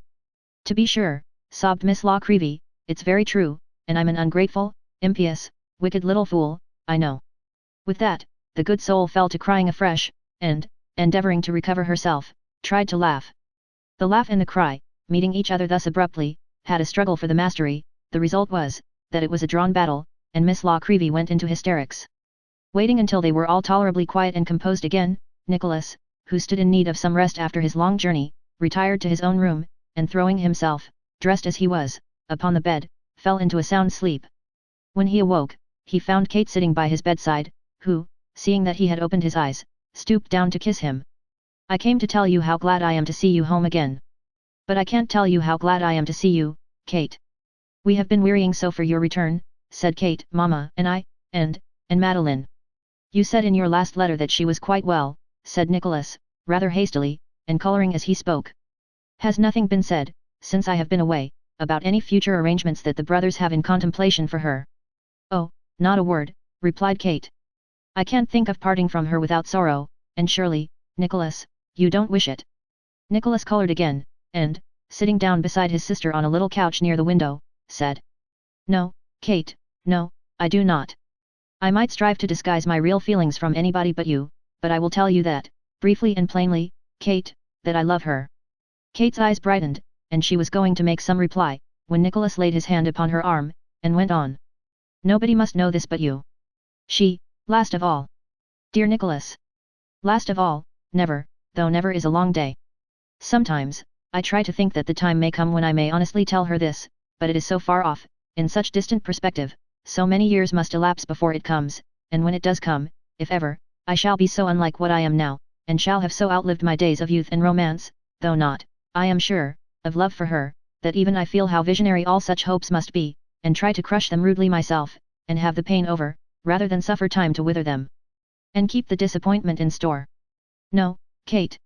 Since I have been absent, I have had, in that poor fellow who is gone, perpetually before my eyes, another instance of the munificent liberality of these noble brothers.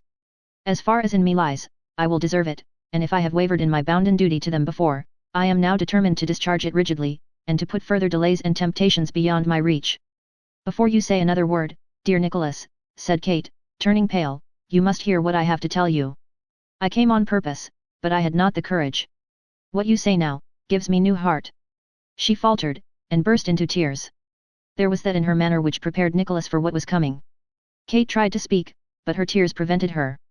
"Come, you foolish girl," said Nicholas. "Why, Kate, be a woman. I think I know what you would tell me. It concerns Mr. Frank, does it not?" Kate sunk her head upon his shoulder, and sobbed out yes. "And he has offered you his hand, perhaps, since I have been away," said Nicholas, "is that it?" "Yes. Well, it is not so difficult, you see, to tell me, after all. He offered you his hand." "Which I refused," said Kate. "Yes, and why?" "I told him," she said, in a trembling voice, "all that I have since found you told Mamma, and while I could not conceal from him, and cannot from you, that it was a pang and a great trial, I did so firmly, and begged him not to see me any more." "That's my own brave Kate," said Nicholas, pressing her to his breast. "I knew you would." "He tried to alter my resolution," said Kate, "and declared that, be my decision what it might, he would not only inform his uncles of the step he had taken, but would communicate it to you also, directly you returned. I am afraid," she added, her momentary composure forsaking her, "I am afraid I may not have said, strongly enough, how deeply I felt such disinterested love, and how earnestly I prayed for his future happiness. If you do talk together, I should like him to know that." "And did you suppose, Kate, when you had made this sacrifice to what you knew was right and honourable, that I should shrink from mine?" said Nicholas tenderly. "Oh no, not if your position had been the same, but it is the same," interrupted Nicholas. "Madeline is not the near relation of our benefactors, but she is closely bound to them by ties as dear, and I was first entrusted with her history, specially because they reposed unbounded confidence in me, and believed that I was as true as steel. How base would it be of me to take advantage of the circumstances which placed her here, or of the slight service I was happily able to render her, and to seek to engage her affections when the result must be, if I succeeded, that the brothers would be disappointed in their darling wish of establishing her as their own child, and that I must seem to hope to build my fortunes on their compassion for the young creature whom I had so meanly and unworthily entrapped, turning her very gratitude and warmth of heart to my own purpose and account, and trading in her misfortunes. I, too, whose duty, and pride, and pleasure, Kate, it is to have other claims upon me which I will never forget, and who have the means of a comfortable and happy life already, and have no right to look beyond it. I have determined to remove this weight from my mind. I doubt whether I have not done wrong, even now, and today I will, without reserve or equivocation, disclose my real reasons to Mr. Cheeryble, and implore him to take immediate measures for removing this young lady to the shelter of some other roof. Today, so very soon. I have thought of this for weeks, and why should I postpone it?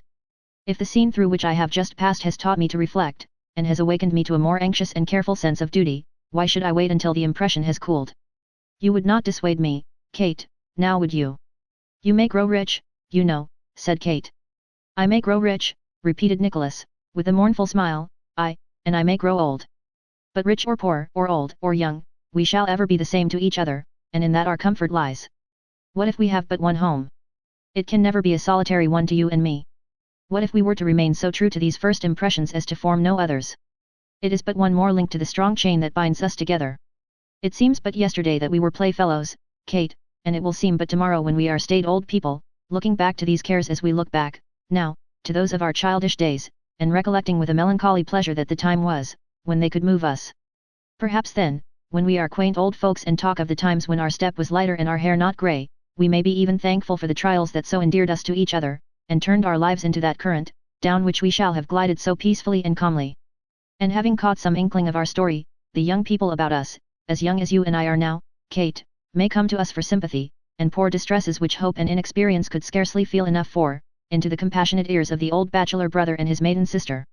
Kate smiled through her tears as Nicholas drew this picture, but they were not tears of sorrow, although they continued to fall when he had ceased to speak. Am I not right, Kate, he said, after a short silence. Quite, dear brother, and I cannot tell you how happy I am that I have acted as you would have had me. You don't regret? No, said Kate timidly, tracing some pattern upon the ground with her little foot. I don't regret having done what was honorable and right, of course, but I do regret that this should have ever happened, at least sometimes I regret it, and sometimes I don't know what I say, I am but a weak girl, Nicholas, and it has agitated me very much. It is no vaunt to affirm that if Nicholas had had £10,000 at the minute, he would, in his generous affection for the owner of the blushing cheek and downcast eye, have bestowed its utmost farthing, in perfect forgetfulness of himself, to secure her happiness. But all he could do was to comfort and console her by kind words, and words they were of such love and kindness, and cheerful encouragement, that poor Kate threw her arms about his neck, and declared she would weep no more. What man, thought Nicholas proudly, while on his way, soon afterwards, to the brother's house, would not be sufficiently rewarded for any sacrifice of fortune by the possession of such a heart as Kate's, which, but that hearts weigh light and gold and silver heavy, is beyond all praise. Frank has money, and wants no more. Where would it buy him such a treasure as Kate? And yet, in unequal marriages, the rich party is always supposed to make a great sacrifice, and the other to get a good bargain. But I am thinking like a lover, or like an ass, which I suppose is pretty nearly the same. Checking thoughts so little adapted to the business on which he was bound, by such self-reproofs as this and many others no less sturdy, he proceeded on his way and presented himself before Tim Linkinwater.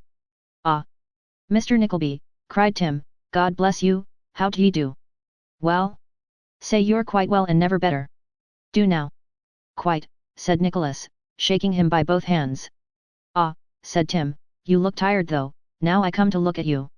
Hark! There he is, d'ye hear him? That was Dick, the blackbird. He hasn't been himself since you've been gone. He'd never get on without you, now, he takes as naturally to you as he does to me. Dick is a far less sagacious fellow than I supposed him, if he thinks I am half so well worthy of his notice as you, replied Nicholas. Why, I'll tell you what, sir, said Tim, standing in his favourite attitude and pointing to the cage with the feather of his pen, it's a very extraordinary thing about that bird, that the only people he ever takes the smallest notice of, are Mr. Charles, and Mr. Ned, and you, and me. Here, Tim stopped and glanced anxiously at Nicholas, then unexpectedly catching his eye repeated, and you and me, sir, and you and me. And then he glanced at Nicholas again, and, squeezing his hand, said, I am a bad one at putting off anything I am interested in. I didn't mean to ask you, but I should like to hear a few particulars about that poor boy. Did he mention Cheeryble Brothers at all? Yes, said Nicholas, many and many a time. That was right of him, returned Tim, wiping his eyes, that was very right of him. And he mentioned your name a score of times, said Nicholas, and often bade me carry back his love to Mr. Linkinwater. No, did he though, rejoined Tim, sobbing outright. Poor fellow! I wish we could have had him buried in town. There isn't such a burying ground in all London as that little one on the other side of the square, there are counting houses all round it, and if you go in there, on a fine day, you can see the books and safes through the open windows. And he sent his love to me, did he? I didn't expect he would have thought of me. Poor fellow, poor fellow! His love too. Tim was so completely overcome by this little mark of recollection, that he was quite unequal to any more conversation at the moment. Nicholas therefore slipped quietly out, and went to brother Charles's room. If he had previously sustained his firmness and fortitude, it had been by an effort which had cost him no little pain, but the warm welcome, the hearty manner, the homely unaffected commiseration, of the good old man, went to his heart, and no inward struggle could prevent his showing it. "Come, come, my dear sir," said the benevolent merchant, "we must not be cast down, no, no. We must learn to bear misfortune, and we must remember that there are many sources of consolation even in death. Every day that this poor lad had lived, he must have been less and less qualified for the world, and more unhappy in his own deficiencies. It is better as it is, my dear sir." "Yes, yes, yes, it's better as it is. I have thought of all that, sir," replied Nicholas, clearing his throat. "I feel it, I assure you." "Yes, that's well," replied Mr. Cheeryble, who, in the midst of all his comforting, was quite as much taken aback as honest old Tim. "That's well. Where is my brother Ned?" "Tim Linkinwater, sir, where is my brother Ned?" "Gone out with Mr. Trimmers, about getting that unfortunate man into the hospital, and sending a nurse to his children," said Tim. "My brother Ned is a fine fellow, a great fellow," exclaimed brother Charles as he shut the door and returned to Nicholas. "He will be overjoyed to see you, my dear sir. We have been speaking of you every day. To tell you the truth, sir, I am glad to find you alone," said Nicholas, with some natural hesitation, "for I am anxious to say something to you. Can you spare me a very few minutes?" "Surely, surely," returned brother Charles, looking at him with an anxious countenance. "Say on, my dear sir, say on." "I scarcely know how, or where, to begin," said Nicholas. "If ever one mortal had reason to be penetrated with love and reverence for another, with such attachment as would make the hardest service in his behalf a pleasure and delight, with such grateful recollections as must rouse the utmost zeal and fidelity of his nature, those are the feelings which I should entertain for you, and do, from my heart and soul, believe me." "I do believe you," replied the old gentleman, "and I am happy in the belief. I have never doubted it, I never shall. I am sure I never shall." "Your telling me that so kindly," said Nicholas, "emboldens me to proceed. When you first took me into your confidence, and dispatched me on those missions to Miss Bray, I should have told you that I had seen her long before, that her beauty had made an impression upon me which I could not efface, and that I had fruitlessly endeavoured to trace her, and become acquainted with her history. I did not tell you so, because I vainly thought I could conquer my weaker feelings, and render every consideration subservient to my duty to you." "Mr. Nickleby," said brother Charles, "you did not violate the confidence I placed in you, or take an unworthy advantage of it." "I am sure you did not." "I did not," said Nicholas, firmly. "Although I found that the necessity for self-command and restraint became every day more imperious, and the difficulty greater, I never, for one instant, spoke or looked but as I would have done had you been by. I never, for one moment, deserted my trust, nor have I to this instant. But I find that constant association and companionship with this sweet girl is fatal to my peace of mind, and may prove destructive to the resolutions I made in the beginning, and up to this time have faithfully kept. In short, sir, I cannot trust myself, and I implore and beseech you to remove this young lady from under the charge of my mother and sister without delay. I know that to anyone but myself, to you, who consider the immeasurable distance between me and this young lady, who is now your ward, and the object of your peculiar care, my loving her, even in thought, must appear the height of rashness and presumption. I know it is so. But who can see her as I have seen, who can know what her life has been, and not love her? I have no excuse but that, and as I cannot fly from this temptation, and cannot repress this passion, with its object constantly before me, what can I do but pray and beseech you to remove it, and to leave me to forget her?" "Mr. Nickleby," said the old man, after a short silence, "you can do no more. I was wrong to expose a young man like you to this trial. I might have foreseen what would happen. Thank you, sir, thank you. Madeline shall be removed. If you would grant me one favour, dear sir, and suffer her to remember me with esteem, by never revealing to her this confession." "I will take care," said Mr. Cheeryble. "And now, is this all you have to tell me?" "No," returned Nicholas, meeting his eye, "it is not." "I know the rest," said Mr. Cheeryble, apparently very much relieved by this prompt reply. "When did it come to your knowledge?" "When I reached home this morning." "You felt it your duty immediately to come to me, and tell me what your sister no doubt acquainted you with." "I did," said Nicholas, "though I could have wished to have spoken to Mr. Frank first." "Frank was with me last night," replied the old gentleman.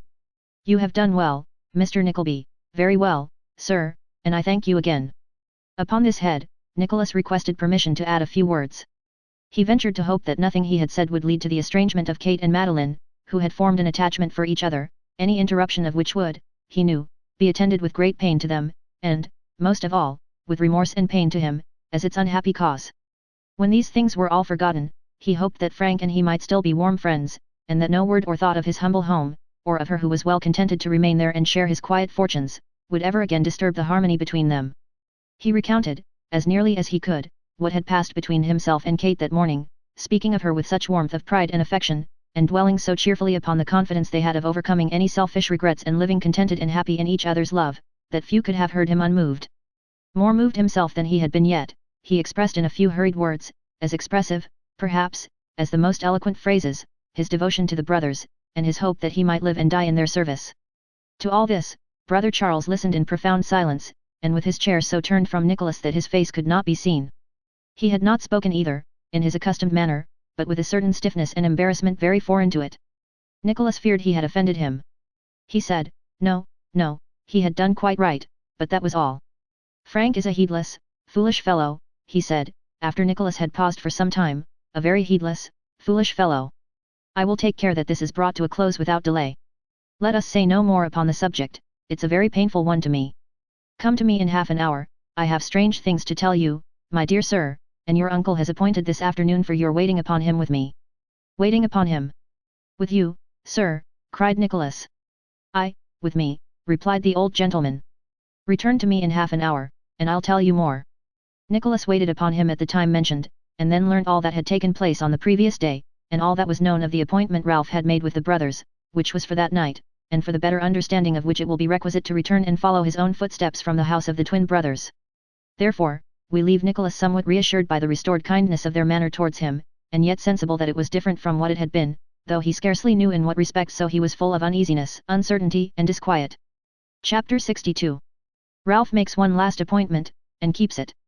Creeping from the house, and slinking off like a thief, groping with his hands, when first he got into the street, as if he were a blind man, and looking often over his shoulder while he hurried away, as though he were followed in imagination or reality by someone anxious to question or detain him, Ralph Nickleby left the city behind him, and took the road to his own home.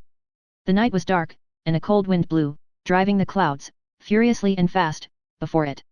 There was one black, gloomy mass that seemed to follow him, not hurrying in the wild chase with the others, but lingering sullenly behind, and gliding darkly and stealthily on. He often looked back at this, and, more than once, stopped to let it pass over, but, somehow, when he went forward again, it was still behind him, coming mournfully and slowly up, like a shadowy funeral train. He had to pass a poor, mean burial ground, a dismal place, raised a few feet above the level of the street, and parted from it by a low parapet wall and an iron railing, a rank, unwholesome, rotten spot, where the very grass and weeds seemed, in their frowsy growth, to tell that they had sprung from paupers' bodies, and had struck their roots in the graves of men, sodden, while alive, in steaming courts and drunken hungry dens. And here, in truth, they lay, parted from the living by a little earth and a board or two, lay thick and close, corrupting in body as they had in mind, a dense and squalid crowd. Here they lay, cheek by jowl with life, no deeper down than the feet of the throng that passed there every day, and piled high as their throats. Here they lay, a grisly family, all these dear departed brothers and sisters of the ruddy clergyman who did his task so speedily when they were hidden in the ground. As he passed here, Ralph called to mind that he had been one of a jury, long before, on the body of a man who had cut his throat, and that he was buried in this place. He could not tell how he came to recollect it now, when he had so often passed and never thought about him, or how it was that he felt an interest in the circumstance, but he did both, and stopping, and clasping the iron railings with his hands, looked eagerly in, wondering which might be his grave. While he was thus engaged, there came towards him, with noise of shouts and singing, some fellows full of drink, followed by others, who were remonstrating with them and urging them to go home in quiet. They were in high good humour, and one of them, a little, weazen, hump-backed man, began to dance.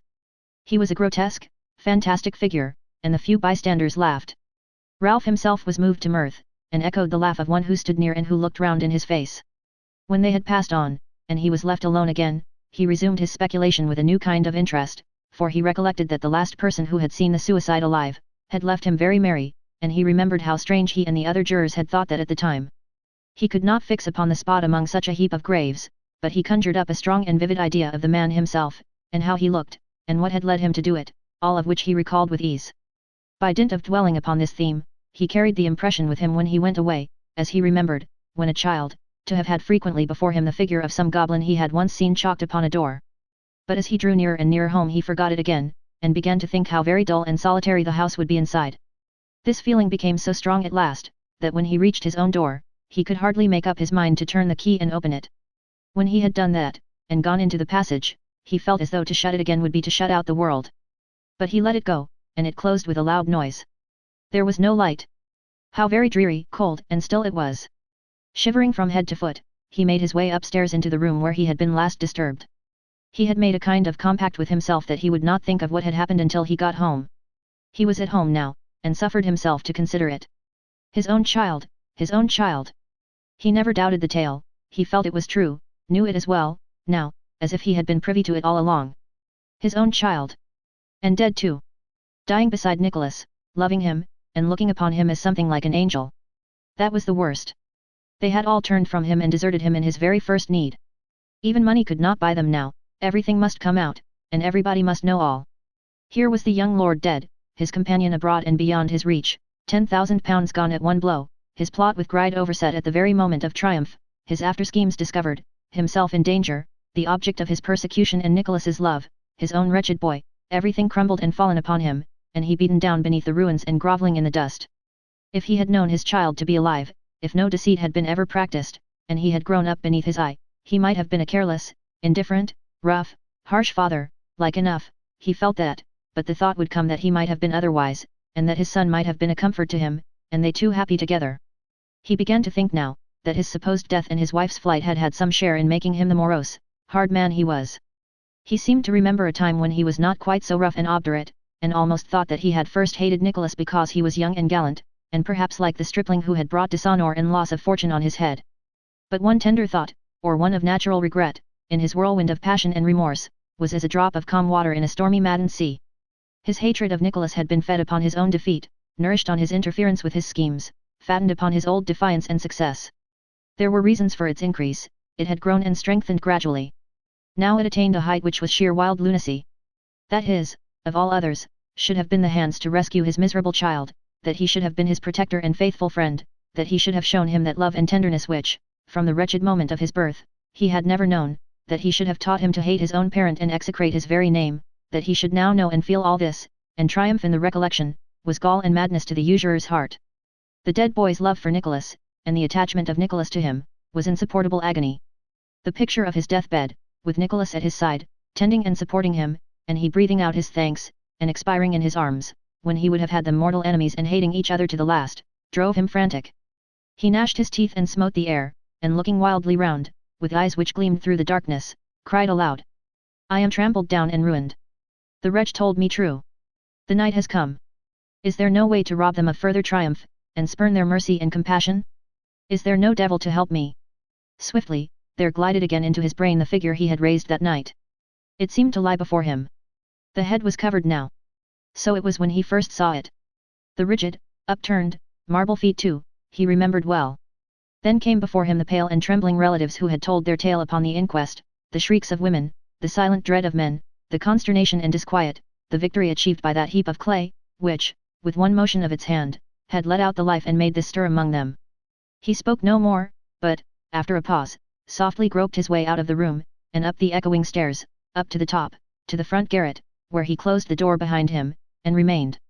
It was a mere lumber room now, but it yet contained an old dismantled bedstead, the one on which his son had slept, for no other had ever been there. He avoided it hastily, and sat down as far from it as he could.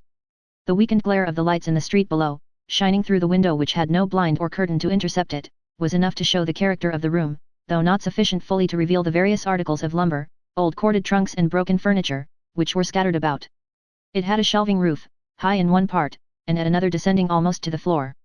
It was towards the highest part that Ralph directed his eyes, and upon it he kept them fixed steadily for some minutes, when he rose, and dragging thither an old chest upon which he had been seated, mounted on it, and felt along the wall above his head with both hands. At length, they touched a large iron hook, firmly driven into one of the beams. At that moment, he was interrupted by a loud knocking at the door below. After a little hesitation he opened the window, and demanded who it was. I want Mr. Nickleby, replied a voice. What with him? That's not Mr. Nickleby's voice, surely, was the rejoinder. It was not like it, but it was Ralph who spoke, and so he said. The voice made answer that the twin brothers wished to know whether the man whom he had seen that night was to be detained, and that although it was now midnight they had sent, in their anxiety to do right. Yes, cried Ralph, detain him till tomorrow, then let them bring him here, him and my nephew, and come themselves, and be sure that I will be ready to receive them." "At what hour?" asked the voice. "At any hour," replied Ralph fiercely. "In the afternoon, tell them. At any hour, at any minute. All times will be alike to me." He listened to the man's retreating footsteps until the sound had passed, and then, gazing up into the sky, saw, or thought he saw, the same black cloud that had seemed to follow him home, and which now appeared to hover directly above the house. "I know its meaning now," he muttered, "and the restless nights, the dreams, and why I have quailed of late. All pointed to this. Oh! If men by selling their own souls could ride rampant for a term, for how short a term would I barter mine tonight?" The sound of a deep bell came along the wind. "1. Lie on," cried the usurer, "with your iron tongue. Ring merrily for births that make expectants writhe, and marriages that are made in hell, and toll ruefully for the dead whose shoes are worn already. Call men to prayers who are godly because not found out, and ring chimes for the coming in of every year that brings this cursed world nearer to its end. No bell or book for me. Throw me on a dunghill, and let me rot there, to infect the air." With a wild look around, in which frenzy, hatred, and despair were horribly mingled, he shook his clenched hand at the sky above him, which was still dark and threatening, and closed the window. The rain and hail pattered against the glass, the chimneys quaked and rocked, the crazy casement rattled with the wind, as though an impatient hand inside were striving to burst it open. But no hand was there, and it opened no more. "How's this?" cried one. "The gentlemen say they can't make anybody hear, and have been trying these 2 hours. And yet he came home last night," said another, for he spoke to somebody out of that window upstairs. They were a little knot of men, and, the window being mentioned, went out into the road to look up at it. This occasioned their observing that the house was still close shut, as the housekeeper had said she had left it on the previous night, and led to a great many suggestions, which terminated in 2 or 3 of the boldest getting round to the back, and so entering by a window, while the others remained outside, in impatient expectation. They looked into all the rooms below, opening the shutters as they went, to admit the fading light, and still finding nobody, and everything quiet and in its place, doubted whether they should go farther. One man, however, remarking that they had not yet been into the garret, and that it was there he had been last seen, they agreed to look there too, and went up softly, for the mystery and silence made them timid. After they had stood for an instant, on the landing, eyeing each other, he who had proposed their carrying the search so far, turned the handle of the door, and, pushing it open, looked through the chink, and fell back directly. "It's very odd," he whispered, "he's hiding behind the door. Look." They pressed forward to see, but one among them thrusting the others aside with a loud exclamation, drew a clasp knife from his pocket, and dashing into the room, cut down the body. He had torn a rope from one of the old trunks, and hung himself on an iron hook immediately below the trapdoor in the ceiling, in the very place to which the eyes of his son, a lonely, desolate, little creature, had so often been directed in childish terror, 14 years before. Chapter 63. The brothers Cheeryble make various declarations for themselves and others. Tim Linkinwater makes a declaration for himself. Some weeks had passed, and the first shock of these events had subsided. Madeline had been removed, Frank had been absent, and Nicholas and Kate had begun to try in good earnest to stifle their own regrets, and to live for each other and for their mother, who, poor lady, could in no wise be reconciled to this dull and altered state of affairs, when there came one evening, per favour of Mr. Linkinwater, an invitation from the brothers to dinner on the next day but one, comprehending, not only Mrs. Nickleby, Kate, and Nicholas, but little Miss La Creevy, who was most particularly mentioned. "Now, my dears," said Mrs. Nickleby, when they had rendered becoming honour to the bidding, and Tim had taken his departure, "what does this mean?" "What do you mean, mother?" asked Nicholas, smiling. "I say, my dear," rejoined that lady, with a face of unfathomable mystery, "what does this invitation to dinner mean? What is its intention and object?" "I conclude it means, that on such a day we are to eat and drink in their house, and that its intent and object is to confer pleasure upon us," said Nicholas. "And that's all you conclude it is, my dear?" "I have not yet arrived at anything deeper, mother." "Then I'll just tell you one thing," said Mrs. Nickleby, "you'll find yourself a little surprised, that's all. You may depend upon it that this means something besides dinner." "Tea and supper, perhaps," suggested Nicholas. "I wouldn't be absurd, my dear, if I were you," replied Mrs. Nickleby, in a lofty manner, "because it's not by any means becoming, and doesn't suit you at all. What I mean to say is, that the Mr. Cheerybles don't ask us to dinner with all this ceremony for nothing. Never mind, wait and see. You won't believe anything I say, of course. It's much better to wait, a great deal better, it's satisfactory to all parties, and there can be no disputing. All I say is, remember what I say now, and when I say I said so, don't say I didn't." With this stipulation, Mrs. Nickleby, who was troubled, night and day, with the vision of a hot messenger tearing up to the door to announce that Nicholas had been taken into partnership, quitted that branch of the subject, and entered upon a new one. "It's a very extraordinary thing," she said, "a most extraordinary thing, that they should have invited Miss Nickleby. It quite astonishes me, upon my word it does. Of course it's very pleasant that she should be invited, very pleasant, and I have no doubt that she'll conduct herself extremely well, she always does. It's very gratifying to think that we should have been the means of introducing her into such society, and I'm quite glad of it, quite rejoiced, for she certainly is an exceedingly well-behaved and good-natured little person. I could wish that some friend would mention to her how very badly she has her cap trimmed, and what very preposterous bows those are, but of course that's impossible, and if she likes to make a fright of herself, no doubt she has a perfect right to do so. We never see ourselves, never do, and never did, and I suppose we never shall." This moral reflection reminding her of the necessity of being peculiarly smart on the occasion, so as to counterbalance Miss Nickleby, and be herself an effectual set-off and atonement, led Mrs. Nickleby into a consultation with her daughter relative to certain ribbons, gloves, and trimmings, which, being a complicated question, and one of paramount importance, soon rooted the previous one, and put it to flight. The great day arriving, the good lady put herself under Kate's hands an hour or so after breakfast, and, dressing by easy stages, completed her toilette in sufficient time to allow of her daughter's making hers, which was very simple, and not very long, though so satisfactory that she had never appeared more charming or looked more lovely.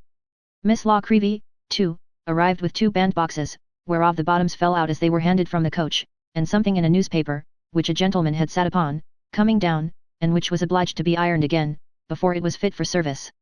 At last, everybody was dressed, including Nicholas, who had come home to fetch them, and they went away in a coach sent by the brothers for the purpose, Mrs. Nickleby wondering very much what they would have for dinner, and cross-examining Nicholas as to the extent of his discoveries in the morning, whether he had smelt anything cooking at all like turtle, and if not, what he had smelt, and diversifying the conversation with reminiscences of dinners to which she had gone some 20 years ago, concerning which she particularized not only the dishes but the guests, in whom her hearers did not feel a very absorbing interest, as not one of them had ever chanced to hear their names before.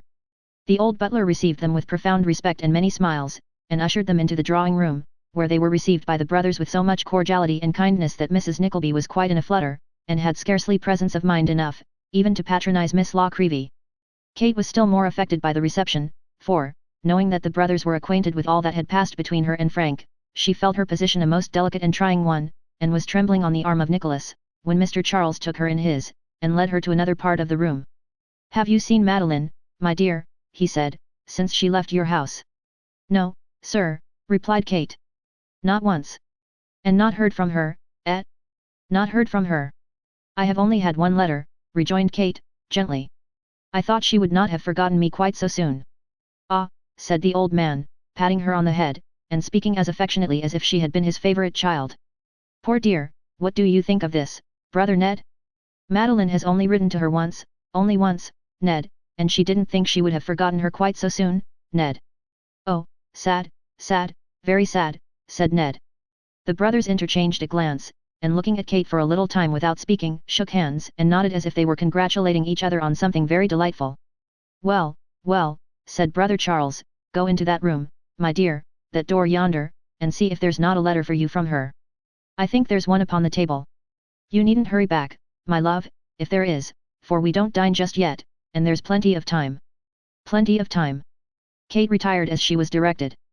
Brother Charles, having followed her graceful figure with his eyes, turned to Mrs. Nickleby, and said, "We took the liberty of naming 1 hour before the real dinner time, ma'am, because we had a little business to speak about, which would occupy the interval. Ned, my dear fellow, will you mention what we agreed upon?" "Mr. Nickleby, sir, have the goodness to follow me." Without any further explanation, Mrs. Nickleby, Miss Nickleby, and brother Ned, were left alone together, and Nicholas followed brother Charles into his private room, where, to his great astonishment, he encountered Frank, whom he supposed to be abroad. "Young men," said Mr. Cheeryble, "shake hands." "I need no bidding to do that," said Nicholas, extending his. "Nor I," rejoined Frank, as he clasped it heartily. The old gentleman thought that 2 handsomer or finer young fellows could scarcely stand side by side than those on whom he looked with so much pleasure. Suffering his eyes to rest upon them, for a short time in silence, he said, while he seated himself at his desk, "I wish to see you friends, close and firm friends, and if I thought you otherwise, I should hesitate in what I am about to say. Frank, look here. Mr. Nickleby, will you come on the other side?"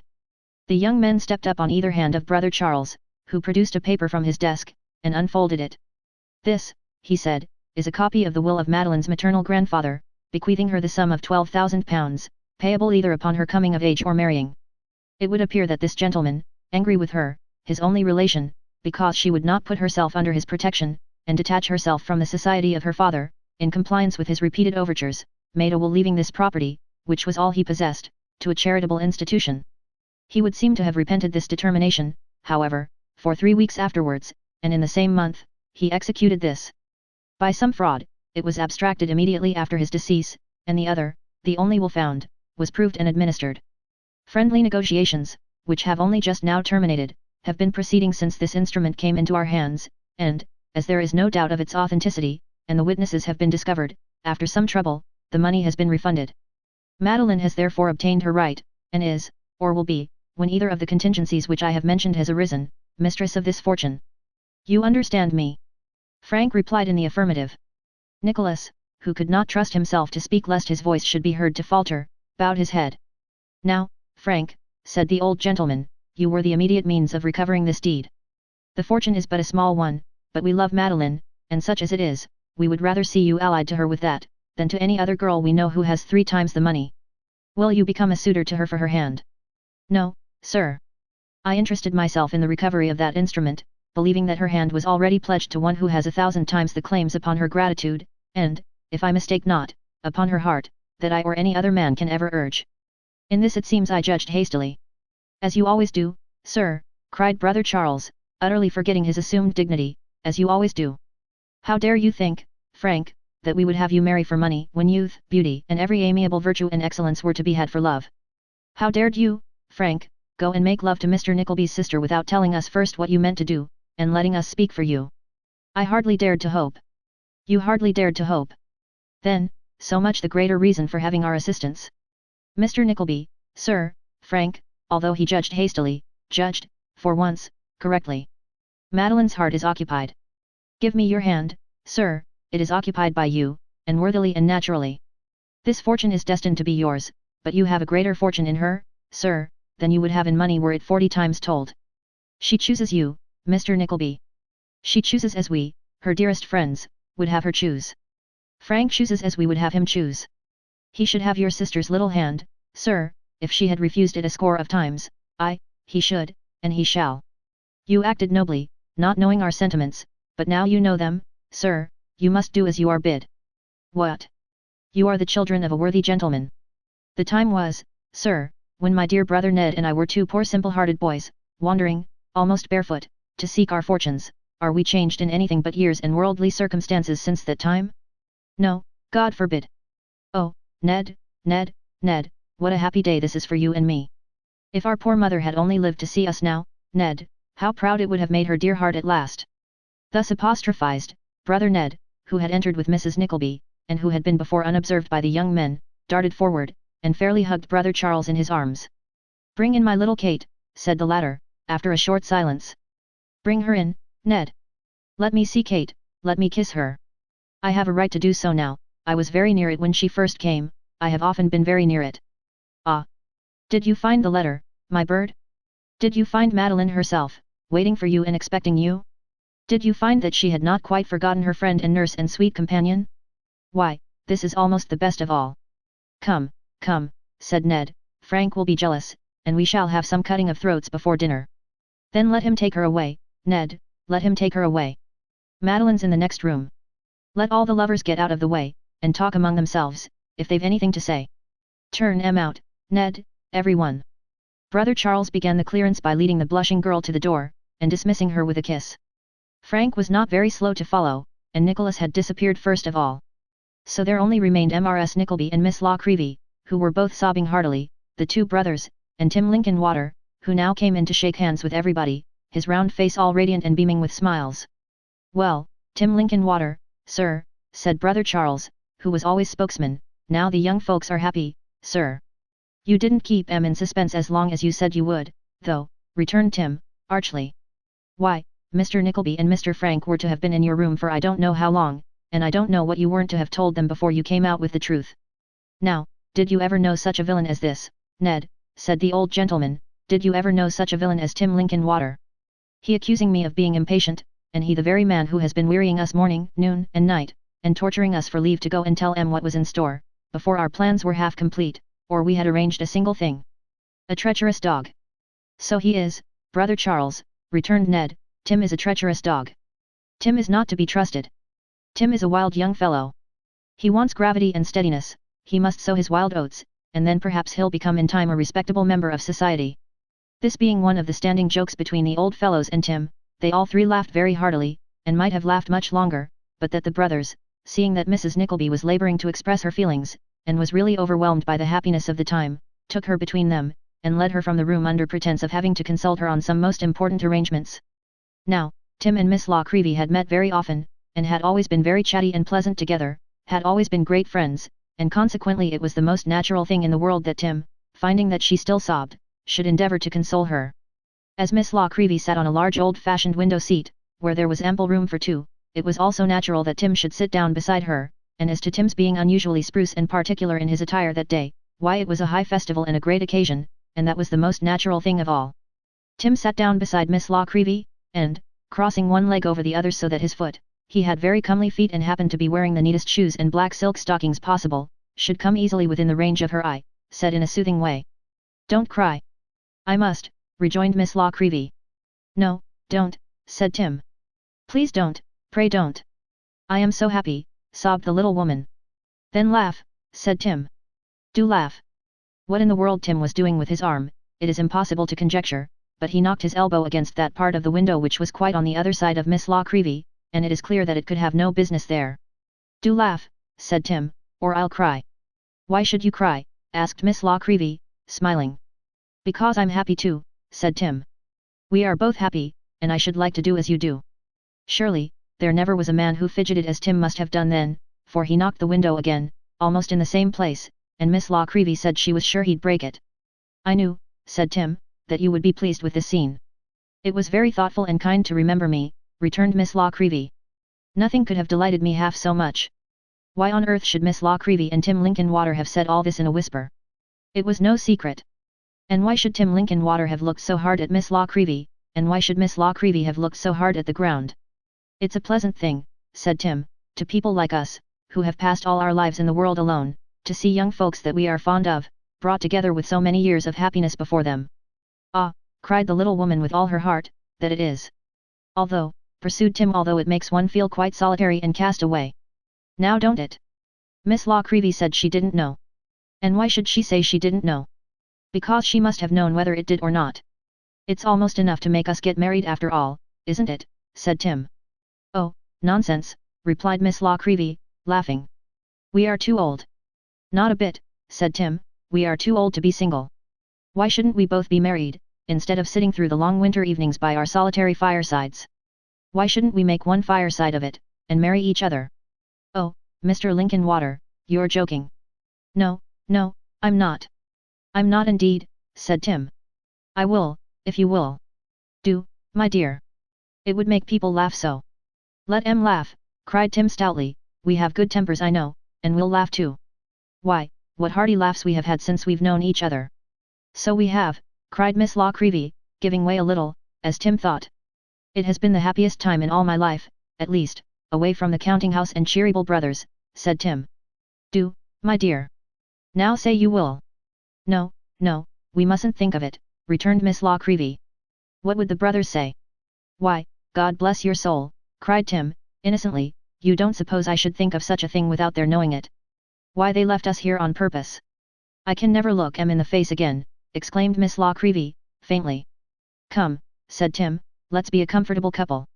We shall live in the old house here, where I have been for 44 years, we shall go to the old church, where I've been, every Sunday morning, all through that time, we shall have all my old friends about us, Dick, the archway, the pump, the flower pots, and Mr. Frank's children, and Mr. Nickleby's children, that we shall seem like grandfather and grandmother to. Let's be a comfortable couple, and take care of each other. And if we should get deaf, or lame, or blind, or bedridden, how glad we shall be that we have somebody we are fond of, always to talk to and sit with. Let's be a comfortable couple. Now, do, my dear." 5 minutes after this honest and straightforward speech, little Miss La Creevy and Tim were talking as pleasantly as if they had been married for a score of years, and had never once quarrelled all the time, and 5 minutes after that, when Miss La Creevy had bustled out to see if her eyes were red and put her hair to rights, Tim moved with a stately step towards the drawing room, exclaiming as he went, there ain't such another woman in all London. I know there ain't. By this time, the apoplectic butler was nearly in fits, in consequence of the unheard-of postponement of dinner. Nicholas, who had been engaged in a manner in which every reader may imagine for himself or herself, was hurrying downstairs in obedience to his angry summons, when he encountered a new surprise. On his way down, he overtook, in one of the passages, a stranger genteelly dressed in black, who was also moving towards the dining room. As he was rather lame, and walked slowly, Nicholas lingered behind, and was following him step by step, wondering who he was, when he suddenly turned round and caught him by both hands. "Newman Noggs!" cried Nicholas joyfully. "Ah! Newman, your own Newman, your own old faithful Newman! My dear boy, my dear Nick, I give you joy, health, happiness, every blessing. I can't bear it, it's too much, my dear boy, it makes a child of me." "Where have you been?" said Nicholas. "What have you been doing? How often have I inquired for you, and been told that I should hear before long?" I know, returned Newman. "They wanted all the happiness to come together. I've been helping em. Look at me, Nick, look at me." "You would never let me do that," said Nicholas in a tone of gentle reproach. "I didn't mind what I was, then. I shouldn't have had the heart to put on gentlemen's clothes. They would have reminded me of old times and made me miserable. I am another man now, Nick. My dear boy, I can't speak. Don't say anything to me. Don't think the worse of me for these tears. You don't know what I feel today, you can't, and never will." They walked into dinner arm in arm, and sat down side by side. Never was such a dinner as that, since the world began. There was the superannuated bank clerk, Tim Linkinwater's friend, and there was the chubby old lady, Tim Linkinwater's sister, and there was so much attention from Tim Linkinwater's sister to Miss Nickleby, and there were so many jokes from the superannuated bank clerk, and Tim Linkinwater himself was in such tip-top spirits, and little Miss Nickleby was in such a comical state, that of themselves they would have composed the pleasantest party conceivable. Then, there was Mrs. Nickleby, so grand and complacent, Madeline and Kate, so blushing and beautiful, Nicholas and Frank, so devoted and proud, and all four so silently and tremblingly happy. There was Newman so subdued yet so overjoyed, and there were the twin brothers so delighted and interchanging such looks, that the old servant stood transfixed behind his master's chair, and felt his eyes grow dim as they wandered round the table. When the first novelty of the meeting had worn off, and they began truly to feel how happy they were, the conversation became more general, and the harmony and pleasure if possible increased. The brothers were in a perfect ecstasy, and their insisting on saluting the ladies all round, before they would permit them to retire, gave occasion to the superannuated bank clerk to say so many good things, that he quite outshone himself, and was looked upon as a prodigy of humour. "Kate, my dear," said Mrs. Nickleby, taking her daughter aside, as soon as they got upstairs, "you don't really mean to tell me that this is actually true about Miss Nickleby and Mr. Linkinwater?" "Indeed it is, mamma." "Why, I never heard such a thing in my life," exclaimed Mrs. Nickleby. "Mr. Linkinwater is a most excellent creature," reasoned Kate, "and, for his age, quite young still." "For his age, my dear," returned Mrs. Nickleby, "yes, nobody says anything against him, except that I think he is the weakest and most foolish man I ever knew. It's her age I speak of. That he should have gone and offered himself to a woman who must be, half as old again as I am, and that she should have dared to accept him. It don't signify, Kate, I'm disgusted with her." Shaking her head very emphatically indeed, Mrs. Nickleby swept away, and all the evening, in the midst of the merriment and enjoyment that ensued, and in which with that exception she freely participated, conducted herself towards Miss Nickleby in a stately and distant manner, designed to mark her sense of the impropriety of her conduct, and to signify her extreme and cutting disapprobation of the misdemeanour she had so flagrantly committed. Chapter 64. An old acquaintance is recognized under melancholy circumstances, and Dotheboys Hall breaks up forever. Nicholas was one of those whose joy is incomplete unless it is shared by the friends of adverse and less fortunate days. Surrounded by every fascination of love and hope, his warm heart yearned towards plain John Browdie. He remembered their first meeting with a smile, and their second with a tear, saw poor Smike once again with the bundle on his shoulder trudging patiently by his side, and heard the honest Yorkshireman's rough words of encouragement as he left them on their road to London. Madeline and he sat down, very many times, jointly to produce a letter which should acquaint John at full length with his altered fortunes, and assure him of his friendship and gratitude. It so happened, however, that the letter could never be written. Although they applied themselves to it with the best intentions in the world, it chanced that they always fell to talking about something else, and when Nicholas tried it by himself, he found it impossible to write one half of what he wished to say, or to pen anything, indeed, which on reperusal did not appear cold and unsatisfactory compared with what he had in his mind. At last, after going on thus from day to day, and reproaching himself more and more, he resolved, the more readily as Madeline strongly urged him, to make a hasty trip into Yorkshire, and present himself before Mr. and Mrs. Browdy without a word of notice. Thus it was that between 7 and 8 o'clock one evening, he and Kate found themselves in the Saracen's Head booking office, securing a place to Greta Bridge by the next morning's coach. They had to go westward, to procure some little necessaries for his journey, and, as it was a fine night, they agreed to walk there, and ride home. The place they had just been in called up so many recollections, and Kate had so many anecdotes of Madeline, and Nicholas so many anecdotes of Frank, and each was so interested in what the other said, and both were so happy and confiding, and had so much to talk about, that it was not until they had plunged for a full half-hour into that labyrinth of streets which lies between Seven Dials and Soho, without emerging into any large thoroughfare, that Nicholas began to think it just possible they might have lost their way. The possibility was soon converted into a certainty, for, on looking about, and walking first to one end of the street and then to the other, he could find no landmark he could recognize, and was fain to turn back again in quest of some place at which he could seek a direction. It was a by-street, and there was nobody about, or in the few wretched shops they passed.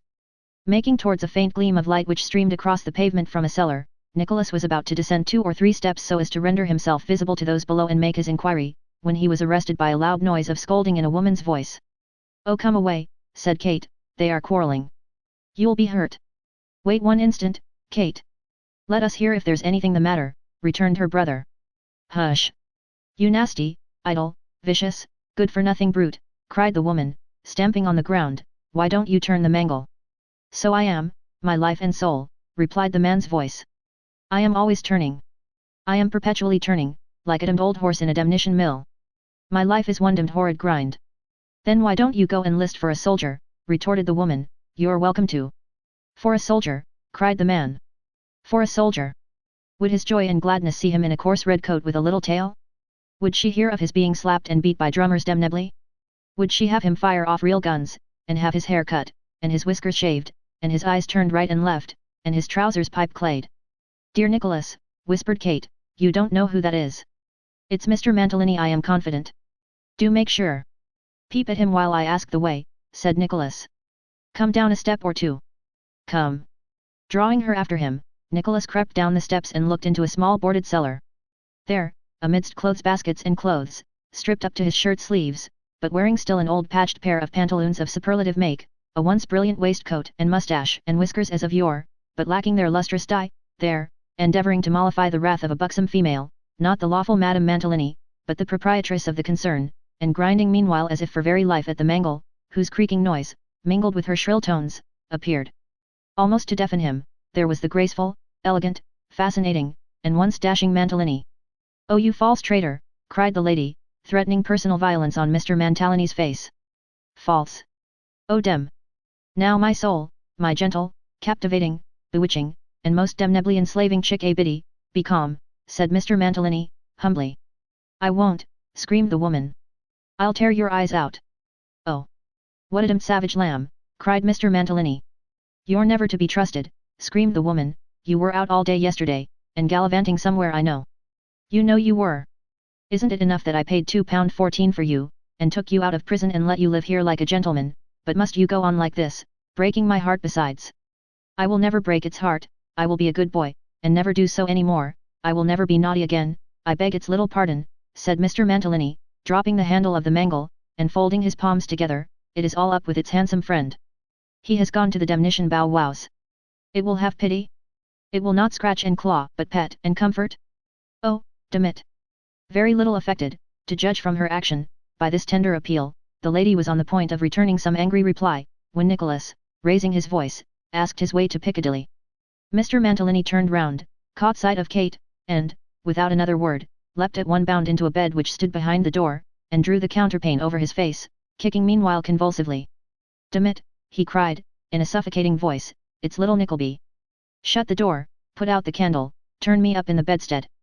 Oh, dem! The woman looked, first at Nicholas, and then at Mr. Mantalini, as if uncertain on whom to visit this extraordinary behaviour, but Mr. Mantalini happening by ill luck to thrust his nose from under the bedclothes, in his anxiety to ascertain whether the visitors were gone, she suddenly, and with a dexterity which could only have been acquired by long practice, flung a pretty heavy clothes basket at him, with so good an aim that he kicked more violently than before, though without venturing to make any effort to disengage his head, which was quite extinguished. Thinking this a favourable opportunity for departing before any of the torrent of her wrath discharged itself upon him, Nicholas hurried Kate off, and left the unfortunate subject of this unexpected recognition to explain his conduct as he best could. The next morning he began his journey. It was now cold, winter weather, forcibly recalling to his mind under what circumstances he had first travelled that road, and how many vicissitudes and changes he had since undergone. He was alone inside the greater part of the way, and sometimes, when he had fallen into a doze, and, rousing himself, looked out of the window, and recognized some place which he well remembered as having passed, either on his journey down, or in the long walk back with poor Smike, he could hardly believe but that all which had since happened had been a dream, and that they were still plodding wearily on towards London, with the world before them. To render these recollections the more vivid, it came on to snow as night set in, and, passing through Stamford and Grantham, and by the little alehouse where he had heard the story of the bold Baron of Grogzwig, everything looked as if he had seen it but yesterday, and not even a flake of the white crust on the roofs had melted away. Encouraging the train of ideas which flocked upon him, he could almost persuade himself that he sat again outside the coach with Squeers and the boys, that he heard their voices in the air, and that he felt again, but with a mingled sensation of pain and pleasure now, that old sinking of the heart, and longing after home. While he was yet yielding himself up to these fancies he fell asleep, and, dreaming of Madeline, forgot them. He slept at the inn at Greta Bridge on the night of his arrival, and, rising at a very early hour next morning, walked to the market town, and inquired for John Browdie's house. John lived in the outskirts. Now he was a family man, and as everybody knew him, Nicholas had no difficulty in finding a boy who undertook to guide him to his residence. Dismissing his guide at the gate, and in his impatience not even stopping to admire the thriving look of cottage or garden either, Nicholas made his way to the kitchen door, and knocked lustily with his stick. "Hello," cried a voice inside. "Waet be the matter no. Be the tune a fire? Ding, but thou mac st noise enough." With these words, John Browdie opened the door himself, and opening his eyes to their utmost width, cried, as he clapped his hands together, and burst into a hearty roar. "Ecod, it be the Godfeather, it be the Godfeather. Tilly, here be Mr. Nickleby. Gis the hond, mun. Kumawa, kumawa. In wi dune beside the fire, tack a soup o thought. Do not say a word till thou st drunk it a. Oopwi it, mun. Ding. But I'm reeked glad to see thee." Adapting his action to his text, John dragged Nicholas into the kitchen, forced him down upon a huge settle beside a blazing fire, poured out from an enormous bottle about a quarter of a pint of spirits, thrust it into his hand, opened his mouth and threw back his head as a sign to him to drink it instantly, and stood with a broad grin of welcome overspreading his great red face like a jolly giant. "I might ha no idea," said John, "that nobody but thou would ha cum wick a knock as you. Thought was the wa thou knocked at Schoolmeaster's door, et? Ha, ha, ha. But I say, wa at ba this a boot Schoolmeaster. You know it then," said Nicholas. "They were talking a boot it, dune tune, last neegt," replied John, "but Neon M seemed quite to unerston it, loik." "After various shiftings and delays," said Nicholas, "he has been sentenced to be transported for 7 years, for being in the unlawful possession of a stolen wool, and, after that, he has to suffer the consequence of a conspiracy." "Whew," cried John, "a conspiracy? Sumat in the Pooter plot wa? Et? Sumat in the Guy Foline? No, no, no, a conspiracy connected with his school. I'll explain it presently." "Thoughts reeked," said John, "explain it arter breakfast, not no, for thou beest hungry, and so am I, and Tilly she mun be at the bottom o' explanations, for she says thought's the mutual confidence." "Ha, ha, ha. Ecod, it's a room start, is the mutual confidence."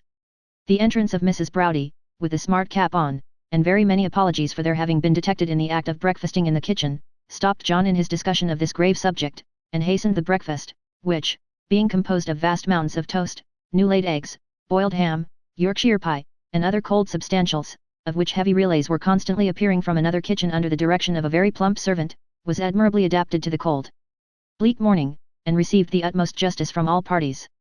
At last, it came to a close, and the fire which had been lighted in the best parlour having by this time burnt up, they adjourned thither, to hear what Nicholas had to tell.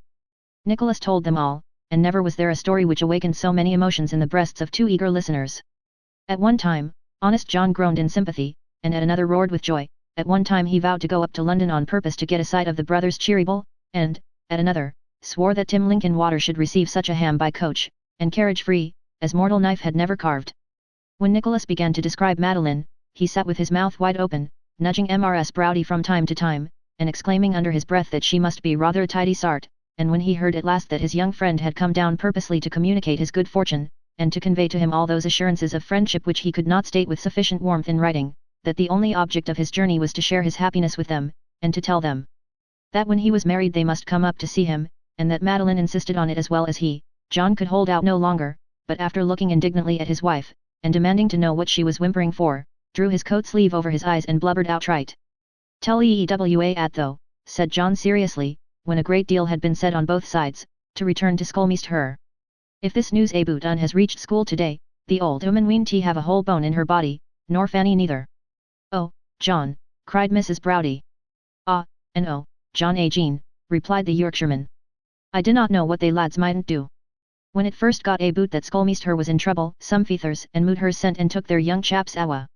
If them as is left, should know wha it's coom tivun, there'll be ck a revolution and rebel, ding. But I think they'll a gang daft, and spill bluid like wather."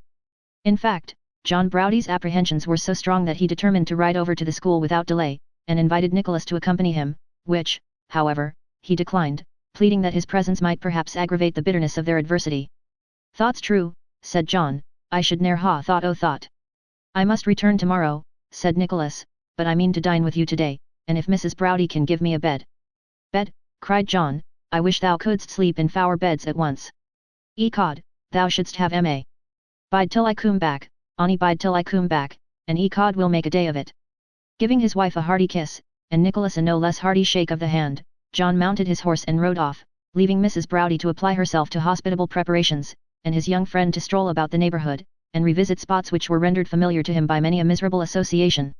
John cantered away, and arriving at Dotheboys Hall, tied his horse to a gate and made his way to the schoolroom door, which he found locked on the inside. A tremendous noise and riot arose from within, and, applying his eye to a convenient crevice in the wall, he did not remain long in ignorance of its meaning. The news of Mr. Squeers's downfall had reached Dotheboys, that was quite clear. To all appearance, it had very recently become known to the young gentleman, for the rebellion had just broken out.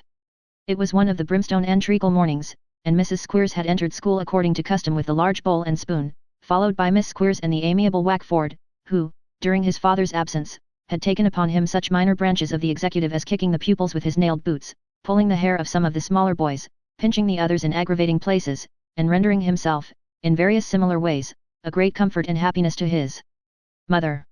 Their entrance, whether by premeditation or a simultaneous impulse, was the signal of revolt. While one detachment rushed to the door and locked it, and another mounted on the desks and forms, the stoutest, and consequently the newest, boy seized the cane, and confronting Mrs. Squeers with a stern countenance, snatched off her cap and beaver bonnet, put them on his own head, armed himself with the wooden spoon, and bade her, on pain of death, go down upon her knees and take a dose directly. Before that estimable lady could recover herself, or offer the slightest retaliation, she was forced into a kneeling posture by a crowd of shouting tormentors, and compelled to swallow a spoonful of the odious mixture, rendered more than usually savoury by the immersion in the bowl of Master Wackford's head, whose ducking was entrusted to another rebel. The success of this first achievement prompted the malicious crowd, whose faces were clustered together in every variety of lank and half-starved ugliness, to further acts of outrage. The leader was insisting upon Mrs. Squeers repeating her dose, Master Squeers was undergoing another dip in the treacle, and a violent assault had been commenced on Miss Squeers, when John Browdy, bursting open the door with a vigorous kick, rushed to the rescue. The shouts, screams, groans, hoots, and clapping of hands, suddenly ceased, and a dead silence ensued. "Ye noise chaps," said John, looking steadily round. "What's to do here, thou young dogs? Squeers is in prison, and we are going to run away," cried a score of shrill voices. "We won't stop, we won't stop." "We'll then, dinnot stop," replied John, "who wants thee to stop? Rune will loit men, but dinnot hurt the women." "Hurrah!" cried the shrill voices, more shrilly still. "Hurrah!" repeated John. "We'll, hurrah loit men too. No then, look out. Hip, hip, hip, hurrah! Hurrah!" cried the voices. "Hurrah! Jean," said John. "Ludder still." The boys obeyed. "Another," said John. "Dinnot be afeard on it. Let's have a good un." "Hurrah!" "No then," said John, "let's have yan more to NWI, and then coot off as quick as you loik. Tak a good breath no, Squeers be in jail, the school's brocken oop, it's a hour, past and gain, think o thought, and let it be a hearty un." "Hurrah!" Such a cheer arose as the walls of Dotheboys Hall had never echoed before, and were destined never to respond to again. When the sound had died away, the school was empty, and of the busy noisy crowd which had peopled it but 5 minutes before, not one remained. "Very well, Mr. Browdy," said Miss Squeers, hot and flushed from the recent encounter, but vixenish to the last. You've been and excited our boys to run away. Now see if we don't pay you out for that, sir. If my pa is unfortunate and trod down by hay name eyes, we're not going to be basely crowed and conquered over by you and Tilda. Noah, replied John bluntly, thou bean tea. Tak thy oath o thought. Think better o us, Fanny. I tell ye both, that I'm glad the old man has been caught out at last, domd glad, but yell so for any fwi out any crowin fra me, and I be not the mun to crow, nor be Tilly the lass, so I tell ye flat. More than thought, I tell ye no, that if thou needst friends to help thee awa from this place, do not turn up thy nose, Fanny, thou mayst, thou lt foin Tilly and iwi athout o old times a boot us, ready to lend thee a hand. And when I say thought, do not think I be ashamed of what I've deen, for I say again, hurrah! And dom the skullmeast her. There.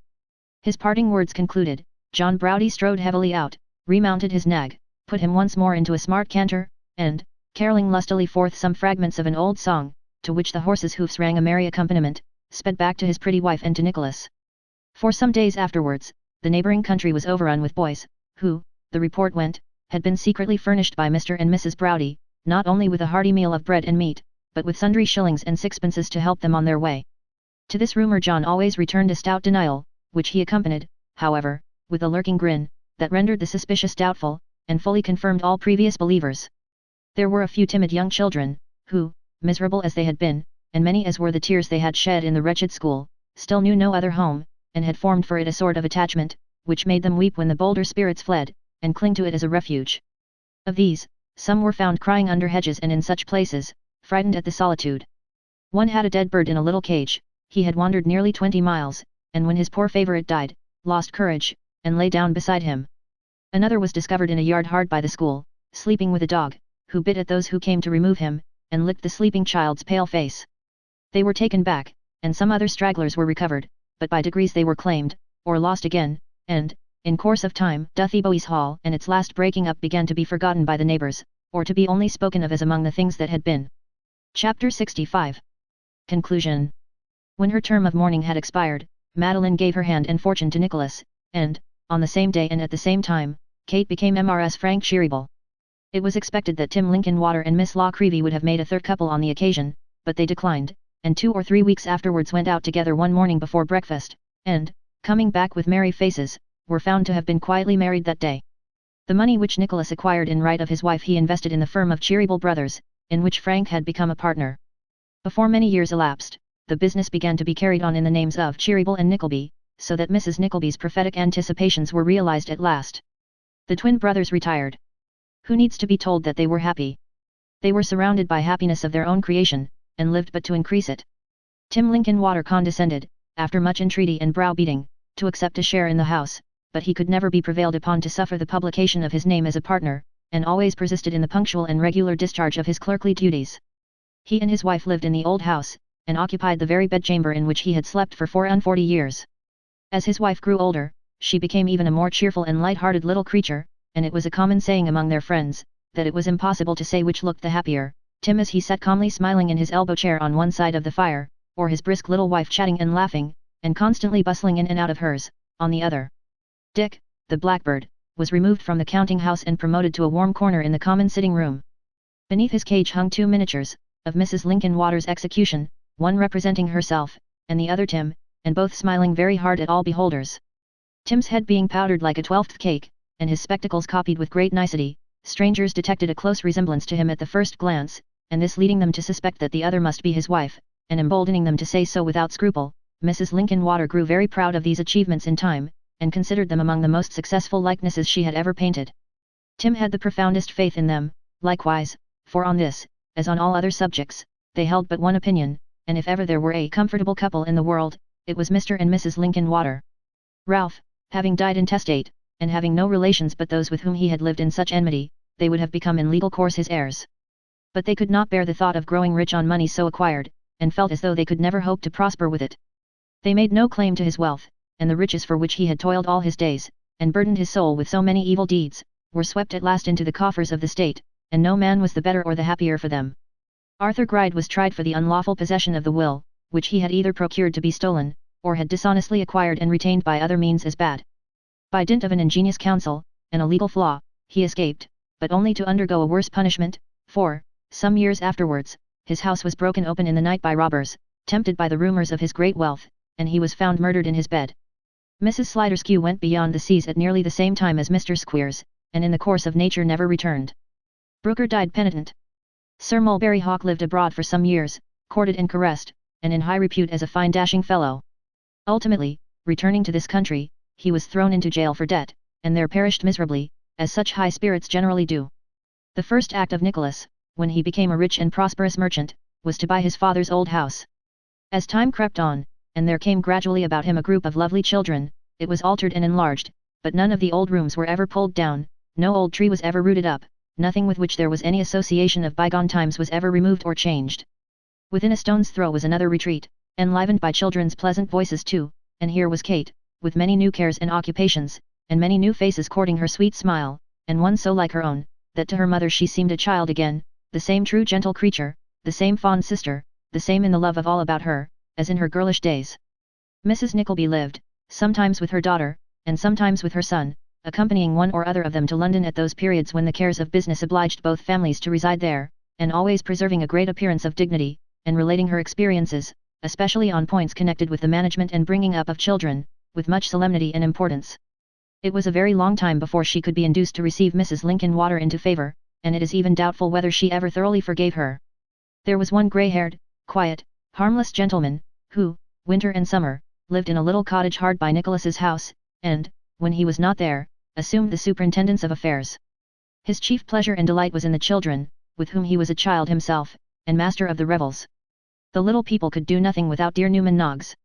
The grass was green above the dead boy's grave, and trodden by feet so small and light, that not a daisy drooped its head beneath their pressure. Through all the spring and summertime, garlands of fresh flowers, wreathed by infant hands, rested on the stone, and, when the children came to change them lest they should wither and be pleasant to him no longer, their eyes filled with tears, and they spoke low and softly of their poor dead cousin.